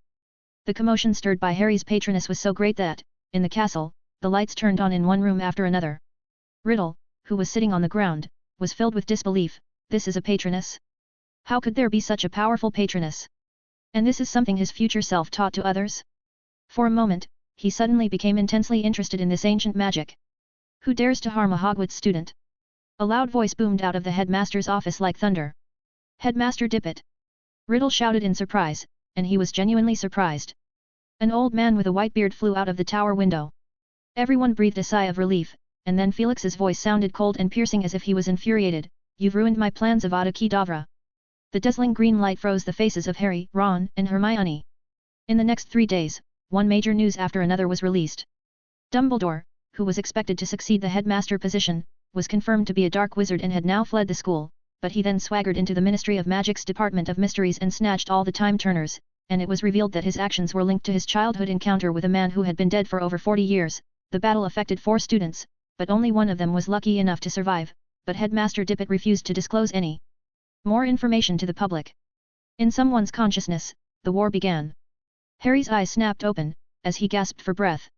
Luna is still happily holding up a foot-tall creature in his sight. That creature has a pair of curved horns on top of its head that take up a third of its size, a long nose a bit like an elephant's trunk, but much shorter, as if cut in half from the middle, and its body is short and stumpy, with thick silvery brown fur draped over its spine. It is now wriggling around grumpily. In classroom 7. Felix opened his eyes and stood up slowly. I almost forgot, I'm not really a nice guy. He smacked his lips as if reminiscing about that experience. He took a moment to add some more magic restraints to Voldemort and then returned unhurriedly to his office. He had just pushed open his bedroom door when he heard a fierce knock on the door from outside his office. Professor, open the door. Felix suddenly felt a slight headache. Was his acting too realistic? Were his students worried that he had gone astray? Read 50 days or 100 chapters in advance on Patreon. 634, Chapter 634 After Halloween, 2 in 1. The door to the office opened. Hello there, Felix stared blankly at Harry, Ron, and Hermione. Harry and Ron flinched and took a step back. Staying up so late, night wandering to the door of the professor's office, do you have some business with me? Behind them, Ginny rolled her eyes constantly darting between them. Luna was in a trance. All questions were stuck in Hermione's throat at the sound of the word night wandering. Hermione hid her fierce look and held up Valen, and said in a sharp whisper, Oh Professor, we came over to give Valen back to you, do you know where we found her? That's a long way for her to wander. Felix blinked his eyes and muttered, I was wondering the same thing too, I was just having a glass of water and the little one was gone. Thank you. He reached out to pick Valen up, but Hermione pulled her hand back and caused him to flutter. She hugged Valen and the little one stared at him at the same time, both seemingly shocked that he was able to shrug the whole thing off. Valen flopped around in Hermione's arms emotionally, gibbering and calling him out with a bitter look. What was Valen talking about? Hermione asked knowingly. Thanking you for sending her back. Felix glanced at an exasperated Niffler and said calmly. Hermione puffed out her cheeks. The only person who could make her so angry could only be the professor himself, and with a large part of her worry dropped, she shoved Valen at Felix and said after some thought, Professor? I've been saving up some questions on ancient runes lately, can I come over tomorrow and ask you for advice? Don't come too early, I want to sleep in. Felix said dryly, so Hermione pretended to be obedient and retreated to the back without speaking while he turned his attention to the other people. Harry and Ron shook their heads in a rush, they had both been forcefully dragged over by Hermione, and although they too had questions, this was clearly not the right time to ask them. The sky was already glowing with a grey-green haze and the sound of wind and wolves howling from the forbidden forest made them just want to get back to the warmth and comfort of their beds, and they still needed to get up early for their training tomorrow. Ginny waved her hand off to indicate she had no questions as well. Luna asked calmly, Professor, does the crumple-horned Snorkax truly exist? Felix hesitated for a moment and said, I can't give you an answer to that either, maybe they do exist in a certain corner of the world. Luna's eyes, which darted around in both directions, widened in surprise. That's what I thought too. That's why I took the Care of Magical Creatures class. Yeah, well, that's good. But you have to be mentally prepared for the fact that not all searches have good results. Like the Resurrection Stone? Luna asked. Yes, Felix said slowly, but it's not quite the same, I promised to keep an eye out for it for you, remember? Luna beamed with a smile. Oh, yes. I remember. She said, maybe Firenze was right when he said that when the time comes, it will appear on its own. Just like those things I lost. Ginny slumped and said, you didn't lose those things at all, someone deliberately hid them to make a fool of you. You're right. Luna said nonchalantly, good night, and oh, good morning. I'm going to go back and sort out the correspondence between Dad and me. Dad's been sending 2 letters a week this year and I can't carry them off anymore, so I can only pack them up for now. She drifted off. Ron stared at her back. What letters? Once they were all out of sight, Felix closed the door and when he turned around he saw Valen jumping onto the couch, with a quill in her hand, scribbling in the air. In the blink of an eye, she had written 2 lines and had absolutely no intention of stopping, as if she was preparing to give a long speech. Felix glanced at the word at the beginning, it was liar, and he walked over and grabbed Niffler up with a grin. Gee, what's with the writing practice now? It's late, go to bed, go to bed. Valen watched in despair as the letter of accusation got further and further away from her. Bang! The bedroom door slammed shut and the magic lamp went out, only a few lines of crooked writing glowing in the darkness, proof that the night had not been a peaceful one. The castle became icy and snowy. It had snowed for 2 days in a row and the grounds were covered in a thick layer of knee-deep snow. Felix was curled up in a blanket, slouching on the sofa, and on the small table next to him lay a letter from Carlotta Pinkstone, in which the 74-year-old activist warmly addressed him as my dear comrade in arms that I have never met, and it was clear that Carlotta thought it was possible to win Felix over to her side, for which she had probably spent the last few days brushing up on her knowledge, and tried her best to mention his contribution to the wizarding world in every context she could, and at the end, she mentioned that she deeply hoped to meet him. She also asked Felix to be discreet, saying that meeting her was not very convenient at present because the evil Ministry of Magic had sent 2 people to monitor her, one clumsy with a naive appearance that is overflowing with enthusiasm, the other with a cold tongue, full of aristocratic hypocrisy and superiority. Felix only thought for less than half a minute before picking up his quill and writing a brief letter to Tonks, asking how she was doing. The owl brought a reply in less than half an hour. Felix took out his map and searched for a while, and found the 2 names at the 3 Broomsticks Inn in Hogsmeade Village, and, unexpectedly, he spotted the name, Collins Foley, though he couldn't quite connect her with the aristocratic hypocrisy and superiority. There was a knock on the door. Felix stared at the door with blank eyes as it opened on its own and Hermione bounced in cheerfully. She had come over the very next day, on the grounds that she wanted to ask for advice on how to use the Book of Runes. But Felix had been waiting for her to ask about her misadventures on the Hogwarts campus that night in the 1940s. Please sit down, Miss Granger. Felix stood up, bundled up in his blanket and went to the bedroom to change, and returned with 2 cups of hot cocoa. Thanks. Hermione said as she pointed at the letter on the table, they were in Hogsmeade last weekend. Oh, sorry, I accidentally saw it when I moved around the table. Hogsmeade? Who are you talking about? Tonks, Collins, and Carlotta Pinkstone, Hermione said as she took a small sip of hot cocoa and narrowed her eyes in a happy mood. When he went to Hogsmeade Village last weekend, Ron bumped into them. Felix nodded, without any intention of talking more about it. Professor, Hermione inhaled softly, if you're not going to make contact with her, it's best to tell her straight up. Now is not the time. Felix muttered. After a brief pause and thought, he said, you write her a letter back for me, just say well, I can't go against the Ministry of Magic and the rules are important. Yes, just tell her that. Hermione quickly wrote a short letter and handed it to him to read. Felix smiled, very good. As the owl flew out of the window, Hermione said, she is certainly not going to let this go that easily. Felix shrugged. But that's a matter for a later date. Well, Miss Granger, let's move on to discuss about the Book of Runes. There are only 2 people in the world who have it at the moment and the sample is so small that many conclusions can only be guessed and can only be verified later. What do you think? Do you think it is very helpful to you? Felix wanted to know the effect of the Book of Runes on the normal people, that is, those who were not masters of runes. I can't quite put it into words, Hermione pondered seriously. I've been so busy filling in my understanding of the ancient runes for the past month or so that the feedback you mentioned was very minimal, but I do feel like my mastery of the ancient runes has improved. It got stronger. I just don't know if it's an illusion, the other students have improved quite a bit too. How many ancient magics have you mastered? Counting the 2 taught in class, there are a total of 5. Hermione held out a hand. Felix was lost in thought. The results may not be visible in the short term. In the future, when you are looking at the Book of Rune, and I trust you will do so if you suddenly feel that you have a fantastic idea, don't suppress it, and let your rational mind rest for a while by giving in to your inspiration, you might well get some unexpected surprises. Okay, Professor. It was nearly noon when Valen walked out in a daze wrapped in a small blanket that looked like a fur cloak. She walked over to him and gave a breathless grunt that passed for a greeting, and then she climbed onto the couch.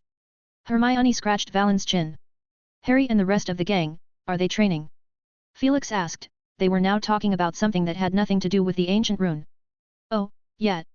Hermione smiled, and said with a grin, they've been training really hard, Harry and Ron, as well as Ginny. Because the original Quidditch commentator, Lee Jordan, graduated this year. Now, Luna is preparing to apply for the role. No, she's already been chosen, by being the only candidate. Harry is freaking out. Felix blinked and smiled along. As we all know, Luna is a very unique girl, and no one was sure about her hosting style, while given that she knew half of the Gryffindor players well, it would be only natural that Harry and the others would be the most impacted. Professor? Ms. Bones recently gave me some information about the living conditions of other humanoid races and I found. The Halloween Eve party passed by without a hitch. Not much had changed from previous years, except for one student leading a 10-foot-tall dragon into the Great Hall, which scared the hell out of a bunch of young wizards. It was only later, when people calmed down, that it was discovered that the student had sneaked into the Transfiguration classroom and stolen a batch of Transfiguration smoke that Professor McGonagall had privately purchased. The atmosphere at the time was very lively. Despite the details of the fake dragon being slightly crude, it went well with the cheerful festive atmosphere and won all 4 houses' approval. It was just so well executed that even Professor McGonagall was surprised, and the students never saw that student at the dinner again after that. Fred and George got a successor. Ron said with relief. I don't know which house that student is from, Hermione asked in wonder. I hope it's not Gryffindor. The chances are not slim. Harry said in a hushed voice, I heard a group of students in the common room discussing the traditional activities of the Swear to Defend School Rules Club when I came out, and someone mentioned about the dragon spewing fire.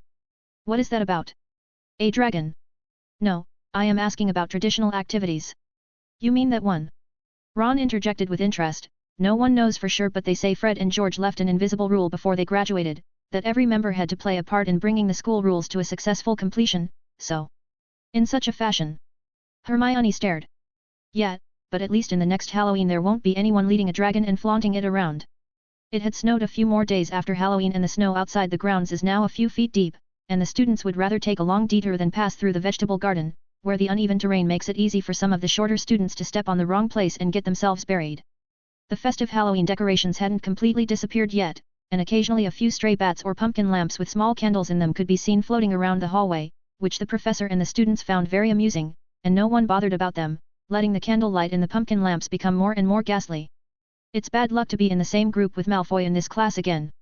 Ron said as he stared at the miserable green glowing candles. They had just come out of the Defense Against the Dark Arts classroom, and he couldn't wait to start whining as soon as he had the chance.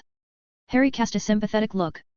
As the content of the subject deepened, Professor Bagshot was no longer satisfied with petty fights, and he made the students duel in pairs. It was just that the rules were somewhat different. One of the dueling partners had to close his eyes against his enemy. As for who exactly will perform this unappealing role, it will be decided by drawing lots. And Ron always drew the worst lot. Very few of the students stayed intact until the end of class, and a large number of them spontaneously asked Harry and the others for tips on the humanoid shield charm. The spell was widely popular as it could provide protection against regular hexes and did not require deliberate maintenance or have an impact on normal spell casting. Harry, Ron, and Hermione were all proficient with the humanoid shield charm, and the members of the frontline lookout club such as Neville, Seamus, and Dean could barely manage to grasp it, so in theory, they were safe in class. But there are exceptions to everything, and Draco Malfoy was that exception.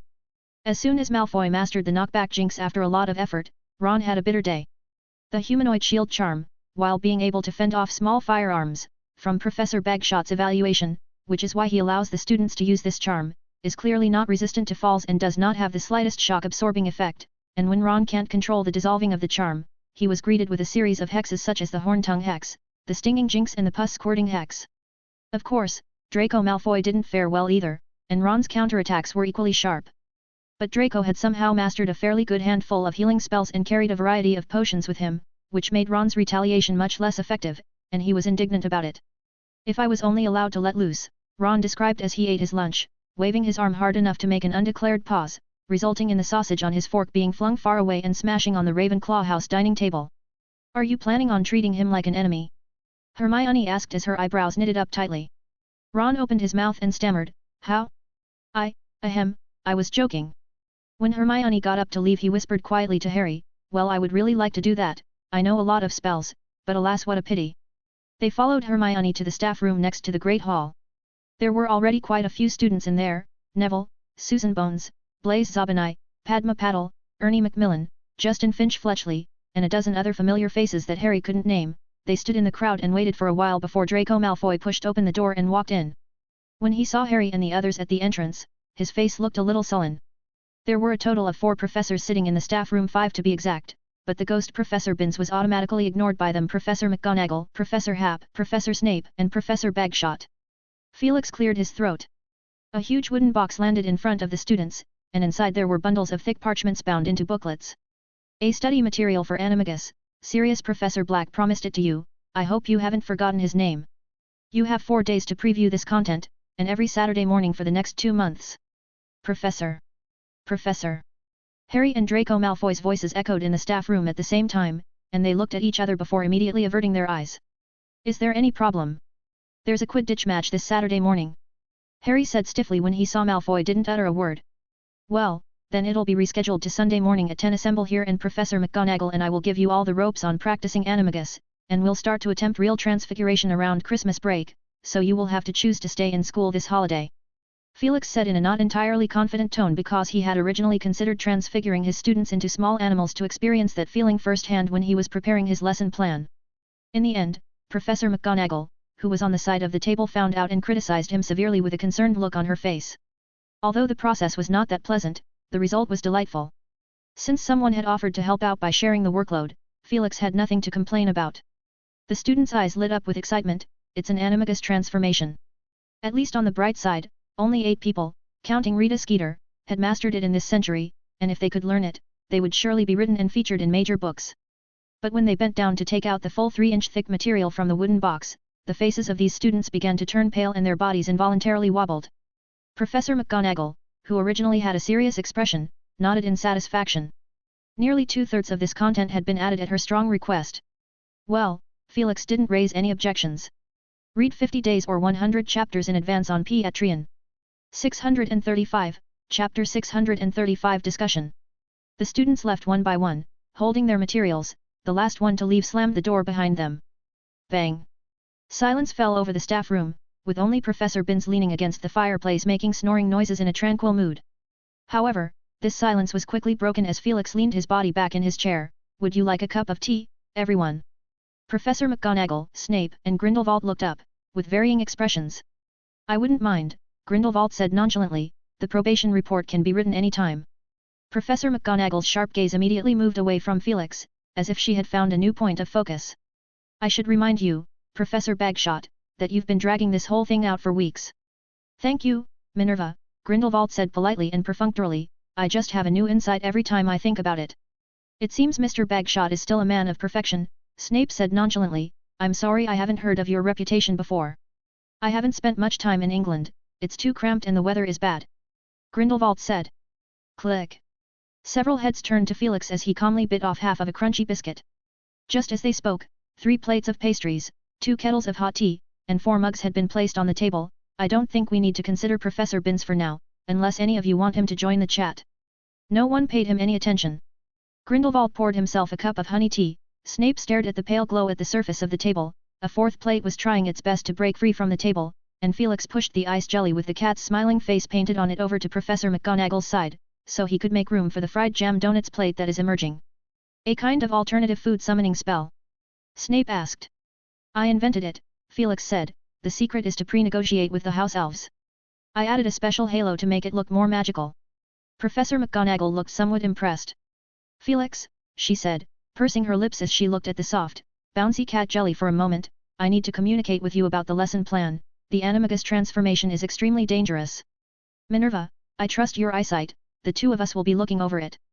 Felix said, and I still stand by my opinion that the biggest obstacle for animagus is not the tedious prior preparation, rather it is about how to control the feral nature that bubbles up in our hearts during the first transformation. 90% of the danger occurs at this stage. I totally agree, Felix, Professor McGonagall said, and then asked, somewhat suspiciously, have you mastered animagus as well? She had thought that Felix had simply compiled the study notes passed down through the generations of the Black family and brought them to the students. Sort of. Sort of. Professor McGonagall huffed and knocked over the cup in front of her. She waved her wand and the cup was immediately restored to its original state. Without looking at it, she asked, what is your transfiguration form? A rain swallow. Felix said without thinking. I never saw your name in the announcement issued by the Animagus Registry. Professor McGonagall said seriously, so my teaching career has consisted of a succession of major blunders, with a total of 4 students who practiced and became illegal animagus under my nose. Ahem, to be precise. I don't know if I am actually an animagus or not. As for registering, Miss Granger has been too busy lately to be bothered too much. Felix began to make up nonsense. Professor McGonagall stared at Felix, her chest rising and falling rhythmically. Both Snape and Grindelwald were silent at this point, motionless and eavesdropping on the conversation between them. As far as Snape knew, Felix hadn't studied animagus during his school years, at least not at school. Because his mouth had never been idle, always asking questions, and he remembered that Felix had earned a nickname because of it, what it was, the Wandering Sphinx? But it was impossible to tell what he had done privately on holiday, or after graduation. It was entirely possible. Grindelwald, for his part, remembered Dumbledore's animagus. Therefore, if students have experienced this feeling of being on the verge of losing control, it will help to keep them sane during a real animagus transformation. Seeing that Professor McGonagall hadn't relented yet, Felix nudged his mouth towards Snape. But, Snape said slowly as he put down his teacup, how are you going to manage the in-between? Don't tell me, you got the idea from that Death Eater when he punished the students for breaking the rules. Felix knew the Death Eater he was referring to was Crouch Jr., who had disguised himself as Moody and turned Draco Malfoy into a ferret not long after the school year had started. That's right, Professor McGonagall said, with a tremor in her voice, I don't suppose you've forgotten the terrible experience of the witch Hicks Crowley. Felix looked at her in puzzlement. What was that? Crowley was a witch from the 1920s who made a serious mistake during her first animagus transformation and was driven out of her mind by the unquenchable surge of feral impulse in her mind. Her family only realized something was wrong a week later and realized there had been a storm during that time, and their daughter was working on animagus magic during that time. And then what happened? They found Crowley and restored her to human form, but she was completely delirious, and it took 3 months of treatment at St. Mungo's to be healed. Professor McGonagall said solemnly, she is considered very fortunate. There is a clear indication that proves more than 7 disappearances of wizards in the last century are believed to be linked to the failed animagus transformation. Felix looked thoughtful. I think this story shows us how important it is to have a reliable brain and friend. Minerva, and I'm more curious about how Crowley's parents found her because as per common occurrence, she was in a state not much different from a real beast. Professor McGonagall gave him a hard stare and said with exasperation. Because Crowley's parents insisted on casting the animagus reversal spell on every animal they saw for the next 3 days, and then they found a cow a kilometer away, happily munching on wild strawberries, with stripes identical to the one in their daughter's favorite dress. After recovering from that experience, Crowley was so frightened that she refused to perform the animagus transfiguration for the rest of her life, so the Ministry of Magic did not register her name. Or maybe that transfiguration form really wasn't much use. Felix thought to himself as he said in a lighter tone. Okay, I admit that story is scary and the feeling of being out of control of your body sucks, but you didn't think the students could run away with the 2 of us around, did you? If you really insist, we can set up a control group. Think about it, Minerva, we're perfectly capable of keeping the danger within reasonable limits, and once we've succeeded, the new practice method will greatly improve the chances of safely performing the animagus transformation. There was a moment's silence, and Professor McGonagall's will loosen somewhat. Although she was usually a little old-fashioned, it was just something she had developed in the face of mischievous students. She also had Ravenclaw traits within herself, and had almost been sorted into Ravenclaw House when she had enrolled. She was single-minded in her approach to knowledge, and never lacked courage. Otherwise, she would not have mastered Animagus. What made her hesitate was that she wasn't sure whether to put her students at risk and how much to risk. She looked at Felix, who gave her a confident smile. Then present your plan, Professor McGonagall said. I won't agree to it even if there's a slight issue. No problem, Felix said cheerfully, I bet those students won't even finish reading the materials, so we've got plenty of time. The door was pushed open from outside.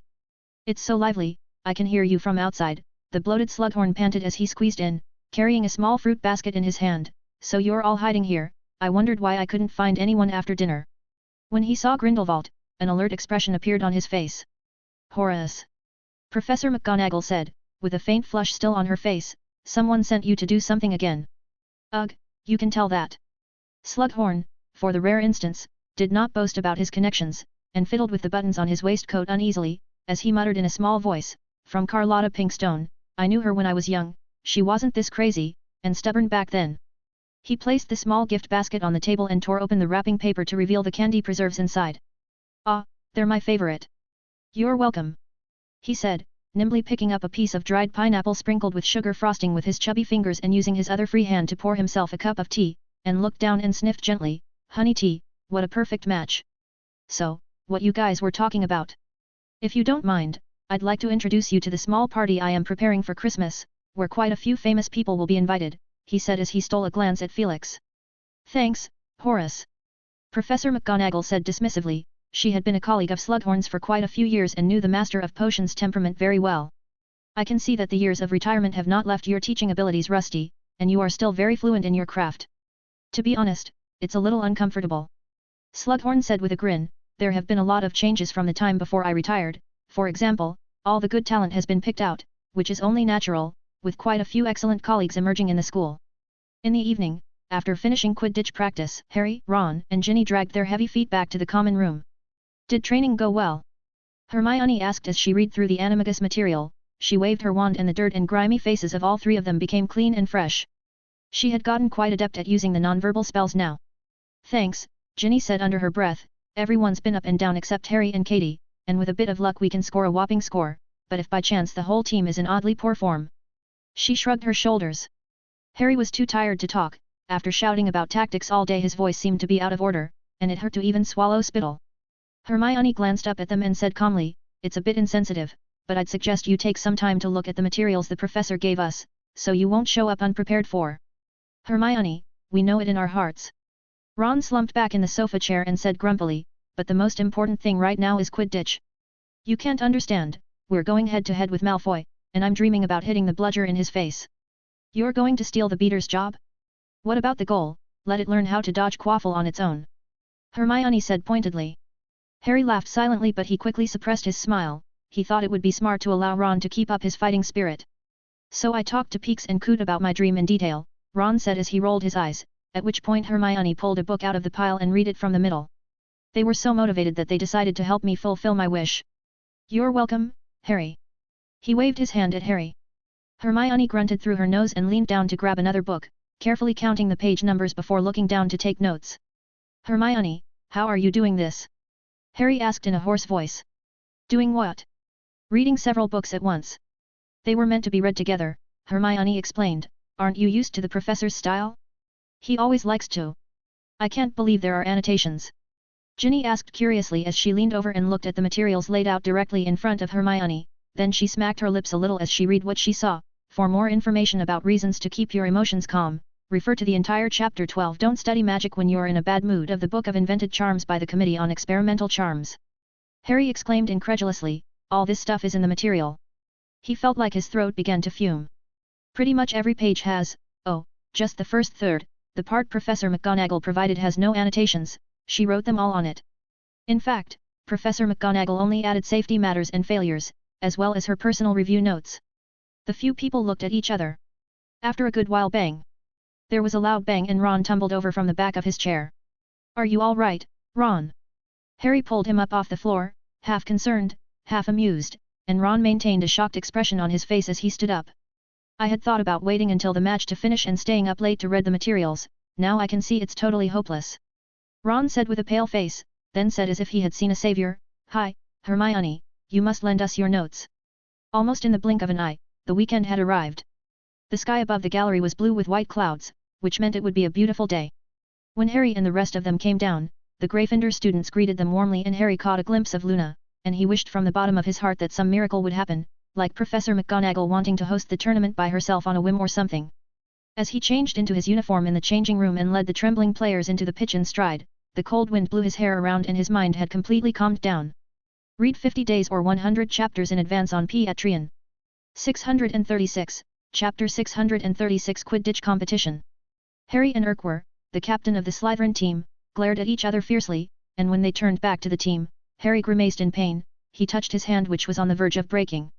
"Listen to my whistle," Madame Hooch shouted, 3, 2, 1. With a loud cheer, 14 players leaped into the air, the sky is as clear and bright as it had been scrubbed with a wet rag today, the keepers flew first to their respective goals, and the 3 chasers of each team were doing their part. Harry stopped Peeks and Coot, both of them are beaters and were leaping forward with their bats, and Harry circled around, moved close to the pair, and whispered in a low voice, "Don't forget the plan." Coot gestured a no-problem gesture, and Peeks responded with a grunt. Harry had approached them individually to arrange the tactics, telling them to focus more on the goal in the first few minutes of the game and give Ron support with quaffles if necessary. While this is the job of the beater, this year's Gryffindor team is somewhat special with more than half of the team being fresh blood, which has led to a lack of consistency in the team as a whole, and the most important position in a team is the keeper, apart from the seeker. Harry had privately observed that there was a strong link between Ron's form throughout training and the success rate of his first few saves. On top of that, Harry had noticed that Peeks seemed to have a bit of a thing for Chaser Demelza Robin, and Ron had mocked Demelza's flight as like a sleepwalking duck, and he was worried that Peeks would bring his emotions onto the pitch. "Don't forget we're all one," Harry shouted, then flew off at the drop of a hat. He glided lightly across the sky like a hunting owl, flying higher and higher so all that could be seen from the bleachers was a small black dot. He kept his sight away from the sun and tried his best to spot the golden snitch amongst the glints of a lens of the telescope below. "Slytherin's Urquhart's got the quaffle," a dazed voice drifted across the pitch. "He's the team captain, not a bad size, about the same size as his fellow players.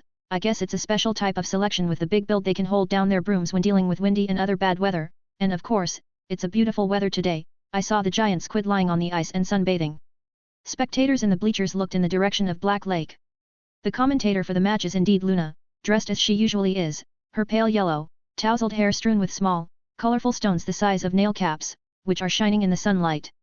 On the desk in front of her lay a lion-shaped hat, the size of a real lion's head, which Harry knew could make a very realistic roar, and Professor McGonagall next to her fidgeted, glancing at it every 2 seconds. "Urquhart's starting to attack," he got a mean look on his face. "I think it's more oppressive than the last player who got the ball, his back seems wider." "The last one was him too," Professor McGonagall reminded her in a loud voice. The audience burst into laughter. Luna looked confused and said, "Really? I couldn't recognize them, they all look alike." "Oh, look, Ginny intercepted the ball, I like her, she's nice." 3 Slytherin players gathered around and Ginny passed the ball to Demelza, an equally skinny girl. Gryffindors seemed to have a tradition of selecting girls for chaser role, the exact opposite of Slytherin. Now it's Slytherin's turn to get the ball, it goes in, and the Gryffindor keeper misses it. What a shame, it might have been the sun burning up, but Ron looks a bit deflated. Slytherin's lead 10-0. Professor McGonagall shouted into Luna's microphone. Harry's heart sank as he lowered his flight, only to see Ron's expressionless face with his back to the goal. Peeks and Coot were hovering near the goal, and a mass of fiery red hair. "It is Ginny," shouting at both of them in annoyance. "What are you doing?" At that moment a swift bludger flew towards Harry, who jerked his head down as it grazed his scalp, and he straightened up to see Gregory Goyle waving his bat and grinning at him. Once again, Luna's ethereal commentary came from the grandstand. "Gryffindor's seeker Harry has appeared. He was very far away earlier, perhaps to adjust his tactics. Gryffindor is playing very conservatively, and their beaters are staying in their own half of the field without wanting to come out." Luna said calmly, "We should be understanding, it's their first time on the field, and of course, it could be some sort of tactic. I can't tell, I don't know much about Quidditch." There was loud laughter heard from the bleachers. The disadvantage of not having 2 beaters available to play along was apparent, as the 3 Gryffindor girls struggled against the Slytherin chasers and also had to watch out for bludgers flying out of nowhere, and Ginny was forced to give up both times she snatched a quaffle. The Slytherin players organized their attack under the leadership of their captain Gryffindor beater Peeks finally moved away from his own goal. "Would that be a welcoming change?" Luna said, "But the other one is still circling in the same place, he looks like Ron's bodyguard, even though he's actually only 2/3 the size of Ron in terms of stature, but a wooden bat is still intimidating when you can't use your wand. Oh, look! 3 of Slytherin's chasers have broken through halfway, and they are constantly passing the ball to each other. Are they indecisive about whom to let throw the ball? Now is not the time to hesitate. Slytherin is using the thimble-rigged shuffle. Professor McGonagall interjected. Harry lowered his altitude nervously, his heart on the edge of his throat. A thimble-rigged shuffle is when 3 chasers from one team approach the opposing team's goal at the same time, swapping quaffle at high speed until the last minute, when the one with the greatest positional advantage enters the scoring area to throw the ball, leaving the keeper on the defensive side unable to accurately determine who is going to take the lead and loses sight of the other side. Ron's face turned pale as the broom swayed back and forth between 3 large rings, a sign that he hadn't made up his mind. The beater, Coot, was flapping in the air helplessly, unable to do anything, when bang!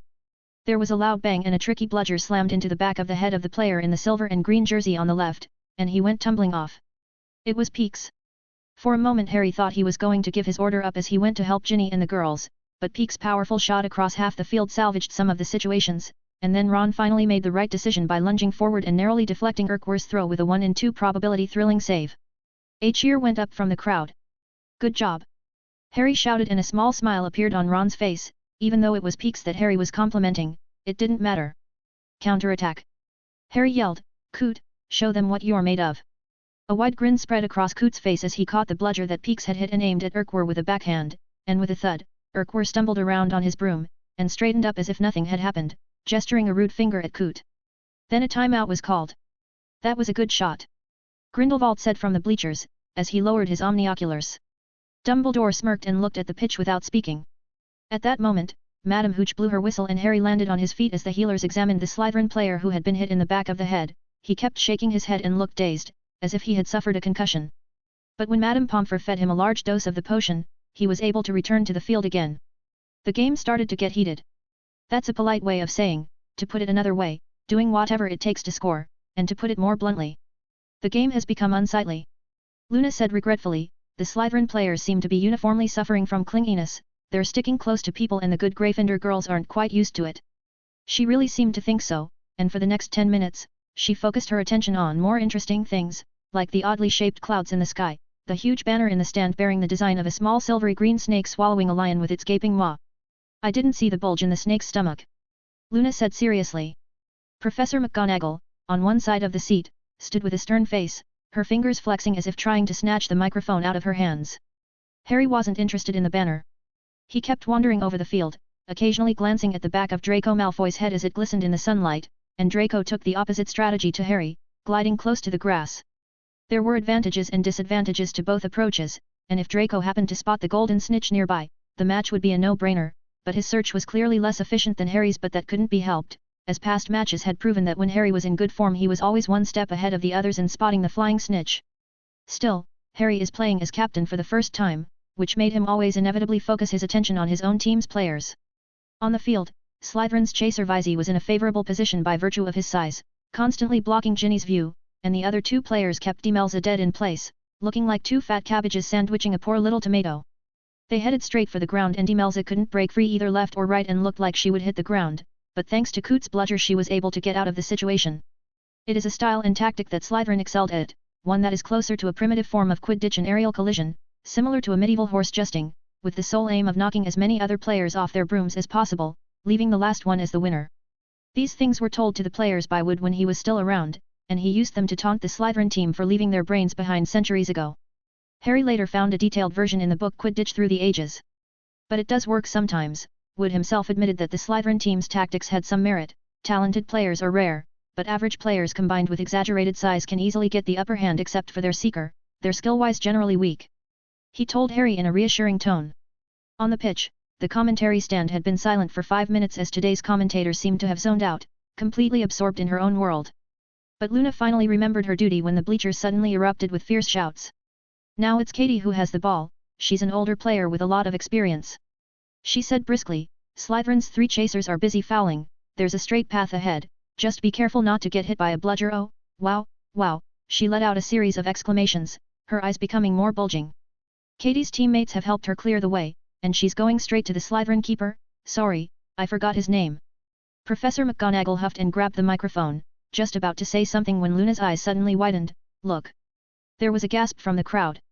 Katie Bell seemed to have made a mistake she shouldn't have made. She had dived down with a quaffle in her arms. The opposing keeper was unblinkingly watching her movements, trying to see something, but he was presented with the same problem as Ron. The opponent was too fast, and by the time she revealed her true intentions it would be too late. He could only gauge a general direction and move towards her, leaving the goal wide open.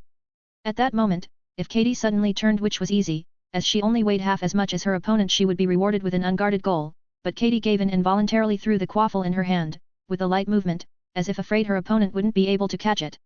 The keeper caught the ball with ease. He froze, unable to believe his good fortune. There was a huge groan and boos from the stands. Madame Hooch, the referee, shoved her silver whistle in her mouth, ready to blow, after the clumsy match-fixing incident that had taken place in front of her, but she changed her mind immediately. Harry! Katie shouted. Harry followed her line of sight and saw a small golden orb hovering silently in the center of the Slytherin goal.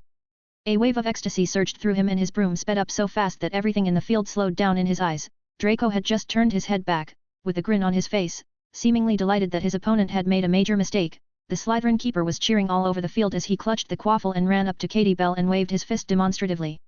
This is the moment, Harry thought, leaning over like a golden red javelin and dashing past, brushing the top of the keeper's head. Harry could even see the teeth behind his wide grin, and then he reached out and grabbed it.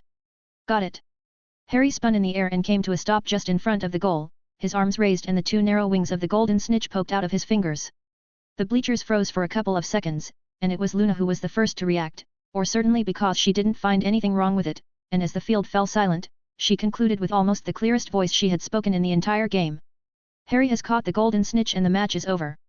The bleachers instantly turned into a sea of scarlet as the enthusiastic crowd brought out beautiful flags from various corners of their bodies. Cheers echoed through the cold sky, mingled with the roars and groans of the Slytherins. Slytherin Captain Urquhart rushed over towards Madame Hooch shouting and accusing Gryffindor of cheating, but even the harshest of referees couldn't pick a fault with the act of trading 10 points for 150 points, which is simply a huge profit. Katie Bell, Katie Bell, Katie Bell.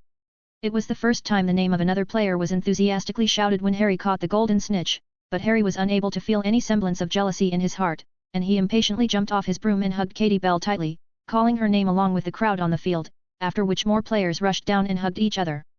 There was a slight mishap in the middle. Luna secretly put on her lion-headed hat when Professor McGonagall wasn't paying attention, and the roar from the lion carried throughout all the bleachers via the commentary stand's microphone, leaving everyone dazed and confused, and Harry suspected he was temporarily deaf when he saw Professor McGonagall's face stretched and her mouth open and close, but he couldn't hear a sound. There was no shortage of clever people in the audience, and one person took the lead as he pulled out his wand and fired fireworks into the sky, which then led to a mass of imitators. As Ginny's fiery red hair bounced around in front of him with her face flushed like a tempting sweet syrup-coated fruit tart, Harry finally couldn't resist the urge to kiss her. Ginny was a little surprised at first, but then she responded with great passion. Read 50 days or 100 chapters in advance on Patreon. 637, Chapter 637 Animagus, 2-in-1. After the game, Harry gave a short winning speech in the changing room. I'm so proud of you all, each and every one of you were fantastic. Katie, despite the possibility of receiving criticism, showed remarkable courage and determination. He named them one by one, with a huge graphical diagram of Quidditch tactics explained behind him. This is also a legacy left behind by Wood, with little figures of various colors, arrows, and odd markings that Harry still hasn't quite figured out what they mean. I wasn't thinking about it that much, Katie said, shaking her head. Demelza, who hit 3 shots while facing 2 opponents who were targeting. Demelza smiled. Peeks and Coot, you worked well together, repeatedly saving your teammates from danger while creating opportunities for the offense. The 2 beaters grinned and clapped enthusiastically. Ron blocking 5 balls, one of them was particularly spectacular, Harry said quickly, trying not to look at Ron's odd, stiff face as he brought his gaze to the seat next to him. Ginny, scoring 60 points, a remarkable score. And you, the most excellent seeker. Ginny pursed her lips and smiled. Harry pretended not to hear the rising voices coming from the mouths of the other players and chimed in, yeah, and I caught the golden snitch. He searched his brain and said a few more words of encouragement, even bringing up Wood's speech from back in the day, which, because it was so memorable to him, it slipped out smoothly at that moment. Katie covered her mouth and laughed, and Harry blushed a little as he called it a day. The players laughed and giggled as they left the changing room, and Ginny kissed Harry on the corner of the mouth and skipped away like a ballerina. In no time all that remained in the changing room was Harry and Ron. Harry glanced sheepishly into the corner, and Ron still had that grim look on his face. So he opened his mouth and said, Ron, Ginny, and I. At that moment, the door opened from outside and Hermione shouted at them, "Isn't it over yet? We're going to be late for our appointment with Hagrid." "Ah, we're on the way out," Harry muttered, and took the initiative to pull Ron forward, only for Ron to fall straight to the floor with a loud reverberating thud. Harry was taken aback and Hermione came rushing over when she heard the noise. The two of them looked into the issue for a while and eventually discovered that Ron had been hit by a full-body bind curse and a Langlock jinx. Ginny did it. How dare she? Ron rubbed his cheeks, indignant at what had happened to him. When they arrived at Hagrid's hut at that moment, Ron used his tongue cramp as an excuse to refuse Hagrid's offer of homemade cream fudge.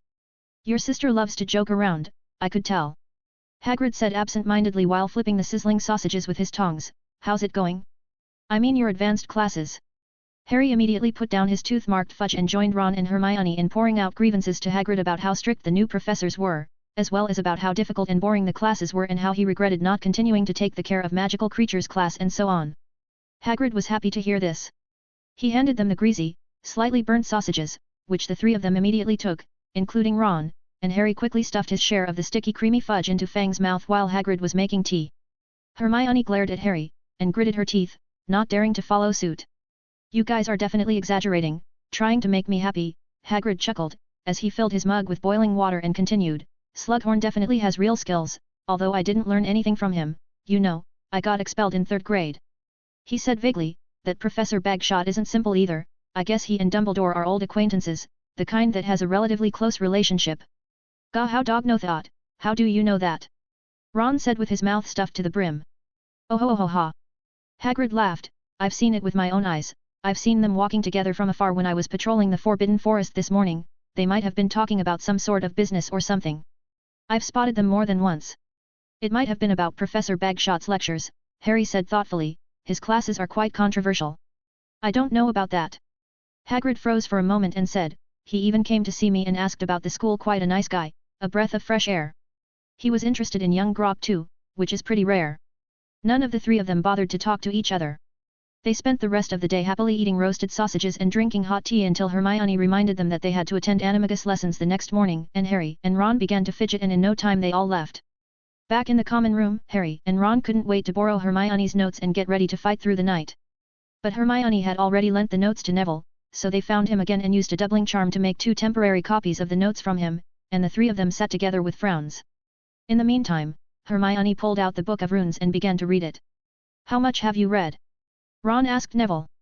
"Not much," Neville whispered. "I'm not very good at transfiguration. There's a lot of knowledge about human transfiguration in here and quite a lot of the theories which I can't understand." Ron sighed and turned his head to look at Harry. "I remember you have read a small part of it too." "It's all about failed cases," Harry said with a downcast look. "I used it to relieve my boredom and was horrified. It stated that if you practice it wrong it could possibly cause you to grow an extra tail or a nose. I don't know how Sirius and the gang pulled that off." Ron grunted. They flipped through Hermione's notes and sullenly read them. They were surprised to find that Hermione didn't fully understand them either. She had marked a number of questions in her notes and it appeared like she was planning to bring them up to question tomorrow. The three of them discussed it in whispers and finally agreed that if even Hermione found it difficult, there was no point in wasting their time, so they decided to skip the difficult points and speed up their progress considerably. It was almost the time for lights out when Harry yawned with tears in his eyes. He had only finished a third of the booklet and is now in a muddled head state when he saw a bright light in Hermione's eyes out of nowhere. "Hermione, your eyes. What's wrong with my eyes?" Hermione asked, in confusion. "They seem to be glowing," Harry said honestly, and Ron and Neville looked up to stare at her intently and hard. "How is that possible? It's not like I'm using magic," Hermione said, and Harry also believed he had looked incorrectly and patiently continued reading the notes. After a while, Hermione went upstairs to rest and the lights in the common room dimmed. Ron yawned and cast the bright fire-making spell, causing a circle of white flames to swirl around them. Harry and Neville sweat dropped and were immediately energized with fright. They stayed up until 1 or 2 in the morning before they went to bed. The next day, Harry was awakened by Hermione's pet Crookshanks which was scratching him. Harry woke Ron and Neville in turn, and when they got dressed and went down, Hermione was already waiting at the door, and they knocked on the door to the staff room without even eating breakfast. Harry, Ron, and Neville were still wolfing down the small bear-shaped biscuits Hermione had provided into their mouths when the door opened. "Just a few more of you to come," Felix said with a kind look on his face. They walked in to find the tables and chairs of the staff room piled up in the corner, leaving a large area empty in the middle, and Professor McGonagall wearing a bright green tartan robe, her hair pulled back in a high bun at the back of her head with a serious expression on her face. The four of them blended into the crowd and were surprised to find a few more people they didn't know in the crowd today, all of whom seemed to be 7th-year students. A golden circle, about 2 feet in diameter, was painted on the floor in front of Professor McGonagall. "All right students," Professor McGonagall said seriously, "there are a few new fresh faces among you, they are the best of the Transfiguration Club and will be joining you in this lesson." Harry was suddenly enlightened when Professor Hap walked through the crowd and leaned against the wall, looking at all of them with interest. Professor McGonagall continued, "Many of you are not actually qualified to study animagus, you have just shown some potential by getting outstanding on your O.W.Ls in defense against the dark arts class." She pursed her lips, clearly not quite approving of the last professor's decision. She had always felt that Sirius Bet had been too childish. "And I therefore ask you all to give your absolute best, to put forth more effort, and to approach this with the utmost seriousness. There are many rules for you to follow, and if I catch you breaking any of them, I will kick you out of the class without any mercy." Professor McGonagall shot a powerful glance around the room and the students were silenced, not daring to speak out. Professor Hap smiled at them from behind Professor McGonagall, and he seemed to be in a good mood today. In classroom 7, inside Voldemort's mind, Tom Riddle, who was hiding in Hogwarts Castle and afraid to come out, finally took a crucial step forward when he found an ancient document in the restricted section of the library. It was the notes of one of the ancestors of House Gaunt, and its contents were elusive and scarcely used. Riddle repeatedly checked and compared them and finally concluded that the Gaunt notes were genuine, and he was overjoyed, believing them to be a gift from his ancestor and destined for him. He tore out the first few pages and asked the professors at the school about the magic related to its content, and discovered that this turned out to be a book about Patronus charm, after which he spent months trying to understand it word by word, marveling at the powerful Patronus magic recorded in the book, which by its very essence is not only for dealing with Dementors. It is actually similar to summoning magic, which creates a corporeal mass of spiritual being that does not fear death. But unfortunately, the contents of the notes were incomplete, lacking detailed instructions on how to learn them, except only one hint that tickled Riddle's feverish heart: mobilize the power of the mind and call upon the emotions that touch your inner soul. Thinking about the events of that night, and the 3 dead foolish fellows, Riddle logically came to one conclusion: he perfected this magic in the future and offered to teach it to others to use them as cannon fodders to fight against the dark wizard Dumbledore. A brand new path appeared before Tom Riddle's eyes, as bright as it could be. He was going to become headmaster of Hogwarts and Minister of Magic, and he was going to make the students of Hogwarts and the Ministry of Magic Aurors work for him, and drown his enemies with an enhanced army of Patronus. Thinking long and hard, at the very end of his 6th year, he approached Headmaster Dippet with the desire to stay on after graduation, even if it meant being an assistant professor. With unrighteous thoughts and lofty plans in mind, Tom Riddle waited confidently. "I have finished talking about the differences between transfiguration into an animal and animagus transfiguration. In summary, the former is passive and one cannot independently undo the effect of the spell after they get hit. The latter is an active choice and the wizard can decide for themselves when to return to their human form. It is important to note in particular that the former can result in the gradual loss of human sanity until the human being reduces to a beast, while the latter can maintain a lower degree of intelligence. The Uagadou School of Magic in Africa is well advanced in this branch, and it is from there that some of the materials you have received have derived." Professor McGonagall said, "You will find that the training you are about to receive is not quite the same as what you might have read from a book before. If you actually had bothered to read the materials you have received, you might have found out." Her last sentence became stern and a number of students bowed their heads sheepishly. "Those elements are improvements that Professor Hap and I have made, and we will do our best to keep you safe, but if anyone wants to withdraw, they can do so now." The students' heads moved together, and they began to whisper quickly. What did Professor McGonagall mean? Ron asked Hermione in a whisper, and Harry pricked up his ears to listen, while he saw Susan Bones, along with Justin and Ernie, looking worried. In contrast, the members of the Transfiguration Club that Professor McGonagall had brought with her looked the same, obviously knowing this bit of information in advance. "Simply put, the learning steps will change," Hermione said briefly.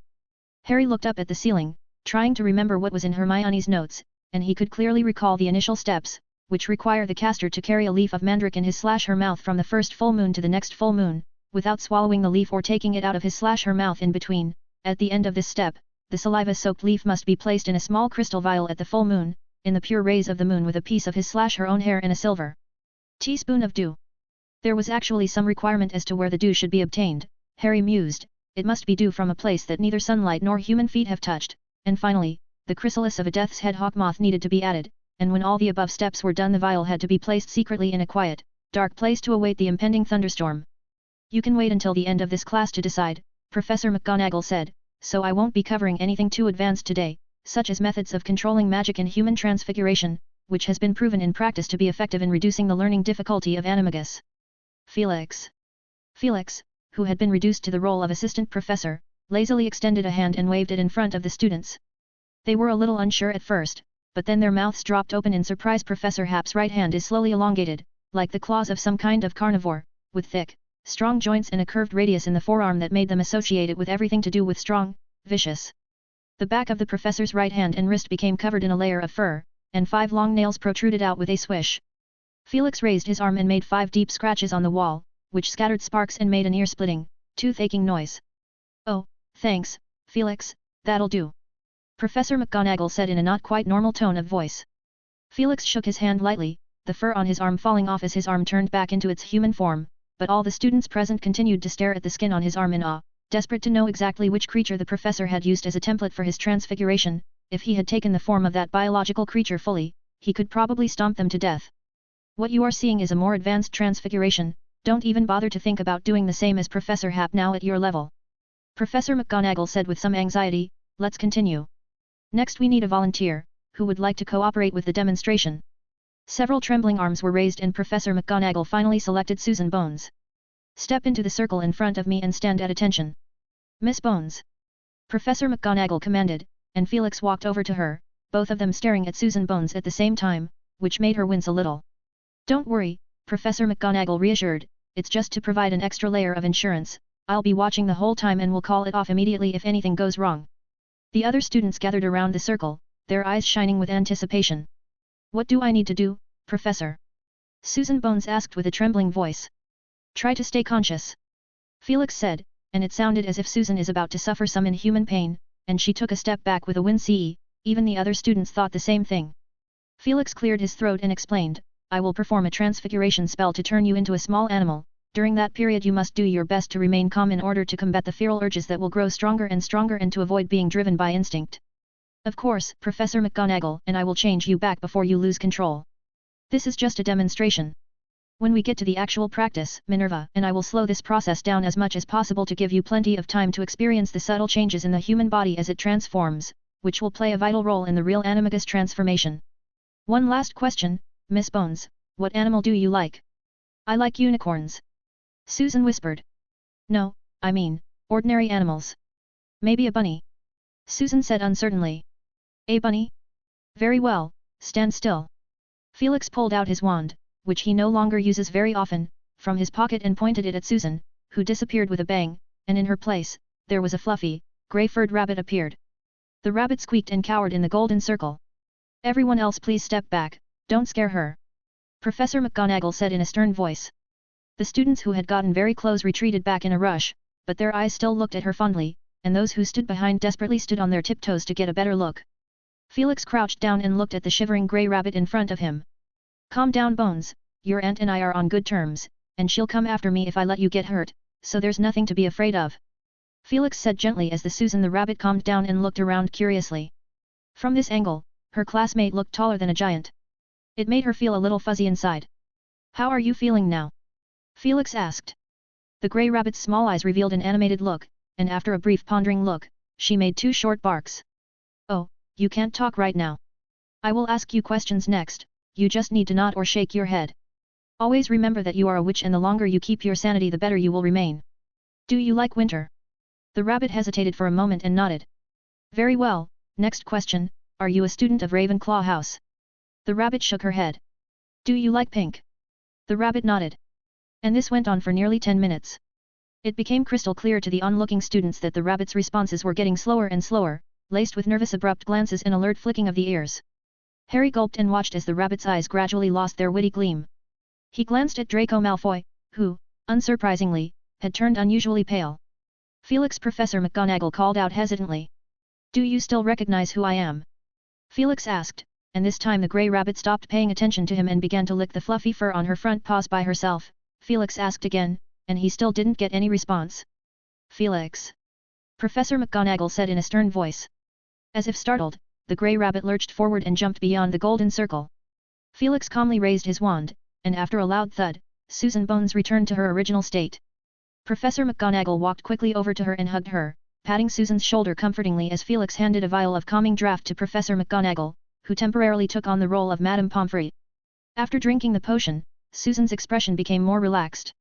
I remember you guys all have experienced Professor Moody's Imperious Curse in 4th grade. Felix said, if you still choose to continue this course of study you will experience that kind of feeling many times, but the advantage is that you have 2 professors to keep you safe from the risk of irreversible magic damage during your animagus practice, and the success rate is very high, you have a week to weigh up the options. Okay, now does anyone else want to try it? Read 50 days or 100 chapters in advance on Patreon. 638, Chapter 638 Tempting Training. Once again, the students saw the craftiness of Professor Hap. He had no intention of giving his students much time to think, let alone a week, and as the other students hesitated, he called Harry up by name. How can a man who aspires to be an Auror be short of courage? Without waiting for a response, Harry was dragged to stand in the golden circle. Since this is an experiential class, let's just save the trouble, what do you think? Felix asked with a smile, and Harry's heart leaped as he stammered, that's right, great. Felix said, and then he reached out and Harry's body quickly shrank down to become the same grey rabbit as Susan Bones. Wow! Susan exclaimed and couldn't help but come closer. No touching. Ron said guardedly. Susan rolled her eyes angrily, though she didn't relent and kept her eyes on the little, furry creature sprawled on the ground. You're still sober and sane, aren't you, Potter? Felix asked towards Harry, and the rabbit on the floor nodded dramatically, dumbly with his mouth open, a girl's eyes glowing with excitement and making suppressed squeals as if she is a Harry admirer. Felix glanced at her, good, you're next. So, let's get to the questions, first. Harry found himself in a strange state, his consciousness seemed to be crudely shoved into a small, cramped drawer that made him feel uncomfortable.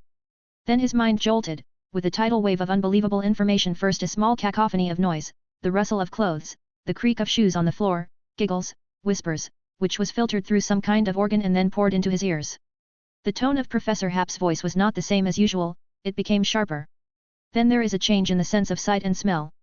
For the first time, Harry could see directly behind his head. He could see both Professor Hap and his classmates in front of him, as well as Professor McGonagall and the rest of the students behind him, and the color of their skin had become very strange, appearing in a cold grey shade, along with the surrounding tables and chairs became a little blurred, and Harry wondered if it might be due to his own nearsightedness.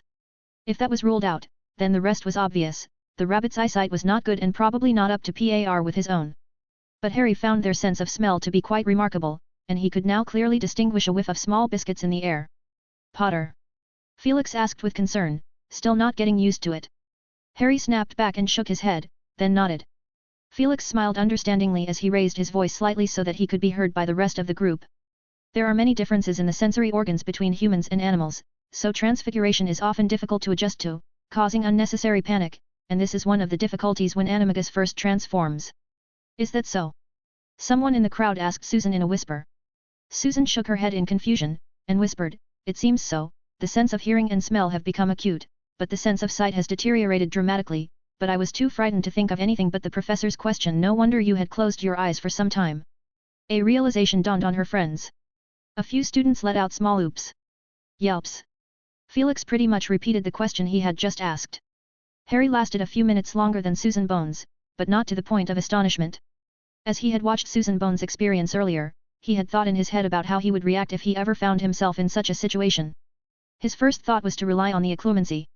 But once he had actually transformed, he realized that the situation had turned out to be completely different from what he had imagined. He seemed to have lost his magic powers, and the occlumency was no exception, so he could only resist it with his will.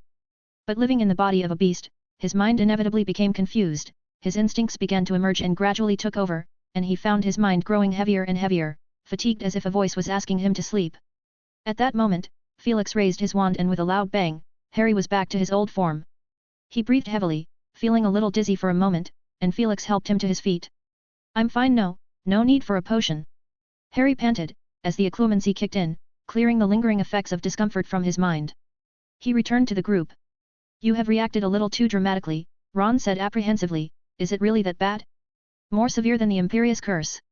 It's all right, Harry muttered in a small voice, it's like a temporary body swap, I sort of understand Voldemort. There was an intake of breath heard from next to him. Why Voldemort isn't in his right mind? He insisted on finishing his sentence.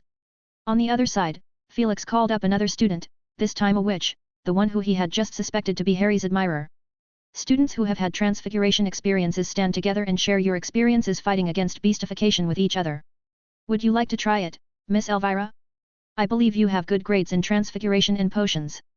Elvira glanced at Harry, who had walked up next to Susan Bones, and hesitated for only a few seconds before agreeing. Professor McGonagall and Hermione shot him a fairly odd look, which Felix pretended not to see. Elvira only lasted less than 5 minutes before she began to ignore Felix's questions. He had no choice but to turn her back, and Elvira immediately ran happily over to Harry's side and chatted happily with them, seemingly unaffected. With Felix's skillful persuasion, all the students either actively or passively experienced the rabbit's point of view, and when the last one had finished, they felt a sense of relief that it had not been as hard as they had thought, and they had so many people with them to keep them in line. When the students left the room, they were laughing and joking, already treating this morning experience as a novel and interesting experience, and many were ready to brag about it to their friends. Minerva, I'm afraid this session will lead to a wave of imitations among the students, so it's best to publicize it in the near future and strictly forbid any private transfiguration of their classmates. Felix stroked his chin thoughtfully. Professor McGonagall grunted in reply, not quite satisfied with Felix's verbal baiting of her students. This kind of approach reminds me of Professor Bagshot, except Professor McGonagall hesitated, but didn't voice her suspicions that Bagshot might be an acolyte. She pursed her lips and said, he's on probation now. Minerva, I'm not anything like Professor Bagshot. Felix shrugged, I simply dispelled the fear in the students' minds and let them know that their fear was simply the unknown itself. After all, sometimes we have to admit that decisions made in ignorance are often both irrational and unobjective. Professor McGonagall opened her mouth, slightly persuaded. She swallowed and continued, okay, you have a point, but do you know who I just thought of? Without waiting for a reply from Felix, she announced the answer dryly, it's Dumbledore. Full of weird and wacky reasoning, but the most recently he went to such lengths to try and convince me to add a muggle snack to the school menu. You agreed? Felix asked, in amazement. Of course not. Professor McGonagall huffed as if she had been wronged, he's already unreliable enough, especially this term. I'm not. She whispered with considerable annoyance and ranted the suppressed emotion, which had obviously been on her mind for a long time, and Felix acted as a good listener, nodding and smiling now and then, and chiming in with short words. Is that true? That was a surprise to me too. It was really hard on you, Minerva. Professor McGonagall paused, her face flushing slightly as she readjusted her boxed glasses, feeling slightly embarrassed by her outburst, and she changed the subject stiffly, by the way, what's with your transformation? She glanced abruptly at his arm. Human transfiguration, I guess. Felix played dumb. Professor McGonagall said with some disdain, I'm a professor of transfiguration. When she left, Felix stuck his hands in his shirt pockets and furrowed his brow. The question that had been on his mind for so long resurfaced, is there something wrong with Dumbledore's body or not? He couldn't tell now, which seemed to mean one thing, Dumbledore had gone much deeper into the realm of the soul than he had. But Dumbledore didn't want to talk about it, and he got no response despite his several attempts to bring up that issue. Felix suddenly felt a little tricky. Time went by and the month of December approached. In between, the students had several more unique lessons on animagus magic, and they were exposed to more and more advanced content, involving a portion of the knowledge on human transformation. What did I tell you? Professor McGonagall growled at Ron, just familiarize yourself with how the magic is mobilized and don't let it affect. Ron grimaced bitterly, his arms twice as thick as normal and his skin surface covered with fine scales. Professor McGonagall waved her wand and restored his arm to its original shape. By now 4 weeks had passed since the first lesson, and with a few more snowfalls, the weather continued to get colder. Felix's approach did have an effect. No students dropped out voluntarily and only 2 were advised to leave because they couldn't keep up. They proved to have a terrible will and transfiguration skills at the same time. As the students became comfortable with the course itself, Felix also came up with new and more energy-efficient ways of teaching. For example, Professor McGonagall arrived a little late one day, and when she did, she found the staff room furnished with the single tables that were used for wizard rank exams, and on the tables, there were small animals, such as rabbits, owls, ferrets, badgers, foxes, lion cubs, hawks, hounds. They stayed honestly on the tables, moving stiffly like a row of taxidermy animals. 2 or 3 inches above the heads of these animals an assortment of snacks hovered, such as nuts, fruit preserves, owl food, sausages, meat pies, etc., emitting an enticing aroma. Every now and then the creature beneath the food looked up with eager eyes and then quickly looked away. Professor McGonagall looked at it blankly. In addition to this, Felix had specially appointed a supervisor. A house elf stood respectfully on an empty chair, both hands clasped nervously at his chest as if he was praying. He had a protruding nose, and large bat-like ears that flopped around as his head twitched, and he was dutifully observing a wonderful view in the staff room. Soon his eyes lit up. Mr. Hap, the house elf suddenly pointed his finger at a badger and spoke in an excited tone. Professor McGonagall looked over in the direction of the finger. The little fellow propped his body up on 2 hind legs and swung his forelimbs comically through the air in an effort to reach a yellow honey lump above him. Well done, Cloudbur. Felix complimented, nonchalantly flipping through a page of the book as he flicked his wand. The badger transformed into a male wizard in a blink of an eye, and Justin hung his head in defeat as he went to sit in the chair next to him. 13.5 minutes, not bad. Felix said calmly. But he is the first to fail, Justin thought disappointedly, even the few girls had lasted longer than him. He looked down to see a Niffler looking up at him, holding up a piece of parchment in her hand and urging him repeatedly out loud. The professor had really left no stone unturned. Justin thought to himself, not only had he brought Niffler into the ancient Rune classroom, but now he had made her his assistant. He took the parchment and began to fill out the contents on it carefully. It was rumored that these questionnaires would be collected in the Hogwarts library, with a high probability of being stored in the restricted books section. Thinking relatively clear, self-assessment 7 out of 10, sample transfiguration of the day. Badger, feelings, not quite used to it, constricted, didn't feel like a fish out of the water as other students mentioned. What animal are you planning to choose next time? He looked up, searching for inspiration from the crowd of small animals. After a moment of thought, he looked down and wrote, Pine Marten. Justin put a question mark on it, and after some thought, he decided to cross it out and fill in pheasant instead. A lot of people had chosen their patroness form today, so maybe he could try it too. Soon a second student was restored to human form, and one by one, they skillfully found seats and began to fill in the questionnaire. Some picked up a jar of calming draught from the table and poured themselves a small glass, drinking it in silence, as they watched with interest the moments in which the others made fools of themselves. A white peacock strutted around the table, then fluttered down with a new oo-oo-oo sound. In a flash of white light, Draco Malfoy appeared with a pale face, stumbling as he held onto the table. His eye met the lion cub sprawled on the table and Draco gave it a hard stare before turning his head to glare at the greasy hound. A few tables away, a small, pocket-sized beaver kept shrugging its snout and quirking its whiskers. Within 5 minutes, they all turned into students. Before class ended, Felix and Professor McGonagall went from one to another and distributed some fresh leaves to the students. Is this a mandrake leaf? Ron looked at his share with surprise. It doesn't look much like it. Because this isn't mandrake, Weasley. Felix gave a smug smile. I pulled it off the Christmas tree Hagrid moved to the Great Hall this morning by hand, and he didn't even notice it. I used the disillusionment charm. Well done, Professor. Ron whistled lightly. Professor McGonagall ignored the silly talk between them as she cleared her throat and said to the crowd, there are still 2 weeks to go before Christmas, and it's about time now that you've persevered this far. Both me and Felix intend to give you gradual access to the preparations for Animagus, starting today. The leaf distributed to you is enchanted, and the next time we meet I want you to make sure it's still in your mouth. At that time I will hand out the real mandrake leaves. Read 50 days or 100 chapters in advance on Patreon. 639, Chapter 639 Rita Skeeter in action, 2-in-1. As the Christmas season approached, there is a heavy festive atmosphere everywhere, whether it is Wizarding Society or Muggle Society, and people's faces are on the verge of overflowing with joy. And just as the people were preparing for the festive season, journalists from The Sun were sitting together in a conference room, deliberating on New Year's Day topics. Rita, a short, fat man asked, how's your article coming along? It's already complete, Rita Skeeter blurted out, pulling a stack of printouts from her crocodile bag. I've dug up an absolute slam dunk. She glanced at the others in the room and said triumphantly, there is evidence that the government is systematically covering up the damage done to the population by mad cow disease. Is that true? The short, fat executive said dryly, taking out a handkerchief to wipe his sweaty forehead as he accepted Rita's news article. He flipped through the pages absent-mindedly, looked at them, and then looked up and said in a deep voice, I'm sorry, Rita, but your article won't be published. Why? Rita Skeeter raised her voice, and the pen that kept spinning in her hand came to a sudden halt. There's no reason. I admit that you are very talented and have been on a winning streak for a while, but... The man moved his body uneasily and his chair made a heavy creaking sound.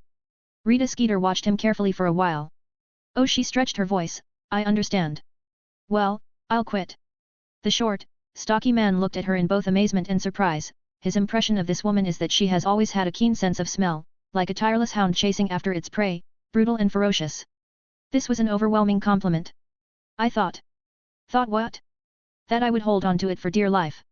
Rita Skeeter scowled, I have confidence in my professional abilities, even if my efforts on the mad cow disease series went down the drain, I still have confidence that I can find new material. Unlike the rest of them. She glanced at the corner. At the long desk, several other journalists glared at her, but Rita Skeeter merely returned a contemptuous look. She had already figured out the routine, and now she is like a fish in water. Sure enough, the short, fat man showered her with compliments. That's wonderful, Rita. I dare to say that recruiting you was the best decision I've ever made, so let's see, what's the latest hot news? He struck while the iron was hot and was ready to give her a new assignment. What are you going to do for Christmas? Rita Skeeter thought for a moment and said, I think I'll take a few days off.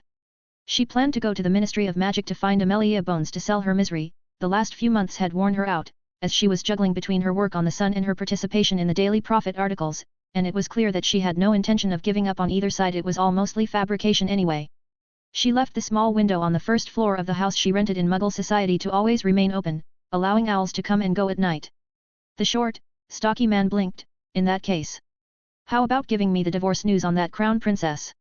Rita Skeeter volunteered. I am sure I can dig up more eye-catching inside stories. After months of working together, they knew that when she said investigate, she had actually meant making up. Most of her CO workers were rather impressed by her ability to investigate. No. An exquisitely make-up-ed blonde snapped angrily, I've been in charge of this for a long period of time, and I can't just quit halfway. Oh, Melissa. Rita Skeeter looked at her with contempt in his eyes. After all this time you haven't produced any results, maybe you're not cut out for it. The Melissa glared at her furiously, grinding her teeth as if she is ready to swallow her whole and tear her apart. The short, fat supervisor thought about it for a moment. Although Melissa wasn't as efficient as Rita Skeeter, she was nevertheless a capable person under his command, and she couldn't be completely sidelined. He neither wanted the relationship between the two to be too friendly nor did he want the conflict to become irreconcilable and interfere with their work. Tell you what, Rita, he said with a final pat on the back, you can follow up on the whole gun control bill thing. Rita Skeeter's eyes lit up. However, she did not rush to agree, and asked calmly, how far can I cover in this? Whatever you want. The short, stocky man said, this whole thing is pretty much risk-free now. The new gun control bill is a foregone conclusion. After all, the widespread movement to get a gun ban launched by the families of the victims from the shooting earlier in the year has had a deep impact, although it has died down a bit recently. I have received information that the results could be out in the next year or two. Wait, we could totally get a piece of the pie. Rita Skeeter said immediately, nibbling on the pen in her hand like a quill, as inspiration burst forth, we could do a series of articles around this whole issue. There was a cold laugh echoed in the room. Excuse me? Rita Skeeter asked coldly. Melissa gave a mocking smile, as she brushed her hair back until she felt the eyes of everyone in the room on her, then she said nonchalantly, do you need me to remind you? It's been 9 months since the school shooting, and every news media outlet has already discussed it from every angle, so it's not worth wasting our precious Christmas pages. The middle-aged fat executive looked hesitant as he turned his head to look at Rita Skeeter. Rita Skeeter slammed her pen down on the table and wrapped her arm in her other arm, her long, dazzling green fingernails prominently highlighted. That's why some people are only worthy of investigating low-level reports such as extramarital affairs, but still have not achieved anything until now. Use your head right now, this is an opportunity. The government is preparing a new bill, the people are busy with the new year, and although it hasn't been investigated yet, I dare to assert that the campaign to ban handguns will not receive much attention for the next month or two. If at this time, we can launch a series of exclusive articles over Christmas, linking peace and massacres, New Year and shootings, and making a big deal out of it, the buzz will be reignited. Hopefully, it will last until the new bill is introduced, at which point we can absolutely claim that the implementation of the new bill and our hard efforts are inextricably linked. She sneered twice at Melissa and looked over at the fat man. Why do we need to choose Christmas? Because it's the only way to differentiate ourselves when all the other papers are busy covering Christmas and New Year's Eve, that's the differentiator. It allows readers to recognize us at a glance. She leaned over and stared at the short, middle-aged man. What do you think, Mr. Editor-in-Chief? The Editor-in-Chief swallowed and said with a stern face, we're only an entertainment paper, if the subject matter gets too serious. You can rest assured about that, I'll be using a completely new narrative. Rita Skeeter retracted her body back and said confidently, and I have my own take and opinion regarding the word entertainment. She said sweetly, the most important thing in a newspaper is sales. Beyond that, the subject matter is not important, the format is not important, the content is not important, even the truth. She raised an eyebrow and offered an unspoken smile. There was a round of applause at the door. A woman with a serious face walked in and no one was aware of how much of their discussion she had heard before. You're Rita Skeeter? That name is so hot right now that my ears are getting calloused. You are? Rita Skeeter asked without moving, catching a faint whiff of menthol smoke, a smell she had only ever caught at the door of that office, which was always closed tight and never once open. The short, stocky supervisor winked at her desperately and gestured. The woman didn't answer, but looked Rita Skeeter up and down. I've been away from the office for the last few months, but I've been reading an ongoing series of your articles, mocking the government to the point of wretchedness, but who made the readers just love that? Rita Skeeter asked in a pleasant tone, so you're going to give me a promotion? The short, fat executive glared at her from behind, a shameful betrayal. But Rita Skeeter was ready to climb the corporate ladder, and she stared unblinkingly at the woman who had suddenly appeared, and laughed heartily. Why not? She looked at Rita Skeeter with indifference. My time is limited, so there is only one interview question. If I want to increase the sales of the newspaper by another 20,000 copies, what do you suggest I should do? Rita Skeeter clenched her fist, raised the distinctiveness of the paper. Distinctiveness? Be specific.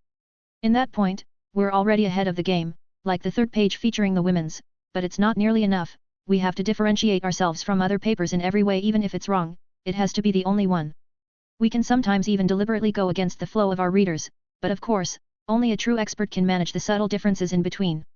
The woman narrowed her eyes and asked with interest, you consider yourself as that true expert? Without a doubt. Rita Skeeter said cheekily. There was a moment of silence. The woman nodded towards her, you'll be one of our deputy chief editor from now on. Rita Skeeter, who had just been promoted, breezed back to her office and ordered her two assistants, get all the news that can be found on the Dunblane school mass shootings through this year, now. Including the list of victims, the philosophy and demands of the gun ban campaign groups, the pronouncements of government departments on the matter, the list of government drafters of the gun bill, and the rumors that were going around. I want all of them.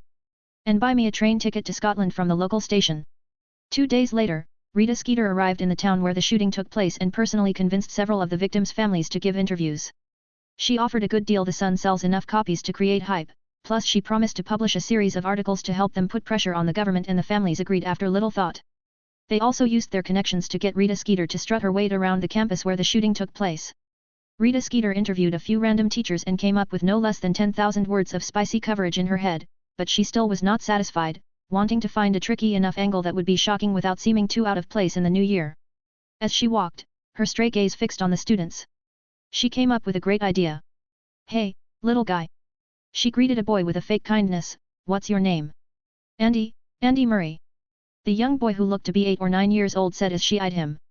Oh Andy, she repeated twice, pulling out her press pass and waving it in front of him, and asking in a pompous manner, can I interview you alone?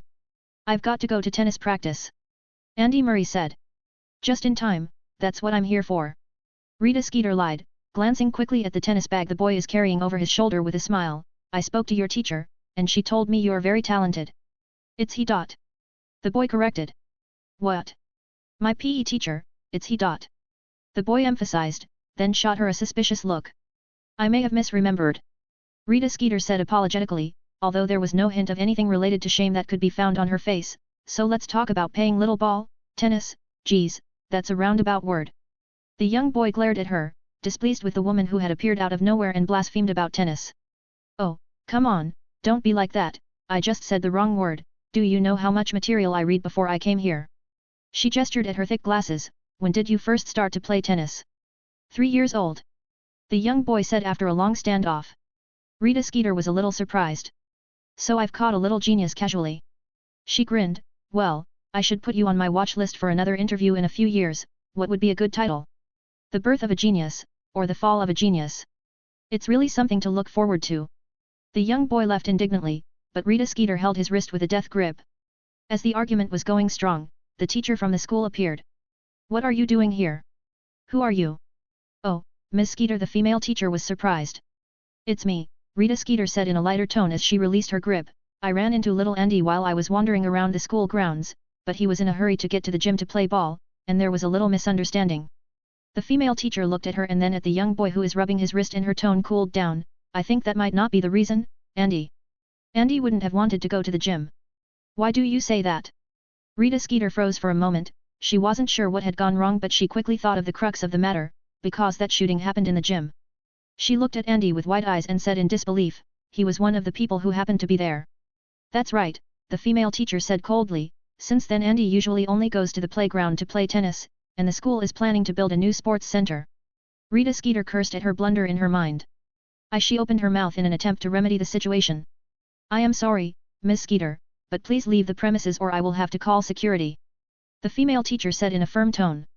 Rita Skeeter's face turned blue and white for a moment, and she reached into her crocodile purse several times, but she gave up the idea of taking out her wand.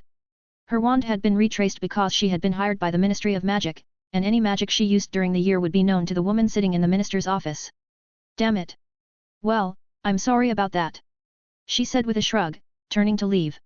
As she walked out of the school, Rita Skeeter mentally pondered over various ideas. The information she had gotten so far was more or less the same, today was just an added bonus.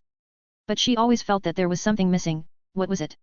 She glanced back over her shoulder. The female teacher was crouching down to gently reassure the young boy, but the boy had a stubborn look on his face.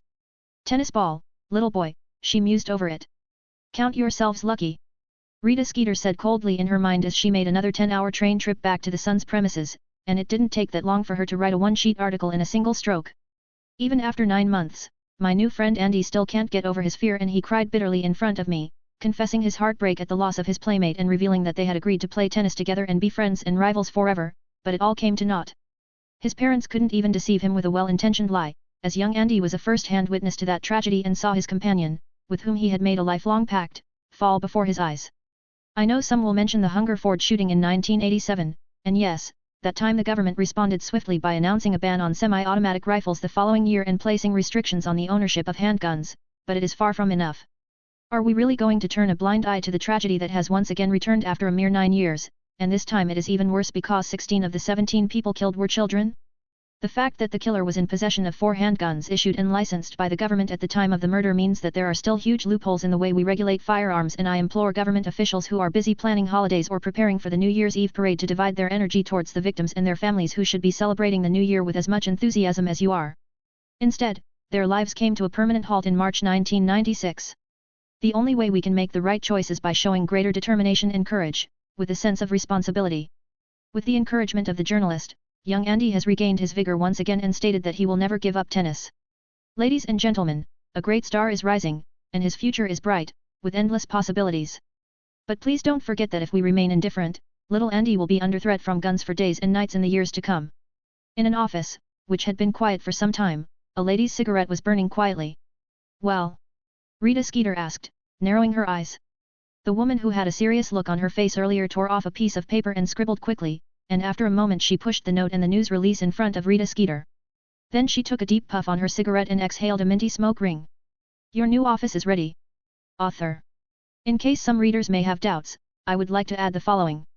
1. This chapter is simply the brief history of Rita Skeeter's rise to power because her position at the newspaper will play a key role in the subsequent plot, so a chapter is devoted to it. I didn't think when I wrote it that it would reach approximately 3,120 words. 2. There were several major events has happened in 1996 in British reality, the mad cow disease outbreak, Princess Diana's divorce, and the Dunblane massacre. Andy Murray was an actual witness and survivor of the shooting at the age of less than 9, in addition to being known for his great achievements in tennis. Of course, the so-called best friend or pact or some other thing was all fabricated by Rita Skeeter, just like she fabricated about Harry in the original. Read 50 days or 100 chapters in advance on Patreon.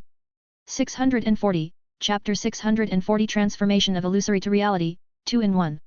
The last Ancient Rune class for Grade 5 before the Christmas break was changed to a free period, where the students leafed through their Practical Rune for Beginners book and then chatted enthusiastically. Colin Creevy pulled out a list of names and swore that they were the animagus transformation forms of the students in animagus course. He read the names on the list aloud, glancing at Professor Happ as he read each one out, hoping to get a response. But Felix was too busy playing cards with a few students to see his darting eyes. Valen sat in his arms, looking at the same deck of cards as him, enthusiastically and constantly coming up with ideas. Are you sure about this one? Felix asked, looking down, and Valen nodded firmly, stretching out her fingers dexterously. Yup, this is the one. Expelliarmus. Felix said. The student opposite, Newman Bach, grinned broadly and flipped over an undercard that he had kept hidden for 3 rounds. Humanoid shield charm. I used a non-verbal spell casting, so the defense worked. He said smugly, and then slammed a handful of cards together. Incarcerous spell professor, you're restrained and can't counter lightning spell. With a complementary conjunctivitis curse, another control card, and check this out, blazing golden fire. Felix watched sourly as the little figure that represented him burst into flames and turned to ashes due to the heat. Valen covered her eyes. Newman Bach celebrated it as he high-fived another student. On the other side, Creevy reached the end of the page. Draco Malfoy the White Peacock, Elvira the Fox, Harry Potter the Lion, and for the record, I didn't feel a least bit surprised by this. Harry had drawn the Gryffindor sword in his 2nd year. He said fervently. Fake news, Ginny whispered to Luna a few tables away. Harry told me he has a greater chance of transforming into a stag. Luna, who was building blocks with solid magic runes, and trying to piece them together in the shape of a trophy, looked up nonchalantly. Patroness. An interesting topic, isn't it? Ginny said with a toss of her hair, Too bad that there are too few samples. Animagus and Patronus Charm are both extremely rare, and not many people in history have mastered them at the same time. A lot of people in the club can summon their Patronus. Luna said vaguely. We're special. Ginny said immediately and tactfully, there haven't been many stray dementors hurting people in the past few hundred years, not until the third year she became furious. I blame that Umbridge woman. I heard the you-know-who destroyed her mind, what a great joy. Luna paused, and her expression became thoughtful. My dad said that the you-know-who had an unusual relationship with a Dementor and that he could have disguised himself as one when he was younger and followed a couple of them around to steal a few kisses, you know, a Dementor's kiss. Ginny froze for a moment and then giggled happily, ouch. After a long while, she straightened her body, her face scrunched up, and she said seriously, you have a point, Luna. Why didn't I notice it before? It's amazing how much the you-know-who followers' clothes and Dementor cloak resemble so much, and even his body shape is. Maybe he misses those carefree days. There's also that nose and hair that could be used as confirmation, Luna said seriously, if you've ever noticed. Ginny's whole body shook from laughter, and she slumped over her desk, her shoulders flailing, and Luna gave her a curious look that held both confusion and incomprehension, but she nonetheless patted Ginny on the shoulder and went back to building the magic rune blocks. After the class ended, the students filed out, and many of them who were heading to their homes for the holidays greeted Felix in advance. See you next year, Professor Happ. See you next year. When everyone else had left, Felix breathed a long sigh of relief, after playing cards all morning, as his and Valen's thinking was diametrically opposite to one another, so mixing them up together resulted in more losses than wins. He decided to give Valen a separate spot in the afternoon, and they could work together to deal with the other students. Key. Valen climbed up to where Luna had been sitting before and curiously surveyed the trophy left on the table, which had been pieced together out of ancient runes. It was wobbly and the shadow of a goblet of fire could be seen faintly in its shape. Felix picked up the trophy and had an idea in mind. He had remembered Luna's thesis, the concept behind it was generally correct and had some similarities to the rune creature he had created, but it would not be easy for Luna to materialize that idea, there is simply too much knowledge involved. But that didn't stop Luna from receiving a talking trophy as a Christmas present. Half an hour later, a shiny trophy appeared in front of Felix, its body entirely made of ancient runes and blank memory fragments that could flexibly transform between the real and the virtual. It could normally be stored in the ring of the Ouroboros snake. He stared at the trophy, cleared his throat, and asked, what would Felix Happ prefer to receive as a Christmas present? A magic book, a unique insight, and a painting.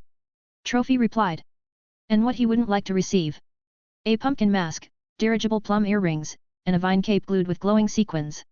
Excellent. Felix said with satisfaction and decided to hurry up and send it away as soon as possible. Valen listened on from the sidelines for some time, and sort of understood who had sent all those odd gifts to the great demon king. The great hall looked magnificent as they walked down the stairs, with 12 Christmas trees glittering with silver frost and tiny icicles, and if you got close enough you could hear the faint sound of singing between the ornaments made of mistletoe and holly. There are flower fairies dancing and fluttering around the ribbons and trees, with their transparent wings shedding a silvery glow. The ceiling background became different as well, and the enchanted snow fell in trickles, burrowing into the necks of the students and cooling them. The dining tables were as chaotic and lively as usual. But Felix keenly noticed the blank expression on the faces of some of the students, who happened to be attending the Animagus course. Neville sighed deeply as he looked at the table filled with beef pies, ribs, and vegetable soup, and grabbed a piece of dry bread, and tore into it in small bites. The look of resignation on his face brought back some vague flashbacks to the Gryffindor ghost nearly headless Nick. A few seats away, Harry couldn't eat either. Ron stared at the food in front of him, then with great determination he averted his eyes as if he had a grudge against them, and Hermione sipped her gruel carefully, chewing and swallowing slowly. Hermione, try this, it's delicious. Lavender Brown gloated, munching on the creamy apple pie. She had been tempting Hermione with delicious food throughout the whole meal, and whenever Hermione sternly refused she and Parvati would snuggle up and heckle. I'd really love to turn her into a loud-mouthed frog. Hermione said, in annoyance when Lavender left. No, you can't, Harry said feebly, as he looked terribly hungry now. The first few people who did that got 100 points deducted plus detention for the whole of Christmas, without exception. Professor McGonagall was nearly maddened. Yeah, I'm sure Snape must be humming with glee. Ron said grimly, we're completely hopeless to win the House Cup this year. All the students in the Animagus course had underestimated the difficulty of having to put a leaf in their mouths, including Felix himself, and it was not for an hour or two, or a day or two, but for a whole month. When he and Professor McGonagall checked last weekend, they found that most of the students had failed their task. They gave all sorts of reasons, from carelessly swallowing it down while drinking soup to biting the leaf while tearing the steak, to talking loudly and accidentally blowing it out, to even grinding their teeth in their sleep, and consequently, the leaf disappeared without a trace the next day. The few students who managed to show their leaves were eventually proven to be cheaters, having simply pulled a leaf off the Christmas tree in the Great Hall before coming over. Felix looked on in amazement. Professor McGonagall accepted the excuses quite calmly, and passed him a demonstrative look that Felix guessed probably meant, "See, this is why it is so rare." "If there is no other way," Ron said fiercely through clenched teeth as he stood up, "we'll just have to try serious method." He was referring to using the stunning spell and the full body bind curse, or maybe the Langlock jinx would work too. Neville gave him a sad look. "Okay." And he said softly. What they both had in common was that they snored a lot, and when they woke up the morning before, Ron and Neville both found the blade of leaf missing from their mouths at the same time. The former had found the innocent blade on his pillow, and the latter could only glimpse some green remains through his teeth. Harry was in a slightly better position than them, at least he didn't snore much, so he woke up with the leaf still in his mouth, only it was broken in two in the middle, with a neat break. He is still investigating the cause. Out of them all, Hermione was the only one who refused to reveal anything about her leaf, but Harry thought that since Hermione had stopped volunteering to raise her hand to answer questions for the past few days was a good indication of the seriousness of the problem. As they left the Great Hall, Ron plucked a Christmas tree twig by hand, saying pessimistically, "It'll come in handy sooner or later." Hermione didn't raise any objections. In the afternoon, Felix appeared in the greenhouse of the herbology class. Professor Sprout is still dressed in the same sloppy and unkempt manner, with a patched hat tilted over her flowing grey hair and a lot of mud on her clothes. In a word, a stark contrast to the well-organized greenhouse. "Felix," she said enthusiastically, "Minerva told me that a total of 23 mandrake leaves are needed, isn't that right?" "Well, that's right," Felix said. "Actually, there's another thing." However, Professor Sprout had already dragged her short, fat body towards the back of the greenhouse, reaching out and waving a huge pair of scissors. She said cheerfully, "Well, we better have to look for some fresh leaves. Every few years Minerva will ask for some for her students, but never so much as this year. We are here and it just so happens that there are a few mandrake plants that need some pruning leaves. It has been growing for almost 4 years." Felix followed behind her, to a separate section set aside for them. 7 or 8 fully mature mandrake plants stood lush, about as tall as small shrubs, planted in pots the size of Hagrid's enchanted pumpkins, and he could clearly hear the grunting that rose and fell. "Keep your voice down, they are sleeping, and it will be dangerous if they are awakened," Professor Sprout said in a hushed voice, moving slowly as she opened the huge scissors in an arc, encircling 2 blades of leaves in a cold, shiny razor blade. Click! The leaves fell smoothly. Felix beckoned and the 2 mandrake leaves whirled and fell into his hands. Sprout changed position again. "As she did, you can't pick too many from the same plant or they will become unhappy," she explained. Soon they had finished collecting them and Professor Sprout handed him another bag for Felix to put the mandrake leaves in. When it was all over, Felix leaned slightly closer. He held out a hand and turned his head to look at Sprout. "May I touch it?"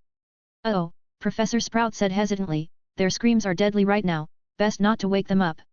Of course," Felix murmured. He turned his wrist and the huge pot slowly floated up and hovered in front of him. He could only see the top half, the rest of it was buried in the dirt.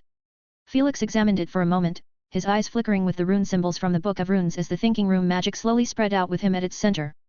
With a flick of his fingers, the black pot faded to a lighter color and flickered a few times, and all that remained were some rough lines as if Valen had been drawing a 3-dimensional drawing in the air with a quill. Professor Sprout stood curiously by and observed. She hadn't seen any magic like it before. But it was already accepted in the outside world that Felix Happ's magic attainment had approached the level of Dumbledore's, which was why she hadn't tried to stop him. Before them, a solidified clump of brown soil was bound by an invisible force. Felix flicked his fingers again, and reality transformed wonderfully under his magic. Layers of brown soil erased as if rubbed repeatedly by a rubber, leaving blurred traces in a place like pencil sketches. The soil no longer blocked their view, and revealed the mandrake within. Felix didn't know who had first suggested that this thing looked like a baby, but he thought it actually looked like a little old man, ugly with unknown spots all over its body, its eyes closed like it's sleeping without being affected by his magic, its body curled into a ball, its pointy little fists clenched on its chest. "I've never seen a mandrake when it's asleep, it's beautiful."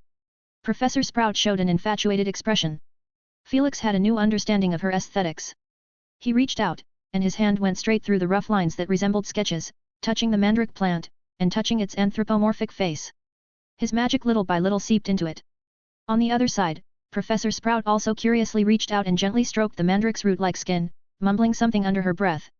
Felix closed his eyes and tried his best to sense his magic. Gradually, he became aware of his own magic power spreading out everywhere and clinging to some magic lines, a unique wooden pattern inside the mandrake. In the materials found in ancient ruins, these magic lines were believed to be the origin of ancient runes, and he caught some familiar shapes. When he opened his eyes, Professor Sprout was looking at him. Felix clenched his fist and pulled his arm back sharply, a grid of bluish color made purely of magic was dragged out by him. These magic resembled messy shapes that you could obtain by pouring molten iron liquid into an anthill. But to Felix's eyes, it exuded a unique beauty. He now had the same look in his eyes that filled with fascination as Professor Sprout had just shown. The web of magic slowly stretched out, and he dispersed most of the irrelevant bits, keeping only a small cluster in the middle that resembled a curved moon. Under his subtle control, the magic changed subtly from its original rough appearance to what looked like a clear crystal cluster, and soon one of the crystal branches fell off and turned into a shimmering ancient magic rune. Sprout's eyes widened. Thanks to Felix's 4 years of relentless promotion, most of the professors are now no longer strangers to the basics of ancient runes, and right now all she can think of is one word: ancient magic, the ancient magic of the deadly cry of the mandrake. More and more rune symbols gradually took shape, shedding from the main body and falling like weary birds into Felix's other hand, and gradually piecing together to create a shape similar to a curved moon, like the magic lines from before. But even Professor Sprout knew that these two are completely different. She became increasingly nervous inside. When only 1/3 of the magic power was left in the air, it suddenly disintegrated on its own, collapsing into a smoky mass of magic. Professor Sprout, who was watching from the sidelines, unexpectedly breathed a quiet sigh of relief, unaware of the cold sweat that broke out on her forehead. Doesn't seem to be working too well, Felix said with a smile. You want to turn the innate ability of the mandrake into magic? Professor Sprout asked. I've been researching sound magic recently, Felix said slowly. In the summer break I came across some materials in the Ilvermorny school library, but the progress has slowed down lately, and I wanted to look for inspiration from other places. Speaking of Ilvermorny, Felix, would you like to see the branch of snacky wood tree that you brought back? It's growing nicely now. Sure. They walked towards the other greenhouse, and on the way there, they saw the distant leaving figure of Professor Burbage. Charity is ready to publish her research, Professor Sprout informed him. She seems to be planning to publish a dozen or so theses in one go. I advised her that it would be best to compile them into a book. I know something about this matter too. Felix nodded. Severus is also compiling materials related to it, so maybe they have discussed it. The snacky wood branch had grown well, already wrist thick and 3 or 4 feet tall. Felix stayed for a while and then left after saying goodbye. He strolled through the snow, recalling the experience that had taken place in the greenhouse. Professor Sprout seemed startled, which was not surprising. He himself had found the result of this research very frightening. Converting the cry of the mandrake into true ancient magic, this is a true sound of death, that could destroy a city and a nation in a matter of moments, and Felix hoped he would never have the opportunity to use its full power, and this magic to remain as something that only he knows. Ancient magic? No, the combination of ancient rune and memory magic gradually showed its unparalleled power and potential, just as he had done with the mandrake's flower pot, where reality and illusion were at his fingertips. How far would he reach in the future if he added soul magic and time magic? He looked up into the sky, where the clouds seemed to change into Nicholas Flamel's face. Old man, I seem to sense the self-imposed limitations you speak of. Felix shook his head and laughed, or if I think about something optimistic, at least I already have a solution to Remus' furry little problem. Read 50 days or 100 chapters in advance on Patreon. 641, Chapter 641 Pre-Party. The next few days were uneventful, with students discussing enthusiastically how to celebrate the new year and start packing, but these had nothing to do with the members of the Animagus course, who collectively chose to stay at school. They had chosen to stay at school, because practicing the Animagus transformation had a huge impact on their academic performance, and no one wanted to waste 2 weeks away on holiday. In the common room, Harry and the rest are still pondering on how to deal with a tiny leaf and keep it in line. There are 2 days to go before Christmas, Hermione said irritably. Harry's heart suddenly pounded. So we're about to get the mandrake leaf? He asked. Christmas night is a full moon, which meant they would have to attempt it head-on whether they were ready or not. That's right, Hermione said looking at a piece of parchment, but there are 2 dinner parties waiting for us on the way before we can get that tiny, lovely blade of leaf, this holiday season. I've never been this bored with a dinner party, she said roughly as she erased a line of comments on the parchment. Harry knew that Hermione had a fanatical preference for preparation. She had gathered suggestions from various sources from various people during these days, but none of them were foolproof, and she had even forced Harry to speak to Sirius in advance and then pretend to drop in inadvertently, and magically bring out a list of questions that she had prepared in advance. Professor Slughorn won't stop. I wonder what tricks he has up his sleeve this time, he said with deep emotion.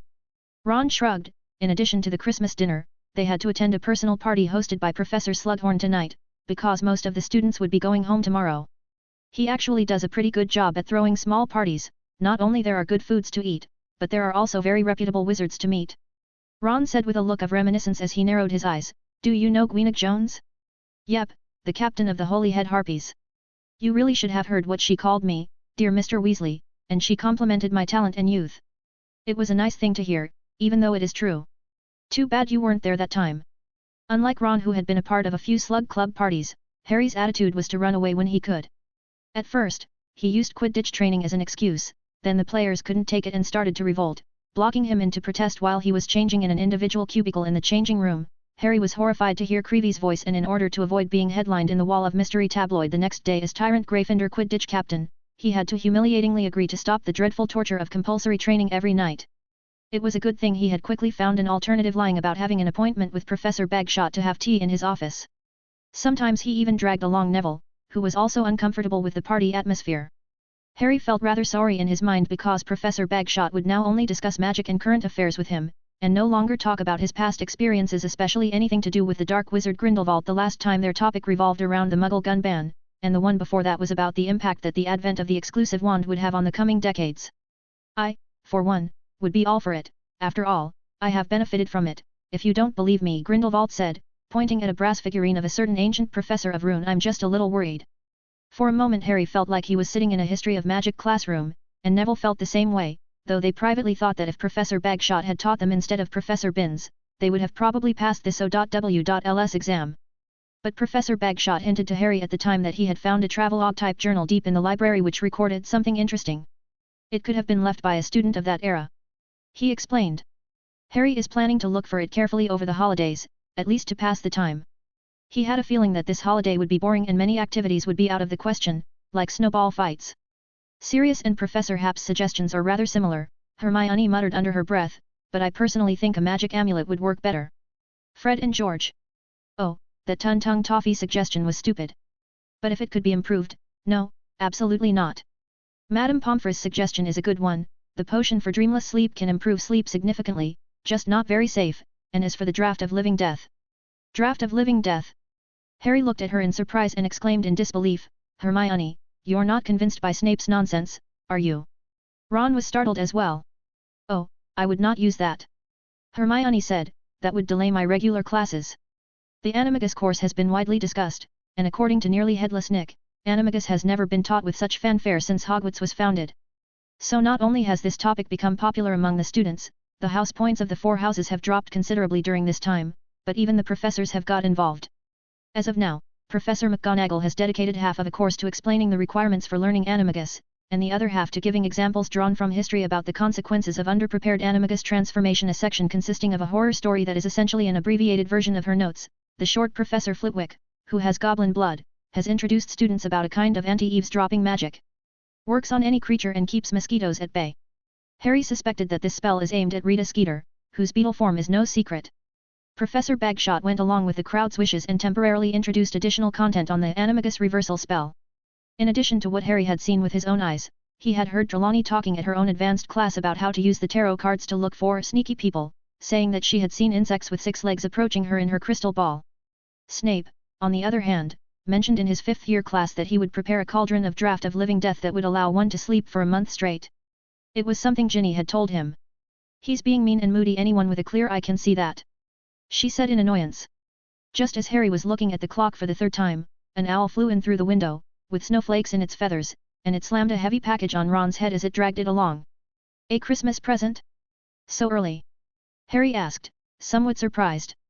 No, Ron said as he tore open the wrapping paper, it's Collins, didn't I tell you she is in Hogsmeade? I asked her to send me something, they're idle anyway. Oh. He trailed off as he looked at the small card. What's the matter? She's leaving, and that Carlotta Pinkstone really seems to be planning to spend her retirement at the Three Broomsticks Inn. Ron said, after all, the Ministry of Magic can't afford to keep 2 Aurors wasting their time, can they? He rummaged through the package and pulled out a couple of quill pens, magic erasers, and socks, as well as a few miscellaneous items that Harry was just about to look at more closely when Ron stopped him. This has your Christmas present in it, Ron said guardedly. At 8 in the evening, they and Neville appeared in Slughorn's office. It had become a completely different place, with Christmas trees full of candies and sweets hanging everywhere for people to pick up as they pleased, and a dozen legless tables scattered around the room, and Harry saw a man wave and the nearest hovering table floated up to him with a load of delicacies. A light, melodious music played, and Harry was 100% sure it belonged to the Weird Sisters. But the biggest difference is still the number of people. Harry estimated there would be at least 100 people present, and most of them being adult wizards. He stared in bewilderment. Had Professor Slughorn gathered all the previous members of the Slug Club together? The people, all dressed in various styles, made their way through the office that seemed to be under an undetectable extension charm.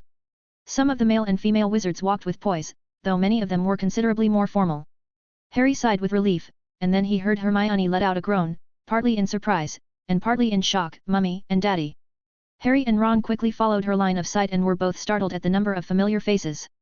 It isn't just the Grangers. Professor Slughorn seems to have invited quite a few parents of students, especially those who can't go home for the holidays, the Weasleys, the Longbottoms, the Malfoys. Harry also saw Ernie Macmillan and Cormac McLaggen in their elaborate dresses and bows, standing obediently next to a middle-aged couple and talking to them. Heck, it is Sirius and Amelia Bones.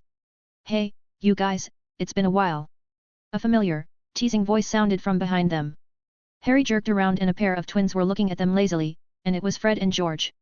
They both looked like accomplished people, one hand in their pockets, and the other holding a tall glass with a smile tugging at the corners of their mouths as if they had replicated these actions in a mirror many times. By the look on your faces, no one seems to have told you?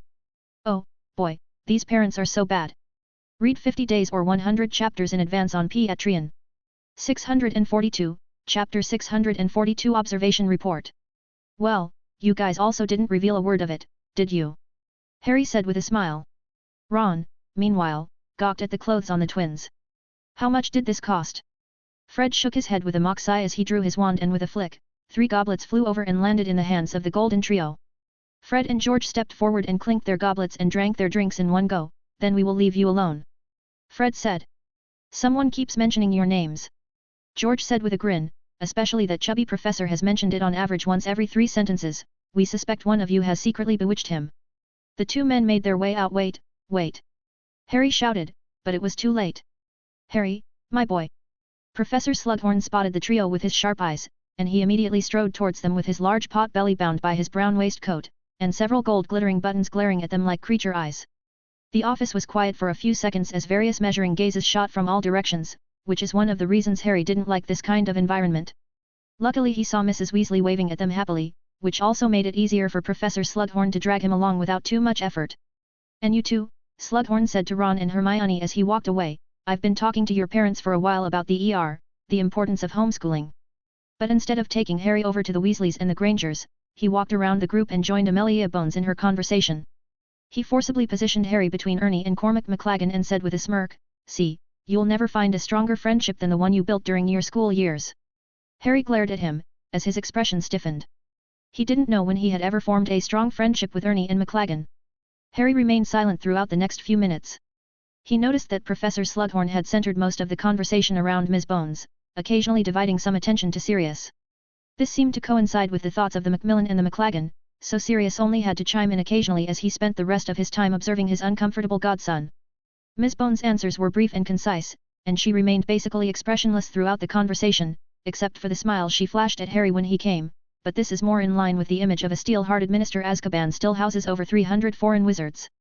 Out of the corner of his eye, Harry caught a glimpse of Susan Bones sitting in the corner, chewing on an apple with a crunch sound, and she seemed to notice Harry's gaze as she nimbly slipped away and blended into the crowd. At that moment, Felix and Snape arrived together. Neville tugged at his father's sleeve and Frank Longbottom was chatting with the Grangers about the interesting story of the exclusive wand. Gee, that's amazing, we always wondered who exactly our daughter had inherited her magic talent from. Mr. Granger said. What's wrong? Neville's father looked up with an expression of joy at first, but then it quickly cooled off when he saw Snape following Felix. Snape glanced in that direction and whispered a couple of words to Felix before he turned his head and went to find Damocles Belby. Felix joined in the conversation with a smile. On the other side, when Ms. Bones saw him, she quickly responded with a couple of words and walked toward him. At the same time, from around the corner, an elderly woman, with grey hair striding briskly on her feet, met her gaze and both of them stopped in their tracks. Felix showed just the right amount of surprise. Weighing the pros and cons quickly in her mind, Ms. Bones changed her direction to meet the old woman. Ms. Pinkstone, we need to talk. The old woman gave her a contemptuous blank look and followed her away. Who was that woman? Mr. Granger asked curiously. Felix shook his head, so Mr. Granger continued with the story of how he got his exclusive wand. I also signed up with my wife with the attitude of giving it a try. The staff told us we might have to wait in a long queue and go through all sorts of vetting, only to be notified the next day, and the whole process went incredibly smoothly. Felix winked at Hermione, whose face flushed. I don't think anyone would say no to give a small favor to an Order of Merlin winner. Mr. Granger froze for a moment. Oh, really? He said, abruptly feeling a little uneasy. I heard that man has been arrested? We subscribe to several magic newspapers and keep a close eye on developments. It is said that the you-know-who what a strange name made a deal with the former Azkaban prison guards, trading human emotions in exchange for powerful spell-casting abilities. Dad, I told you both to read the Quibbler less. Hermione shouted as her face flushing even more. But this is the only publication that gives an explanation. Seeing his daughter's unhappy face, Mr. Granger changed the subject decisively. Mr. Happ. You can call me Felix. Okay, Felix. He said, we bought a whole set of magic projectors. I especially like the immersive mode. It's amazing. It's like we're characters in a film too, but we have to lock the doors, windows, and put up a no visitors sign when we use it. Hermione, Mrs. Granger said with a deliberate stern face, as she was concerned about something else, look at your hair, didn't you send home a quick smoothing hair gel? And this cloth, do you wear them all the time? Hermione yelped in annoyance and ran off in a huff. Mrs. Granger chased after her. My daughter has been rather stubborn since she was a child. Mr. Granger tried to explain. I can understand that. On the other side of the room, a finally relieved Harry and Sirius skulked around the room, with food in their hands. That woman is Carlotta Pinkstone? Harry asked.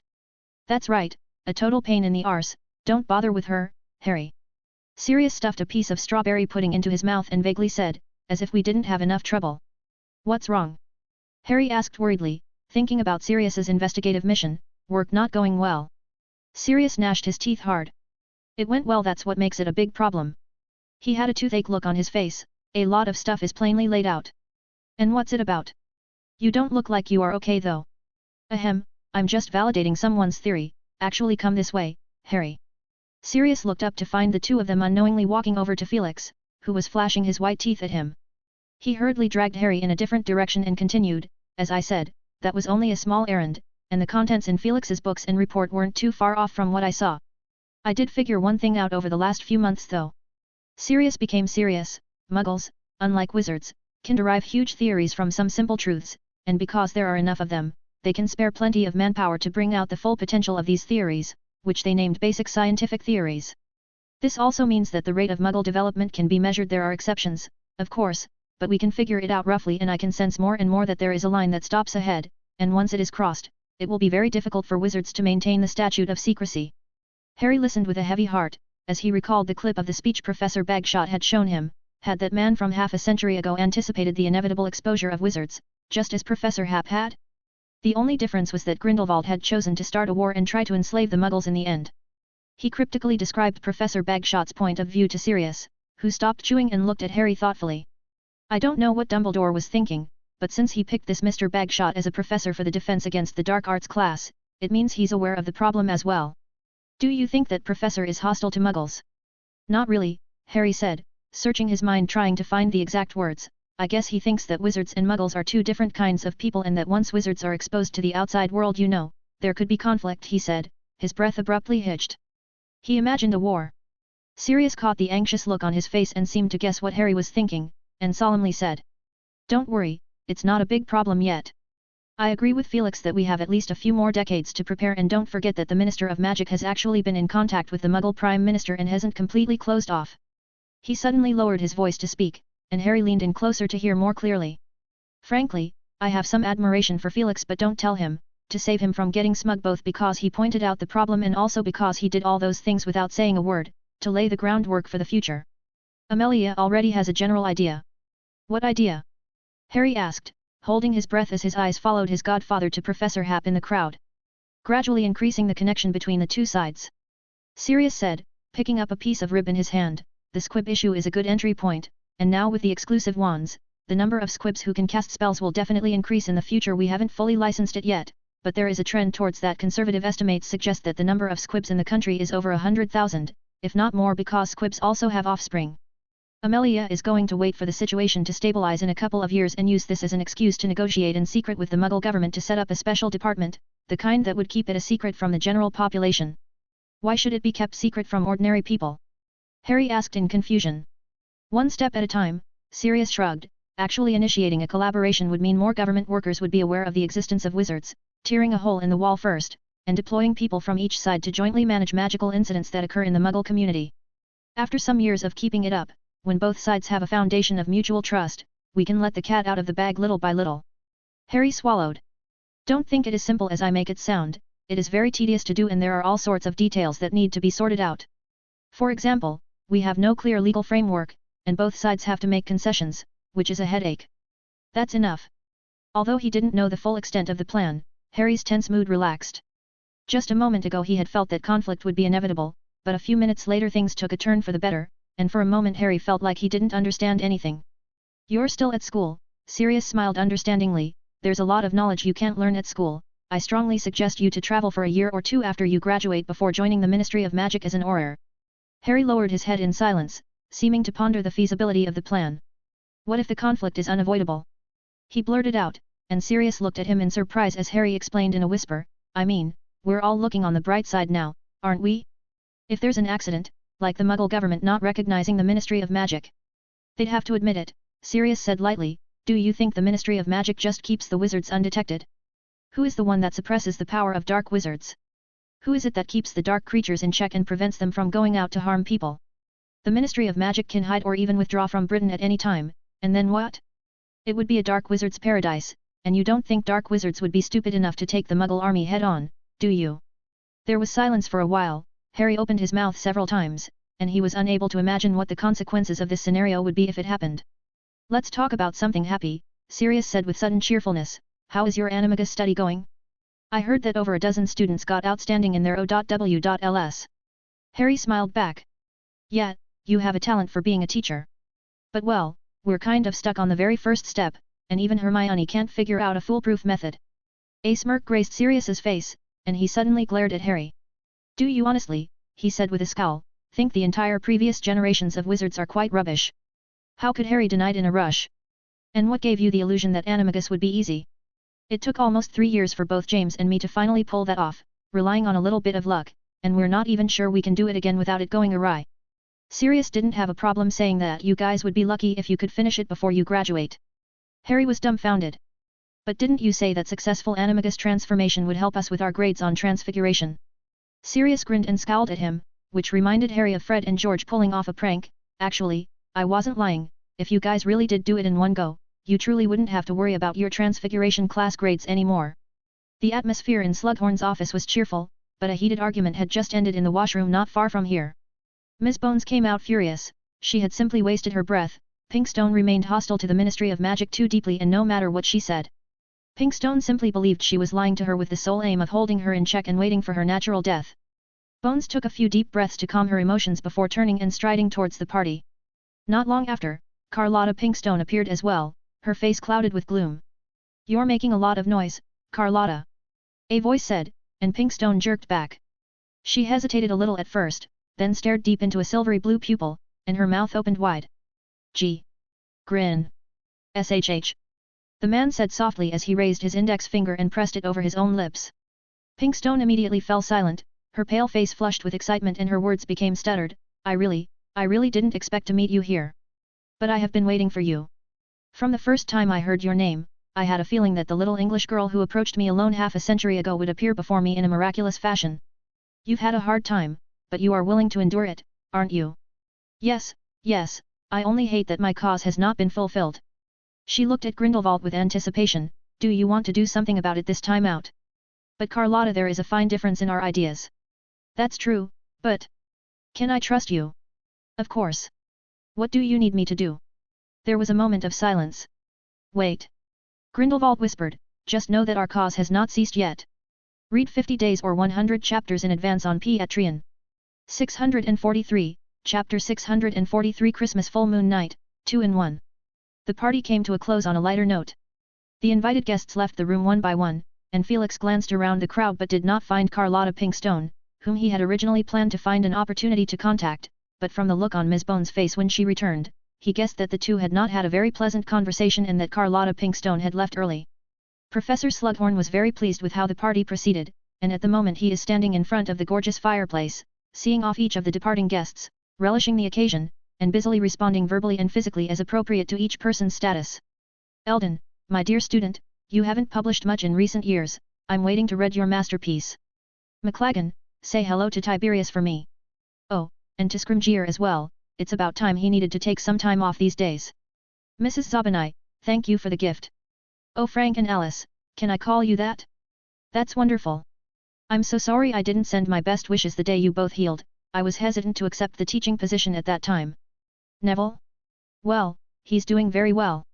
Slughorn took Frank Longbottom's hand enthusiastically and spoke in a very intimate tone, to be honest, I think you fully deserve 2 Order of Merlin for your performance in this war, but since you both already got 2 of first-class ones. He patted Frank's shoulder heavily, bring my regards to Augusta for me. Alice kissed Neville's forehead and followed her husband as they disappeared into the emerald green flames. How are you going to get back? Hermione asked her parents, and Felix looked over the Grangers' shoulders to see Sirius and Miss Bones saying goodbye to Harry. The Flu Network, of course. Mr. Granger said with slight excitement, that's how we got here, it's incredible. Professor Slughorn said he had temporarily connected our fireplace at home with magic, so I guess it might be similar to connecting to an internet signal. Hermione was stunned. Oh, God! How can you? She said anxiously, what if you called the wrong address? Harry was once sent to Nocturne Alley by mistake for this very reason. Professor. She looked at Felix as if asking for help. I could use apparition to send, Felix said after a second of consideration. Oh, don't worry. After seeing the Weasleys off, Professor Slughorn came over with a pot belly and his walrus whiskers twitching between his lips as he exclaimed cheerfully, thanks to Amelia. I had mentioned it casually when she accepted the invitation, and she graciously agreed to help. Miss Bones, whose name was called, nodded in his direction. That's it. Slughorn said with a smirk as they made their way to the fireplace. Sirius and Harry hugged each other before they left through the fire, and Slughorn took out his wand and tapped it on the fireplace. Well, whatever you call out next will lead to only one place just for today. Thanks for the hospitality, we've had a good night. Mr. Granger took Mrs. Granger's hand and told the crowd. You are welcome to join us at our home anytime, Mr. Happ. Mrs. Granger said politely. That's right, Mr. Granger looked at Felix and seemed to thought of something. I actually have a collection of various models of dental specimens, if you are interested. Mrs. Granger gave a firm grip with her hand. Ahem, well goodbye. The next morning, most of the students left school on the Hogwarts Express train to go home for the holidays. However, there are still some who choose to stay in school, and there are quite a few, in addition to the students in the Animagus course, as there were some students who were punished with detention for abusing human transfiguration magic. Harry took the opportunity during breakfast in the Great Hall to tell Ron and Hermione what Sirius had said to him last night. They had expressed their opinions.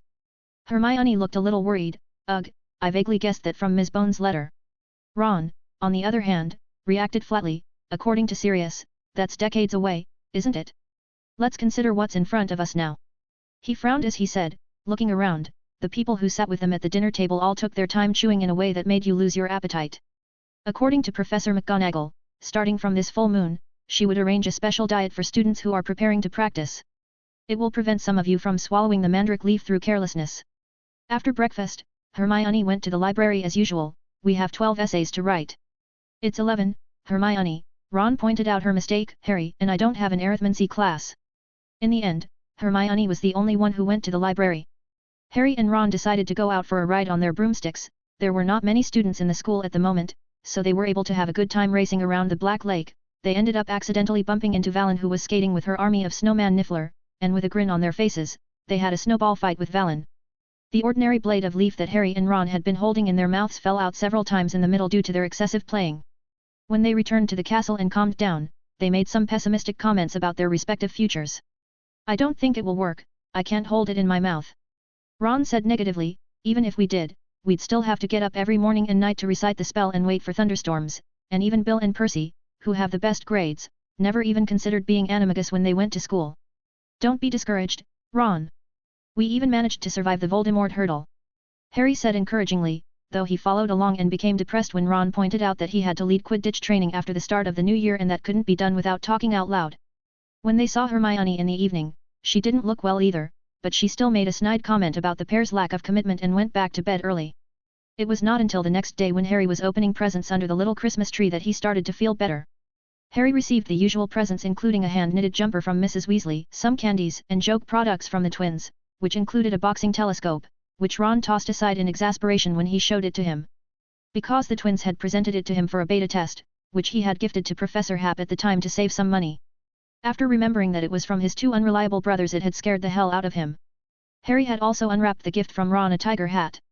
Collins picked it out, so if you don't like it, go find her. Ron said, while he himself put on a parrot hat and looked around in the mirror. Where did she buy it from? Harry asked with interest. It seemed to be a collection, and he wanted to ask if there is an antler version, which he wanted to give to Ginny next year. McHavelock's wizarding headgear. Ron said, it could only be there. Is Collins okay? Hermione asked as they descended the stairs. Aren't she and Tonks in charge of keeping tabs on Carlotta Pinkstone? Well, she managed to turn up at the party last night. It shouldn't be too much of an issue, Ron said slowly after a moment's thought. Their mission ended yesterday at noon. Who would have thought that woman would be connected to Professor Slughorn and be invited? On the other end of the castle, Felix had just finished opening his presents, which was quite a lot of work. Felix was most pleased with Luna's gift, perhaps because he had helpfully suggested it. She presented him with his life-size brightly smiling portrait, and Felix wondered when he had made that kind of impression on Luna, but he soon solved the mystery. A small slip of note contained Luna's well wishes. Merry Christmas, Felix. Love the gift you sent me, and I am going to take it home to show Papa, plus I got some inspiration from the magic portrait that is hanging in St. Mungo's when Papa was receiving treatment on the 4th floor. Valen likewise received a piece of art, but perhaps this is the one that suits Luna's aesthetic. It is a stone painting. In a foot-square frame, hundreds of small, carefully selected pebbles had been colored and arranged to create the shape of a niffler, with a green cape cut out of palm-sized leaves behind it, the edges of which waved majestically. Valen babbled about it for a long time, seeming to both dislike and like it. Only when Felix said in a sour tone, "We can swap." Valen clutched the painting immediately and looked at him warily, and when he returned after a quick walk around the room, the stone painting had been positioned next to Felix's blank magic portrait. If the portrait at St. Mungo's came back to visit one day, he would be surprised to find himself with an additional eccentric-looking neighbor. Felix was tempted to ask what he and Luna had talked about to make him smile like that and be drawn and sent to himself. Towards the end of the afternoon, a strong smell of cooking wafted into the room along the cold air. Valen, who had been nestled on the sofa couch watching a cartoon, sniffed the smell and quickly announced the names of a series of dishes, and she and Felix looked at each other for a while before agreeing to turn off the projector and go downstairs to the Great Hall. The Great Hall appeared very empty, with only one of the 4 house tables left, and every other seat occupied by a bulging bag full of wizard colorful poppers from which various styles of hats and odd trinkets could be popped.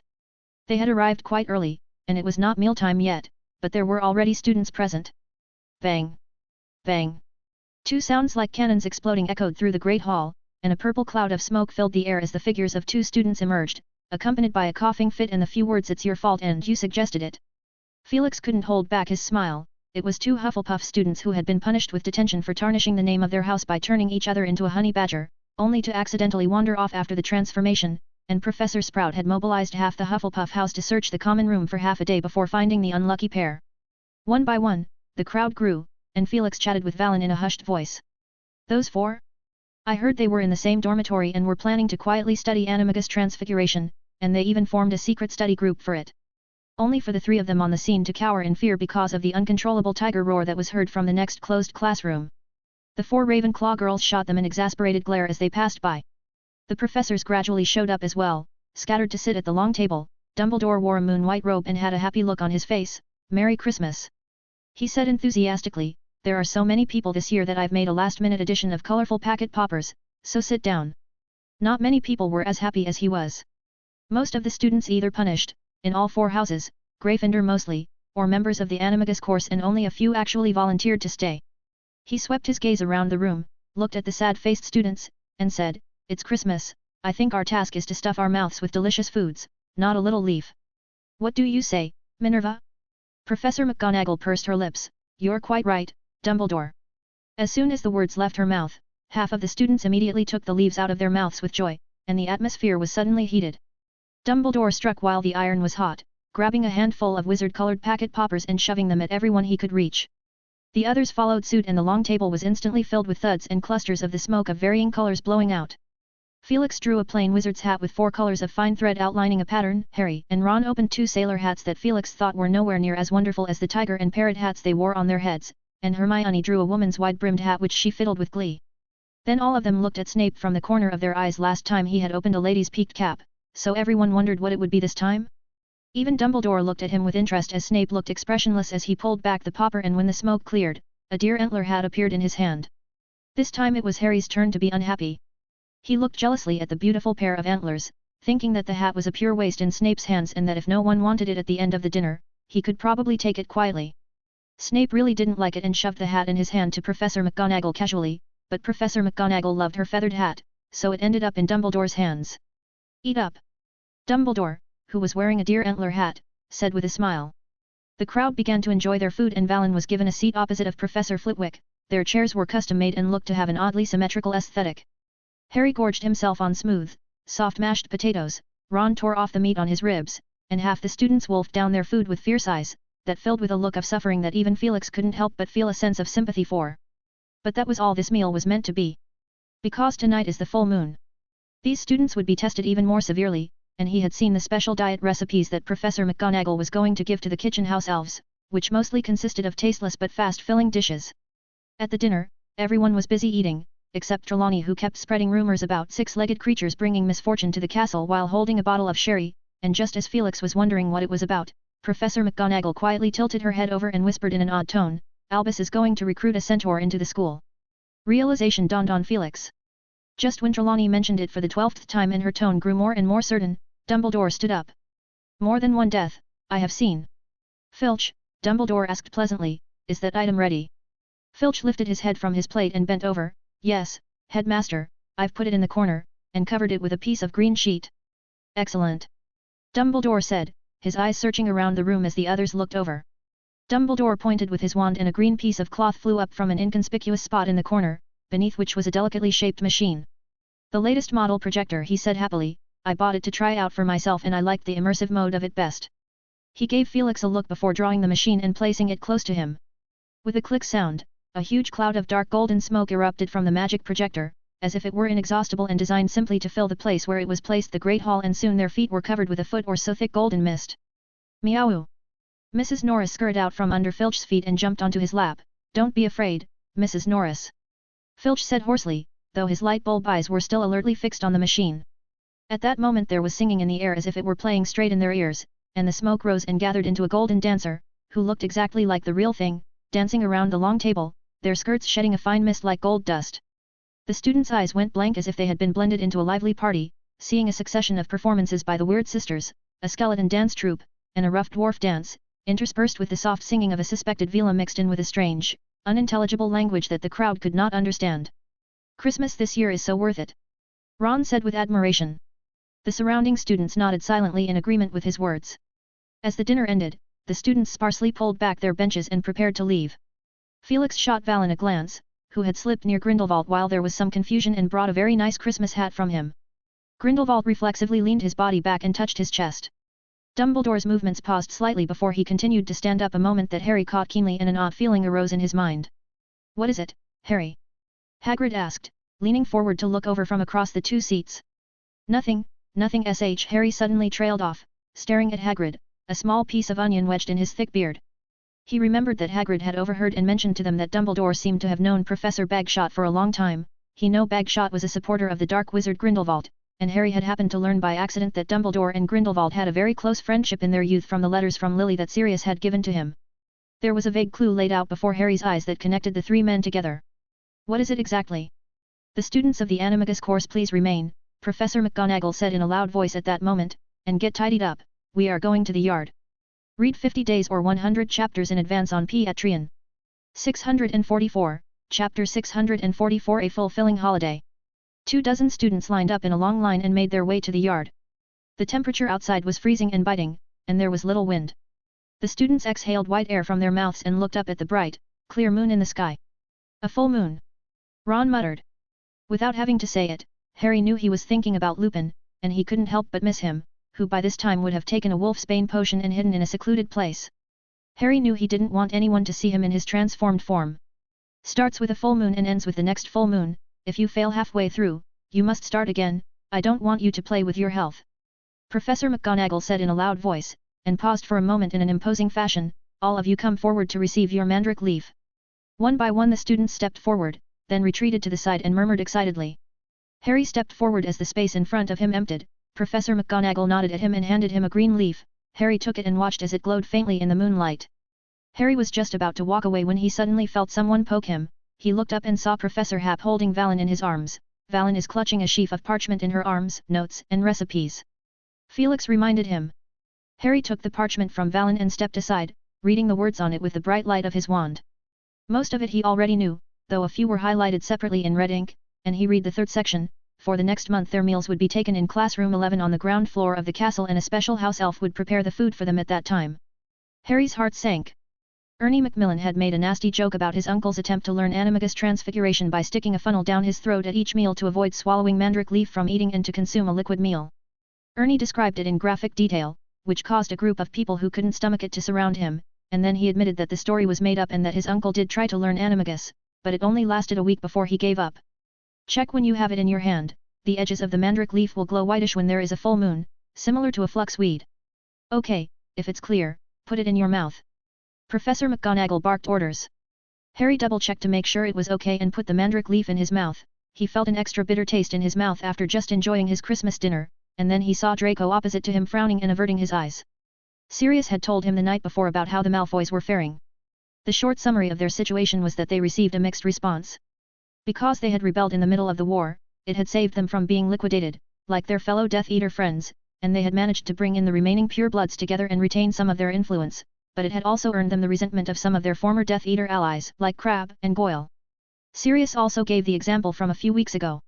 Lucius Malfoy, who had kept a low profile after the war, suddenly came forward for an interview with the Daily Prophet, talking about the dangers and contributions he had made while working undercover. Some newspapers said that Potter, Weasley, and Granger had asked for help that night in the graveyard with the help of the Ring of the Ouroboros. Which is actually not entirely accurate, as I similarly risked my life at the time to inform Mr. Happ, only I was unable to disclose my exploits to the outside world due to the heavy responsibility I was carrying. The Ministry of Magic has been calculating merit recently, Sirius explained, and he's trying to get an Order of Merlin for the Malfoys, but he's wasting his time. All he has done was just enough to save him from going to jail. He vaguely said, on the contrary, Snape is likely to get a major award, now that we all know where he got all that information from. After hearing these words a realization dawned on Harry, and he instantly understood why Professor Slughorn's former student Eldred Wurple, who wrote Blood Brothers, My Life Amongst the Vampires had been pestering Snape at the dinner party. He apparently wanted to use Snape's life experiences to write a book, but Snape coldly refused him. In the dormitory, Harry looked at Ron and Neville with a knowing look on his face. What about me? He exclaimed in discontent. At least you don't snore. Ron said in annoyance, and he closed his eyes with a look of generosity. Come on, I've had a hard time making up my mind. Harry looked at him and then at Neville, who already looked too nervous to speak. All right. The flashes of the full-body bind curse and the stunning spell fizzled off alternately. Ron and Neville fell stiffly to the floor and Harry used the levitation charm to move the two men to the bed, covering them with the quilt and getting himself under the warm, cozy quilt too as the cold wind howled outside the window, and it chilled Harry's heart. He hesitated for a long time about whether or not to cast a stunning spell on himself. After all, not everyone had the courage to fall asleep in the face of two stiff bodies, and he tossed and turned in bed for a long time before finally pulling a roll of magic tape from under Ron's bed and sealing his mouth shut. The whole time Harry forced himself not to look at Ron's stiff face in the moonlight. He crawled back into bed and stared at the ceiling as he counted the numbers, and after an unknown amount of time, but it must have been the second half of the night, drowsiness hit him, and he drifted off to sleep. He woke with a start and felt the mandrake leaf still on his tongue, only the bitter taste in his mouth grew stronger as if it had seeped into his teeth, but his mood was generally pleasant, and he couldn't wait to wake Ron and Neville and share his method with them. That's good, I've got a bit of confidence. Ron said with a strained expression. There's a problem though, I seem to have a stiff neck. Over the next few days, Felix didn't pay much attention to the students. He was busy enough on his own. Tom Riddle in classroom 7 had graduated 2 years ago by his count, but he had never been able to master the patroness charm, though Riddle had recently gained inspiration from the Peeves ghost, and he had acquired a flimsy patroness by quietly gathering the emotions of the students in the school. Felix was happy to see this, which meant that Riddle had become even more inseparable from the school. Felix also got some data from Snape from when he and Damocles Belby had improved the Wolfsbane potion, and in order to familiarize himself sufficiently with werewolves, Snape very generously gave him some werewolf blood and fur. You will find the view of some researchers who said that werewolves are just beasts in human skin is not really an overstatement, as their bloodline is completely tainted. Felix shrugged. It may shock you when I say this, compared to me, werewolves are considered normal. Of course, Snape didn't believe him, that much was evident from his false offer to study him. Felix scoffed at this and mentally categorized his former head as a stupid wizard. Better practice your acceptance speech. Lupin said that magical television sets have not been widely promoted as they should be and that most wizarding families still rely on magic radios to listen to the broadcast of the ordination ceremony. They'll take the unnecessary pauses in your words as stuttering. Just think how undesirable it should be to have the parents of your students question the standard of your teaching because of this issue. Felix's good intentions were not reciprocated. Instead, he was met with closed doors for several days in succession. The former professor of potions and current professor of defense against the dark arts refused to speak to him, always putting on a cold face whenever they met, and when Felix approached the other professors on this matter, only Dumbledore expressed his sympathy. Severus does speak little, and for the sake of Hogwarts' image, Professors McGonagall and Grindelwald stared at him expressionlessly as he said this. At least persuade him to change his outfit, fix his hair or something. Felix didn't know how Dumbledore managed to do it, but all in all, on the day of the ordination ceremony, although Snape was still in black, he had at last switched from his all-time wizard's robes to a suit with a high-collared white shirt under it. Snape was awarded the Order of Merlin, First Class. For his second time going undercover in a dangerous situation and bringing a constant stream of intelligence to the advantage of the side of justice. Ms. Bones announced in a loud voice. Shortly after him, it was Harry's turn, who also received a first-class award for a reason directly related to Voldemort's downfall, and although no one knew the full details, with both Dumbledore and Felix Happ testifying, no one questioned it. Of course, Ron and Hermione did not receive an award, and the one they still held is the second-class Order of Merlin, which was awarded for their valor. It's all because the war ended so quickly. Ron muttered in a small voice. Just shut up for a once. Hermione said sharply. With a mandrake leaf stuck in his mouth, Harry's sentiments were extraordinarily snappy and his mind was in a trance due to the special diet he had received these days, and as he came down, Ron and Hermione heard someone next to them whisper a question. The boy doesn't look too bright in the head, there isn't any lingering effect of the Cruciatus curse on him, is there? Those words caused a group of unknown wizards watching the ceremony to blow their noses emotionally. That evening, the Ministry of Magic held a grand dinner, and Harry depressingly left early to go back to have his tasteless dinner, small cubes of cheese jelly and vegetable meatballs made with a special process that was said to be nutritious and would make you feel positively full when you swallow it. The key point is that the whole eating process is reduced to less than a minute, fully reducing the possibility of all sorts of surprises. This leads to a lot of missed fun for the students. And because of the drastic lack of entertainment, Harry was surprised to find that he had finished all his homework in less than a week, and had nothing to do for the remaining days until almost the start of the new school term when Professor Happ finally seemed to remember them and assemble them together. How many of you still left in the group? Felix asked. A bunch of arms was raised with a clamor and Harry turned his head to look around and found a surprisingly large number. 15 people, not bad. Felix nodded, looks like the previous 2 weeks of practice did seem worked wonders. I had you all come over here today for a summary, well, to make the most of the collective wisdom. The students, including those who had failed, all stared at Professor Happ. Felix raised a parchment in his hand. Remember the forms you've been asked to fill out in dueling class since the second year? Of course, dueling classes are only available in second to fourth years now, which happen to coincide with first year flying classes and fifth year OW.LS exams, and have been combined with the assessment of spells. It keeps track of how fast each person learns the spell, preferences, learning styles, and so on, and now 4 years later, the accumulated data is stacked up in a wall of cabinets. There's no doubt that it's an undiscovered treasure trove. Felix said with conviction. You should have experienced group discussions where we used a similar approach, talking out the problems you found difficult and thinking together about solutions. The students looked at each other, but on second thought, it did seem like a good approach. After a short while, a student finally came forward and mentioned that he was depressed and had been groggy all day. A steady stream of students nodded along behind him, as they also experienced the same symptoms. Yeah, everything that makes you feel happy can't be done. You can't eat well, you can't sleep well, you can't even speak out loud. A Ravenclaw girl said in a sharp voice, it's a nightmare. The other students focused their eyes on Felix. Don't look at me, I told you to discuss it among yourselves. He said with a poker face. How about using potions? Like an elixir to induce euphoria. Ron came up with the idea.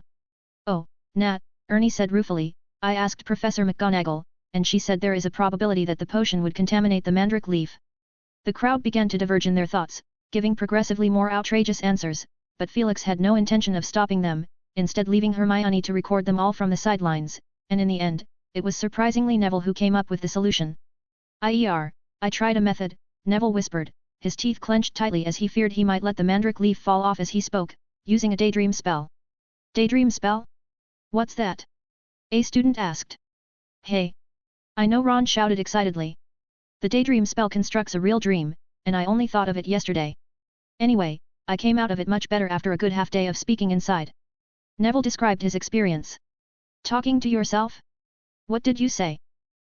Reciting the herbology class textbook out loud. Neville said reluctantly, and the crowd roared with laughter, but when Professor Hap encouraged him to try it out on the others, everyone immediately changed their opinion. Felix also experienced it firsthand. When Neville cast the spell, he found himself on top of one of the mountain peaks around Hogwarts Castle, with silence and emptiness all around him. From his professional point of view, this dream had quite a lot of flaws, but at least he tried shouting twice and his voice travelled a long way and echoed quite well, which did have a very satisfying emotional venting effect. The discussion continued. Harry raised his own questions, wishing for a relatively safe way to speak loudly. Considering he is the team captain, he can't avoid shouting at the top of his voice when he explains a tactic or corrects a player who has made a flight error.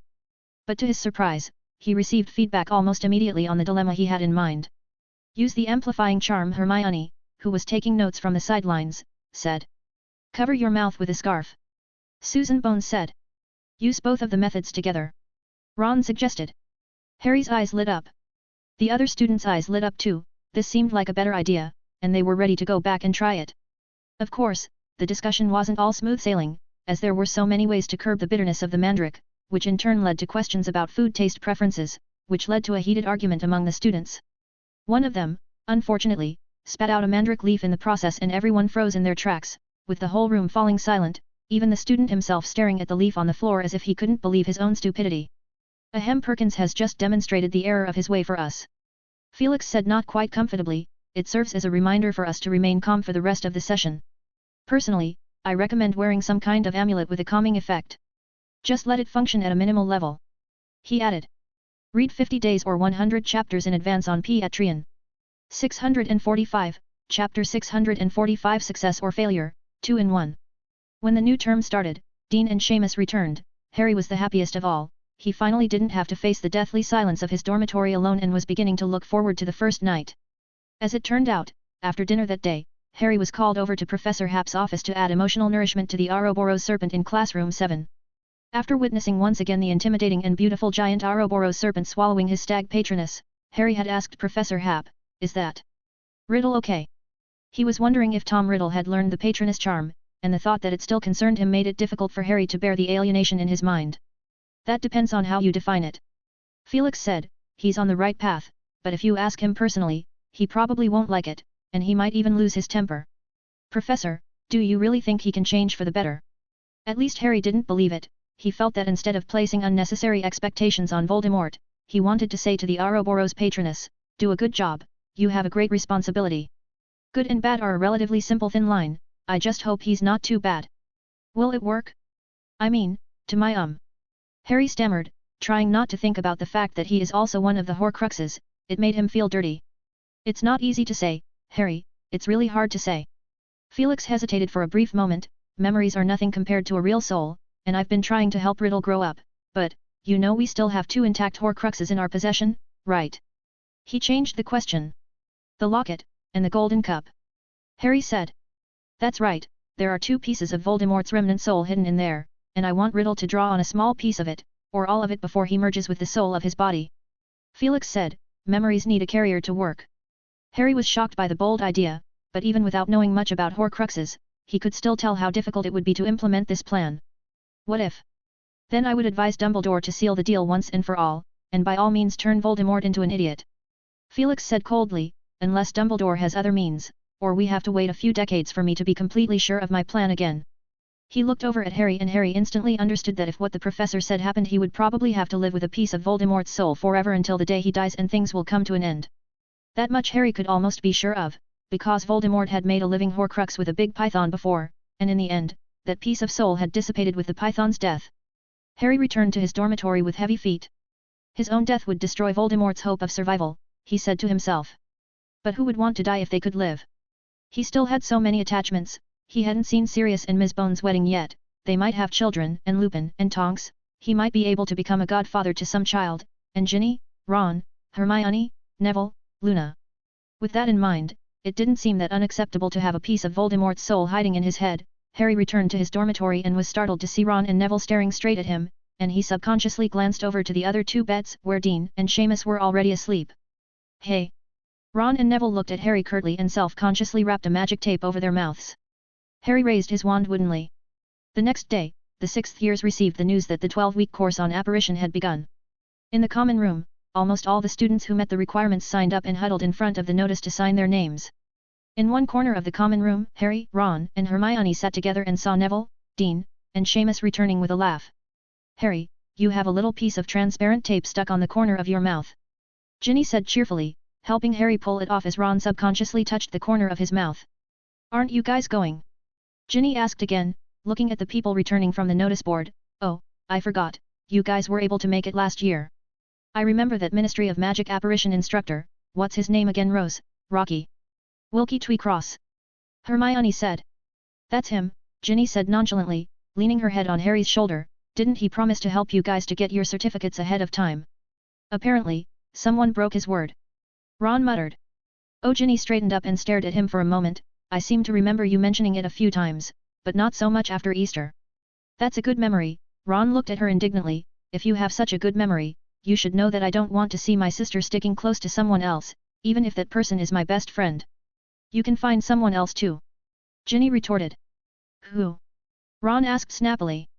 Ginny tilted her head and Harry and Ron looked in the direction where her chin was pointing at the same time. A girl was looking in their direction. Lavender. Ron exclaimed out of breath, what does this have to do with her? Ginny gave him a sympathetic look, and then she left with a condescending sideways glance. Dork. She said in a clear voice and Ron's face turned red. Harry immediately recognized the danger signs. Ron's ears were red and he tugged at the figure that passed in front of him, and asked in a rush, how is it?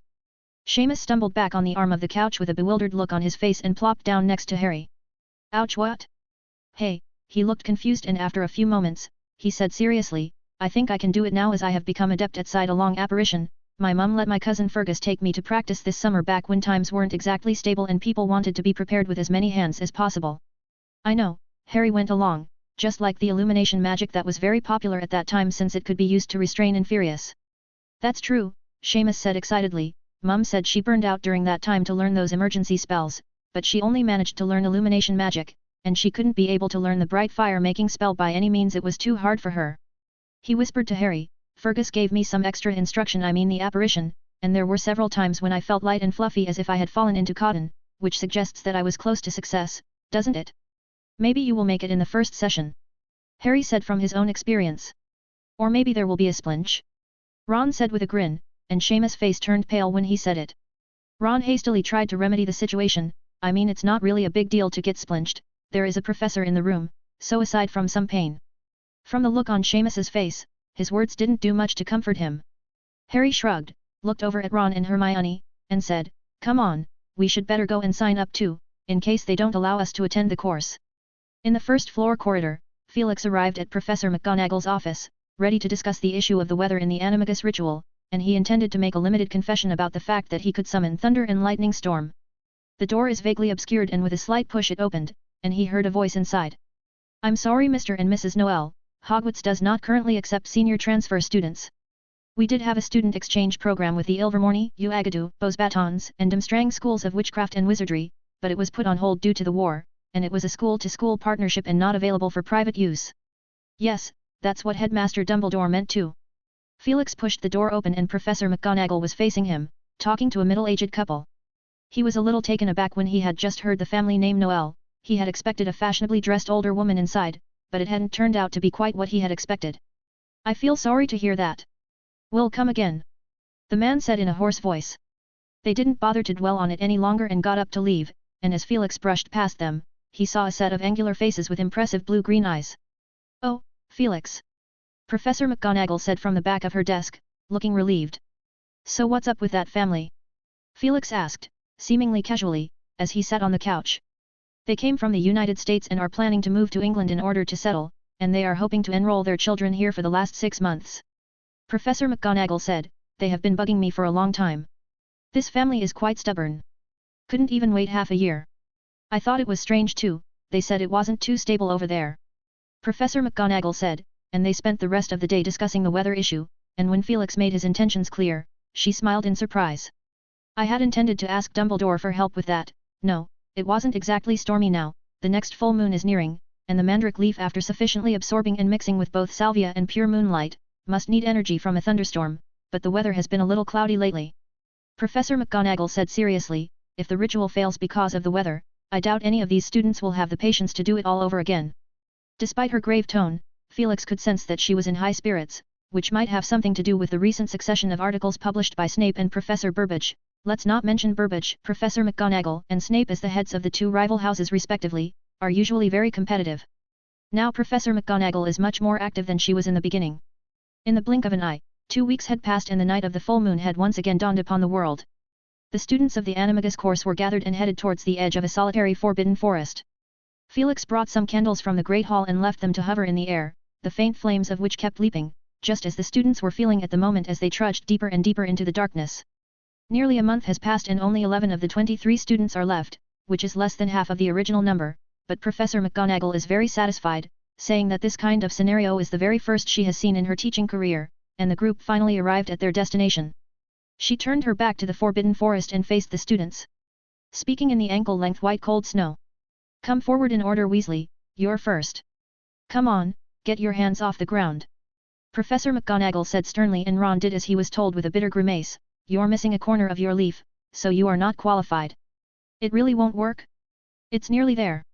Ron said desperately. No, not unless you're prepared to have a horn growing out of your chest. Professor McGonagall said regretfully, next. Hannah Abo, a rosy-cheeked witch with 2 large braids, stumbled out of the crowd and held her piece of mandrake leaf out for inspection. You are qualified. Professor McGonagall said gently. Hannah let out a loud whimper, unable to stop the tears, though her hands remained steady. Neville helped her to stand on the side and let the inspection continue. Cormac McLaggen, not qualified. Susan Bones, not qualified. Draco Malfoy, qualified. Ernest Macmillan, not qualified. Soon it was Harry's turn. He spat the mandrake leaf out of his mouth and carefully wiped the saliva from it with his sleeve. For a moment he unexpectedly felt that something was missing in his mouth, and then he glanced over to see Ron's face stiffening as he crumpled his mandrake leaf into a ball. Those who have failed will have a second chance. But if you give up, there's nothing to be gained. Professor McGonagall said as she glared at Ron, Potter. Harry held his breath and stepped forward, his feet didn't seem to listen to him. Professor McGonagall didn't say anything, she moved closer and pushed her square glasses. Harry stared at the jumping candlelight reflecting off her lenses and suddenly forgot how to breathe. After what seemed like a lifetime, Professor McGonagall's voice came from a distance, meets the requirements, qualified. Harry became dizzy for a moment.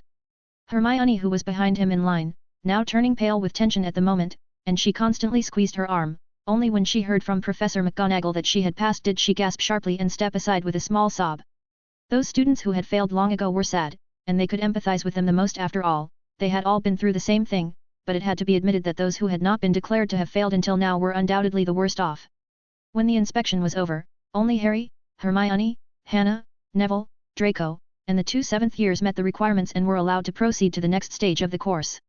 Harry looked up at the full moon. Every student who had succeeded here had paid a huge price, especially in terms of mental strain. Towards the end of the last few days, Neville had stopped sleeping, his eyes had become scarlet, and Hermione had been sickly all day, no longer answering any questions or wanting to talk. Hannah Abbott was on the verge of a breakdown several times and was the most diligent of all in seeking out Neville to experience the daydreaming spell. As for himself, Gryffindor's Captain Ghost has been making a name for himself lately, and his whispering with the amplification charm has been giving goosebumps to not only the players but also the audience in the bleachers. Professor McGonagall started to distribute the little crystal vials and told them to fill them with saliva and put the mandrake leaf in it. Hannah's hands were shaking so much that she nearly dropped the vial over a few times, and Professor Hap turned a few small square tables out of rocks and twigs on the ground. The rest of you don't just stand around, all gather here. If you still want to continue learning Animagus Transfiguration, you will use it one day. Professor McGonagall shouted. The students came together to observe. Those who had been judged disqualified on the spot were too devastated and Harry had no time to comfort a distraught Ron. He followed Professor McGonagall's instructions as he added a strand of his own hair in turn, together with a teaspoon of dew, provided by Professor Hap, taken from a place where there had been no sunlight or human contact for 7 whole days. When the 7 students had completed the final step, adding the chrysalis of a death's head hawk moth into the crystal vial, Professor McGonagall instructed them to screw in the stopper and find a quiet, dark place to hide the vial. That's the edge of the Forbidden Forest. Felix explained, find a place you can remember and bury the vial. I suggest you dig deeper, so the wild creatures don't turn it up. The 7 students went further into the Forbidden Forest, step by step, and Professor McGonagall waited until their backs disappeared from sight before turning to the remaining students and announcing, those who still want to try, come forward and collect their new mandrake leaf. The school will supply the leaf twice for free. Half an hour later, those who had gone before returned. Professor McGonagall breathed a deep sigh of relief, her clenched fist quietly released. As of today, no one is allowed to come here to check it out. Also, Even though you already know this, I'll repeat it once again, for the next period of time, the few of you should perform the following action every time the sun rises and sets. You must point the tip of your wand towards your heart and speak the following incantation, Amato Animo Animato Animagus. If all goes well, at some point you will feel a second heartbeat after reciting the incantation, sometimes stronger than the original heartbeat and accompanied by panic, palpitations, sometimes very faint. This is normal, and you must insist on reciting the incantation, without skipping it once, but after that, you must report it to one of us immediately. Did you hear me clearly? Professor McGonagall looked authoritatively at the crowd. I am not joking. The group of 7 in the center of the site nodded their heads in quick succession. Very well, she said, revealing a small smile, you are very close to success and I don't want any of you to fail. You may all go back first, I already talked to Filch and told him to leave the door open for you. Professor? What about you guys? Felix and I will set up alarm magic around the perimeter.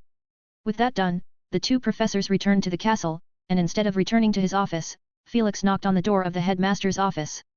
Felix.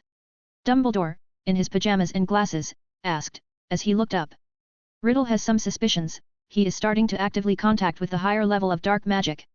Felix said briefly, I can't change his mind, either the plan moves forward, or I need to destroy this personality and start all over again. But that will take more time. I see. Dumbledore said slowly, and brought out 2 Horcrux from the drawer and handed them to Felix. When Dumbledore was alone in his office, he took off his glasses and rubbed his eyes wearily. The portrait of Phineas Nigellus Black hanging on the wall said in a greasy voice, I don't know what the rush is, Dumbledore, that brat's suggestion is actually quite good. I didn't exactly expect you to notice it, Phineas. Dumbledore replied, and after a moment of hesitation, he said, but it has to be soon, Harry doesn't have much time left. Standing on his perch, Fox buried his head in his wings and snored softly. Read 50 days or 100 chapters in advance on Patreon. 646, Chapter 646 Friendship Crisis. It's definitely a cat, your patroness is a cat. Harry said to Neville with certainty as the students returned to the castle that was cloaked in the darkness. Hermione had a different opinion. There isn't enough data available to suggest that. Come on, Hermione, it's telling enough already in our practice. Those of us who have mastered patroness magic always have a better feel for their patroness form creatures, and we have stayed sane longer than the others. You can't deny that. Harry looked exuberant, he felt closer to Sirius and his own dad emotionally. He counted on his fingers, think about Sirius, Professor McGonagall, and my father, that's 3 examples, and we can check this with Professor Hap, can't we, Ron? He looked excitedly at Ron for support. Ron returned a squirmy, reluctant smile. Harry immediately calmed down, suddenly realizing that of the 4 of them, Ron was the only one who hadn't made it and that he had been one to blabber on most about Animagus with Hermione and Neville. Talking about it now is incredibly improper. Are you okay, Ron? Hermione asked as she noticed Ron's abnormality as well, and she said casually, I've heard that everyone gets 2 chances, so even if this time doesn't work. I'm fine. Ron said immediately, there was an implication in his tone that he would like to stop talking about this. Everyone was silent for the rest of the journey. They parted in the common room, Dean and Seamus already asleep, and Harry changed into his pajamas before adjusting his alarm clock for tomorrow morning and looked over at Ron's bed, the crimson curtain lowered on a rare occasion so that he could only see a blurred silhouette. Harry hesitated for a moment, but he refrained himself from speaking. He thought optimistically as he lay in bed, Ron had every reason to be upset, and anyone who persevered for a month and then was told they had failed would have a hard time accepting it for a while. The next morning Harry was woken by his alarm clock. It was still early in the morning. He got up with a yawn and moved over to Neville's bed. Wake up, Neville, wake up. Neville opened his eyes in a daze and fumbled with his eyes closed to get dressed. As he emerged from the dormitory, Harry felt short of something until he saw Neville, who was following behind him, his footsteps weak, and then he remembered that he hadn't heard Ron snoring today. Come on. Hermione, who was waiting in the common room, said briskly, I was going to call you guys in another 5 minutes. She pointed her finger in a direction where Crookshanks was curled up in an empty sofa chair and snoozing. They walked down the grand staircase, passed through the entrance hall, and stood on the white stone steps outside the castle. The air was cool at dawn, the morning light glowing faintly, the thin winter mist slithering through the forbidding forest. Good morning. A chipper voice said. The 3 of them were startled, and on closer inspection, they found it was Hannah Abbott. You're up so early? Neville asked calmly, fully awake. I've been up all night without a wink of sleep. She said with a huff and struggled to keep her eyes open, her expression somewhat resembling Luna's. It felt like it was about time to head out, but it was all dark. No, I need to finish the spell quickly, so I can get back to catch up on sleep. I have classes during the day. She tossed her braids, bathed in the pale golden daylight, and shouted out the incantation. Amato animo animato animagus amato animo animato animagus amato animo animato animagus. She repeated it 3 times in a row. Although Professor McGonagall had only told them to recite the incantation once in the morning and once in the evening, no one raised an objection, as if Hannah could not have been more correct. Harry also raised his wand and pointed it at his heart, reciting the incantation aloud. He had never found it so pleasant to speak aloud, his voice carried far out like an undulating wave, as if it blended in with the haze in the sky, though he had been unable to appreciate it yesterday because it was too late. He paused after reading it 3 times, Hermione read it 5 times, and Neville, who was always worried about making a mistake, repeated it a dozen times, and as they walked back, they bumped into Draco Malfoy as he walked out of the entrance hall, Harry gazing at his back and mouthing irrelevant words. "You guys, Ron he. Wasn't his attitude a bit odd?" Harry swallowed the words as soon as they were about to be spoken. However, he proved to be quite right. Ron was stern-faced throughout the class on Friday and didn't say a word after class. By the end of the week he had become even more offensive, making snide remarks about Ginny, who was doing her homework with them, ranging from picking on her clothes to cornering her by saying that Ginny had been thinking about falling in love with Harry since she was 10 years old, a comment that, in a way, Harry was pleased with. "To the point where you are now kissing in public and have no sense of shame. You say that again?" Ginny screamed, drawing her wand and seemingly ready to cast her favorite bat bogey hex. "Take it easy, Ginny, and you calm down, Ron," Harry said stiffly, pulling Ginny away before things got completely out of hand and pushing the portrait of the fat lady away as soon as he could. "Let's go outside and get some air," he said to Ginny. "If you keep being so violent I won't ever open the door for you," the fat lady yelled at their backs. Harry and Ginny walked around the castle, and they returned to the yard. Ginny still had some lingering anger. "He's just a child who hasn't grown up," Ginny said, inferiority complex mixed with arrogance. "It's a wonder how he manages to live like this." "Don't talk about him like that, Ginny, he's your brother," Harry said. "Oh, you sound like my mother, but it won't solve the problem." Ginny immediately turned her aim to his head. "You shouldn't accommodate him, he is somewhat famous, but it must be admitted that everything he has achieved so far has something to do with you. If you hadn't met our family that day but Neville and his grandmother, with his virtues." She suddenly froze and Harry felt a chill run down the back of his spine as he slowly turned around. "It is Ron." The flush on his face slowly spread to his neck, then the color had a tendency to turn saucy. "She was just casually saying that, Ron," Harry said in a hurry, as he stepped forward and tried to stop Ron, because Ron seemed to have the urge to rush up and give Ginny a solid smack in her face, or maybe Ron just wanted to rush over and have a face-to-face argument and spit in his own sister's face. Harry didn't want to bet on either of those outcomes. He found himself effortlessly holding Ron in place. "Is that how you also feel?" Ron asked, backing away continuously, mumbling, puffing, and gasping, his face so terribly menacing that Harry could even see the mandrake leaf twitching violently in Ron's mouth. "What? Oh, of course not," Harry said. But even he could sense the perfunctory tone in his words, let alone Ron, so Ron gave him his odd, stiff smile and said, "Hey mate, there's no need to look out for my emotions, I want to hear the truth." "I'm telling the truth." Harry unconsciously raised his voice, he felt a little irritated. "Is that so?" Ron looked at him and then at Ginny. "I'll tell you what the truth is. The truth is my sister and my best friend are talking about me behind my back, happily exchanging thoughts on how they despise me." "I haven't. I've been speaking for you." Harry couldn't help but yell at him, "If that's considered looking down, yeah, you're right, I do look down on you." Ron's eyes went red and the muscles in his face twitched unnaturally. "Ron, why are you acting all crazy all of a sudden?" Ginny called out. "You shut up, I haven't even talked to you yet." Ron yelled, glaring at her eyes with irritation, "I kind of know I'm a weasel, a follower, and a liability in your eyes, a dispensable character." He cursed with a rude expression. "Volumucus." Ginny raised her wand, her eyes brimming with tears. Ron's face was immediately covered by a swarm of black, writhing creatures. He screamed in pain and waved his hands away. By the time the small swarm of bats had dispersed, Ron's nose was swollen to twice its size and his nostrils seemed to be able to fit a golden snitch in each. Ron covered his nose and spat hard on the ground, spitting mandrake leaf on the snow. "Are you satisfied now? I failed once again, and you have new evidence to speak of." Ginny looked shocked as Ron pushed Harry away and stormed off towards the hospital wing. Harry stared at the bloodied leaf on the ground, bright red and dark green intertwined in a jarring fashion in the white snow. "Ginny, how could you use the bat bogey hex on?" he said angrily. "He asked for it, you didn't hear how he trolled me this morning." Ginny said irritably, "I'm fed up with him taking the piss out of me, so don't lecture me. He also has his good points, he still cares about you." Harry argued patiently. "That's if he's in his right mind." Seeing that it was about to turn into another argument, Hermione appeared just in time with obvious confusion and displeasure, and seeing Harry and Ginny, she took 3 steps over to them and asked in an exasperated voice, "What's going on?" "I saw Ron holding his nose, and I was just about to ask a question, and he looked like he had taken a shot. Oh my god, whose blood is this?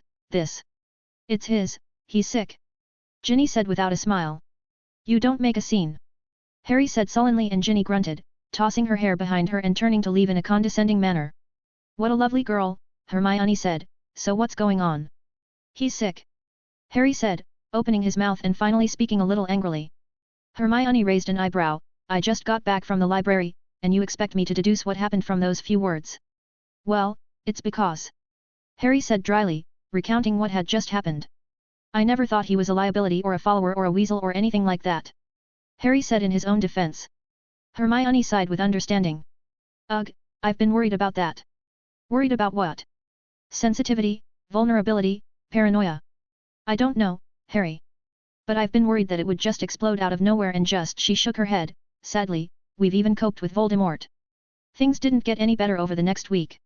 Ron spent most of the time treating Harry and Ginny like they were air, ignoring the two or going completely the other way. Every time they appeared he said something coldly to them. Even Hermione, who tried to intervene, suffered. By the end of the week, it was often difficult to find him in person, which resulted in him abandoning most of his daily social circle, but fortunately, they were able to see Ron on one occasion on the Quidditch training field. But the conversation ended unhappily, and Ron armed himself like a hedgehog, thrusting sharp thorns at any hand that reached out to him. Harry pessimistically predicted that perhaps, as Hermione had said, Ron would only return to normal after he managed to accomplish a thing without relying on them. Or perhaps if Voldemort runs out of Classroom 7. Harry said spookily. Author. One of the storylines in the 6th year plot of the book is the coming of age of the trio, and the author has devised a short plot point to cover it separately. Read 50 days or 100 chapters in advance on Patreon. 647, Chapter 647 Important Time Node. As the month of February approached, the snow began to melt in the school, the air became damp and chilly, and with the first cold rain arrival, Professor McGonagall called the 7 most promising students over to remind them that they had entered the rainy season and that there would be a high probability of encountering a thunderstorm. Of course, this was said to the students in order to give them a greater sense of urgency and prevent them from relaxing. Privately, Felix had assured her that he could bring a storm to Hogwarts at any time. Once again at sunset, Harry finished the animagus incantation. As he did so he felt his heartbeat beat a little faster, but he wasn't sure if it was an illusion, and after a few moments of hesitation he decided to wait 2 more days and report it back to the professor when he felt sure. He walked back towards the yard and saw 2 familiar figures, one of which left quickly after he appeared. He quickened his pace and went over there. Luna. Hi Harry, Luna waved enthusiastically at him, even though Harry was already standing in front of her. It's been a while. It hasn't really been that long, Harry muttered. Were you just talking to Ron? Yeah, but we didn't get to talk much. When he saw you he left. I think he is avoiding you. Luna said. Thanks for telling me that. Harry said. Luna showed her special talent again, telling the unpleasant truth in one sentence. He hadn't really seen anyone like her, so, what did you guys talking about? Harry tried to steer the conversation in the right direction, not leaving Luna on her own devices anymore. He told me to bugger off. Not that I'm sorry, Luna, I apologize on his behalf. Ron hasn't been in the best possible mood lately and has been acting like a complete arsehole. It's partly because of me. It's okay, Luna said calmly. Ginny told me a little bit about how she shouldn't have been so impulsive, even though she spent more time justifying that she was right and that it was Ron who deserved it. She also mentioned Hermione and Neville. So my friends have been fighting behind my back. Harry felt squirmy inside, hearing Luna sound like this is a wholesome group activity, and they hadn't even bothered to include her.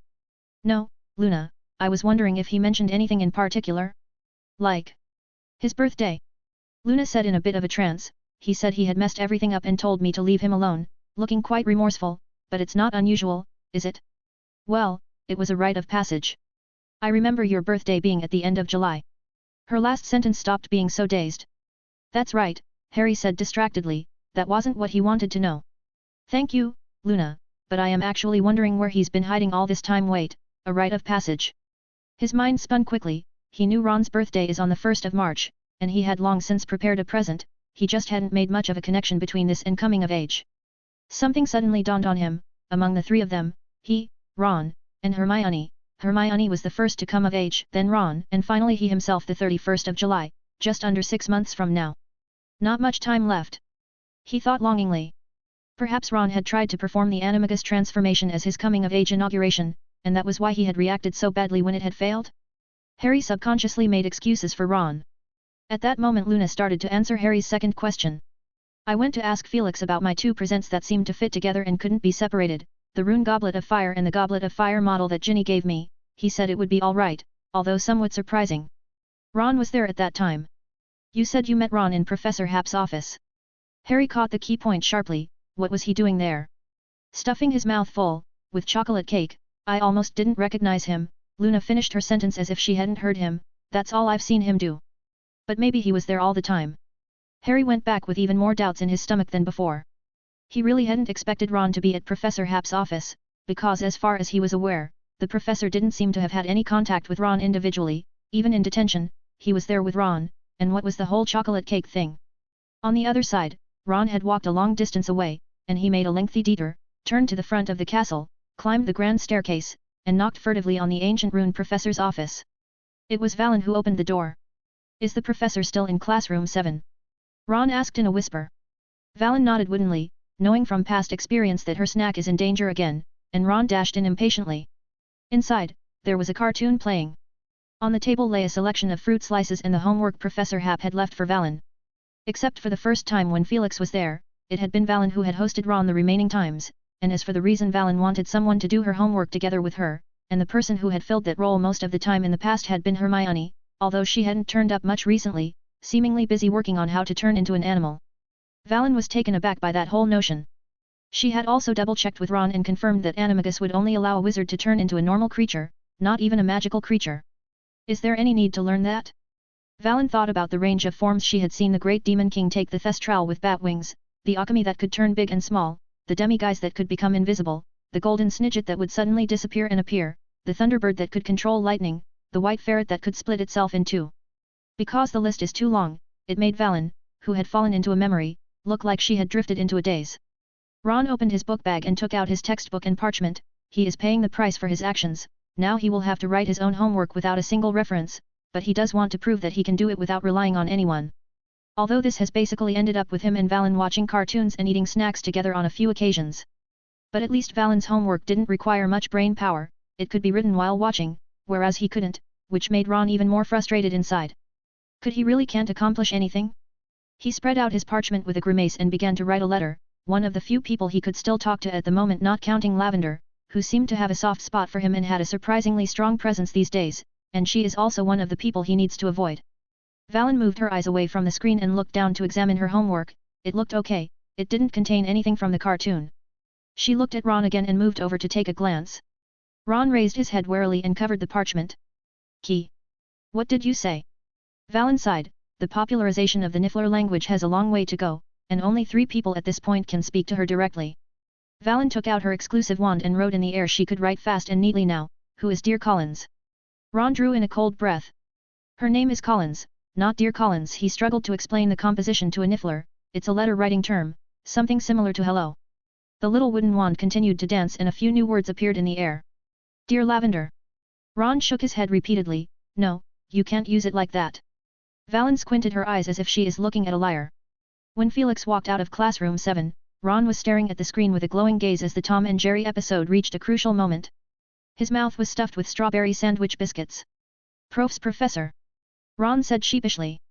Well, Felix said, you are here again, so the relationship is still stiff. Ron mumbled something. Never mind, stay as long as you like, I'll just say to the rest that you've been detained by me, just don't make a fuss about it. He suddenly thought of something. By the way, your birthday is on the 1st of March, right? Yes, Professor. Ron said as he swallowed hard the snack in his mouth, a month before Fred and George. Felix sat behind his desk, his right hand resting on his chin as his thoughts raced. Time is passing so quickly, and this batch of 6th years are starting to grow up one by one. The latest would be Harry and a few others, nearly a year after Hermione. TCH, I wonder if there is a direct correlation between their grades and their birthdays. Felix's movements suddenly stalled. Coming of age? If he remembered correctly, the protective magic using bloodline that Dumbledore placed on Harry would automatically be cancelled when he reached adulthood, right? Felix stared at Ron thoughtfully, making him uncomfortable for a moment. Professor. SHH, don't make a sound. Felix said softly, his whole being lost in thought. There are 2 layers of protection on Harry. One layer came from Dumbledore, tied by blood kinship and would automatically expire when he reached adulthood. One layer came from Harry's mother, Lily Potter, solely targeting Voldemort's killing curse. Although the effect should remain permanent, there is a limit to every spell. Just how much more could Lily's protective magic be effective after resisting and bouncing off Voldemort's killing curse? Previously he and Dumbledore had similar concerns. But that was more because Voldemort's power was strengthening, indirectly causing the connection between him and Harry to deepen, and now with Voldemort's consciousness falling asleep, the impact had become minimal. However, this precisely shows that there will be an impact. And in almost another 6 months, Harry's own soul defenses would plummet. Felix couldn't quite tell, for a moment, just how many variables Harry's coming of age would add to the soul fragments in his head. But he did feel a long-lost tension as if, time might not be as plentiful as he had thought. Thinking for a moment, he tore off a piece of parchment, and dipped his quill in ink, glancing at the calendar to find the closest weekend.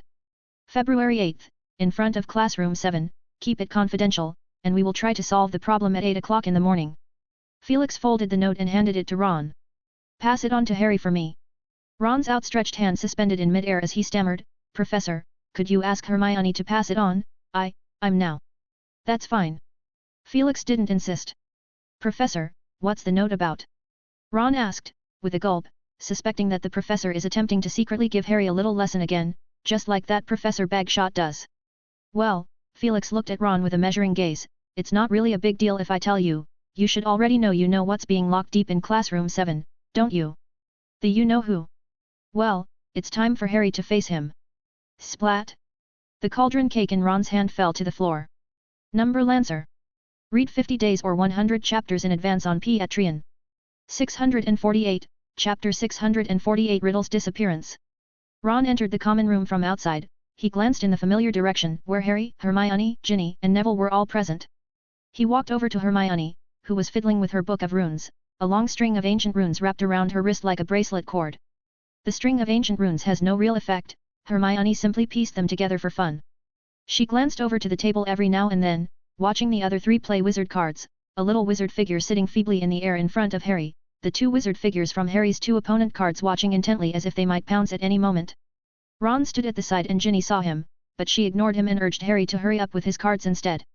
Harry was still reminded by Hermione, and he looked back in surprise and said, Ron.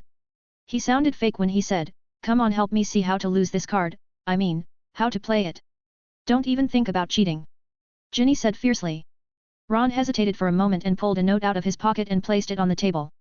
Professor Happ told me to give it to you, you better look at it seriously, I already inquired about it for you, it shouldn't be dangerous. What are you talking about, stupid? How could Harry be in danger? Ginny glared at him in discontent. Harry took the note and glanced at it, and he flinched slightly. So for what purpose the professor is looking for you, Harry? Hermione asked, not feeling quite comfortable with Ron's attitude. Nothing, it's about the patroness. Harry gave her a later look, he didn't want Ginny to know about it. He stuffed the note into his pocket. Well, thank you, Ron, how about? Nah, Ron said vaguely, I'm a bit tired. He trundled off towards his dormitory and for quite a few seconds the sound of Ginny's urging came from behind him once more. Harry answered and began to play his cards, followed by a grunt of defeat from the little figure that represented him, as it was slain by Ginny and Neville's combined efforts. The next day, Felix and Dumbledore arrived early in classroom 7 and the 2 joined hands to complete the preparations. Not far below the Ouroboros, there was an area shrouded in magic that looked like a glowing cage, and this was the result of their work. It's about time, I'll go out and have a look. Felix said, and sure enough, he found Harry looking around outside the door, apparently expecting the professor and headmaster to only appear on either side of the corridor, completely oblivious to the closed door behind him, and Harry was quite surprised when Felix poked his head from inside and called out to him. It's for your protection. Felix said, pointing to the birdcage-like magical building in which Harry stood uncomfortably, looking up at an arc of magic hanging down from above his head and feeling like he is getting the same treatment as Hedwig. Felix and Dumbledore exchanged a glance and began to cast spells. The huge Ouroboros serpent moved slowly, its mouth opened wide and Voldemort floated out. His appearance hadn't changed much, he still had the same angry half-dead look. 2 bright lights shot from Felix's eyes, and Voldemort snapped open his scarlet eyes and shouted in a voice that filled with hatred, Felix Happ. At the same time, deep in his memory, Riddle felt the world he had lived in for 30 years starting to crumble. Professor Riddle! A student shouted in alarm. Silence! Riddle said with feigned composure, even though he was horrified to the point of his mind slowing down by half a beat.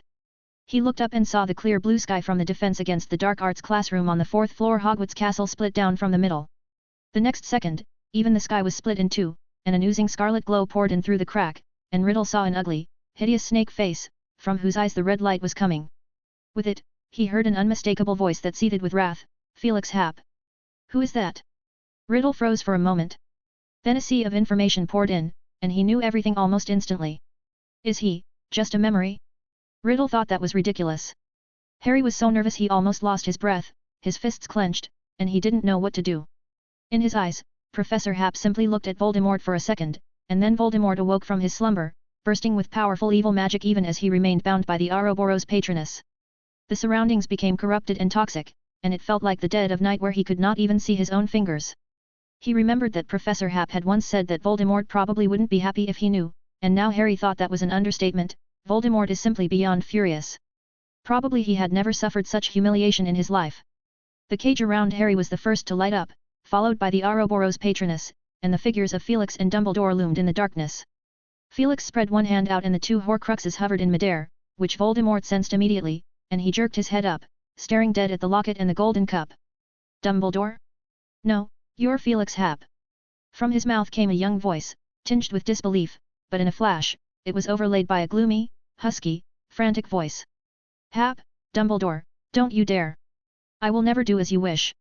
While Voldemort is still restricted, he is not powerless, and for an archmage like him, if given time, no restriction is flawless and there is always a way to break and work around the restrictions. Especially since he had also been exposed to part of Riddle's research on Patronus, which is a godsend for escape, and for that reason he had even given up on simply obliterating the memory that in his opinion seemed completely false. Riddle, now it is your only chance. As he finished, Felix sent a thought out, to seize the power of the Horcrux and take over Voldemort with the help of himself and Dumbledore by fusing in the reverse order. And the Patroness knowledge that Riddle had studied for years had been used as bait for Voldemort, so that he would not immediately kill him. Felix's hand made a click-click-click sound as he squeezed the golden goblet. He used a purely physical force that would not harm the soul fragment within, even if Horcrux crushed to powder, but what he did certainly awakened the dormant soul fragment inside. Rolling black smoke emerged from the gap between his fingertips and coalesced into a young, handsome, sinister face. It hesitated, with the slightest hint of instinctive awareness, as it sensed its own body giving it instructions to return to its body. Voldemort's throat uttered a ho-ho howl of pain. Because Voldemort had consciously assimilated the knowledge of the Patroness carried by his newborn personality, and because they were originally one, Voldemort's deepest secrets were revealed to Riddle, where he saw the unbridled killing, brutal and bloody experiments, and a twisted and perverted desire for torture and domination. Riddle was appalled by the evil past of his other self. Is this the normal development of himself under the original trajectory? In a way, Felix's plan had worked. Under his influence, or threat, Riddle never left the school for an extended period of time, spending most of his time teaching students and dealing with the Ministry of Magic Horrors, apart from the occasional conception of what he considered to be his evil plan of domination. Whatever his innermost beliefs be, he had never put those cruel thoughts into practice, and at the moment he felt like walking through a haunted place, as an uncontrollable emotion arose from within him. A wave of black gas gushed out of Hufflepuff's golden cup and flew towards Voldemort. No, I don't regret it, never. Dumbledore raised the Elder Wand and recited a complex incantation, and Felix helped the frail Riddle with his memory magic, and with the combined efforts of the two, Voldemort's will was briefly overpowered and Riddle gained the upper hand for the moment, but he felt no joy. Dumbledore, is this all a lie? He questioned Felix harshly. Felix didn't say a word. What do I mean to you, a tool to be used at your disposal? He shouted again, his voice becoming a little clearer, apparently gaining some of his power from the soul fragment of the Horcrux, and the locket Horcrux gushed out a large amount of black gas as it was influenced by him. Without any warning, Harry fell to the ground, spasming. The scar on his forehead ached sharply, as if some being in his own body had sprung into life and begun to stretch, his brain churning into a tangle. The sensation was so painful that Harry pounded his skull as hard as he could, as he felt the being trying to lift his skull, and rolling black smoke poured out of his forehead through the scar, mouth and nose. At that moment, the birdcage-like room he is staying in sheltered him, and a black jeweled ring gleamed brightly in the middle of the magic intersection. Tell me, Dumbledore. Riddle's questioning still echoed through the room. If you must know, Felix's voice sounded through the black mist, you are the most special student I have ever taught, and the warrior I have personally raised and thrust into battle. The black fog tumbled like an ocean wave. Harry could no longer hear their conversation at all, and the soul in the locket made its way to Voldemort first, but at that very moment, Voldemort, who had been repressed, chose to throw his life away in the midst of desperation. He obliterated the two pieces of his soul with his own hands. The black mist that poured from Harry's forehead returned back to Harry's body in the blink of an eye. Kill him if you can, kill the boy. Voldemort's snake-like face twisted and hissed, he's the last one, the last one. Dumbledore, Hap, you need to be ruthless, like me. Voldemort's counterattack came as quickly and viciously at once, and it caught them off guard. Albus Felix said, as he unfolded his thinking room, a spell that would be completely useless against Voldemort's soul, but would work on memories, while on the other side Dumbledore manipulated the Ouroboros to swallow Voldemort. Voldemort roared madly in the Ouroboros, struggling desperately, but his voice grew lower and lower, gradually becoming inaudible. Felix's eyes closed as a mass of trailing silver stars appeared in front of him and converged in one direction, and half a moment later he reached out to gather them up. When he opened his eyes, he saw that Dumbledore is watching Harry's condition carefully. Is he still alive? Dumbledore asked softly as he examined Harry. He was referring to Riddle. Felix shook his head. Sometimes, we just don't have a choice. Dumbledore said. Felix smiled, no need to comfort me, I know what I'm doing, and I'm prepared to accept all the consequences. How is Harry doing? It's good to be young, never have to worry about lack of courage. Dumbledore said with emotion. Then he said solemnly, not that fine, the soul fragment is still there, Voldemort is too decisive, even if he hesitated for a little while longer, we could have succeeded. The problem now is that the piece of soul is still active and must be dealt with as soon as possible. We need to go to the hospital wing first. The old man gazed deeply at Harry. Wisps of darkness still seeped from Harry's forehead and the lightning bolt scar appeared as crimson as blood. It was as if Dumbledore had been brought back over a decade ago, the scene before him overlapping with the memory of Hagrid handing him the swaddled baby. Number Lancer. Read 50 days or 100 chapters in advance on Patreon. 649, Chapter 649 Dumbledore's Decision. A rush of dizziness. The room twisted and distorted and Harry seemed to catch a glimpse of Voldemort smiling at him. It was definitely a hallucination and the next thing he saw was the chandelier on the ceiling of the hospital wing and the white walls of the ward. Harry. Ginny lunged up excitedly but was pulled back by Ron. Don't touch him. Oh yeah, Ginny said, let's quickly inform Madame Pomfrey. Madame Pomfrey appeared. She first gave Harry a series of complicated checkups and although no problems were found in the end, she strongly advised Harry to stay in for a while longer. You are in a very special condition, be careful of the after effects. She warned. Harry subconsciously touched his forehead, the scar throbbed hotly, but it felt like the skin was scrubbed off. Lie back on the bed. Madame Pomfrey ordered, as she leaned in, then took out a kind of sticky ointment and applied a thick layer on the side of Harry's head, despite his grimacing face. She said firmly to the others, you only have 10 minutes of visiting time. The boy needs to rest now. When she was out, Harry looked around, Ginny clutching his hand, Hermione smiling at him with a book, held upside down judging by the cover, in her hand, and Ron looking at him with a panicked, evasive gaze. Harry instantly thought of the freckled red-headed boy on the train 6 years ago. So you guys made up? He spoke grumpily, referring to Ginny and Ron. Yeah. Ron looked a little flustered, he really wished for this question to be brought up later. He glanced at Ginny and then looked at Hermione pleadingly, as if hoping that someone would bail him out, but that hope fell flat. So he could only stammer and say. You know Ginny and we made up a long time ago just in the 2 weeks that you were sick in hospital. Harry looked over at Ginny, who spoke in a calm tone that seemed rather scary to him. I seriously considered it, and it's not like I could actually kill Ron, so. She shrugged her shoulders. Harry thought about it in his head for a while, deciding not to respond to Ginny's words, and he pondered for a moment before saying. I am in the hospital for 2 weeks. He looked at Ron a little skeptically and then turned his head to Ginny and Hermione, trying to verify whether it was a joke, but from the looks on their faces, it was clear that what Ron said was true. He really had been in a coma in a hospital bed for 2 weeks. It was frightening when you were first brought in, Hermione said afterward, the scar on your forehead kept dripping blood like it was a fresh wound, Ginny was crying as she wiped the blood from your face, and Ron was just standing there like a troll, without moving a muscle. Harry looked at Ginny and Ron and a warmth flowed through his heart. Everyone was actually worried about you, Ginny blushed a little as she whispered, Headmaster Dumbledore and Professor Hap had been in the ward the whole day, prohibiting anyone from coming in, not even Madame Pomfrey was allowed, we all freaked out and thought you. She gave Harry a careful look, Hermione was so nervous she scratched her face. Harry gradually mapped out what had happened. 2 weeks ago, Dumbledore and Professor Hap had called him to Classroom 7 to try and resolve the fragment of soul in his body that belonged to Voldemort. It was the first time in half a year that Voldemort's original consciousness had been awakened, and the newborn Riddle's personality was no match at all, but with Professor Hap's help, Riddle had successfully drawn the soul from the golden cup and the locket, and he had tried to absorb the fragments in his own body in an attempt to take over the real Voldemort and replace him. Harry also saw the madness of Voldemort, who would rather destroy his 2 Horcruxes with his own hands than compromise. After that, Harry's expression was bewildered. He felt a sharp pain as the remnant soul of Voldemort seemed determined to open a door or a big hole in his head, and a seething scream came out of his mouth, but Harry wasn't sure if that was his will or the remnant soul of Voldemort's will.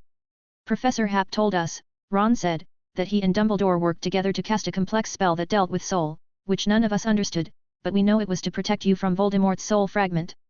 Ron. Harry couldn't help but call out. It's okay, Ron seemed to guess what he was thinking, Ginny already knows about it too.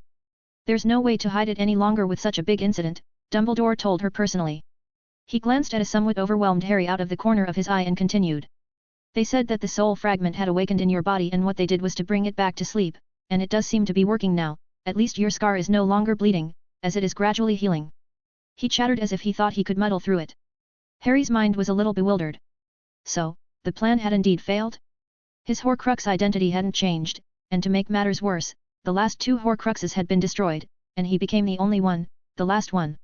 His throat suddenly clogged up, he couldn't breathe, and a dark thought came to him, if he died now, it would all be over. Oh, right. Hermione gestured towards Ron and pointed to her finger.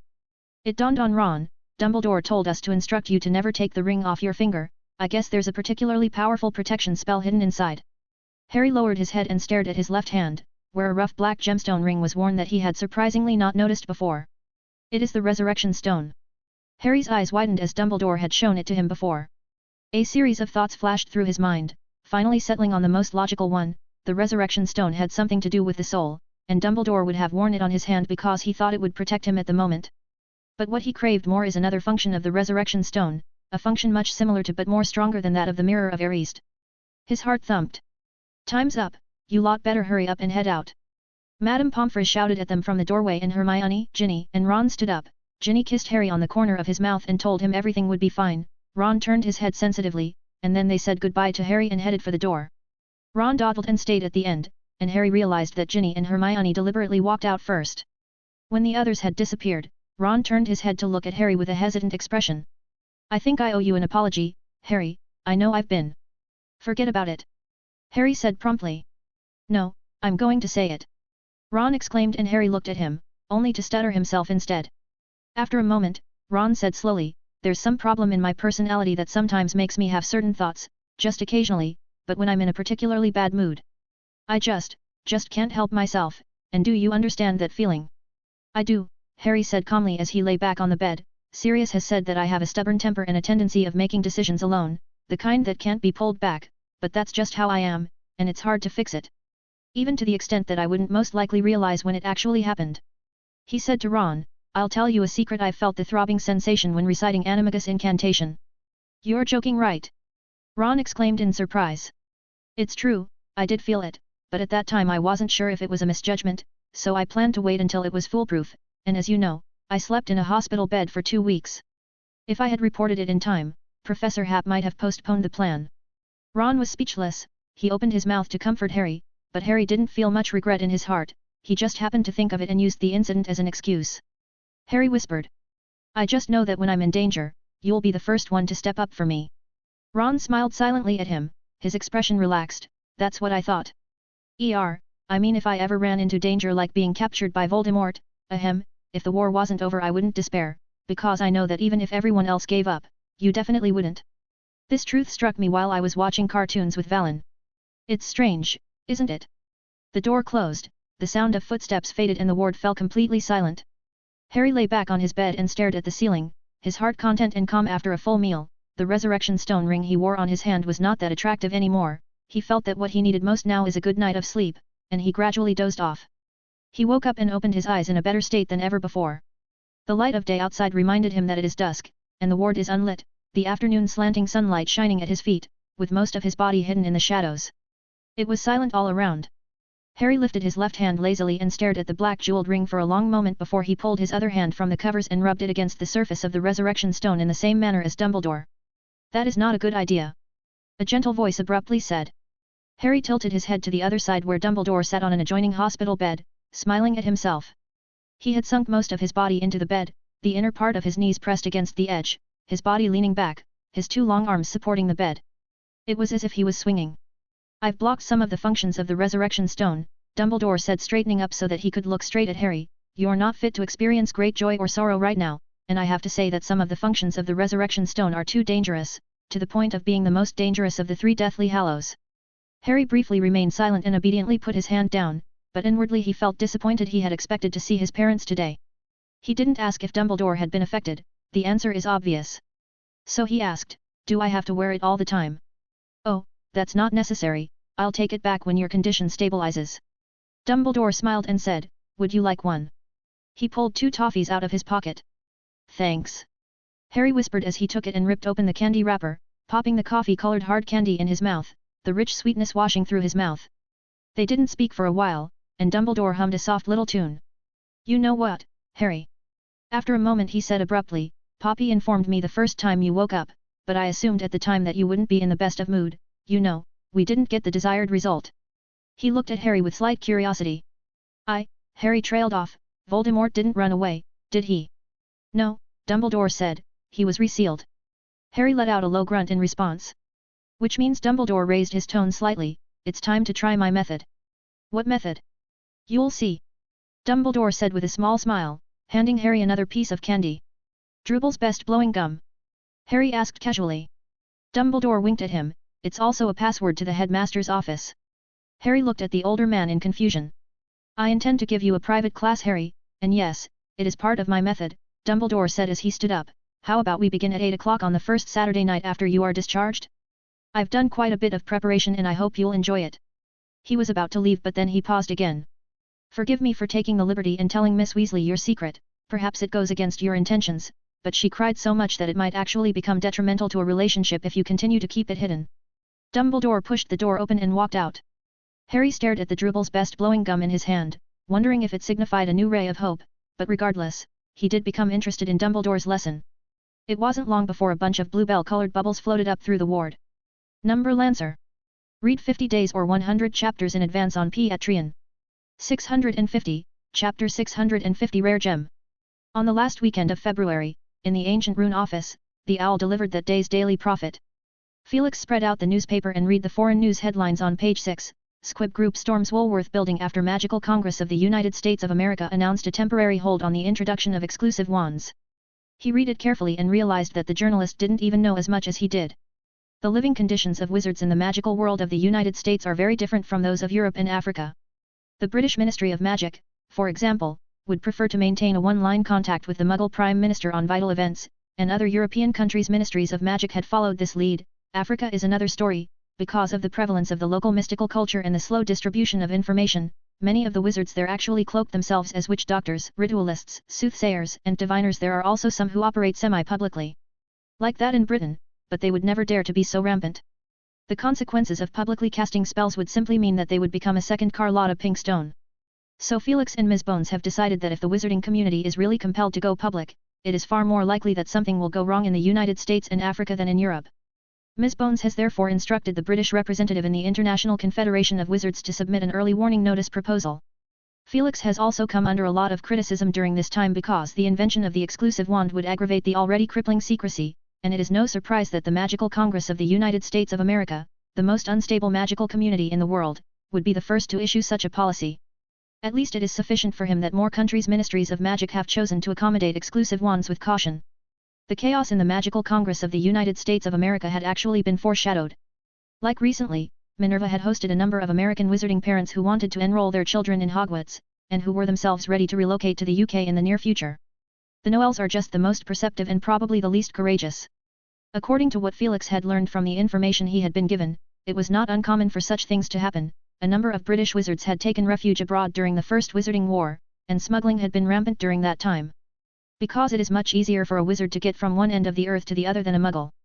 As far as Felix was concerned, many wizards didn't really have much of a sense of distance, and all the time needed to move abroad from England to France and to America is nearly the same. The only thing they needed is a portrait, and a reminder of the difference between the galleons they would have to pay. Only at the end of the war did many of those wizarding families return to England, but some also decided to stay abroad. Now the Magical Congress of the United States of America and the Revolutionary Society, as well as other circles from all walks of life, have been discussing the matter with great fanfare, even to the point of making a fuss at the International Confederation of Wizards, causing a headache for the new president of the Confederation. Felix didn't expect that he would become the source of such disturbances. Valen was lying in front of the special pensieve, curiously observing the silvery substance inside, and with the wand in her hand, she glanced vigilantly at Felix, who did not respond much, so she stirred the substance inside with the tip of her wand. A young voice, with a little echo, sounded. I'm not looking down on Hagrid, Professor Dumbledore. I just consider his act of raising an acromantula in the castle to be too dangerous. I am a prefect. With some surprise, Valen hastily pulled her exclusive wand back, the silvery substance in the pensieve swirled slightly and from it, a voice of another person sounded. Valen's small dark eyes widened, and despite the similar echoes, she could discern that it was the great Demon King speaking. I have heard that you are looking for the legendary Slytherin chamber. It's a mess there, I'm going to turn it into a playground, and you agree that the entertainment for Hogwarts students is too lacking, right? What do you like? Felix looked out the window, and with a half-hearted glance at the calendar markings, he ticked off the March 10th and stood up to move his neck. Come on, Valen. Let's take a stroll down to the Great Hall and see what those students have achieved in half a month. If we're lucky we might be able to see a splinch in time. He said lazily, I have seen some students who have barely mastered apparition in these last few days, it's bloody gruesome. Harry was discharged earlier today and was surprised to see few familiar faces when he returned to the common room after having determinedly shaken off Madame Pomfrey's pestering. Harry, you're out of the hospital. Coot, a member of the Gryffindor Quidditch team, said happily, as he announced loudly, Hey! Everyone, welcome our wonderful Captain Ghost back to the team. The men in the common room gave a few obligatory claps and peeks, the beater blew a loud whistle. Where are the rest of the group? Harry asked. In the Great Hall taking apparition class. He said. Harry thanked him, and waved at Peeks and Demelza Robbins in the distance, and went to his dormitory and wandered around. It was empty, and he was a little bewildered to find an apparition certificate on his bunk, along with a small bag of galleons, which he counted to be exactly 12, and he realized it is a refund fee that he paid for signing up for the apparition class earlier. Harry was a little surprised. Had it taken a whole year for the Ministry of Magic to even think of giving them the certificates? Couldn't they have just mailed them in? He felt sure that if he had gotten one himself, Ron and Hermione must have gotten one too. He made his way to the Great Hall, which is packed with students chatting in small groups and hundreds of wooden circles for practice on the floor. Harry turned his head and looked around, but there wasn't even a single professor in sight. What the hell is going on? Luckily, though, he saw someone familiar, and he walked over just in time to hear Ron sharing his experience of practicing his apparition with someone. Hermione and Neville are both there, along with Ginny, and it's obvious that she's holding her breath. The more scared I get, the worse it will become, I swear. I had a couple of nasty splinches when I was learning to apparate. Yet, Professor Hap helped once or twice, and after that, we worked it out ourselves, like losing an eyebrow or getting a small gash or something. It was really quite hard, Ron said, I never got the hang of it. Harry was the one who was pretty good at it. To assert their renewed friendship, Ron didn't mince words when it came to praising Harry, knowing that normally the next topic of conversation would be Weasley's 100 thrilling apparitions. Harry. Ginny greeted him in surprise, jumping over and giving him a hug. We were just talking about visiting you later. I don't want to stay until Easter. Harry whispered. He then noticed with some embarrassment that the people around him were looking at him with a very intrigued look. As I recall, Harry used continuous apparition to get the golden egg under the protection of the dragon. Parvati Patil said. I thought it was a coincidence. A student said. Of course, it's not a coincidence, Harry is especially good at that. Ron said with more vigor when he saw Harry, do you remember how I beat Nona Liberd in the third task of the tournament with apparition plus stunning spell? It was very difficult to cast a spell right after the apparition, and it is an advanced technique even in the aura group. Ginny rolled her eyes. She had gotten some aura training info from Tonks a long time ago and knew a little bit about it. It was true that apparition with quick spell casting is an advanced dueling technique, but it is considered by many to be flashy because it is easy to make mistakes and once a splinch happens it's over and the enemy will laugh at you. Not to mention the fact that most people cannot overcome the directional imbalance of moving at high speed. After knowing how Professor Hap had graded the magic, Tonks gave the opinion by saying apparition below level 4 is not suitable to be used in combat. On the other hand, Ron spoke more and more eloquently, tickling the students' minds. Harry, we haven't seen you demonstrate it at the club. Now that the professor isn't around, Dean said. The crowd followed suit and asked Harry to show them. Harry glared at Ron, but he found himself rushing to say, somewhat eagerly, I need a target. Happy to oblige. Ron said with a grin. They headed towards a vacant space in the corner, and when Ron passed Hermione and Neville, he whispered in a soft voice, remember to come and rescue me if I can't hold out. A dozen Gryffindors stood up and sparsely formed a half-circle. Ron stood against the wall on one side and raised his wand to cast a supersensory charm on himself. Ready. Dean acted as a self-appointed referee. Both Ron and Harry's demeanor became serious. 3, 2, 1, go! A disarming charm flew towards Ron, who leaned down to dodge the spell. At that moment, Harry suddenly disappeared from his spot. A cheer erupted from the crowd and he appeared at Ron's right side. The red light that gathered at the tip of his wand shot out, and Ron hastily formed a small patch of shield charm on his chest to deflect the spell. Students resting in the distance noticed the commotion and gathered around. For the next 10 seconds or so, the two fired a number of non-lethal spells at each other: disarming charm, binding spell, stunning spell, full body bind curse, and minor hexes that are popular among the students. Harry was especially eager to test a toenail-growing hex on Ron right now. They're both so awesome. An underclassman said in awe. I'm not surprised by Harry's performance, but Ron, is he also this skilled in a non-verbal spell? He's below average in transfiguration class and still can't smoothly mask his freckles. All the non-verbal spells he knows are basically dueling spells. What kind of magic is that? Another 7th-year student asked in shock. The two men in the middle of the audience went back and forth, shooting spells at each other, their feet constantly moving, dodging the magic lights that flew in front of them when they could, and if they couldn't, they would gather a small halo of light in front of their bodies to defend themselves against the spell, and then immediately counterattacked, in a dizzyingly fast pace. It's one of the advanced techniques of the shield charm, just like the humanoid shield charm. Neville explained. Every now and then Harry would suddenly disappear and appear out of nowhere from around a corner to fire a spell at Ron, and as soon as that happened Ron quickly stepped back so that his back faced the castle wall and his eyes caught Harry's silhouette, or he would cast a full shield charm in the opposite direction, concentrating on the one side, and with the heightened senses from the supersensory charm, he was always just barely able to cope. The students watched in awe, though they didn't see the continuous apparition. Harry, give some extra effort! Dean shouted. Harry held his breath and met Ron's gaze, and the two exchanged a silent look. They're all waiting. Ron said with a wide grin. The next second Harry suddenly disappeared, his wand stabbed straight out and the disarming charm shot out with a sharp whistle. Then he disappeared from his spot and appeared in the air near the ceiling of the Great Hall as if he had merged with the clear, wavy blue sky overhead.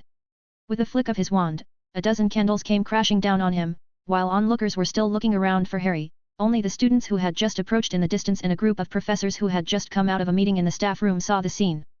Draco Malfoy was constantly fiddling with a white peacock transformed from a goblet, and then his head turned to the side to stare dead at Harry, and a glint of resignation flashed in his eyes. Oh, dear! Professor McGonagall said, covering her chest. The other professors stared in confusion as well, and only Felix had a small smile on his lips. Harry's attack didn't end there. He disappeared again on his way down, appearing to Ron's right side actually. Normally he would have appeared behind his enemy, but now he is just putting on a show, and with a continuous flick of his wrist, a red and gold spell combined in the front to form a continuous attack, like a tidal wave towards Ron. A cry of surprise erupted from the crowd. Ron, who had been alerted in advance, is casting his spell unhurriedly at the moment, aiming for a rather theatrical effect before allowing a spherical magical barrier to protect him at the last second. Bang bang bang bang! Harry's spells hit the barrier one after the other, sending ripples, and the candles popped to the ground, breaking into 2 or 3 pieces. The students' eyes followed the candles on the floor as they tiptoed, and the Great Hall fell silent. A series of rapid footsteps approached and the crowd turned back, and couldn't help but cower as Professor McGonagall came striding over. She made her way through the crowd to appear in front of them and asked sternly, "What's going on?" "We're demonstrating apparition," Harry said honestly. "Yeah, Professor McGonagall," Dean said helpfully, "didn't Professor Twycross use Harry as an example earlier? It just so happens that Harry came over today, and we thought we would let him demonstrate it to everyone." Harry and Ron nodded nervously. Professor McGonagall raised an eyebrow. "Minerva." A pale-skinned male wizard appeared and said persuasively. "He is the apparition instructor sent by the Ministry of Magic, as Dean called him, Wilkie Twycross. As I did mention before, I could see that Potter and the boys were restrained and did not use the offensive spell. I'm sure with this wonderful demonstration, the other students will take apparition more seriously." There were low choruses of agreement from the students around the room. "Well, in that case," Professor McGonagall's lips pursed into a thin line, "then no points will be deducted, but since you're so free, why don't you stay back as Professor Twycross' assistants and lend a hand in keeping order? And save yourselves." Harry opened his mouth but didn't dare to raise an objection. Ron, on the other hand, readily accepted. "All right," Twycross clapped his hands, "back to your respective positions, this time I hope someone will manage to appear in the wooden circle." The students dispersed and Grindelwald appeared at some point, standing in the corner, his eyes trailing after Harry, who is following behind Twycross. He watched closely, his lips quivered slightly as if he watched a rare gem. Only at noon did the apparition class end. Several professors moved the long dining table back to its original position, and the tired 6th years and some of the 7th years stayed behind to wait for lunch to begin directly, and Harry took the opportunity to ask questions about the apparition certificate. Professor Tweecross didn't mention the reason directly, but I think it might be due to considerations about the implications, Hermione whispered to Harry. After all, if the Ministry of Magic had issued us certificates last year, it would have been a clear violation, but it is different this year. Harry thought for a while before he could make sense of the logic. They couldn't use the apparition at school, and it would be almost July by the end of the school year, only a month before he would become an adult, and it would basically have no impact on the Ministry of Magic. At 8 p.m., Harry stood in front of the stone gargoyles in front of the headmaster's office and said the password Drooble's best blowing gum. The stone gargoyles moved aside, the wall behind them split open and Harry stepped up the spiral stone staircase, wondering what Dumbledore would be teaching him as he climbed the stairs. The stairs ended in a brass door ring in the shape of a lion with an eagle's head hung on the gleaming oak door. Harry took a deep breath to calm down and gripped the ring tightly. Knock, knock, knock. The door opened silently. Number Lancer. Read 50 days or 100 chapters in advance on Patreon. 651.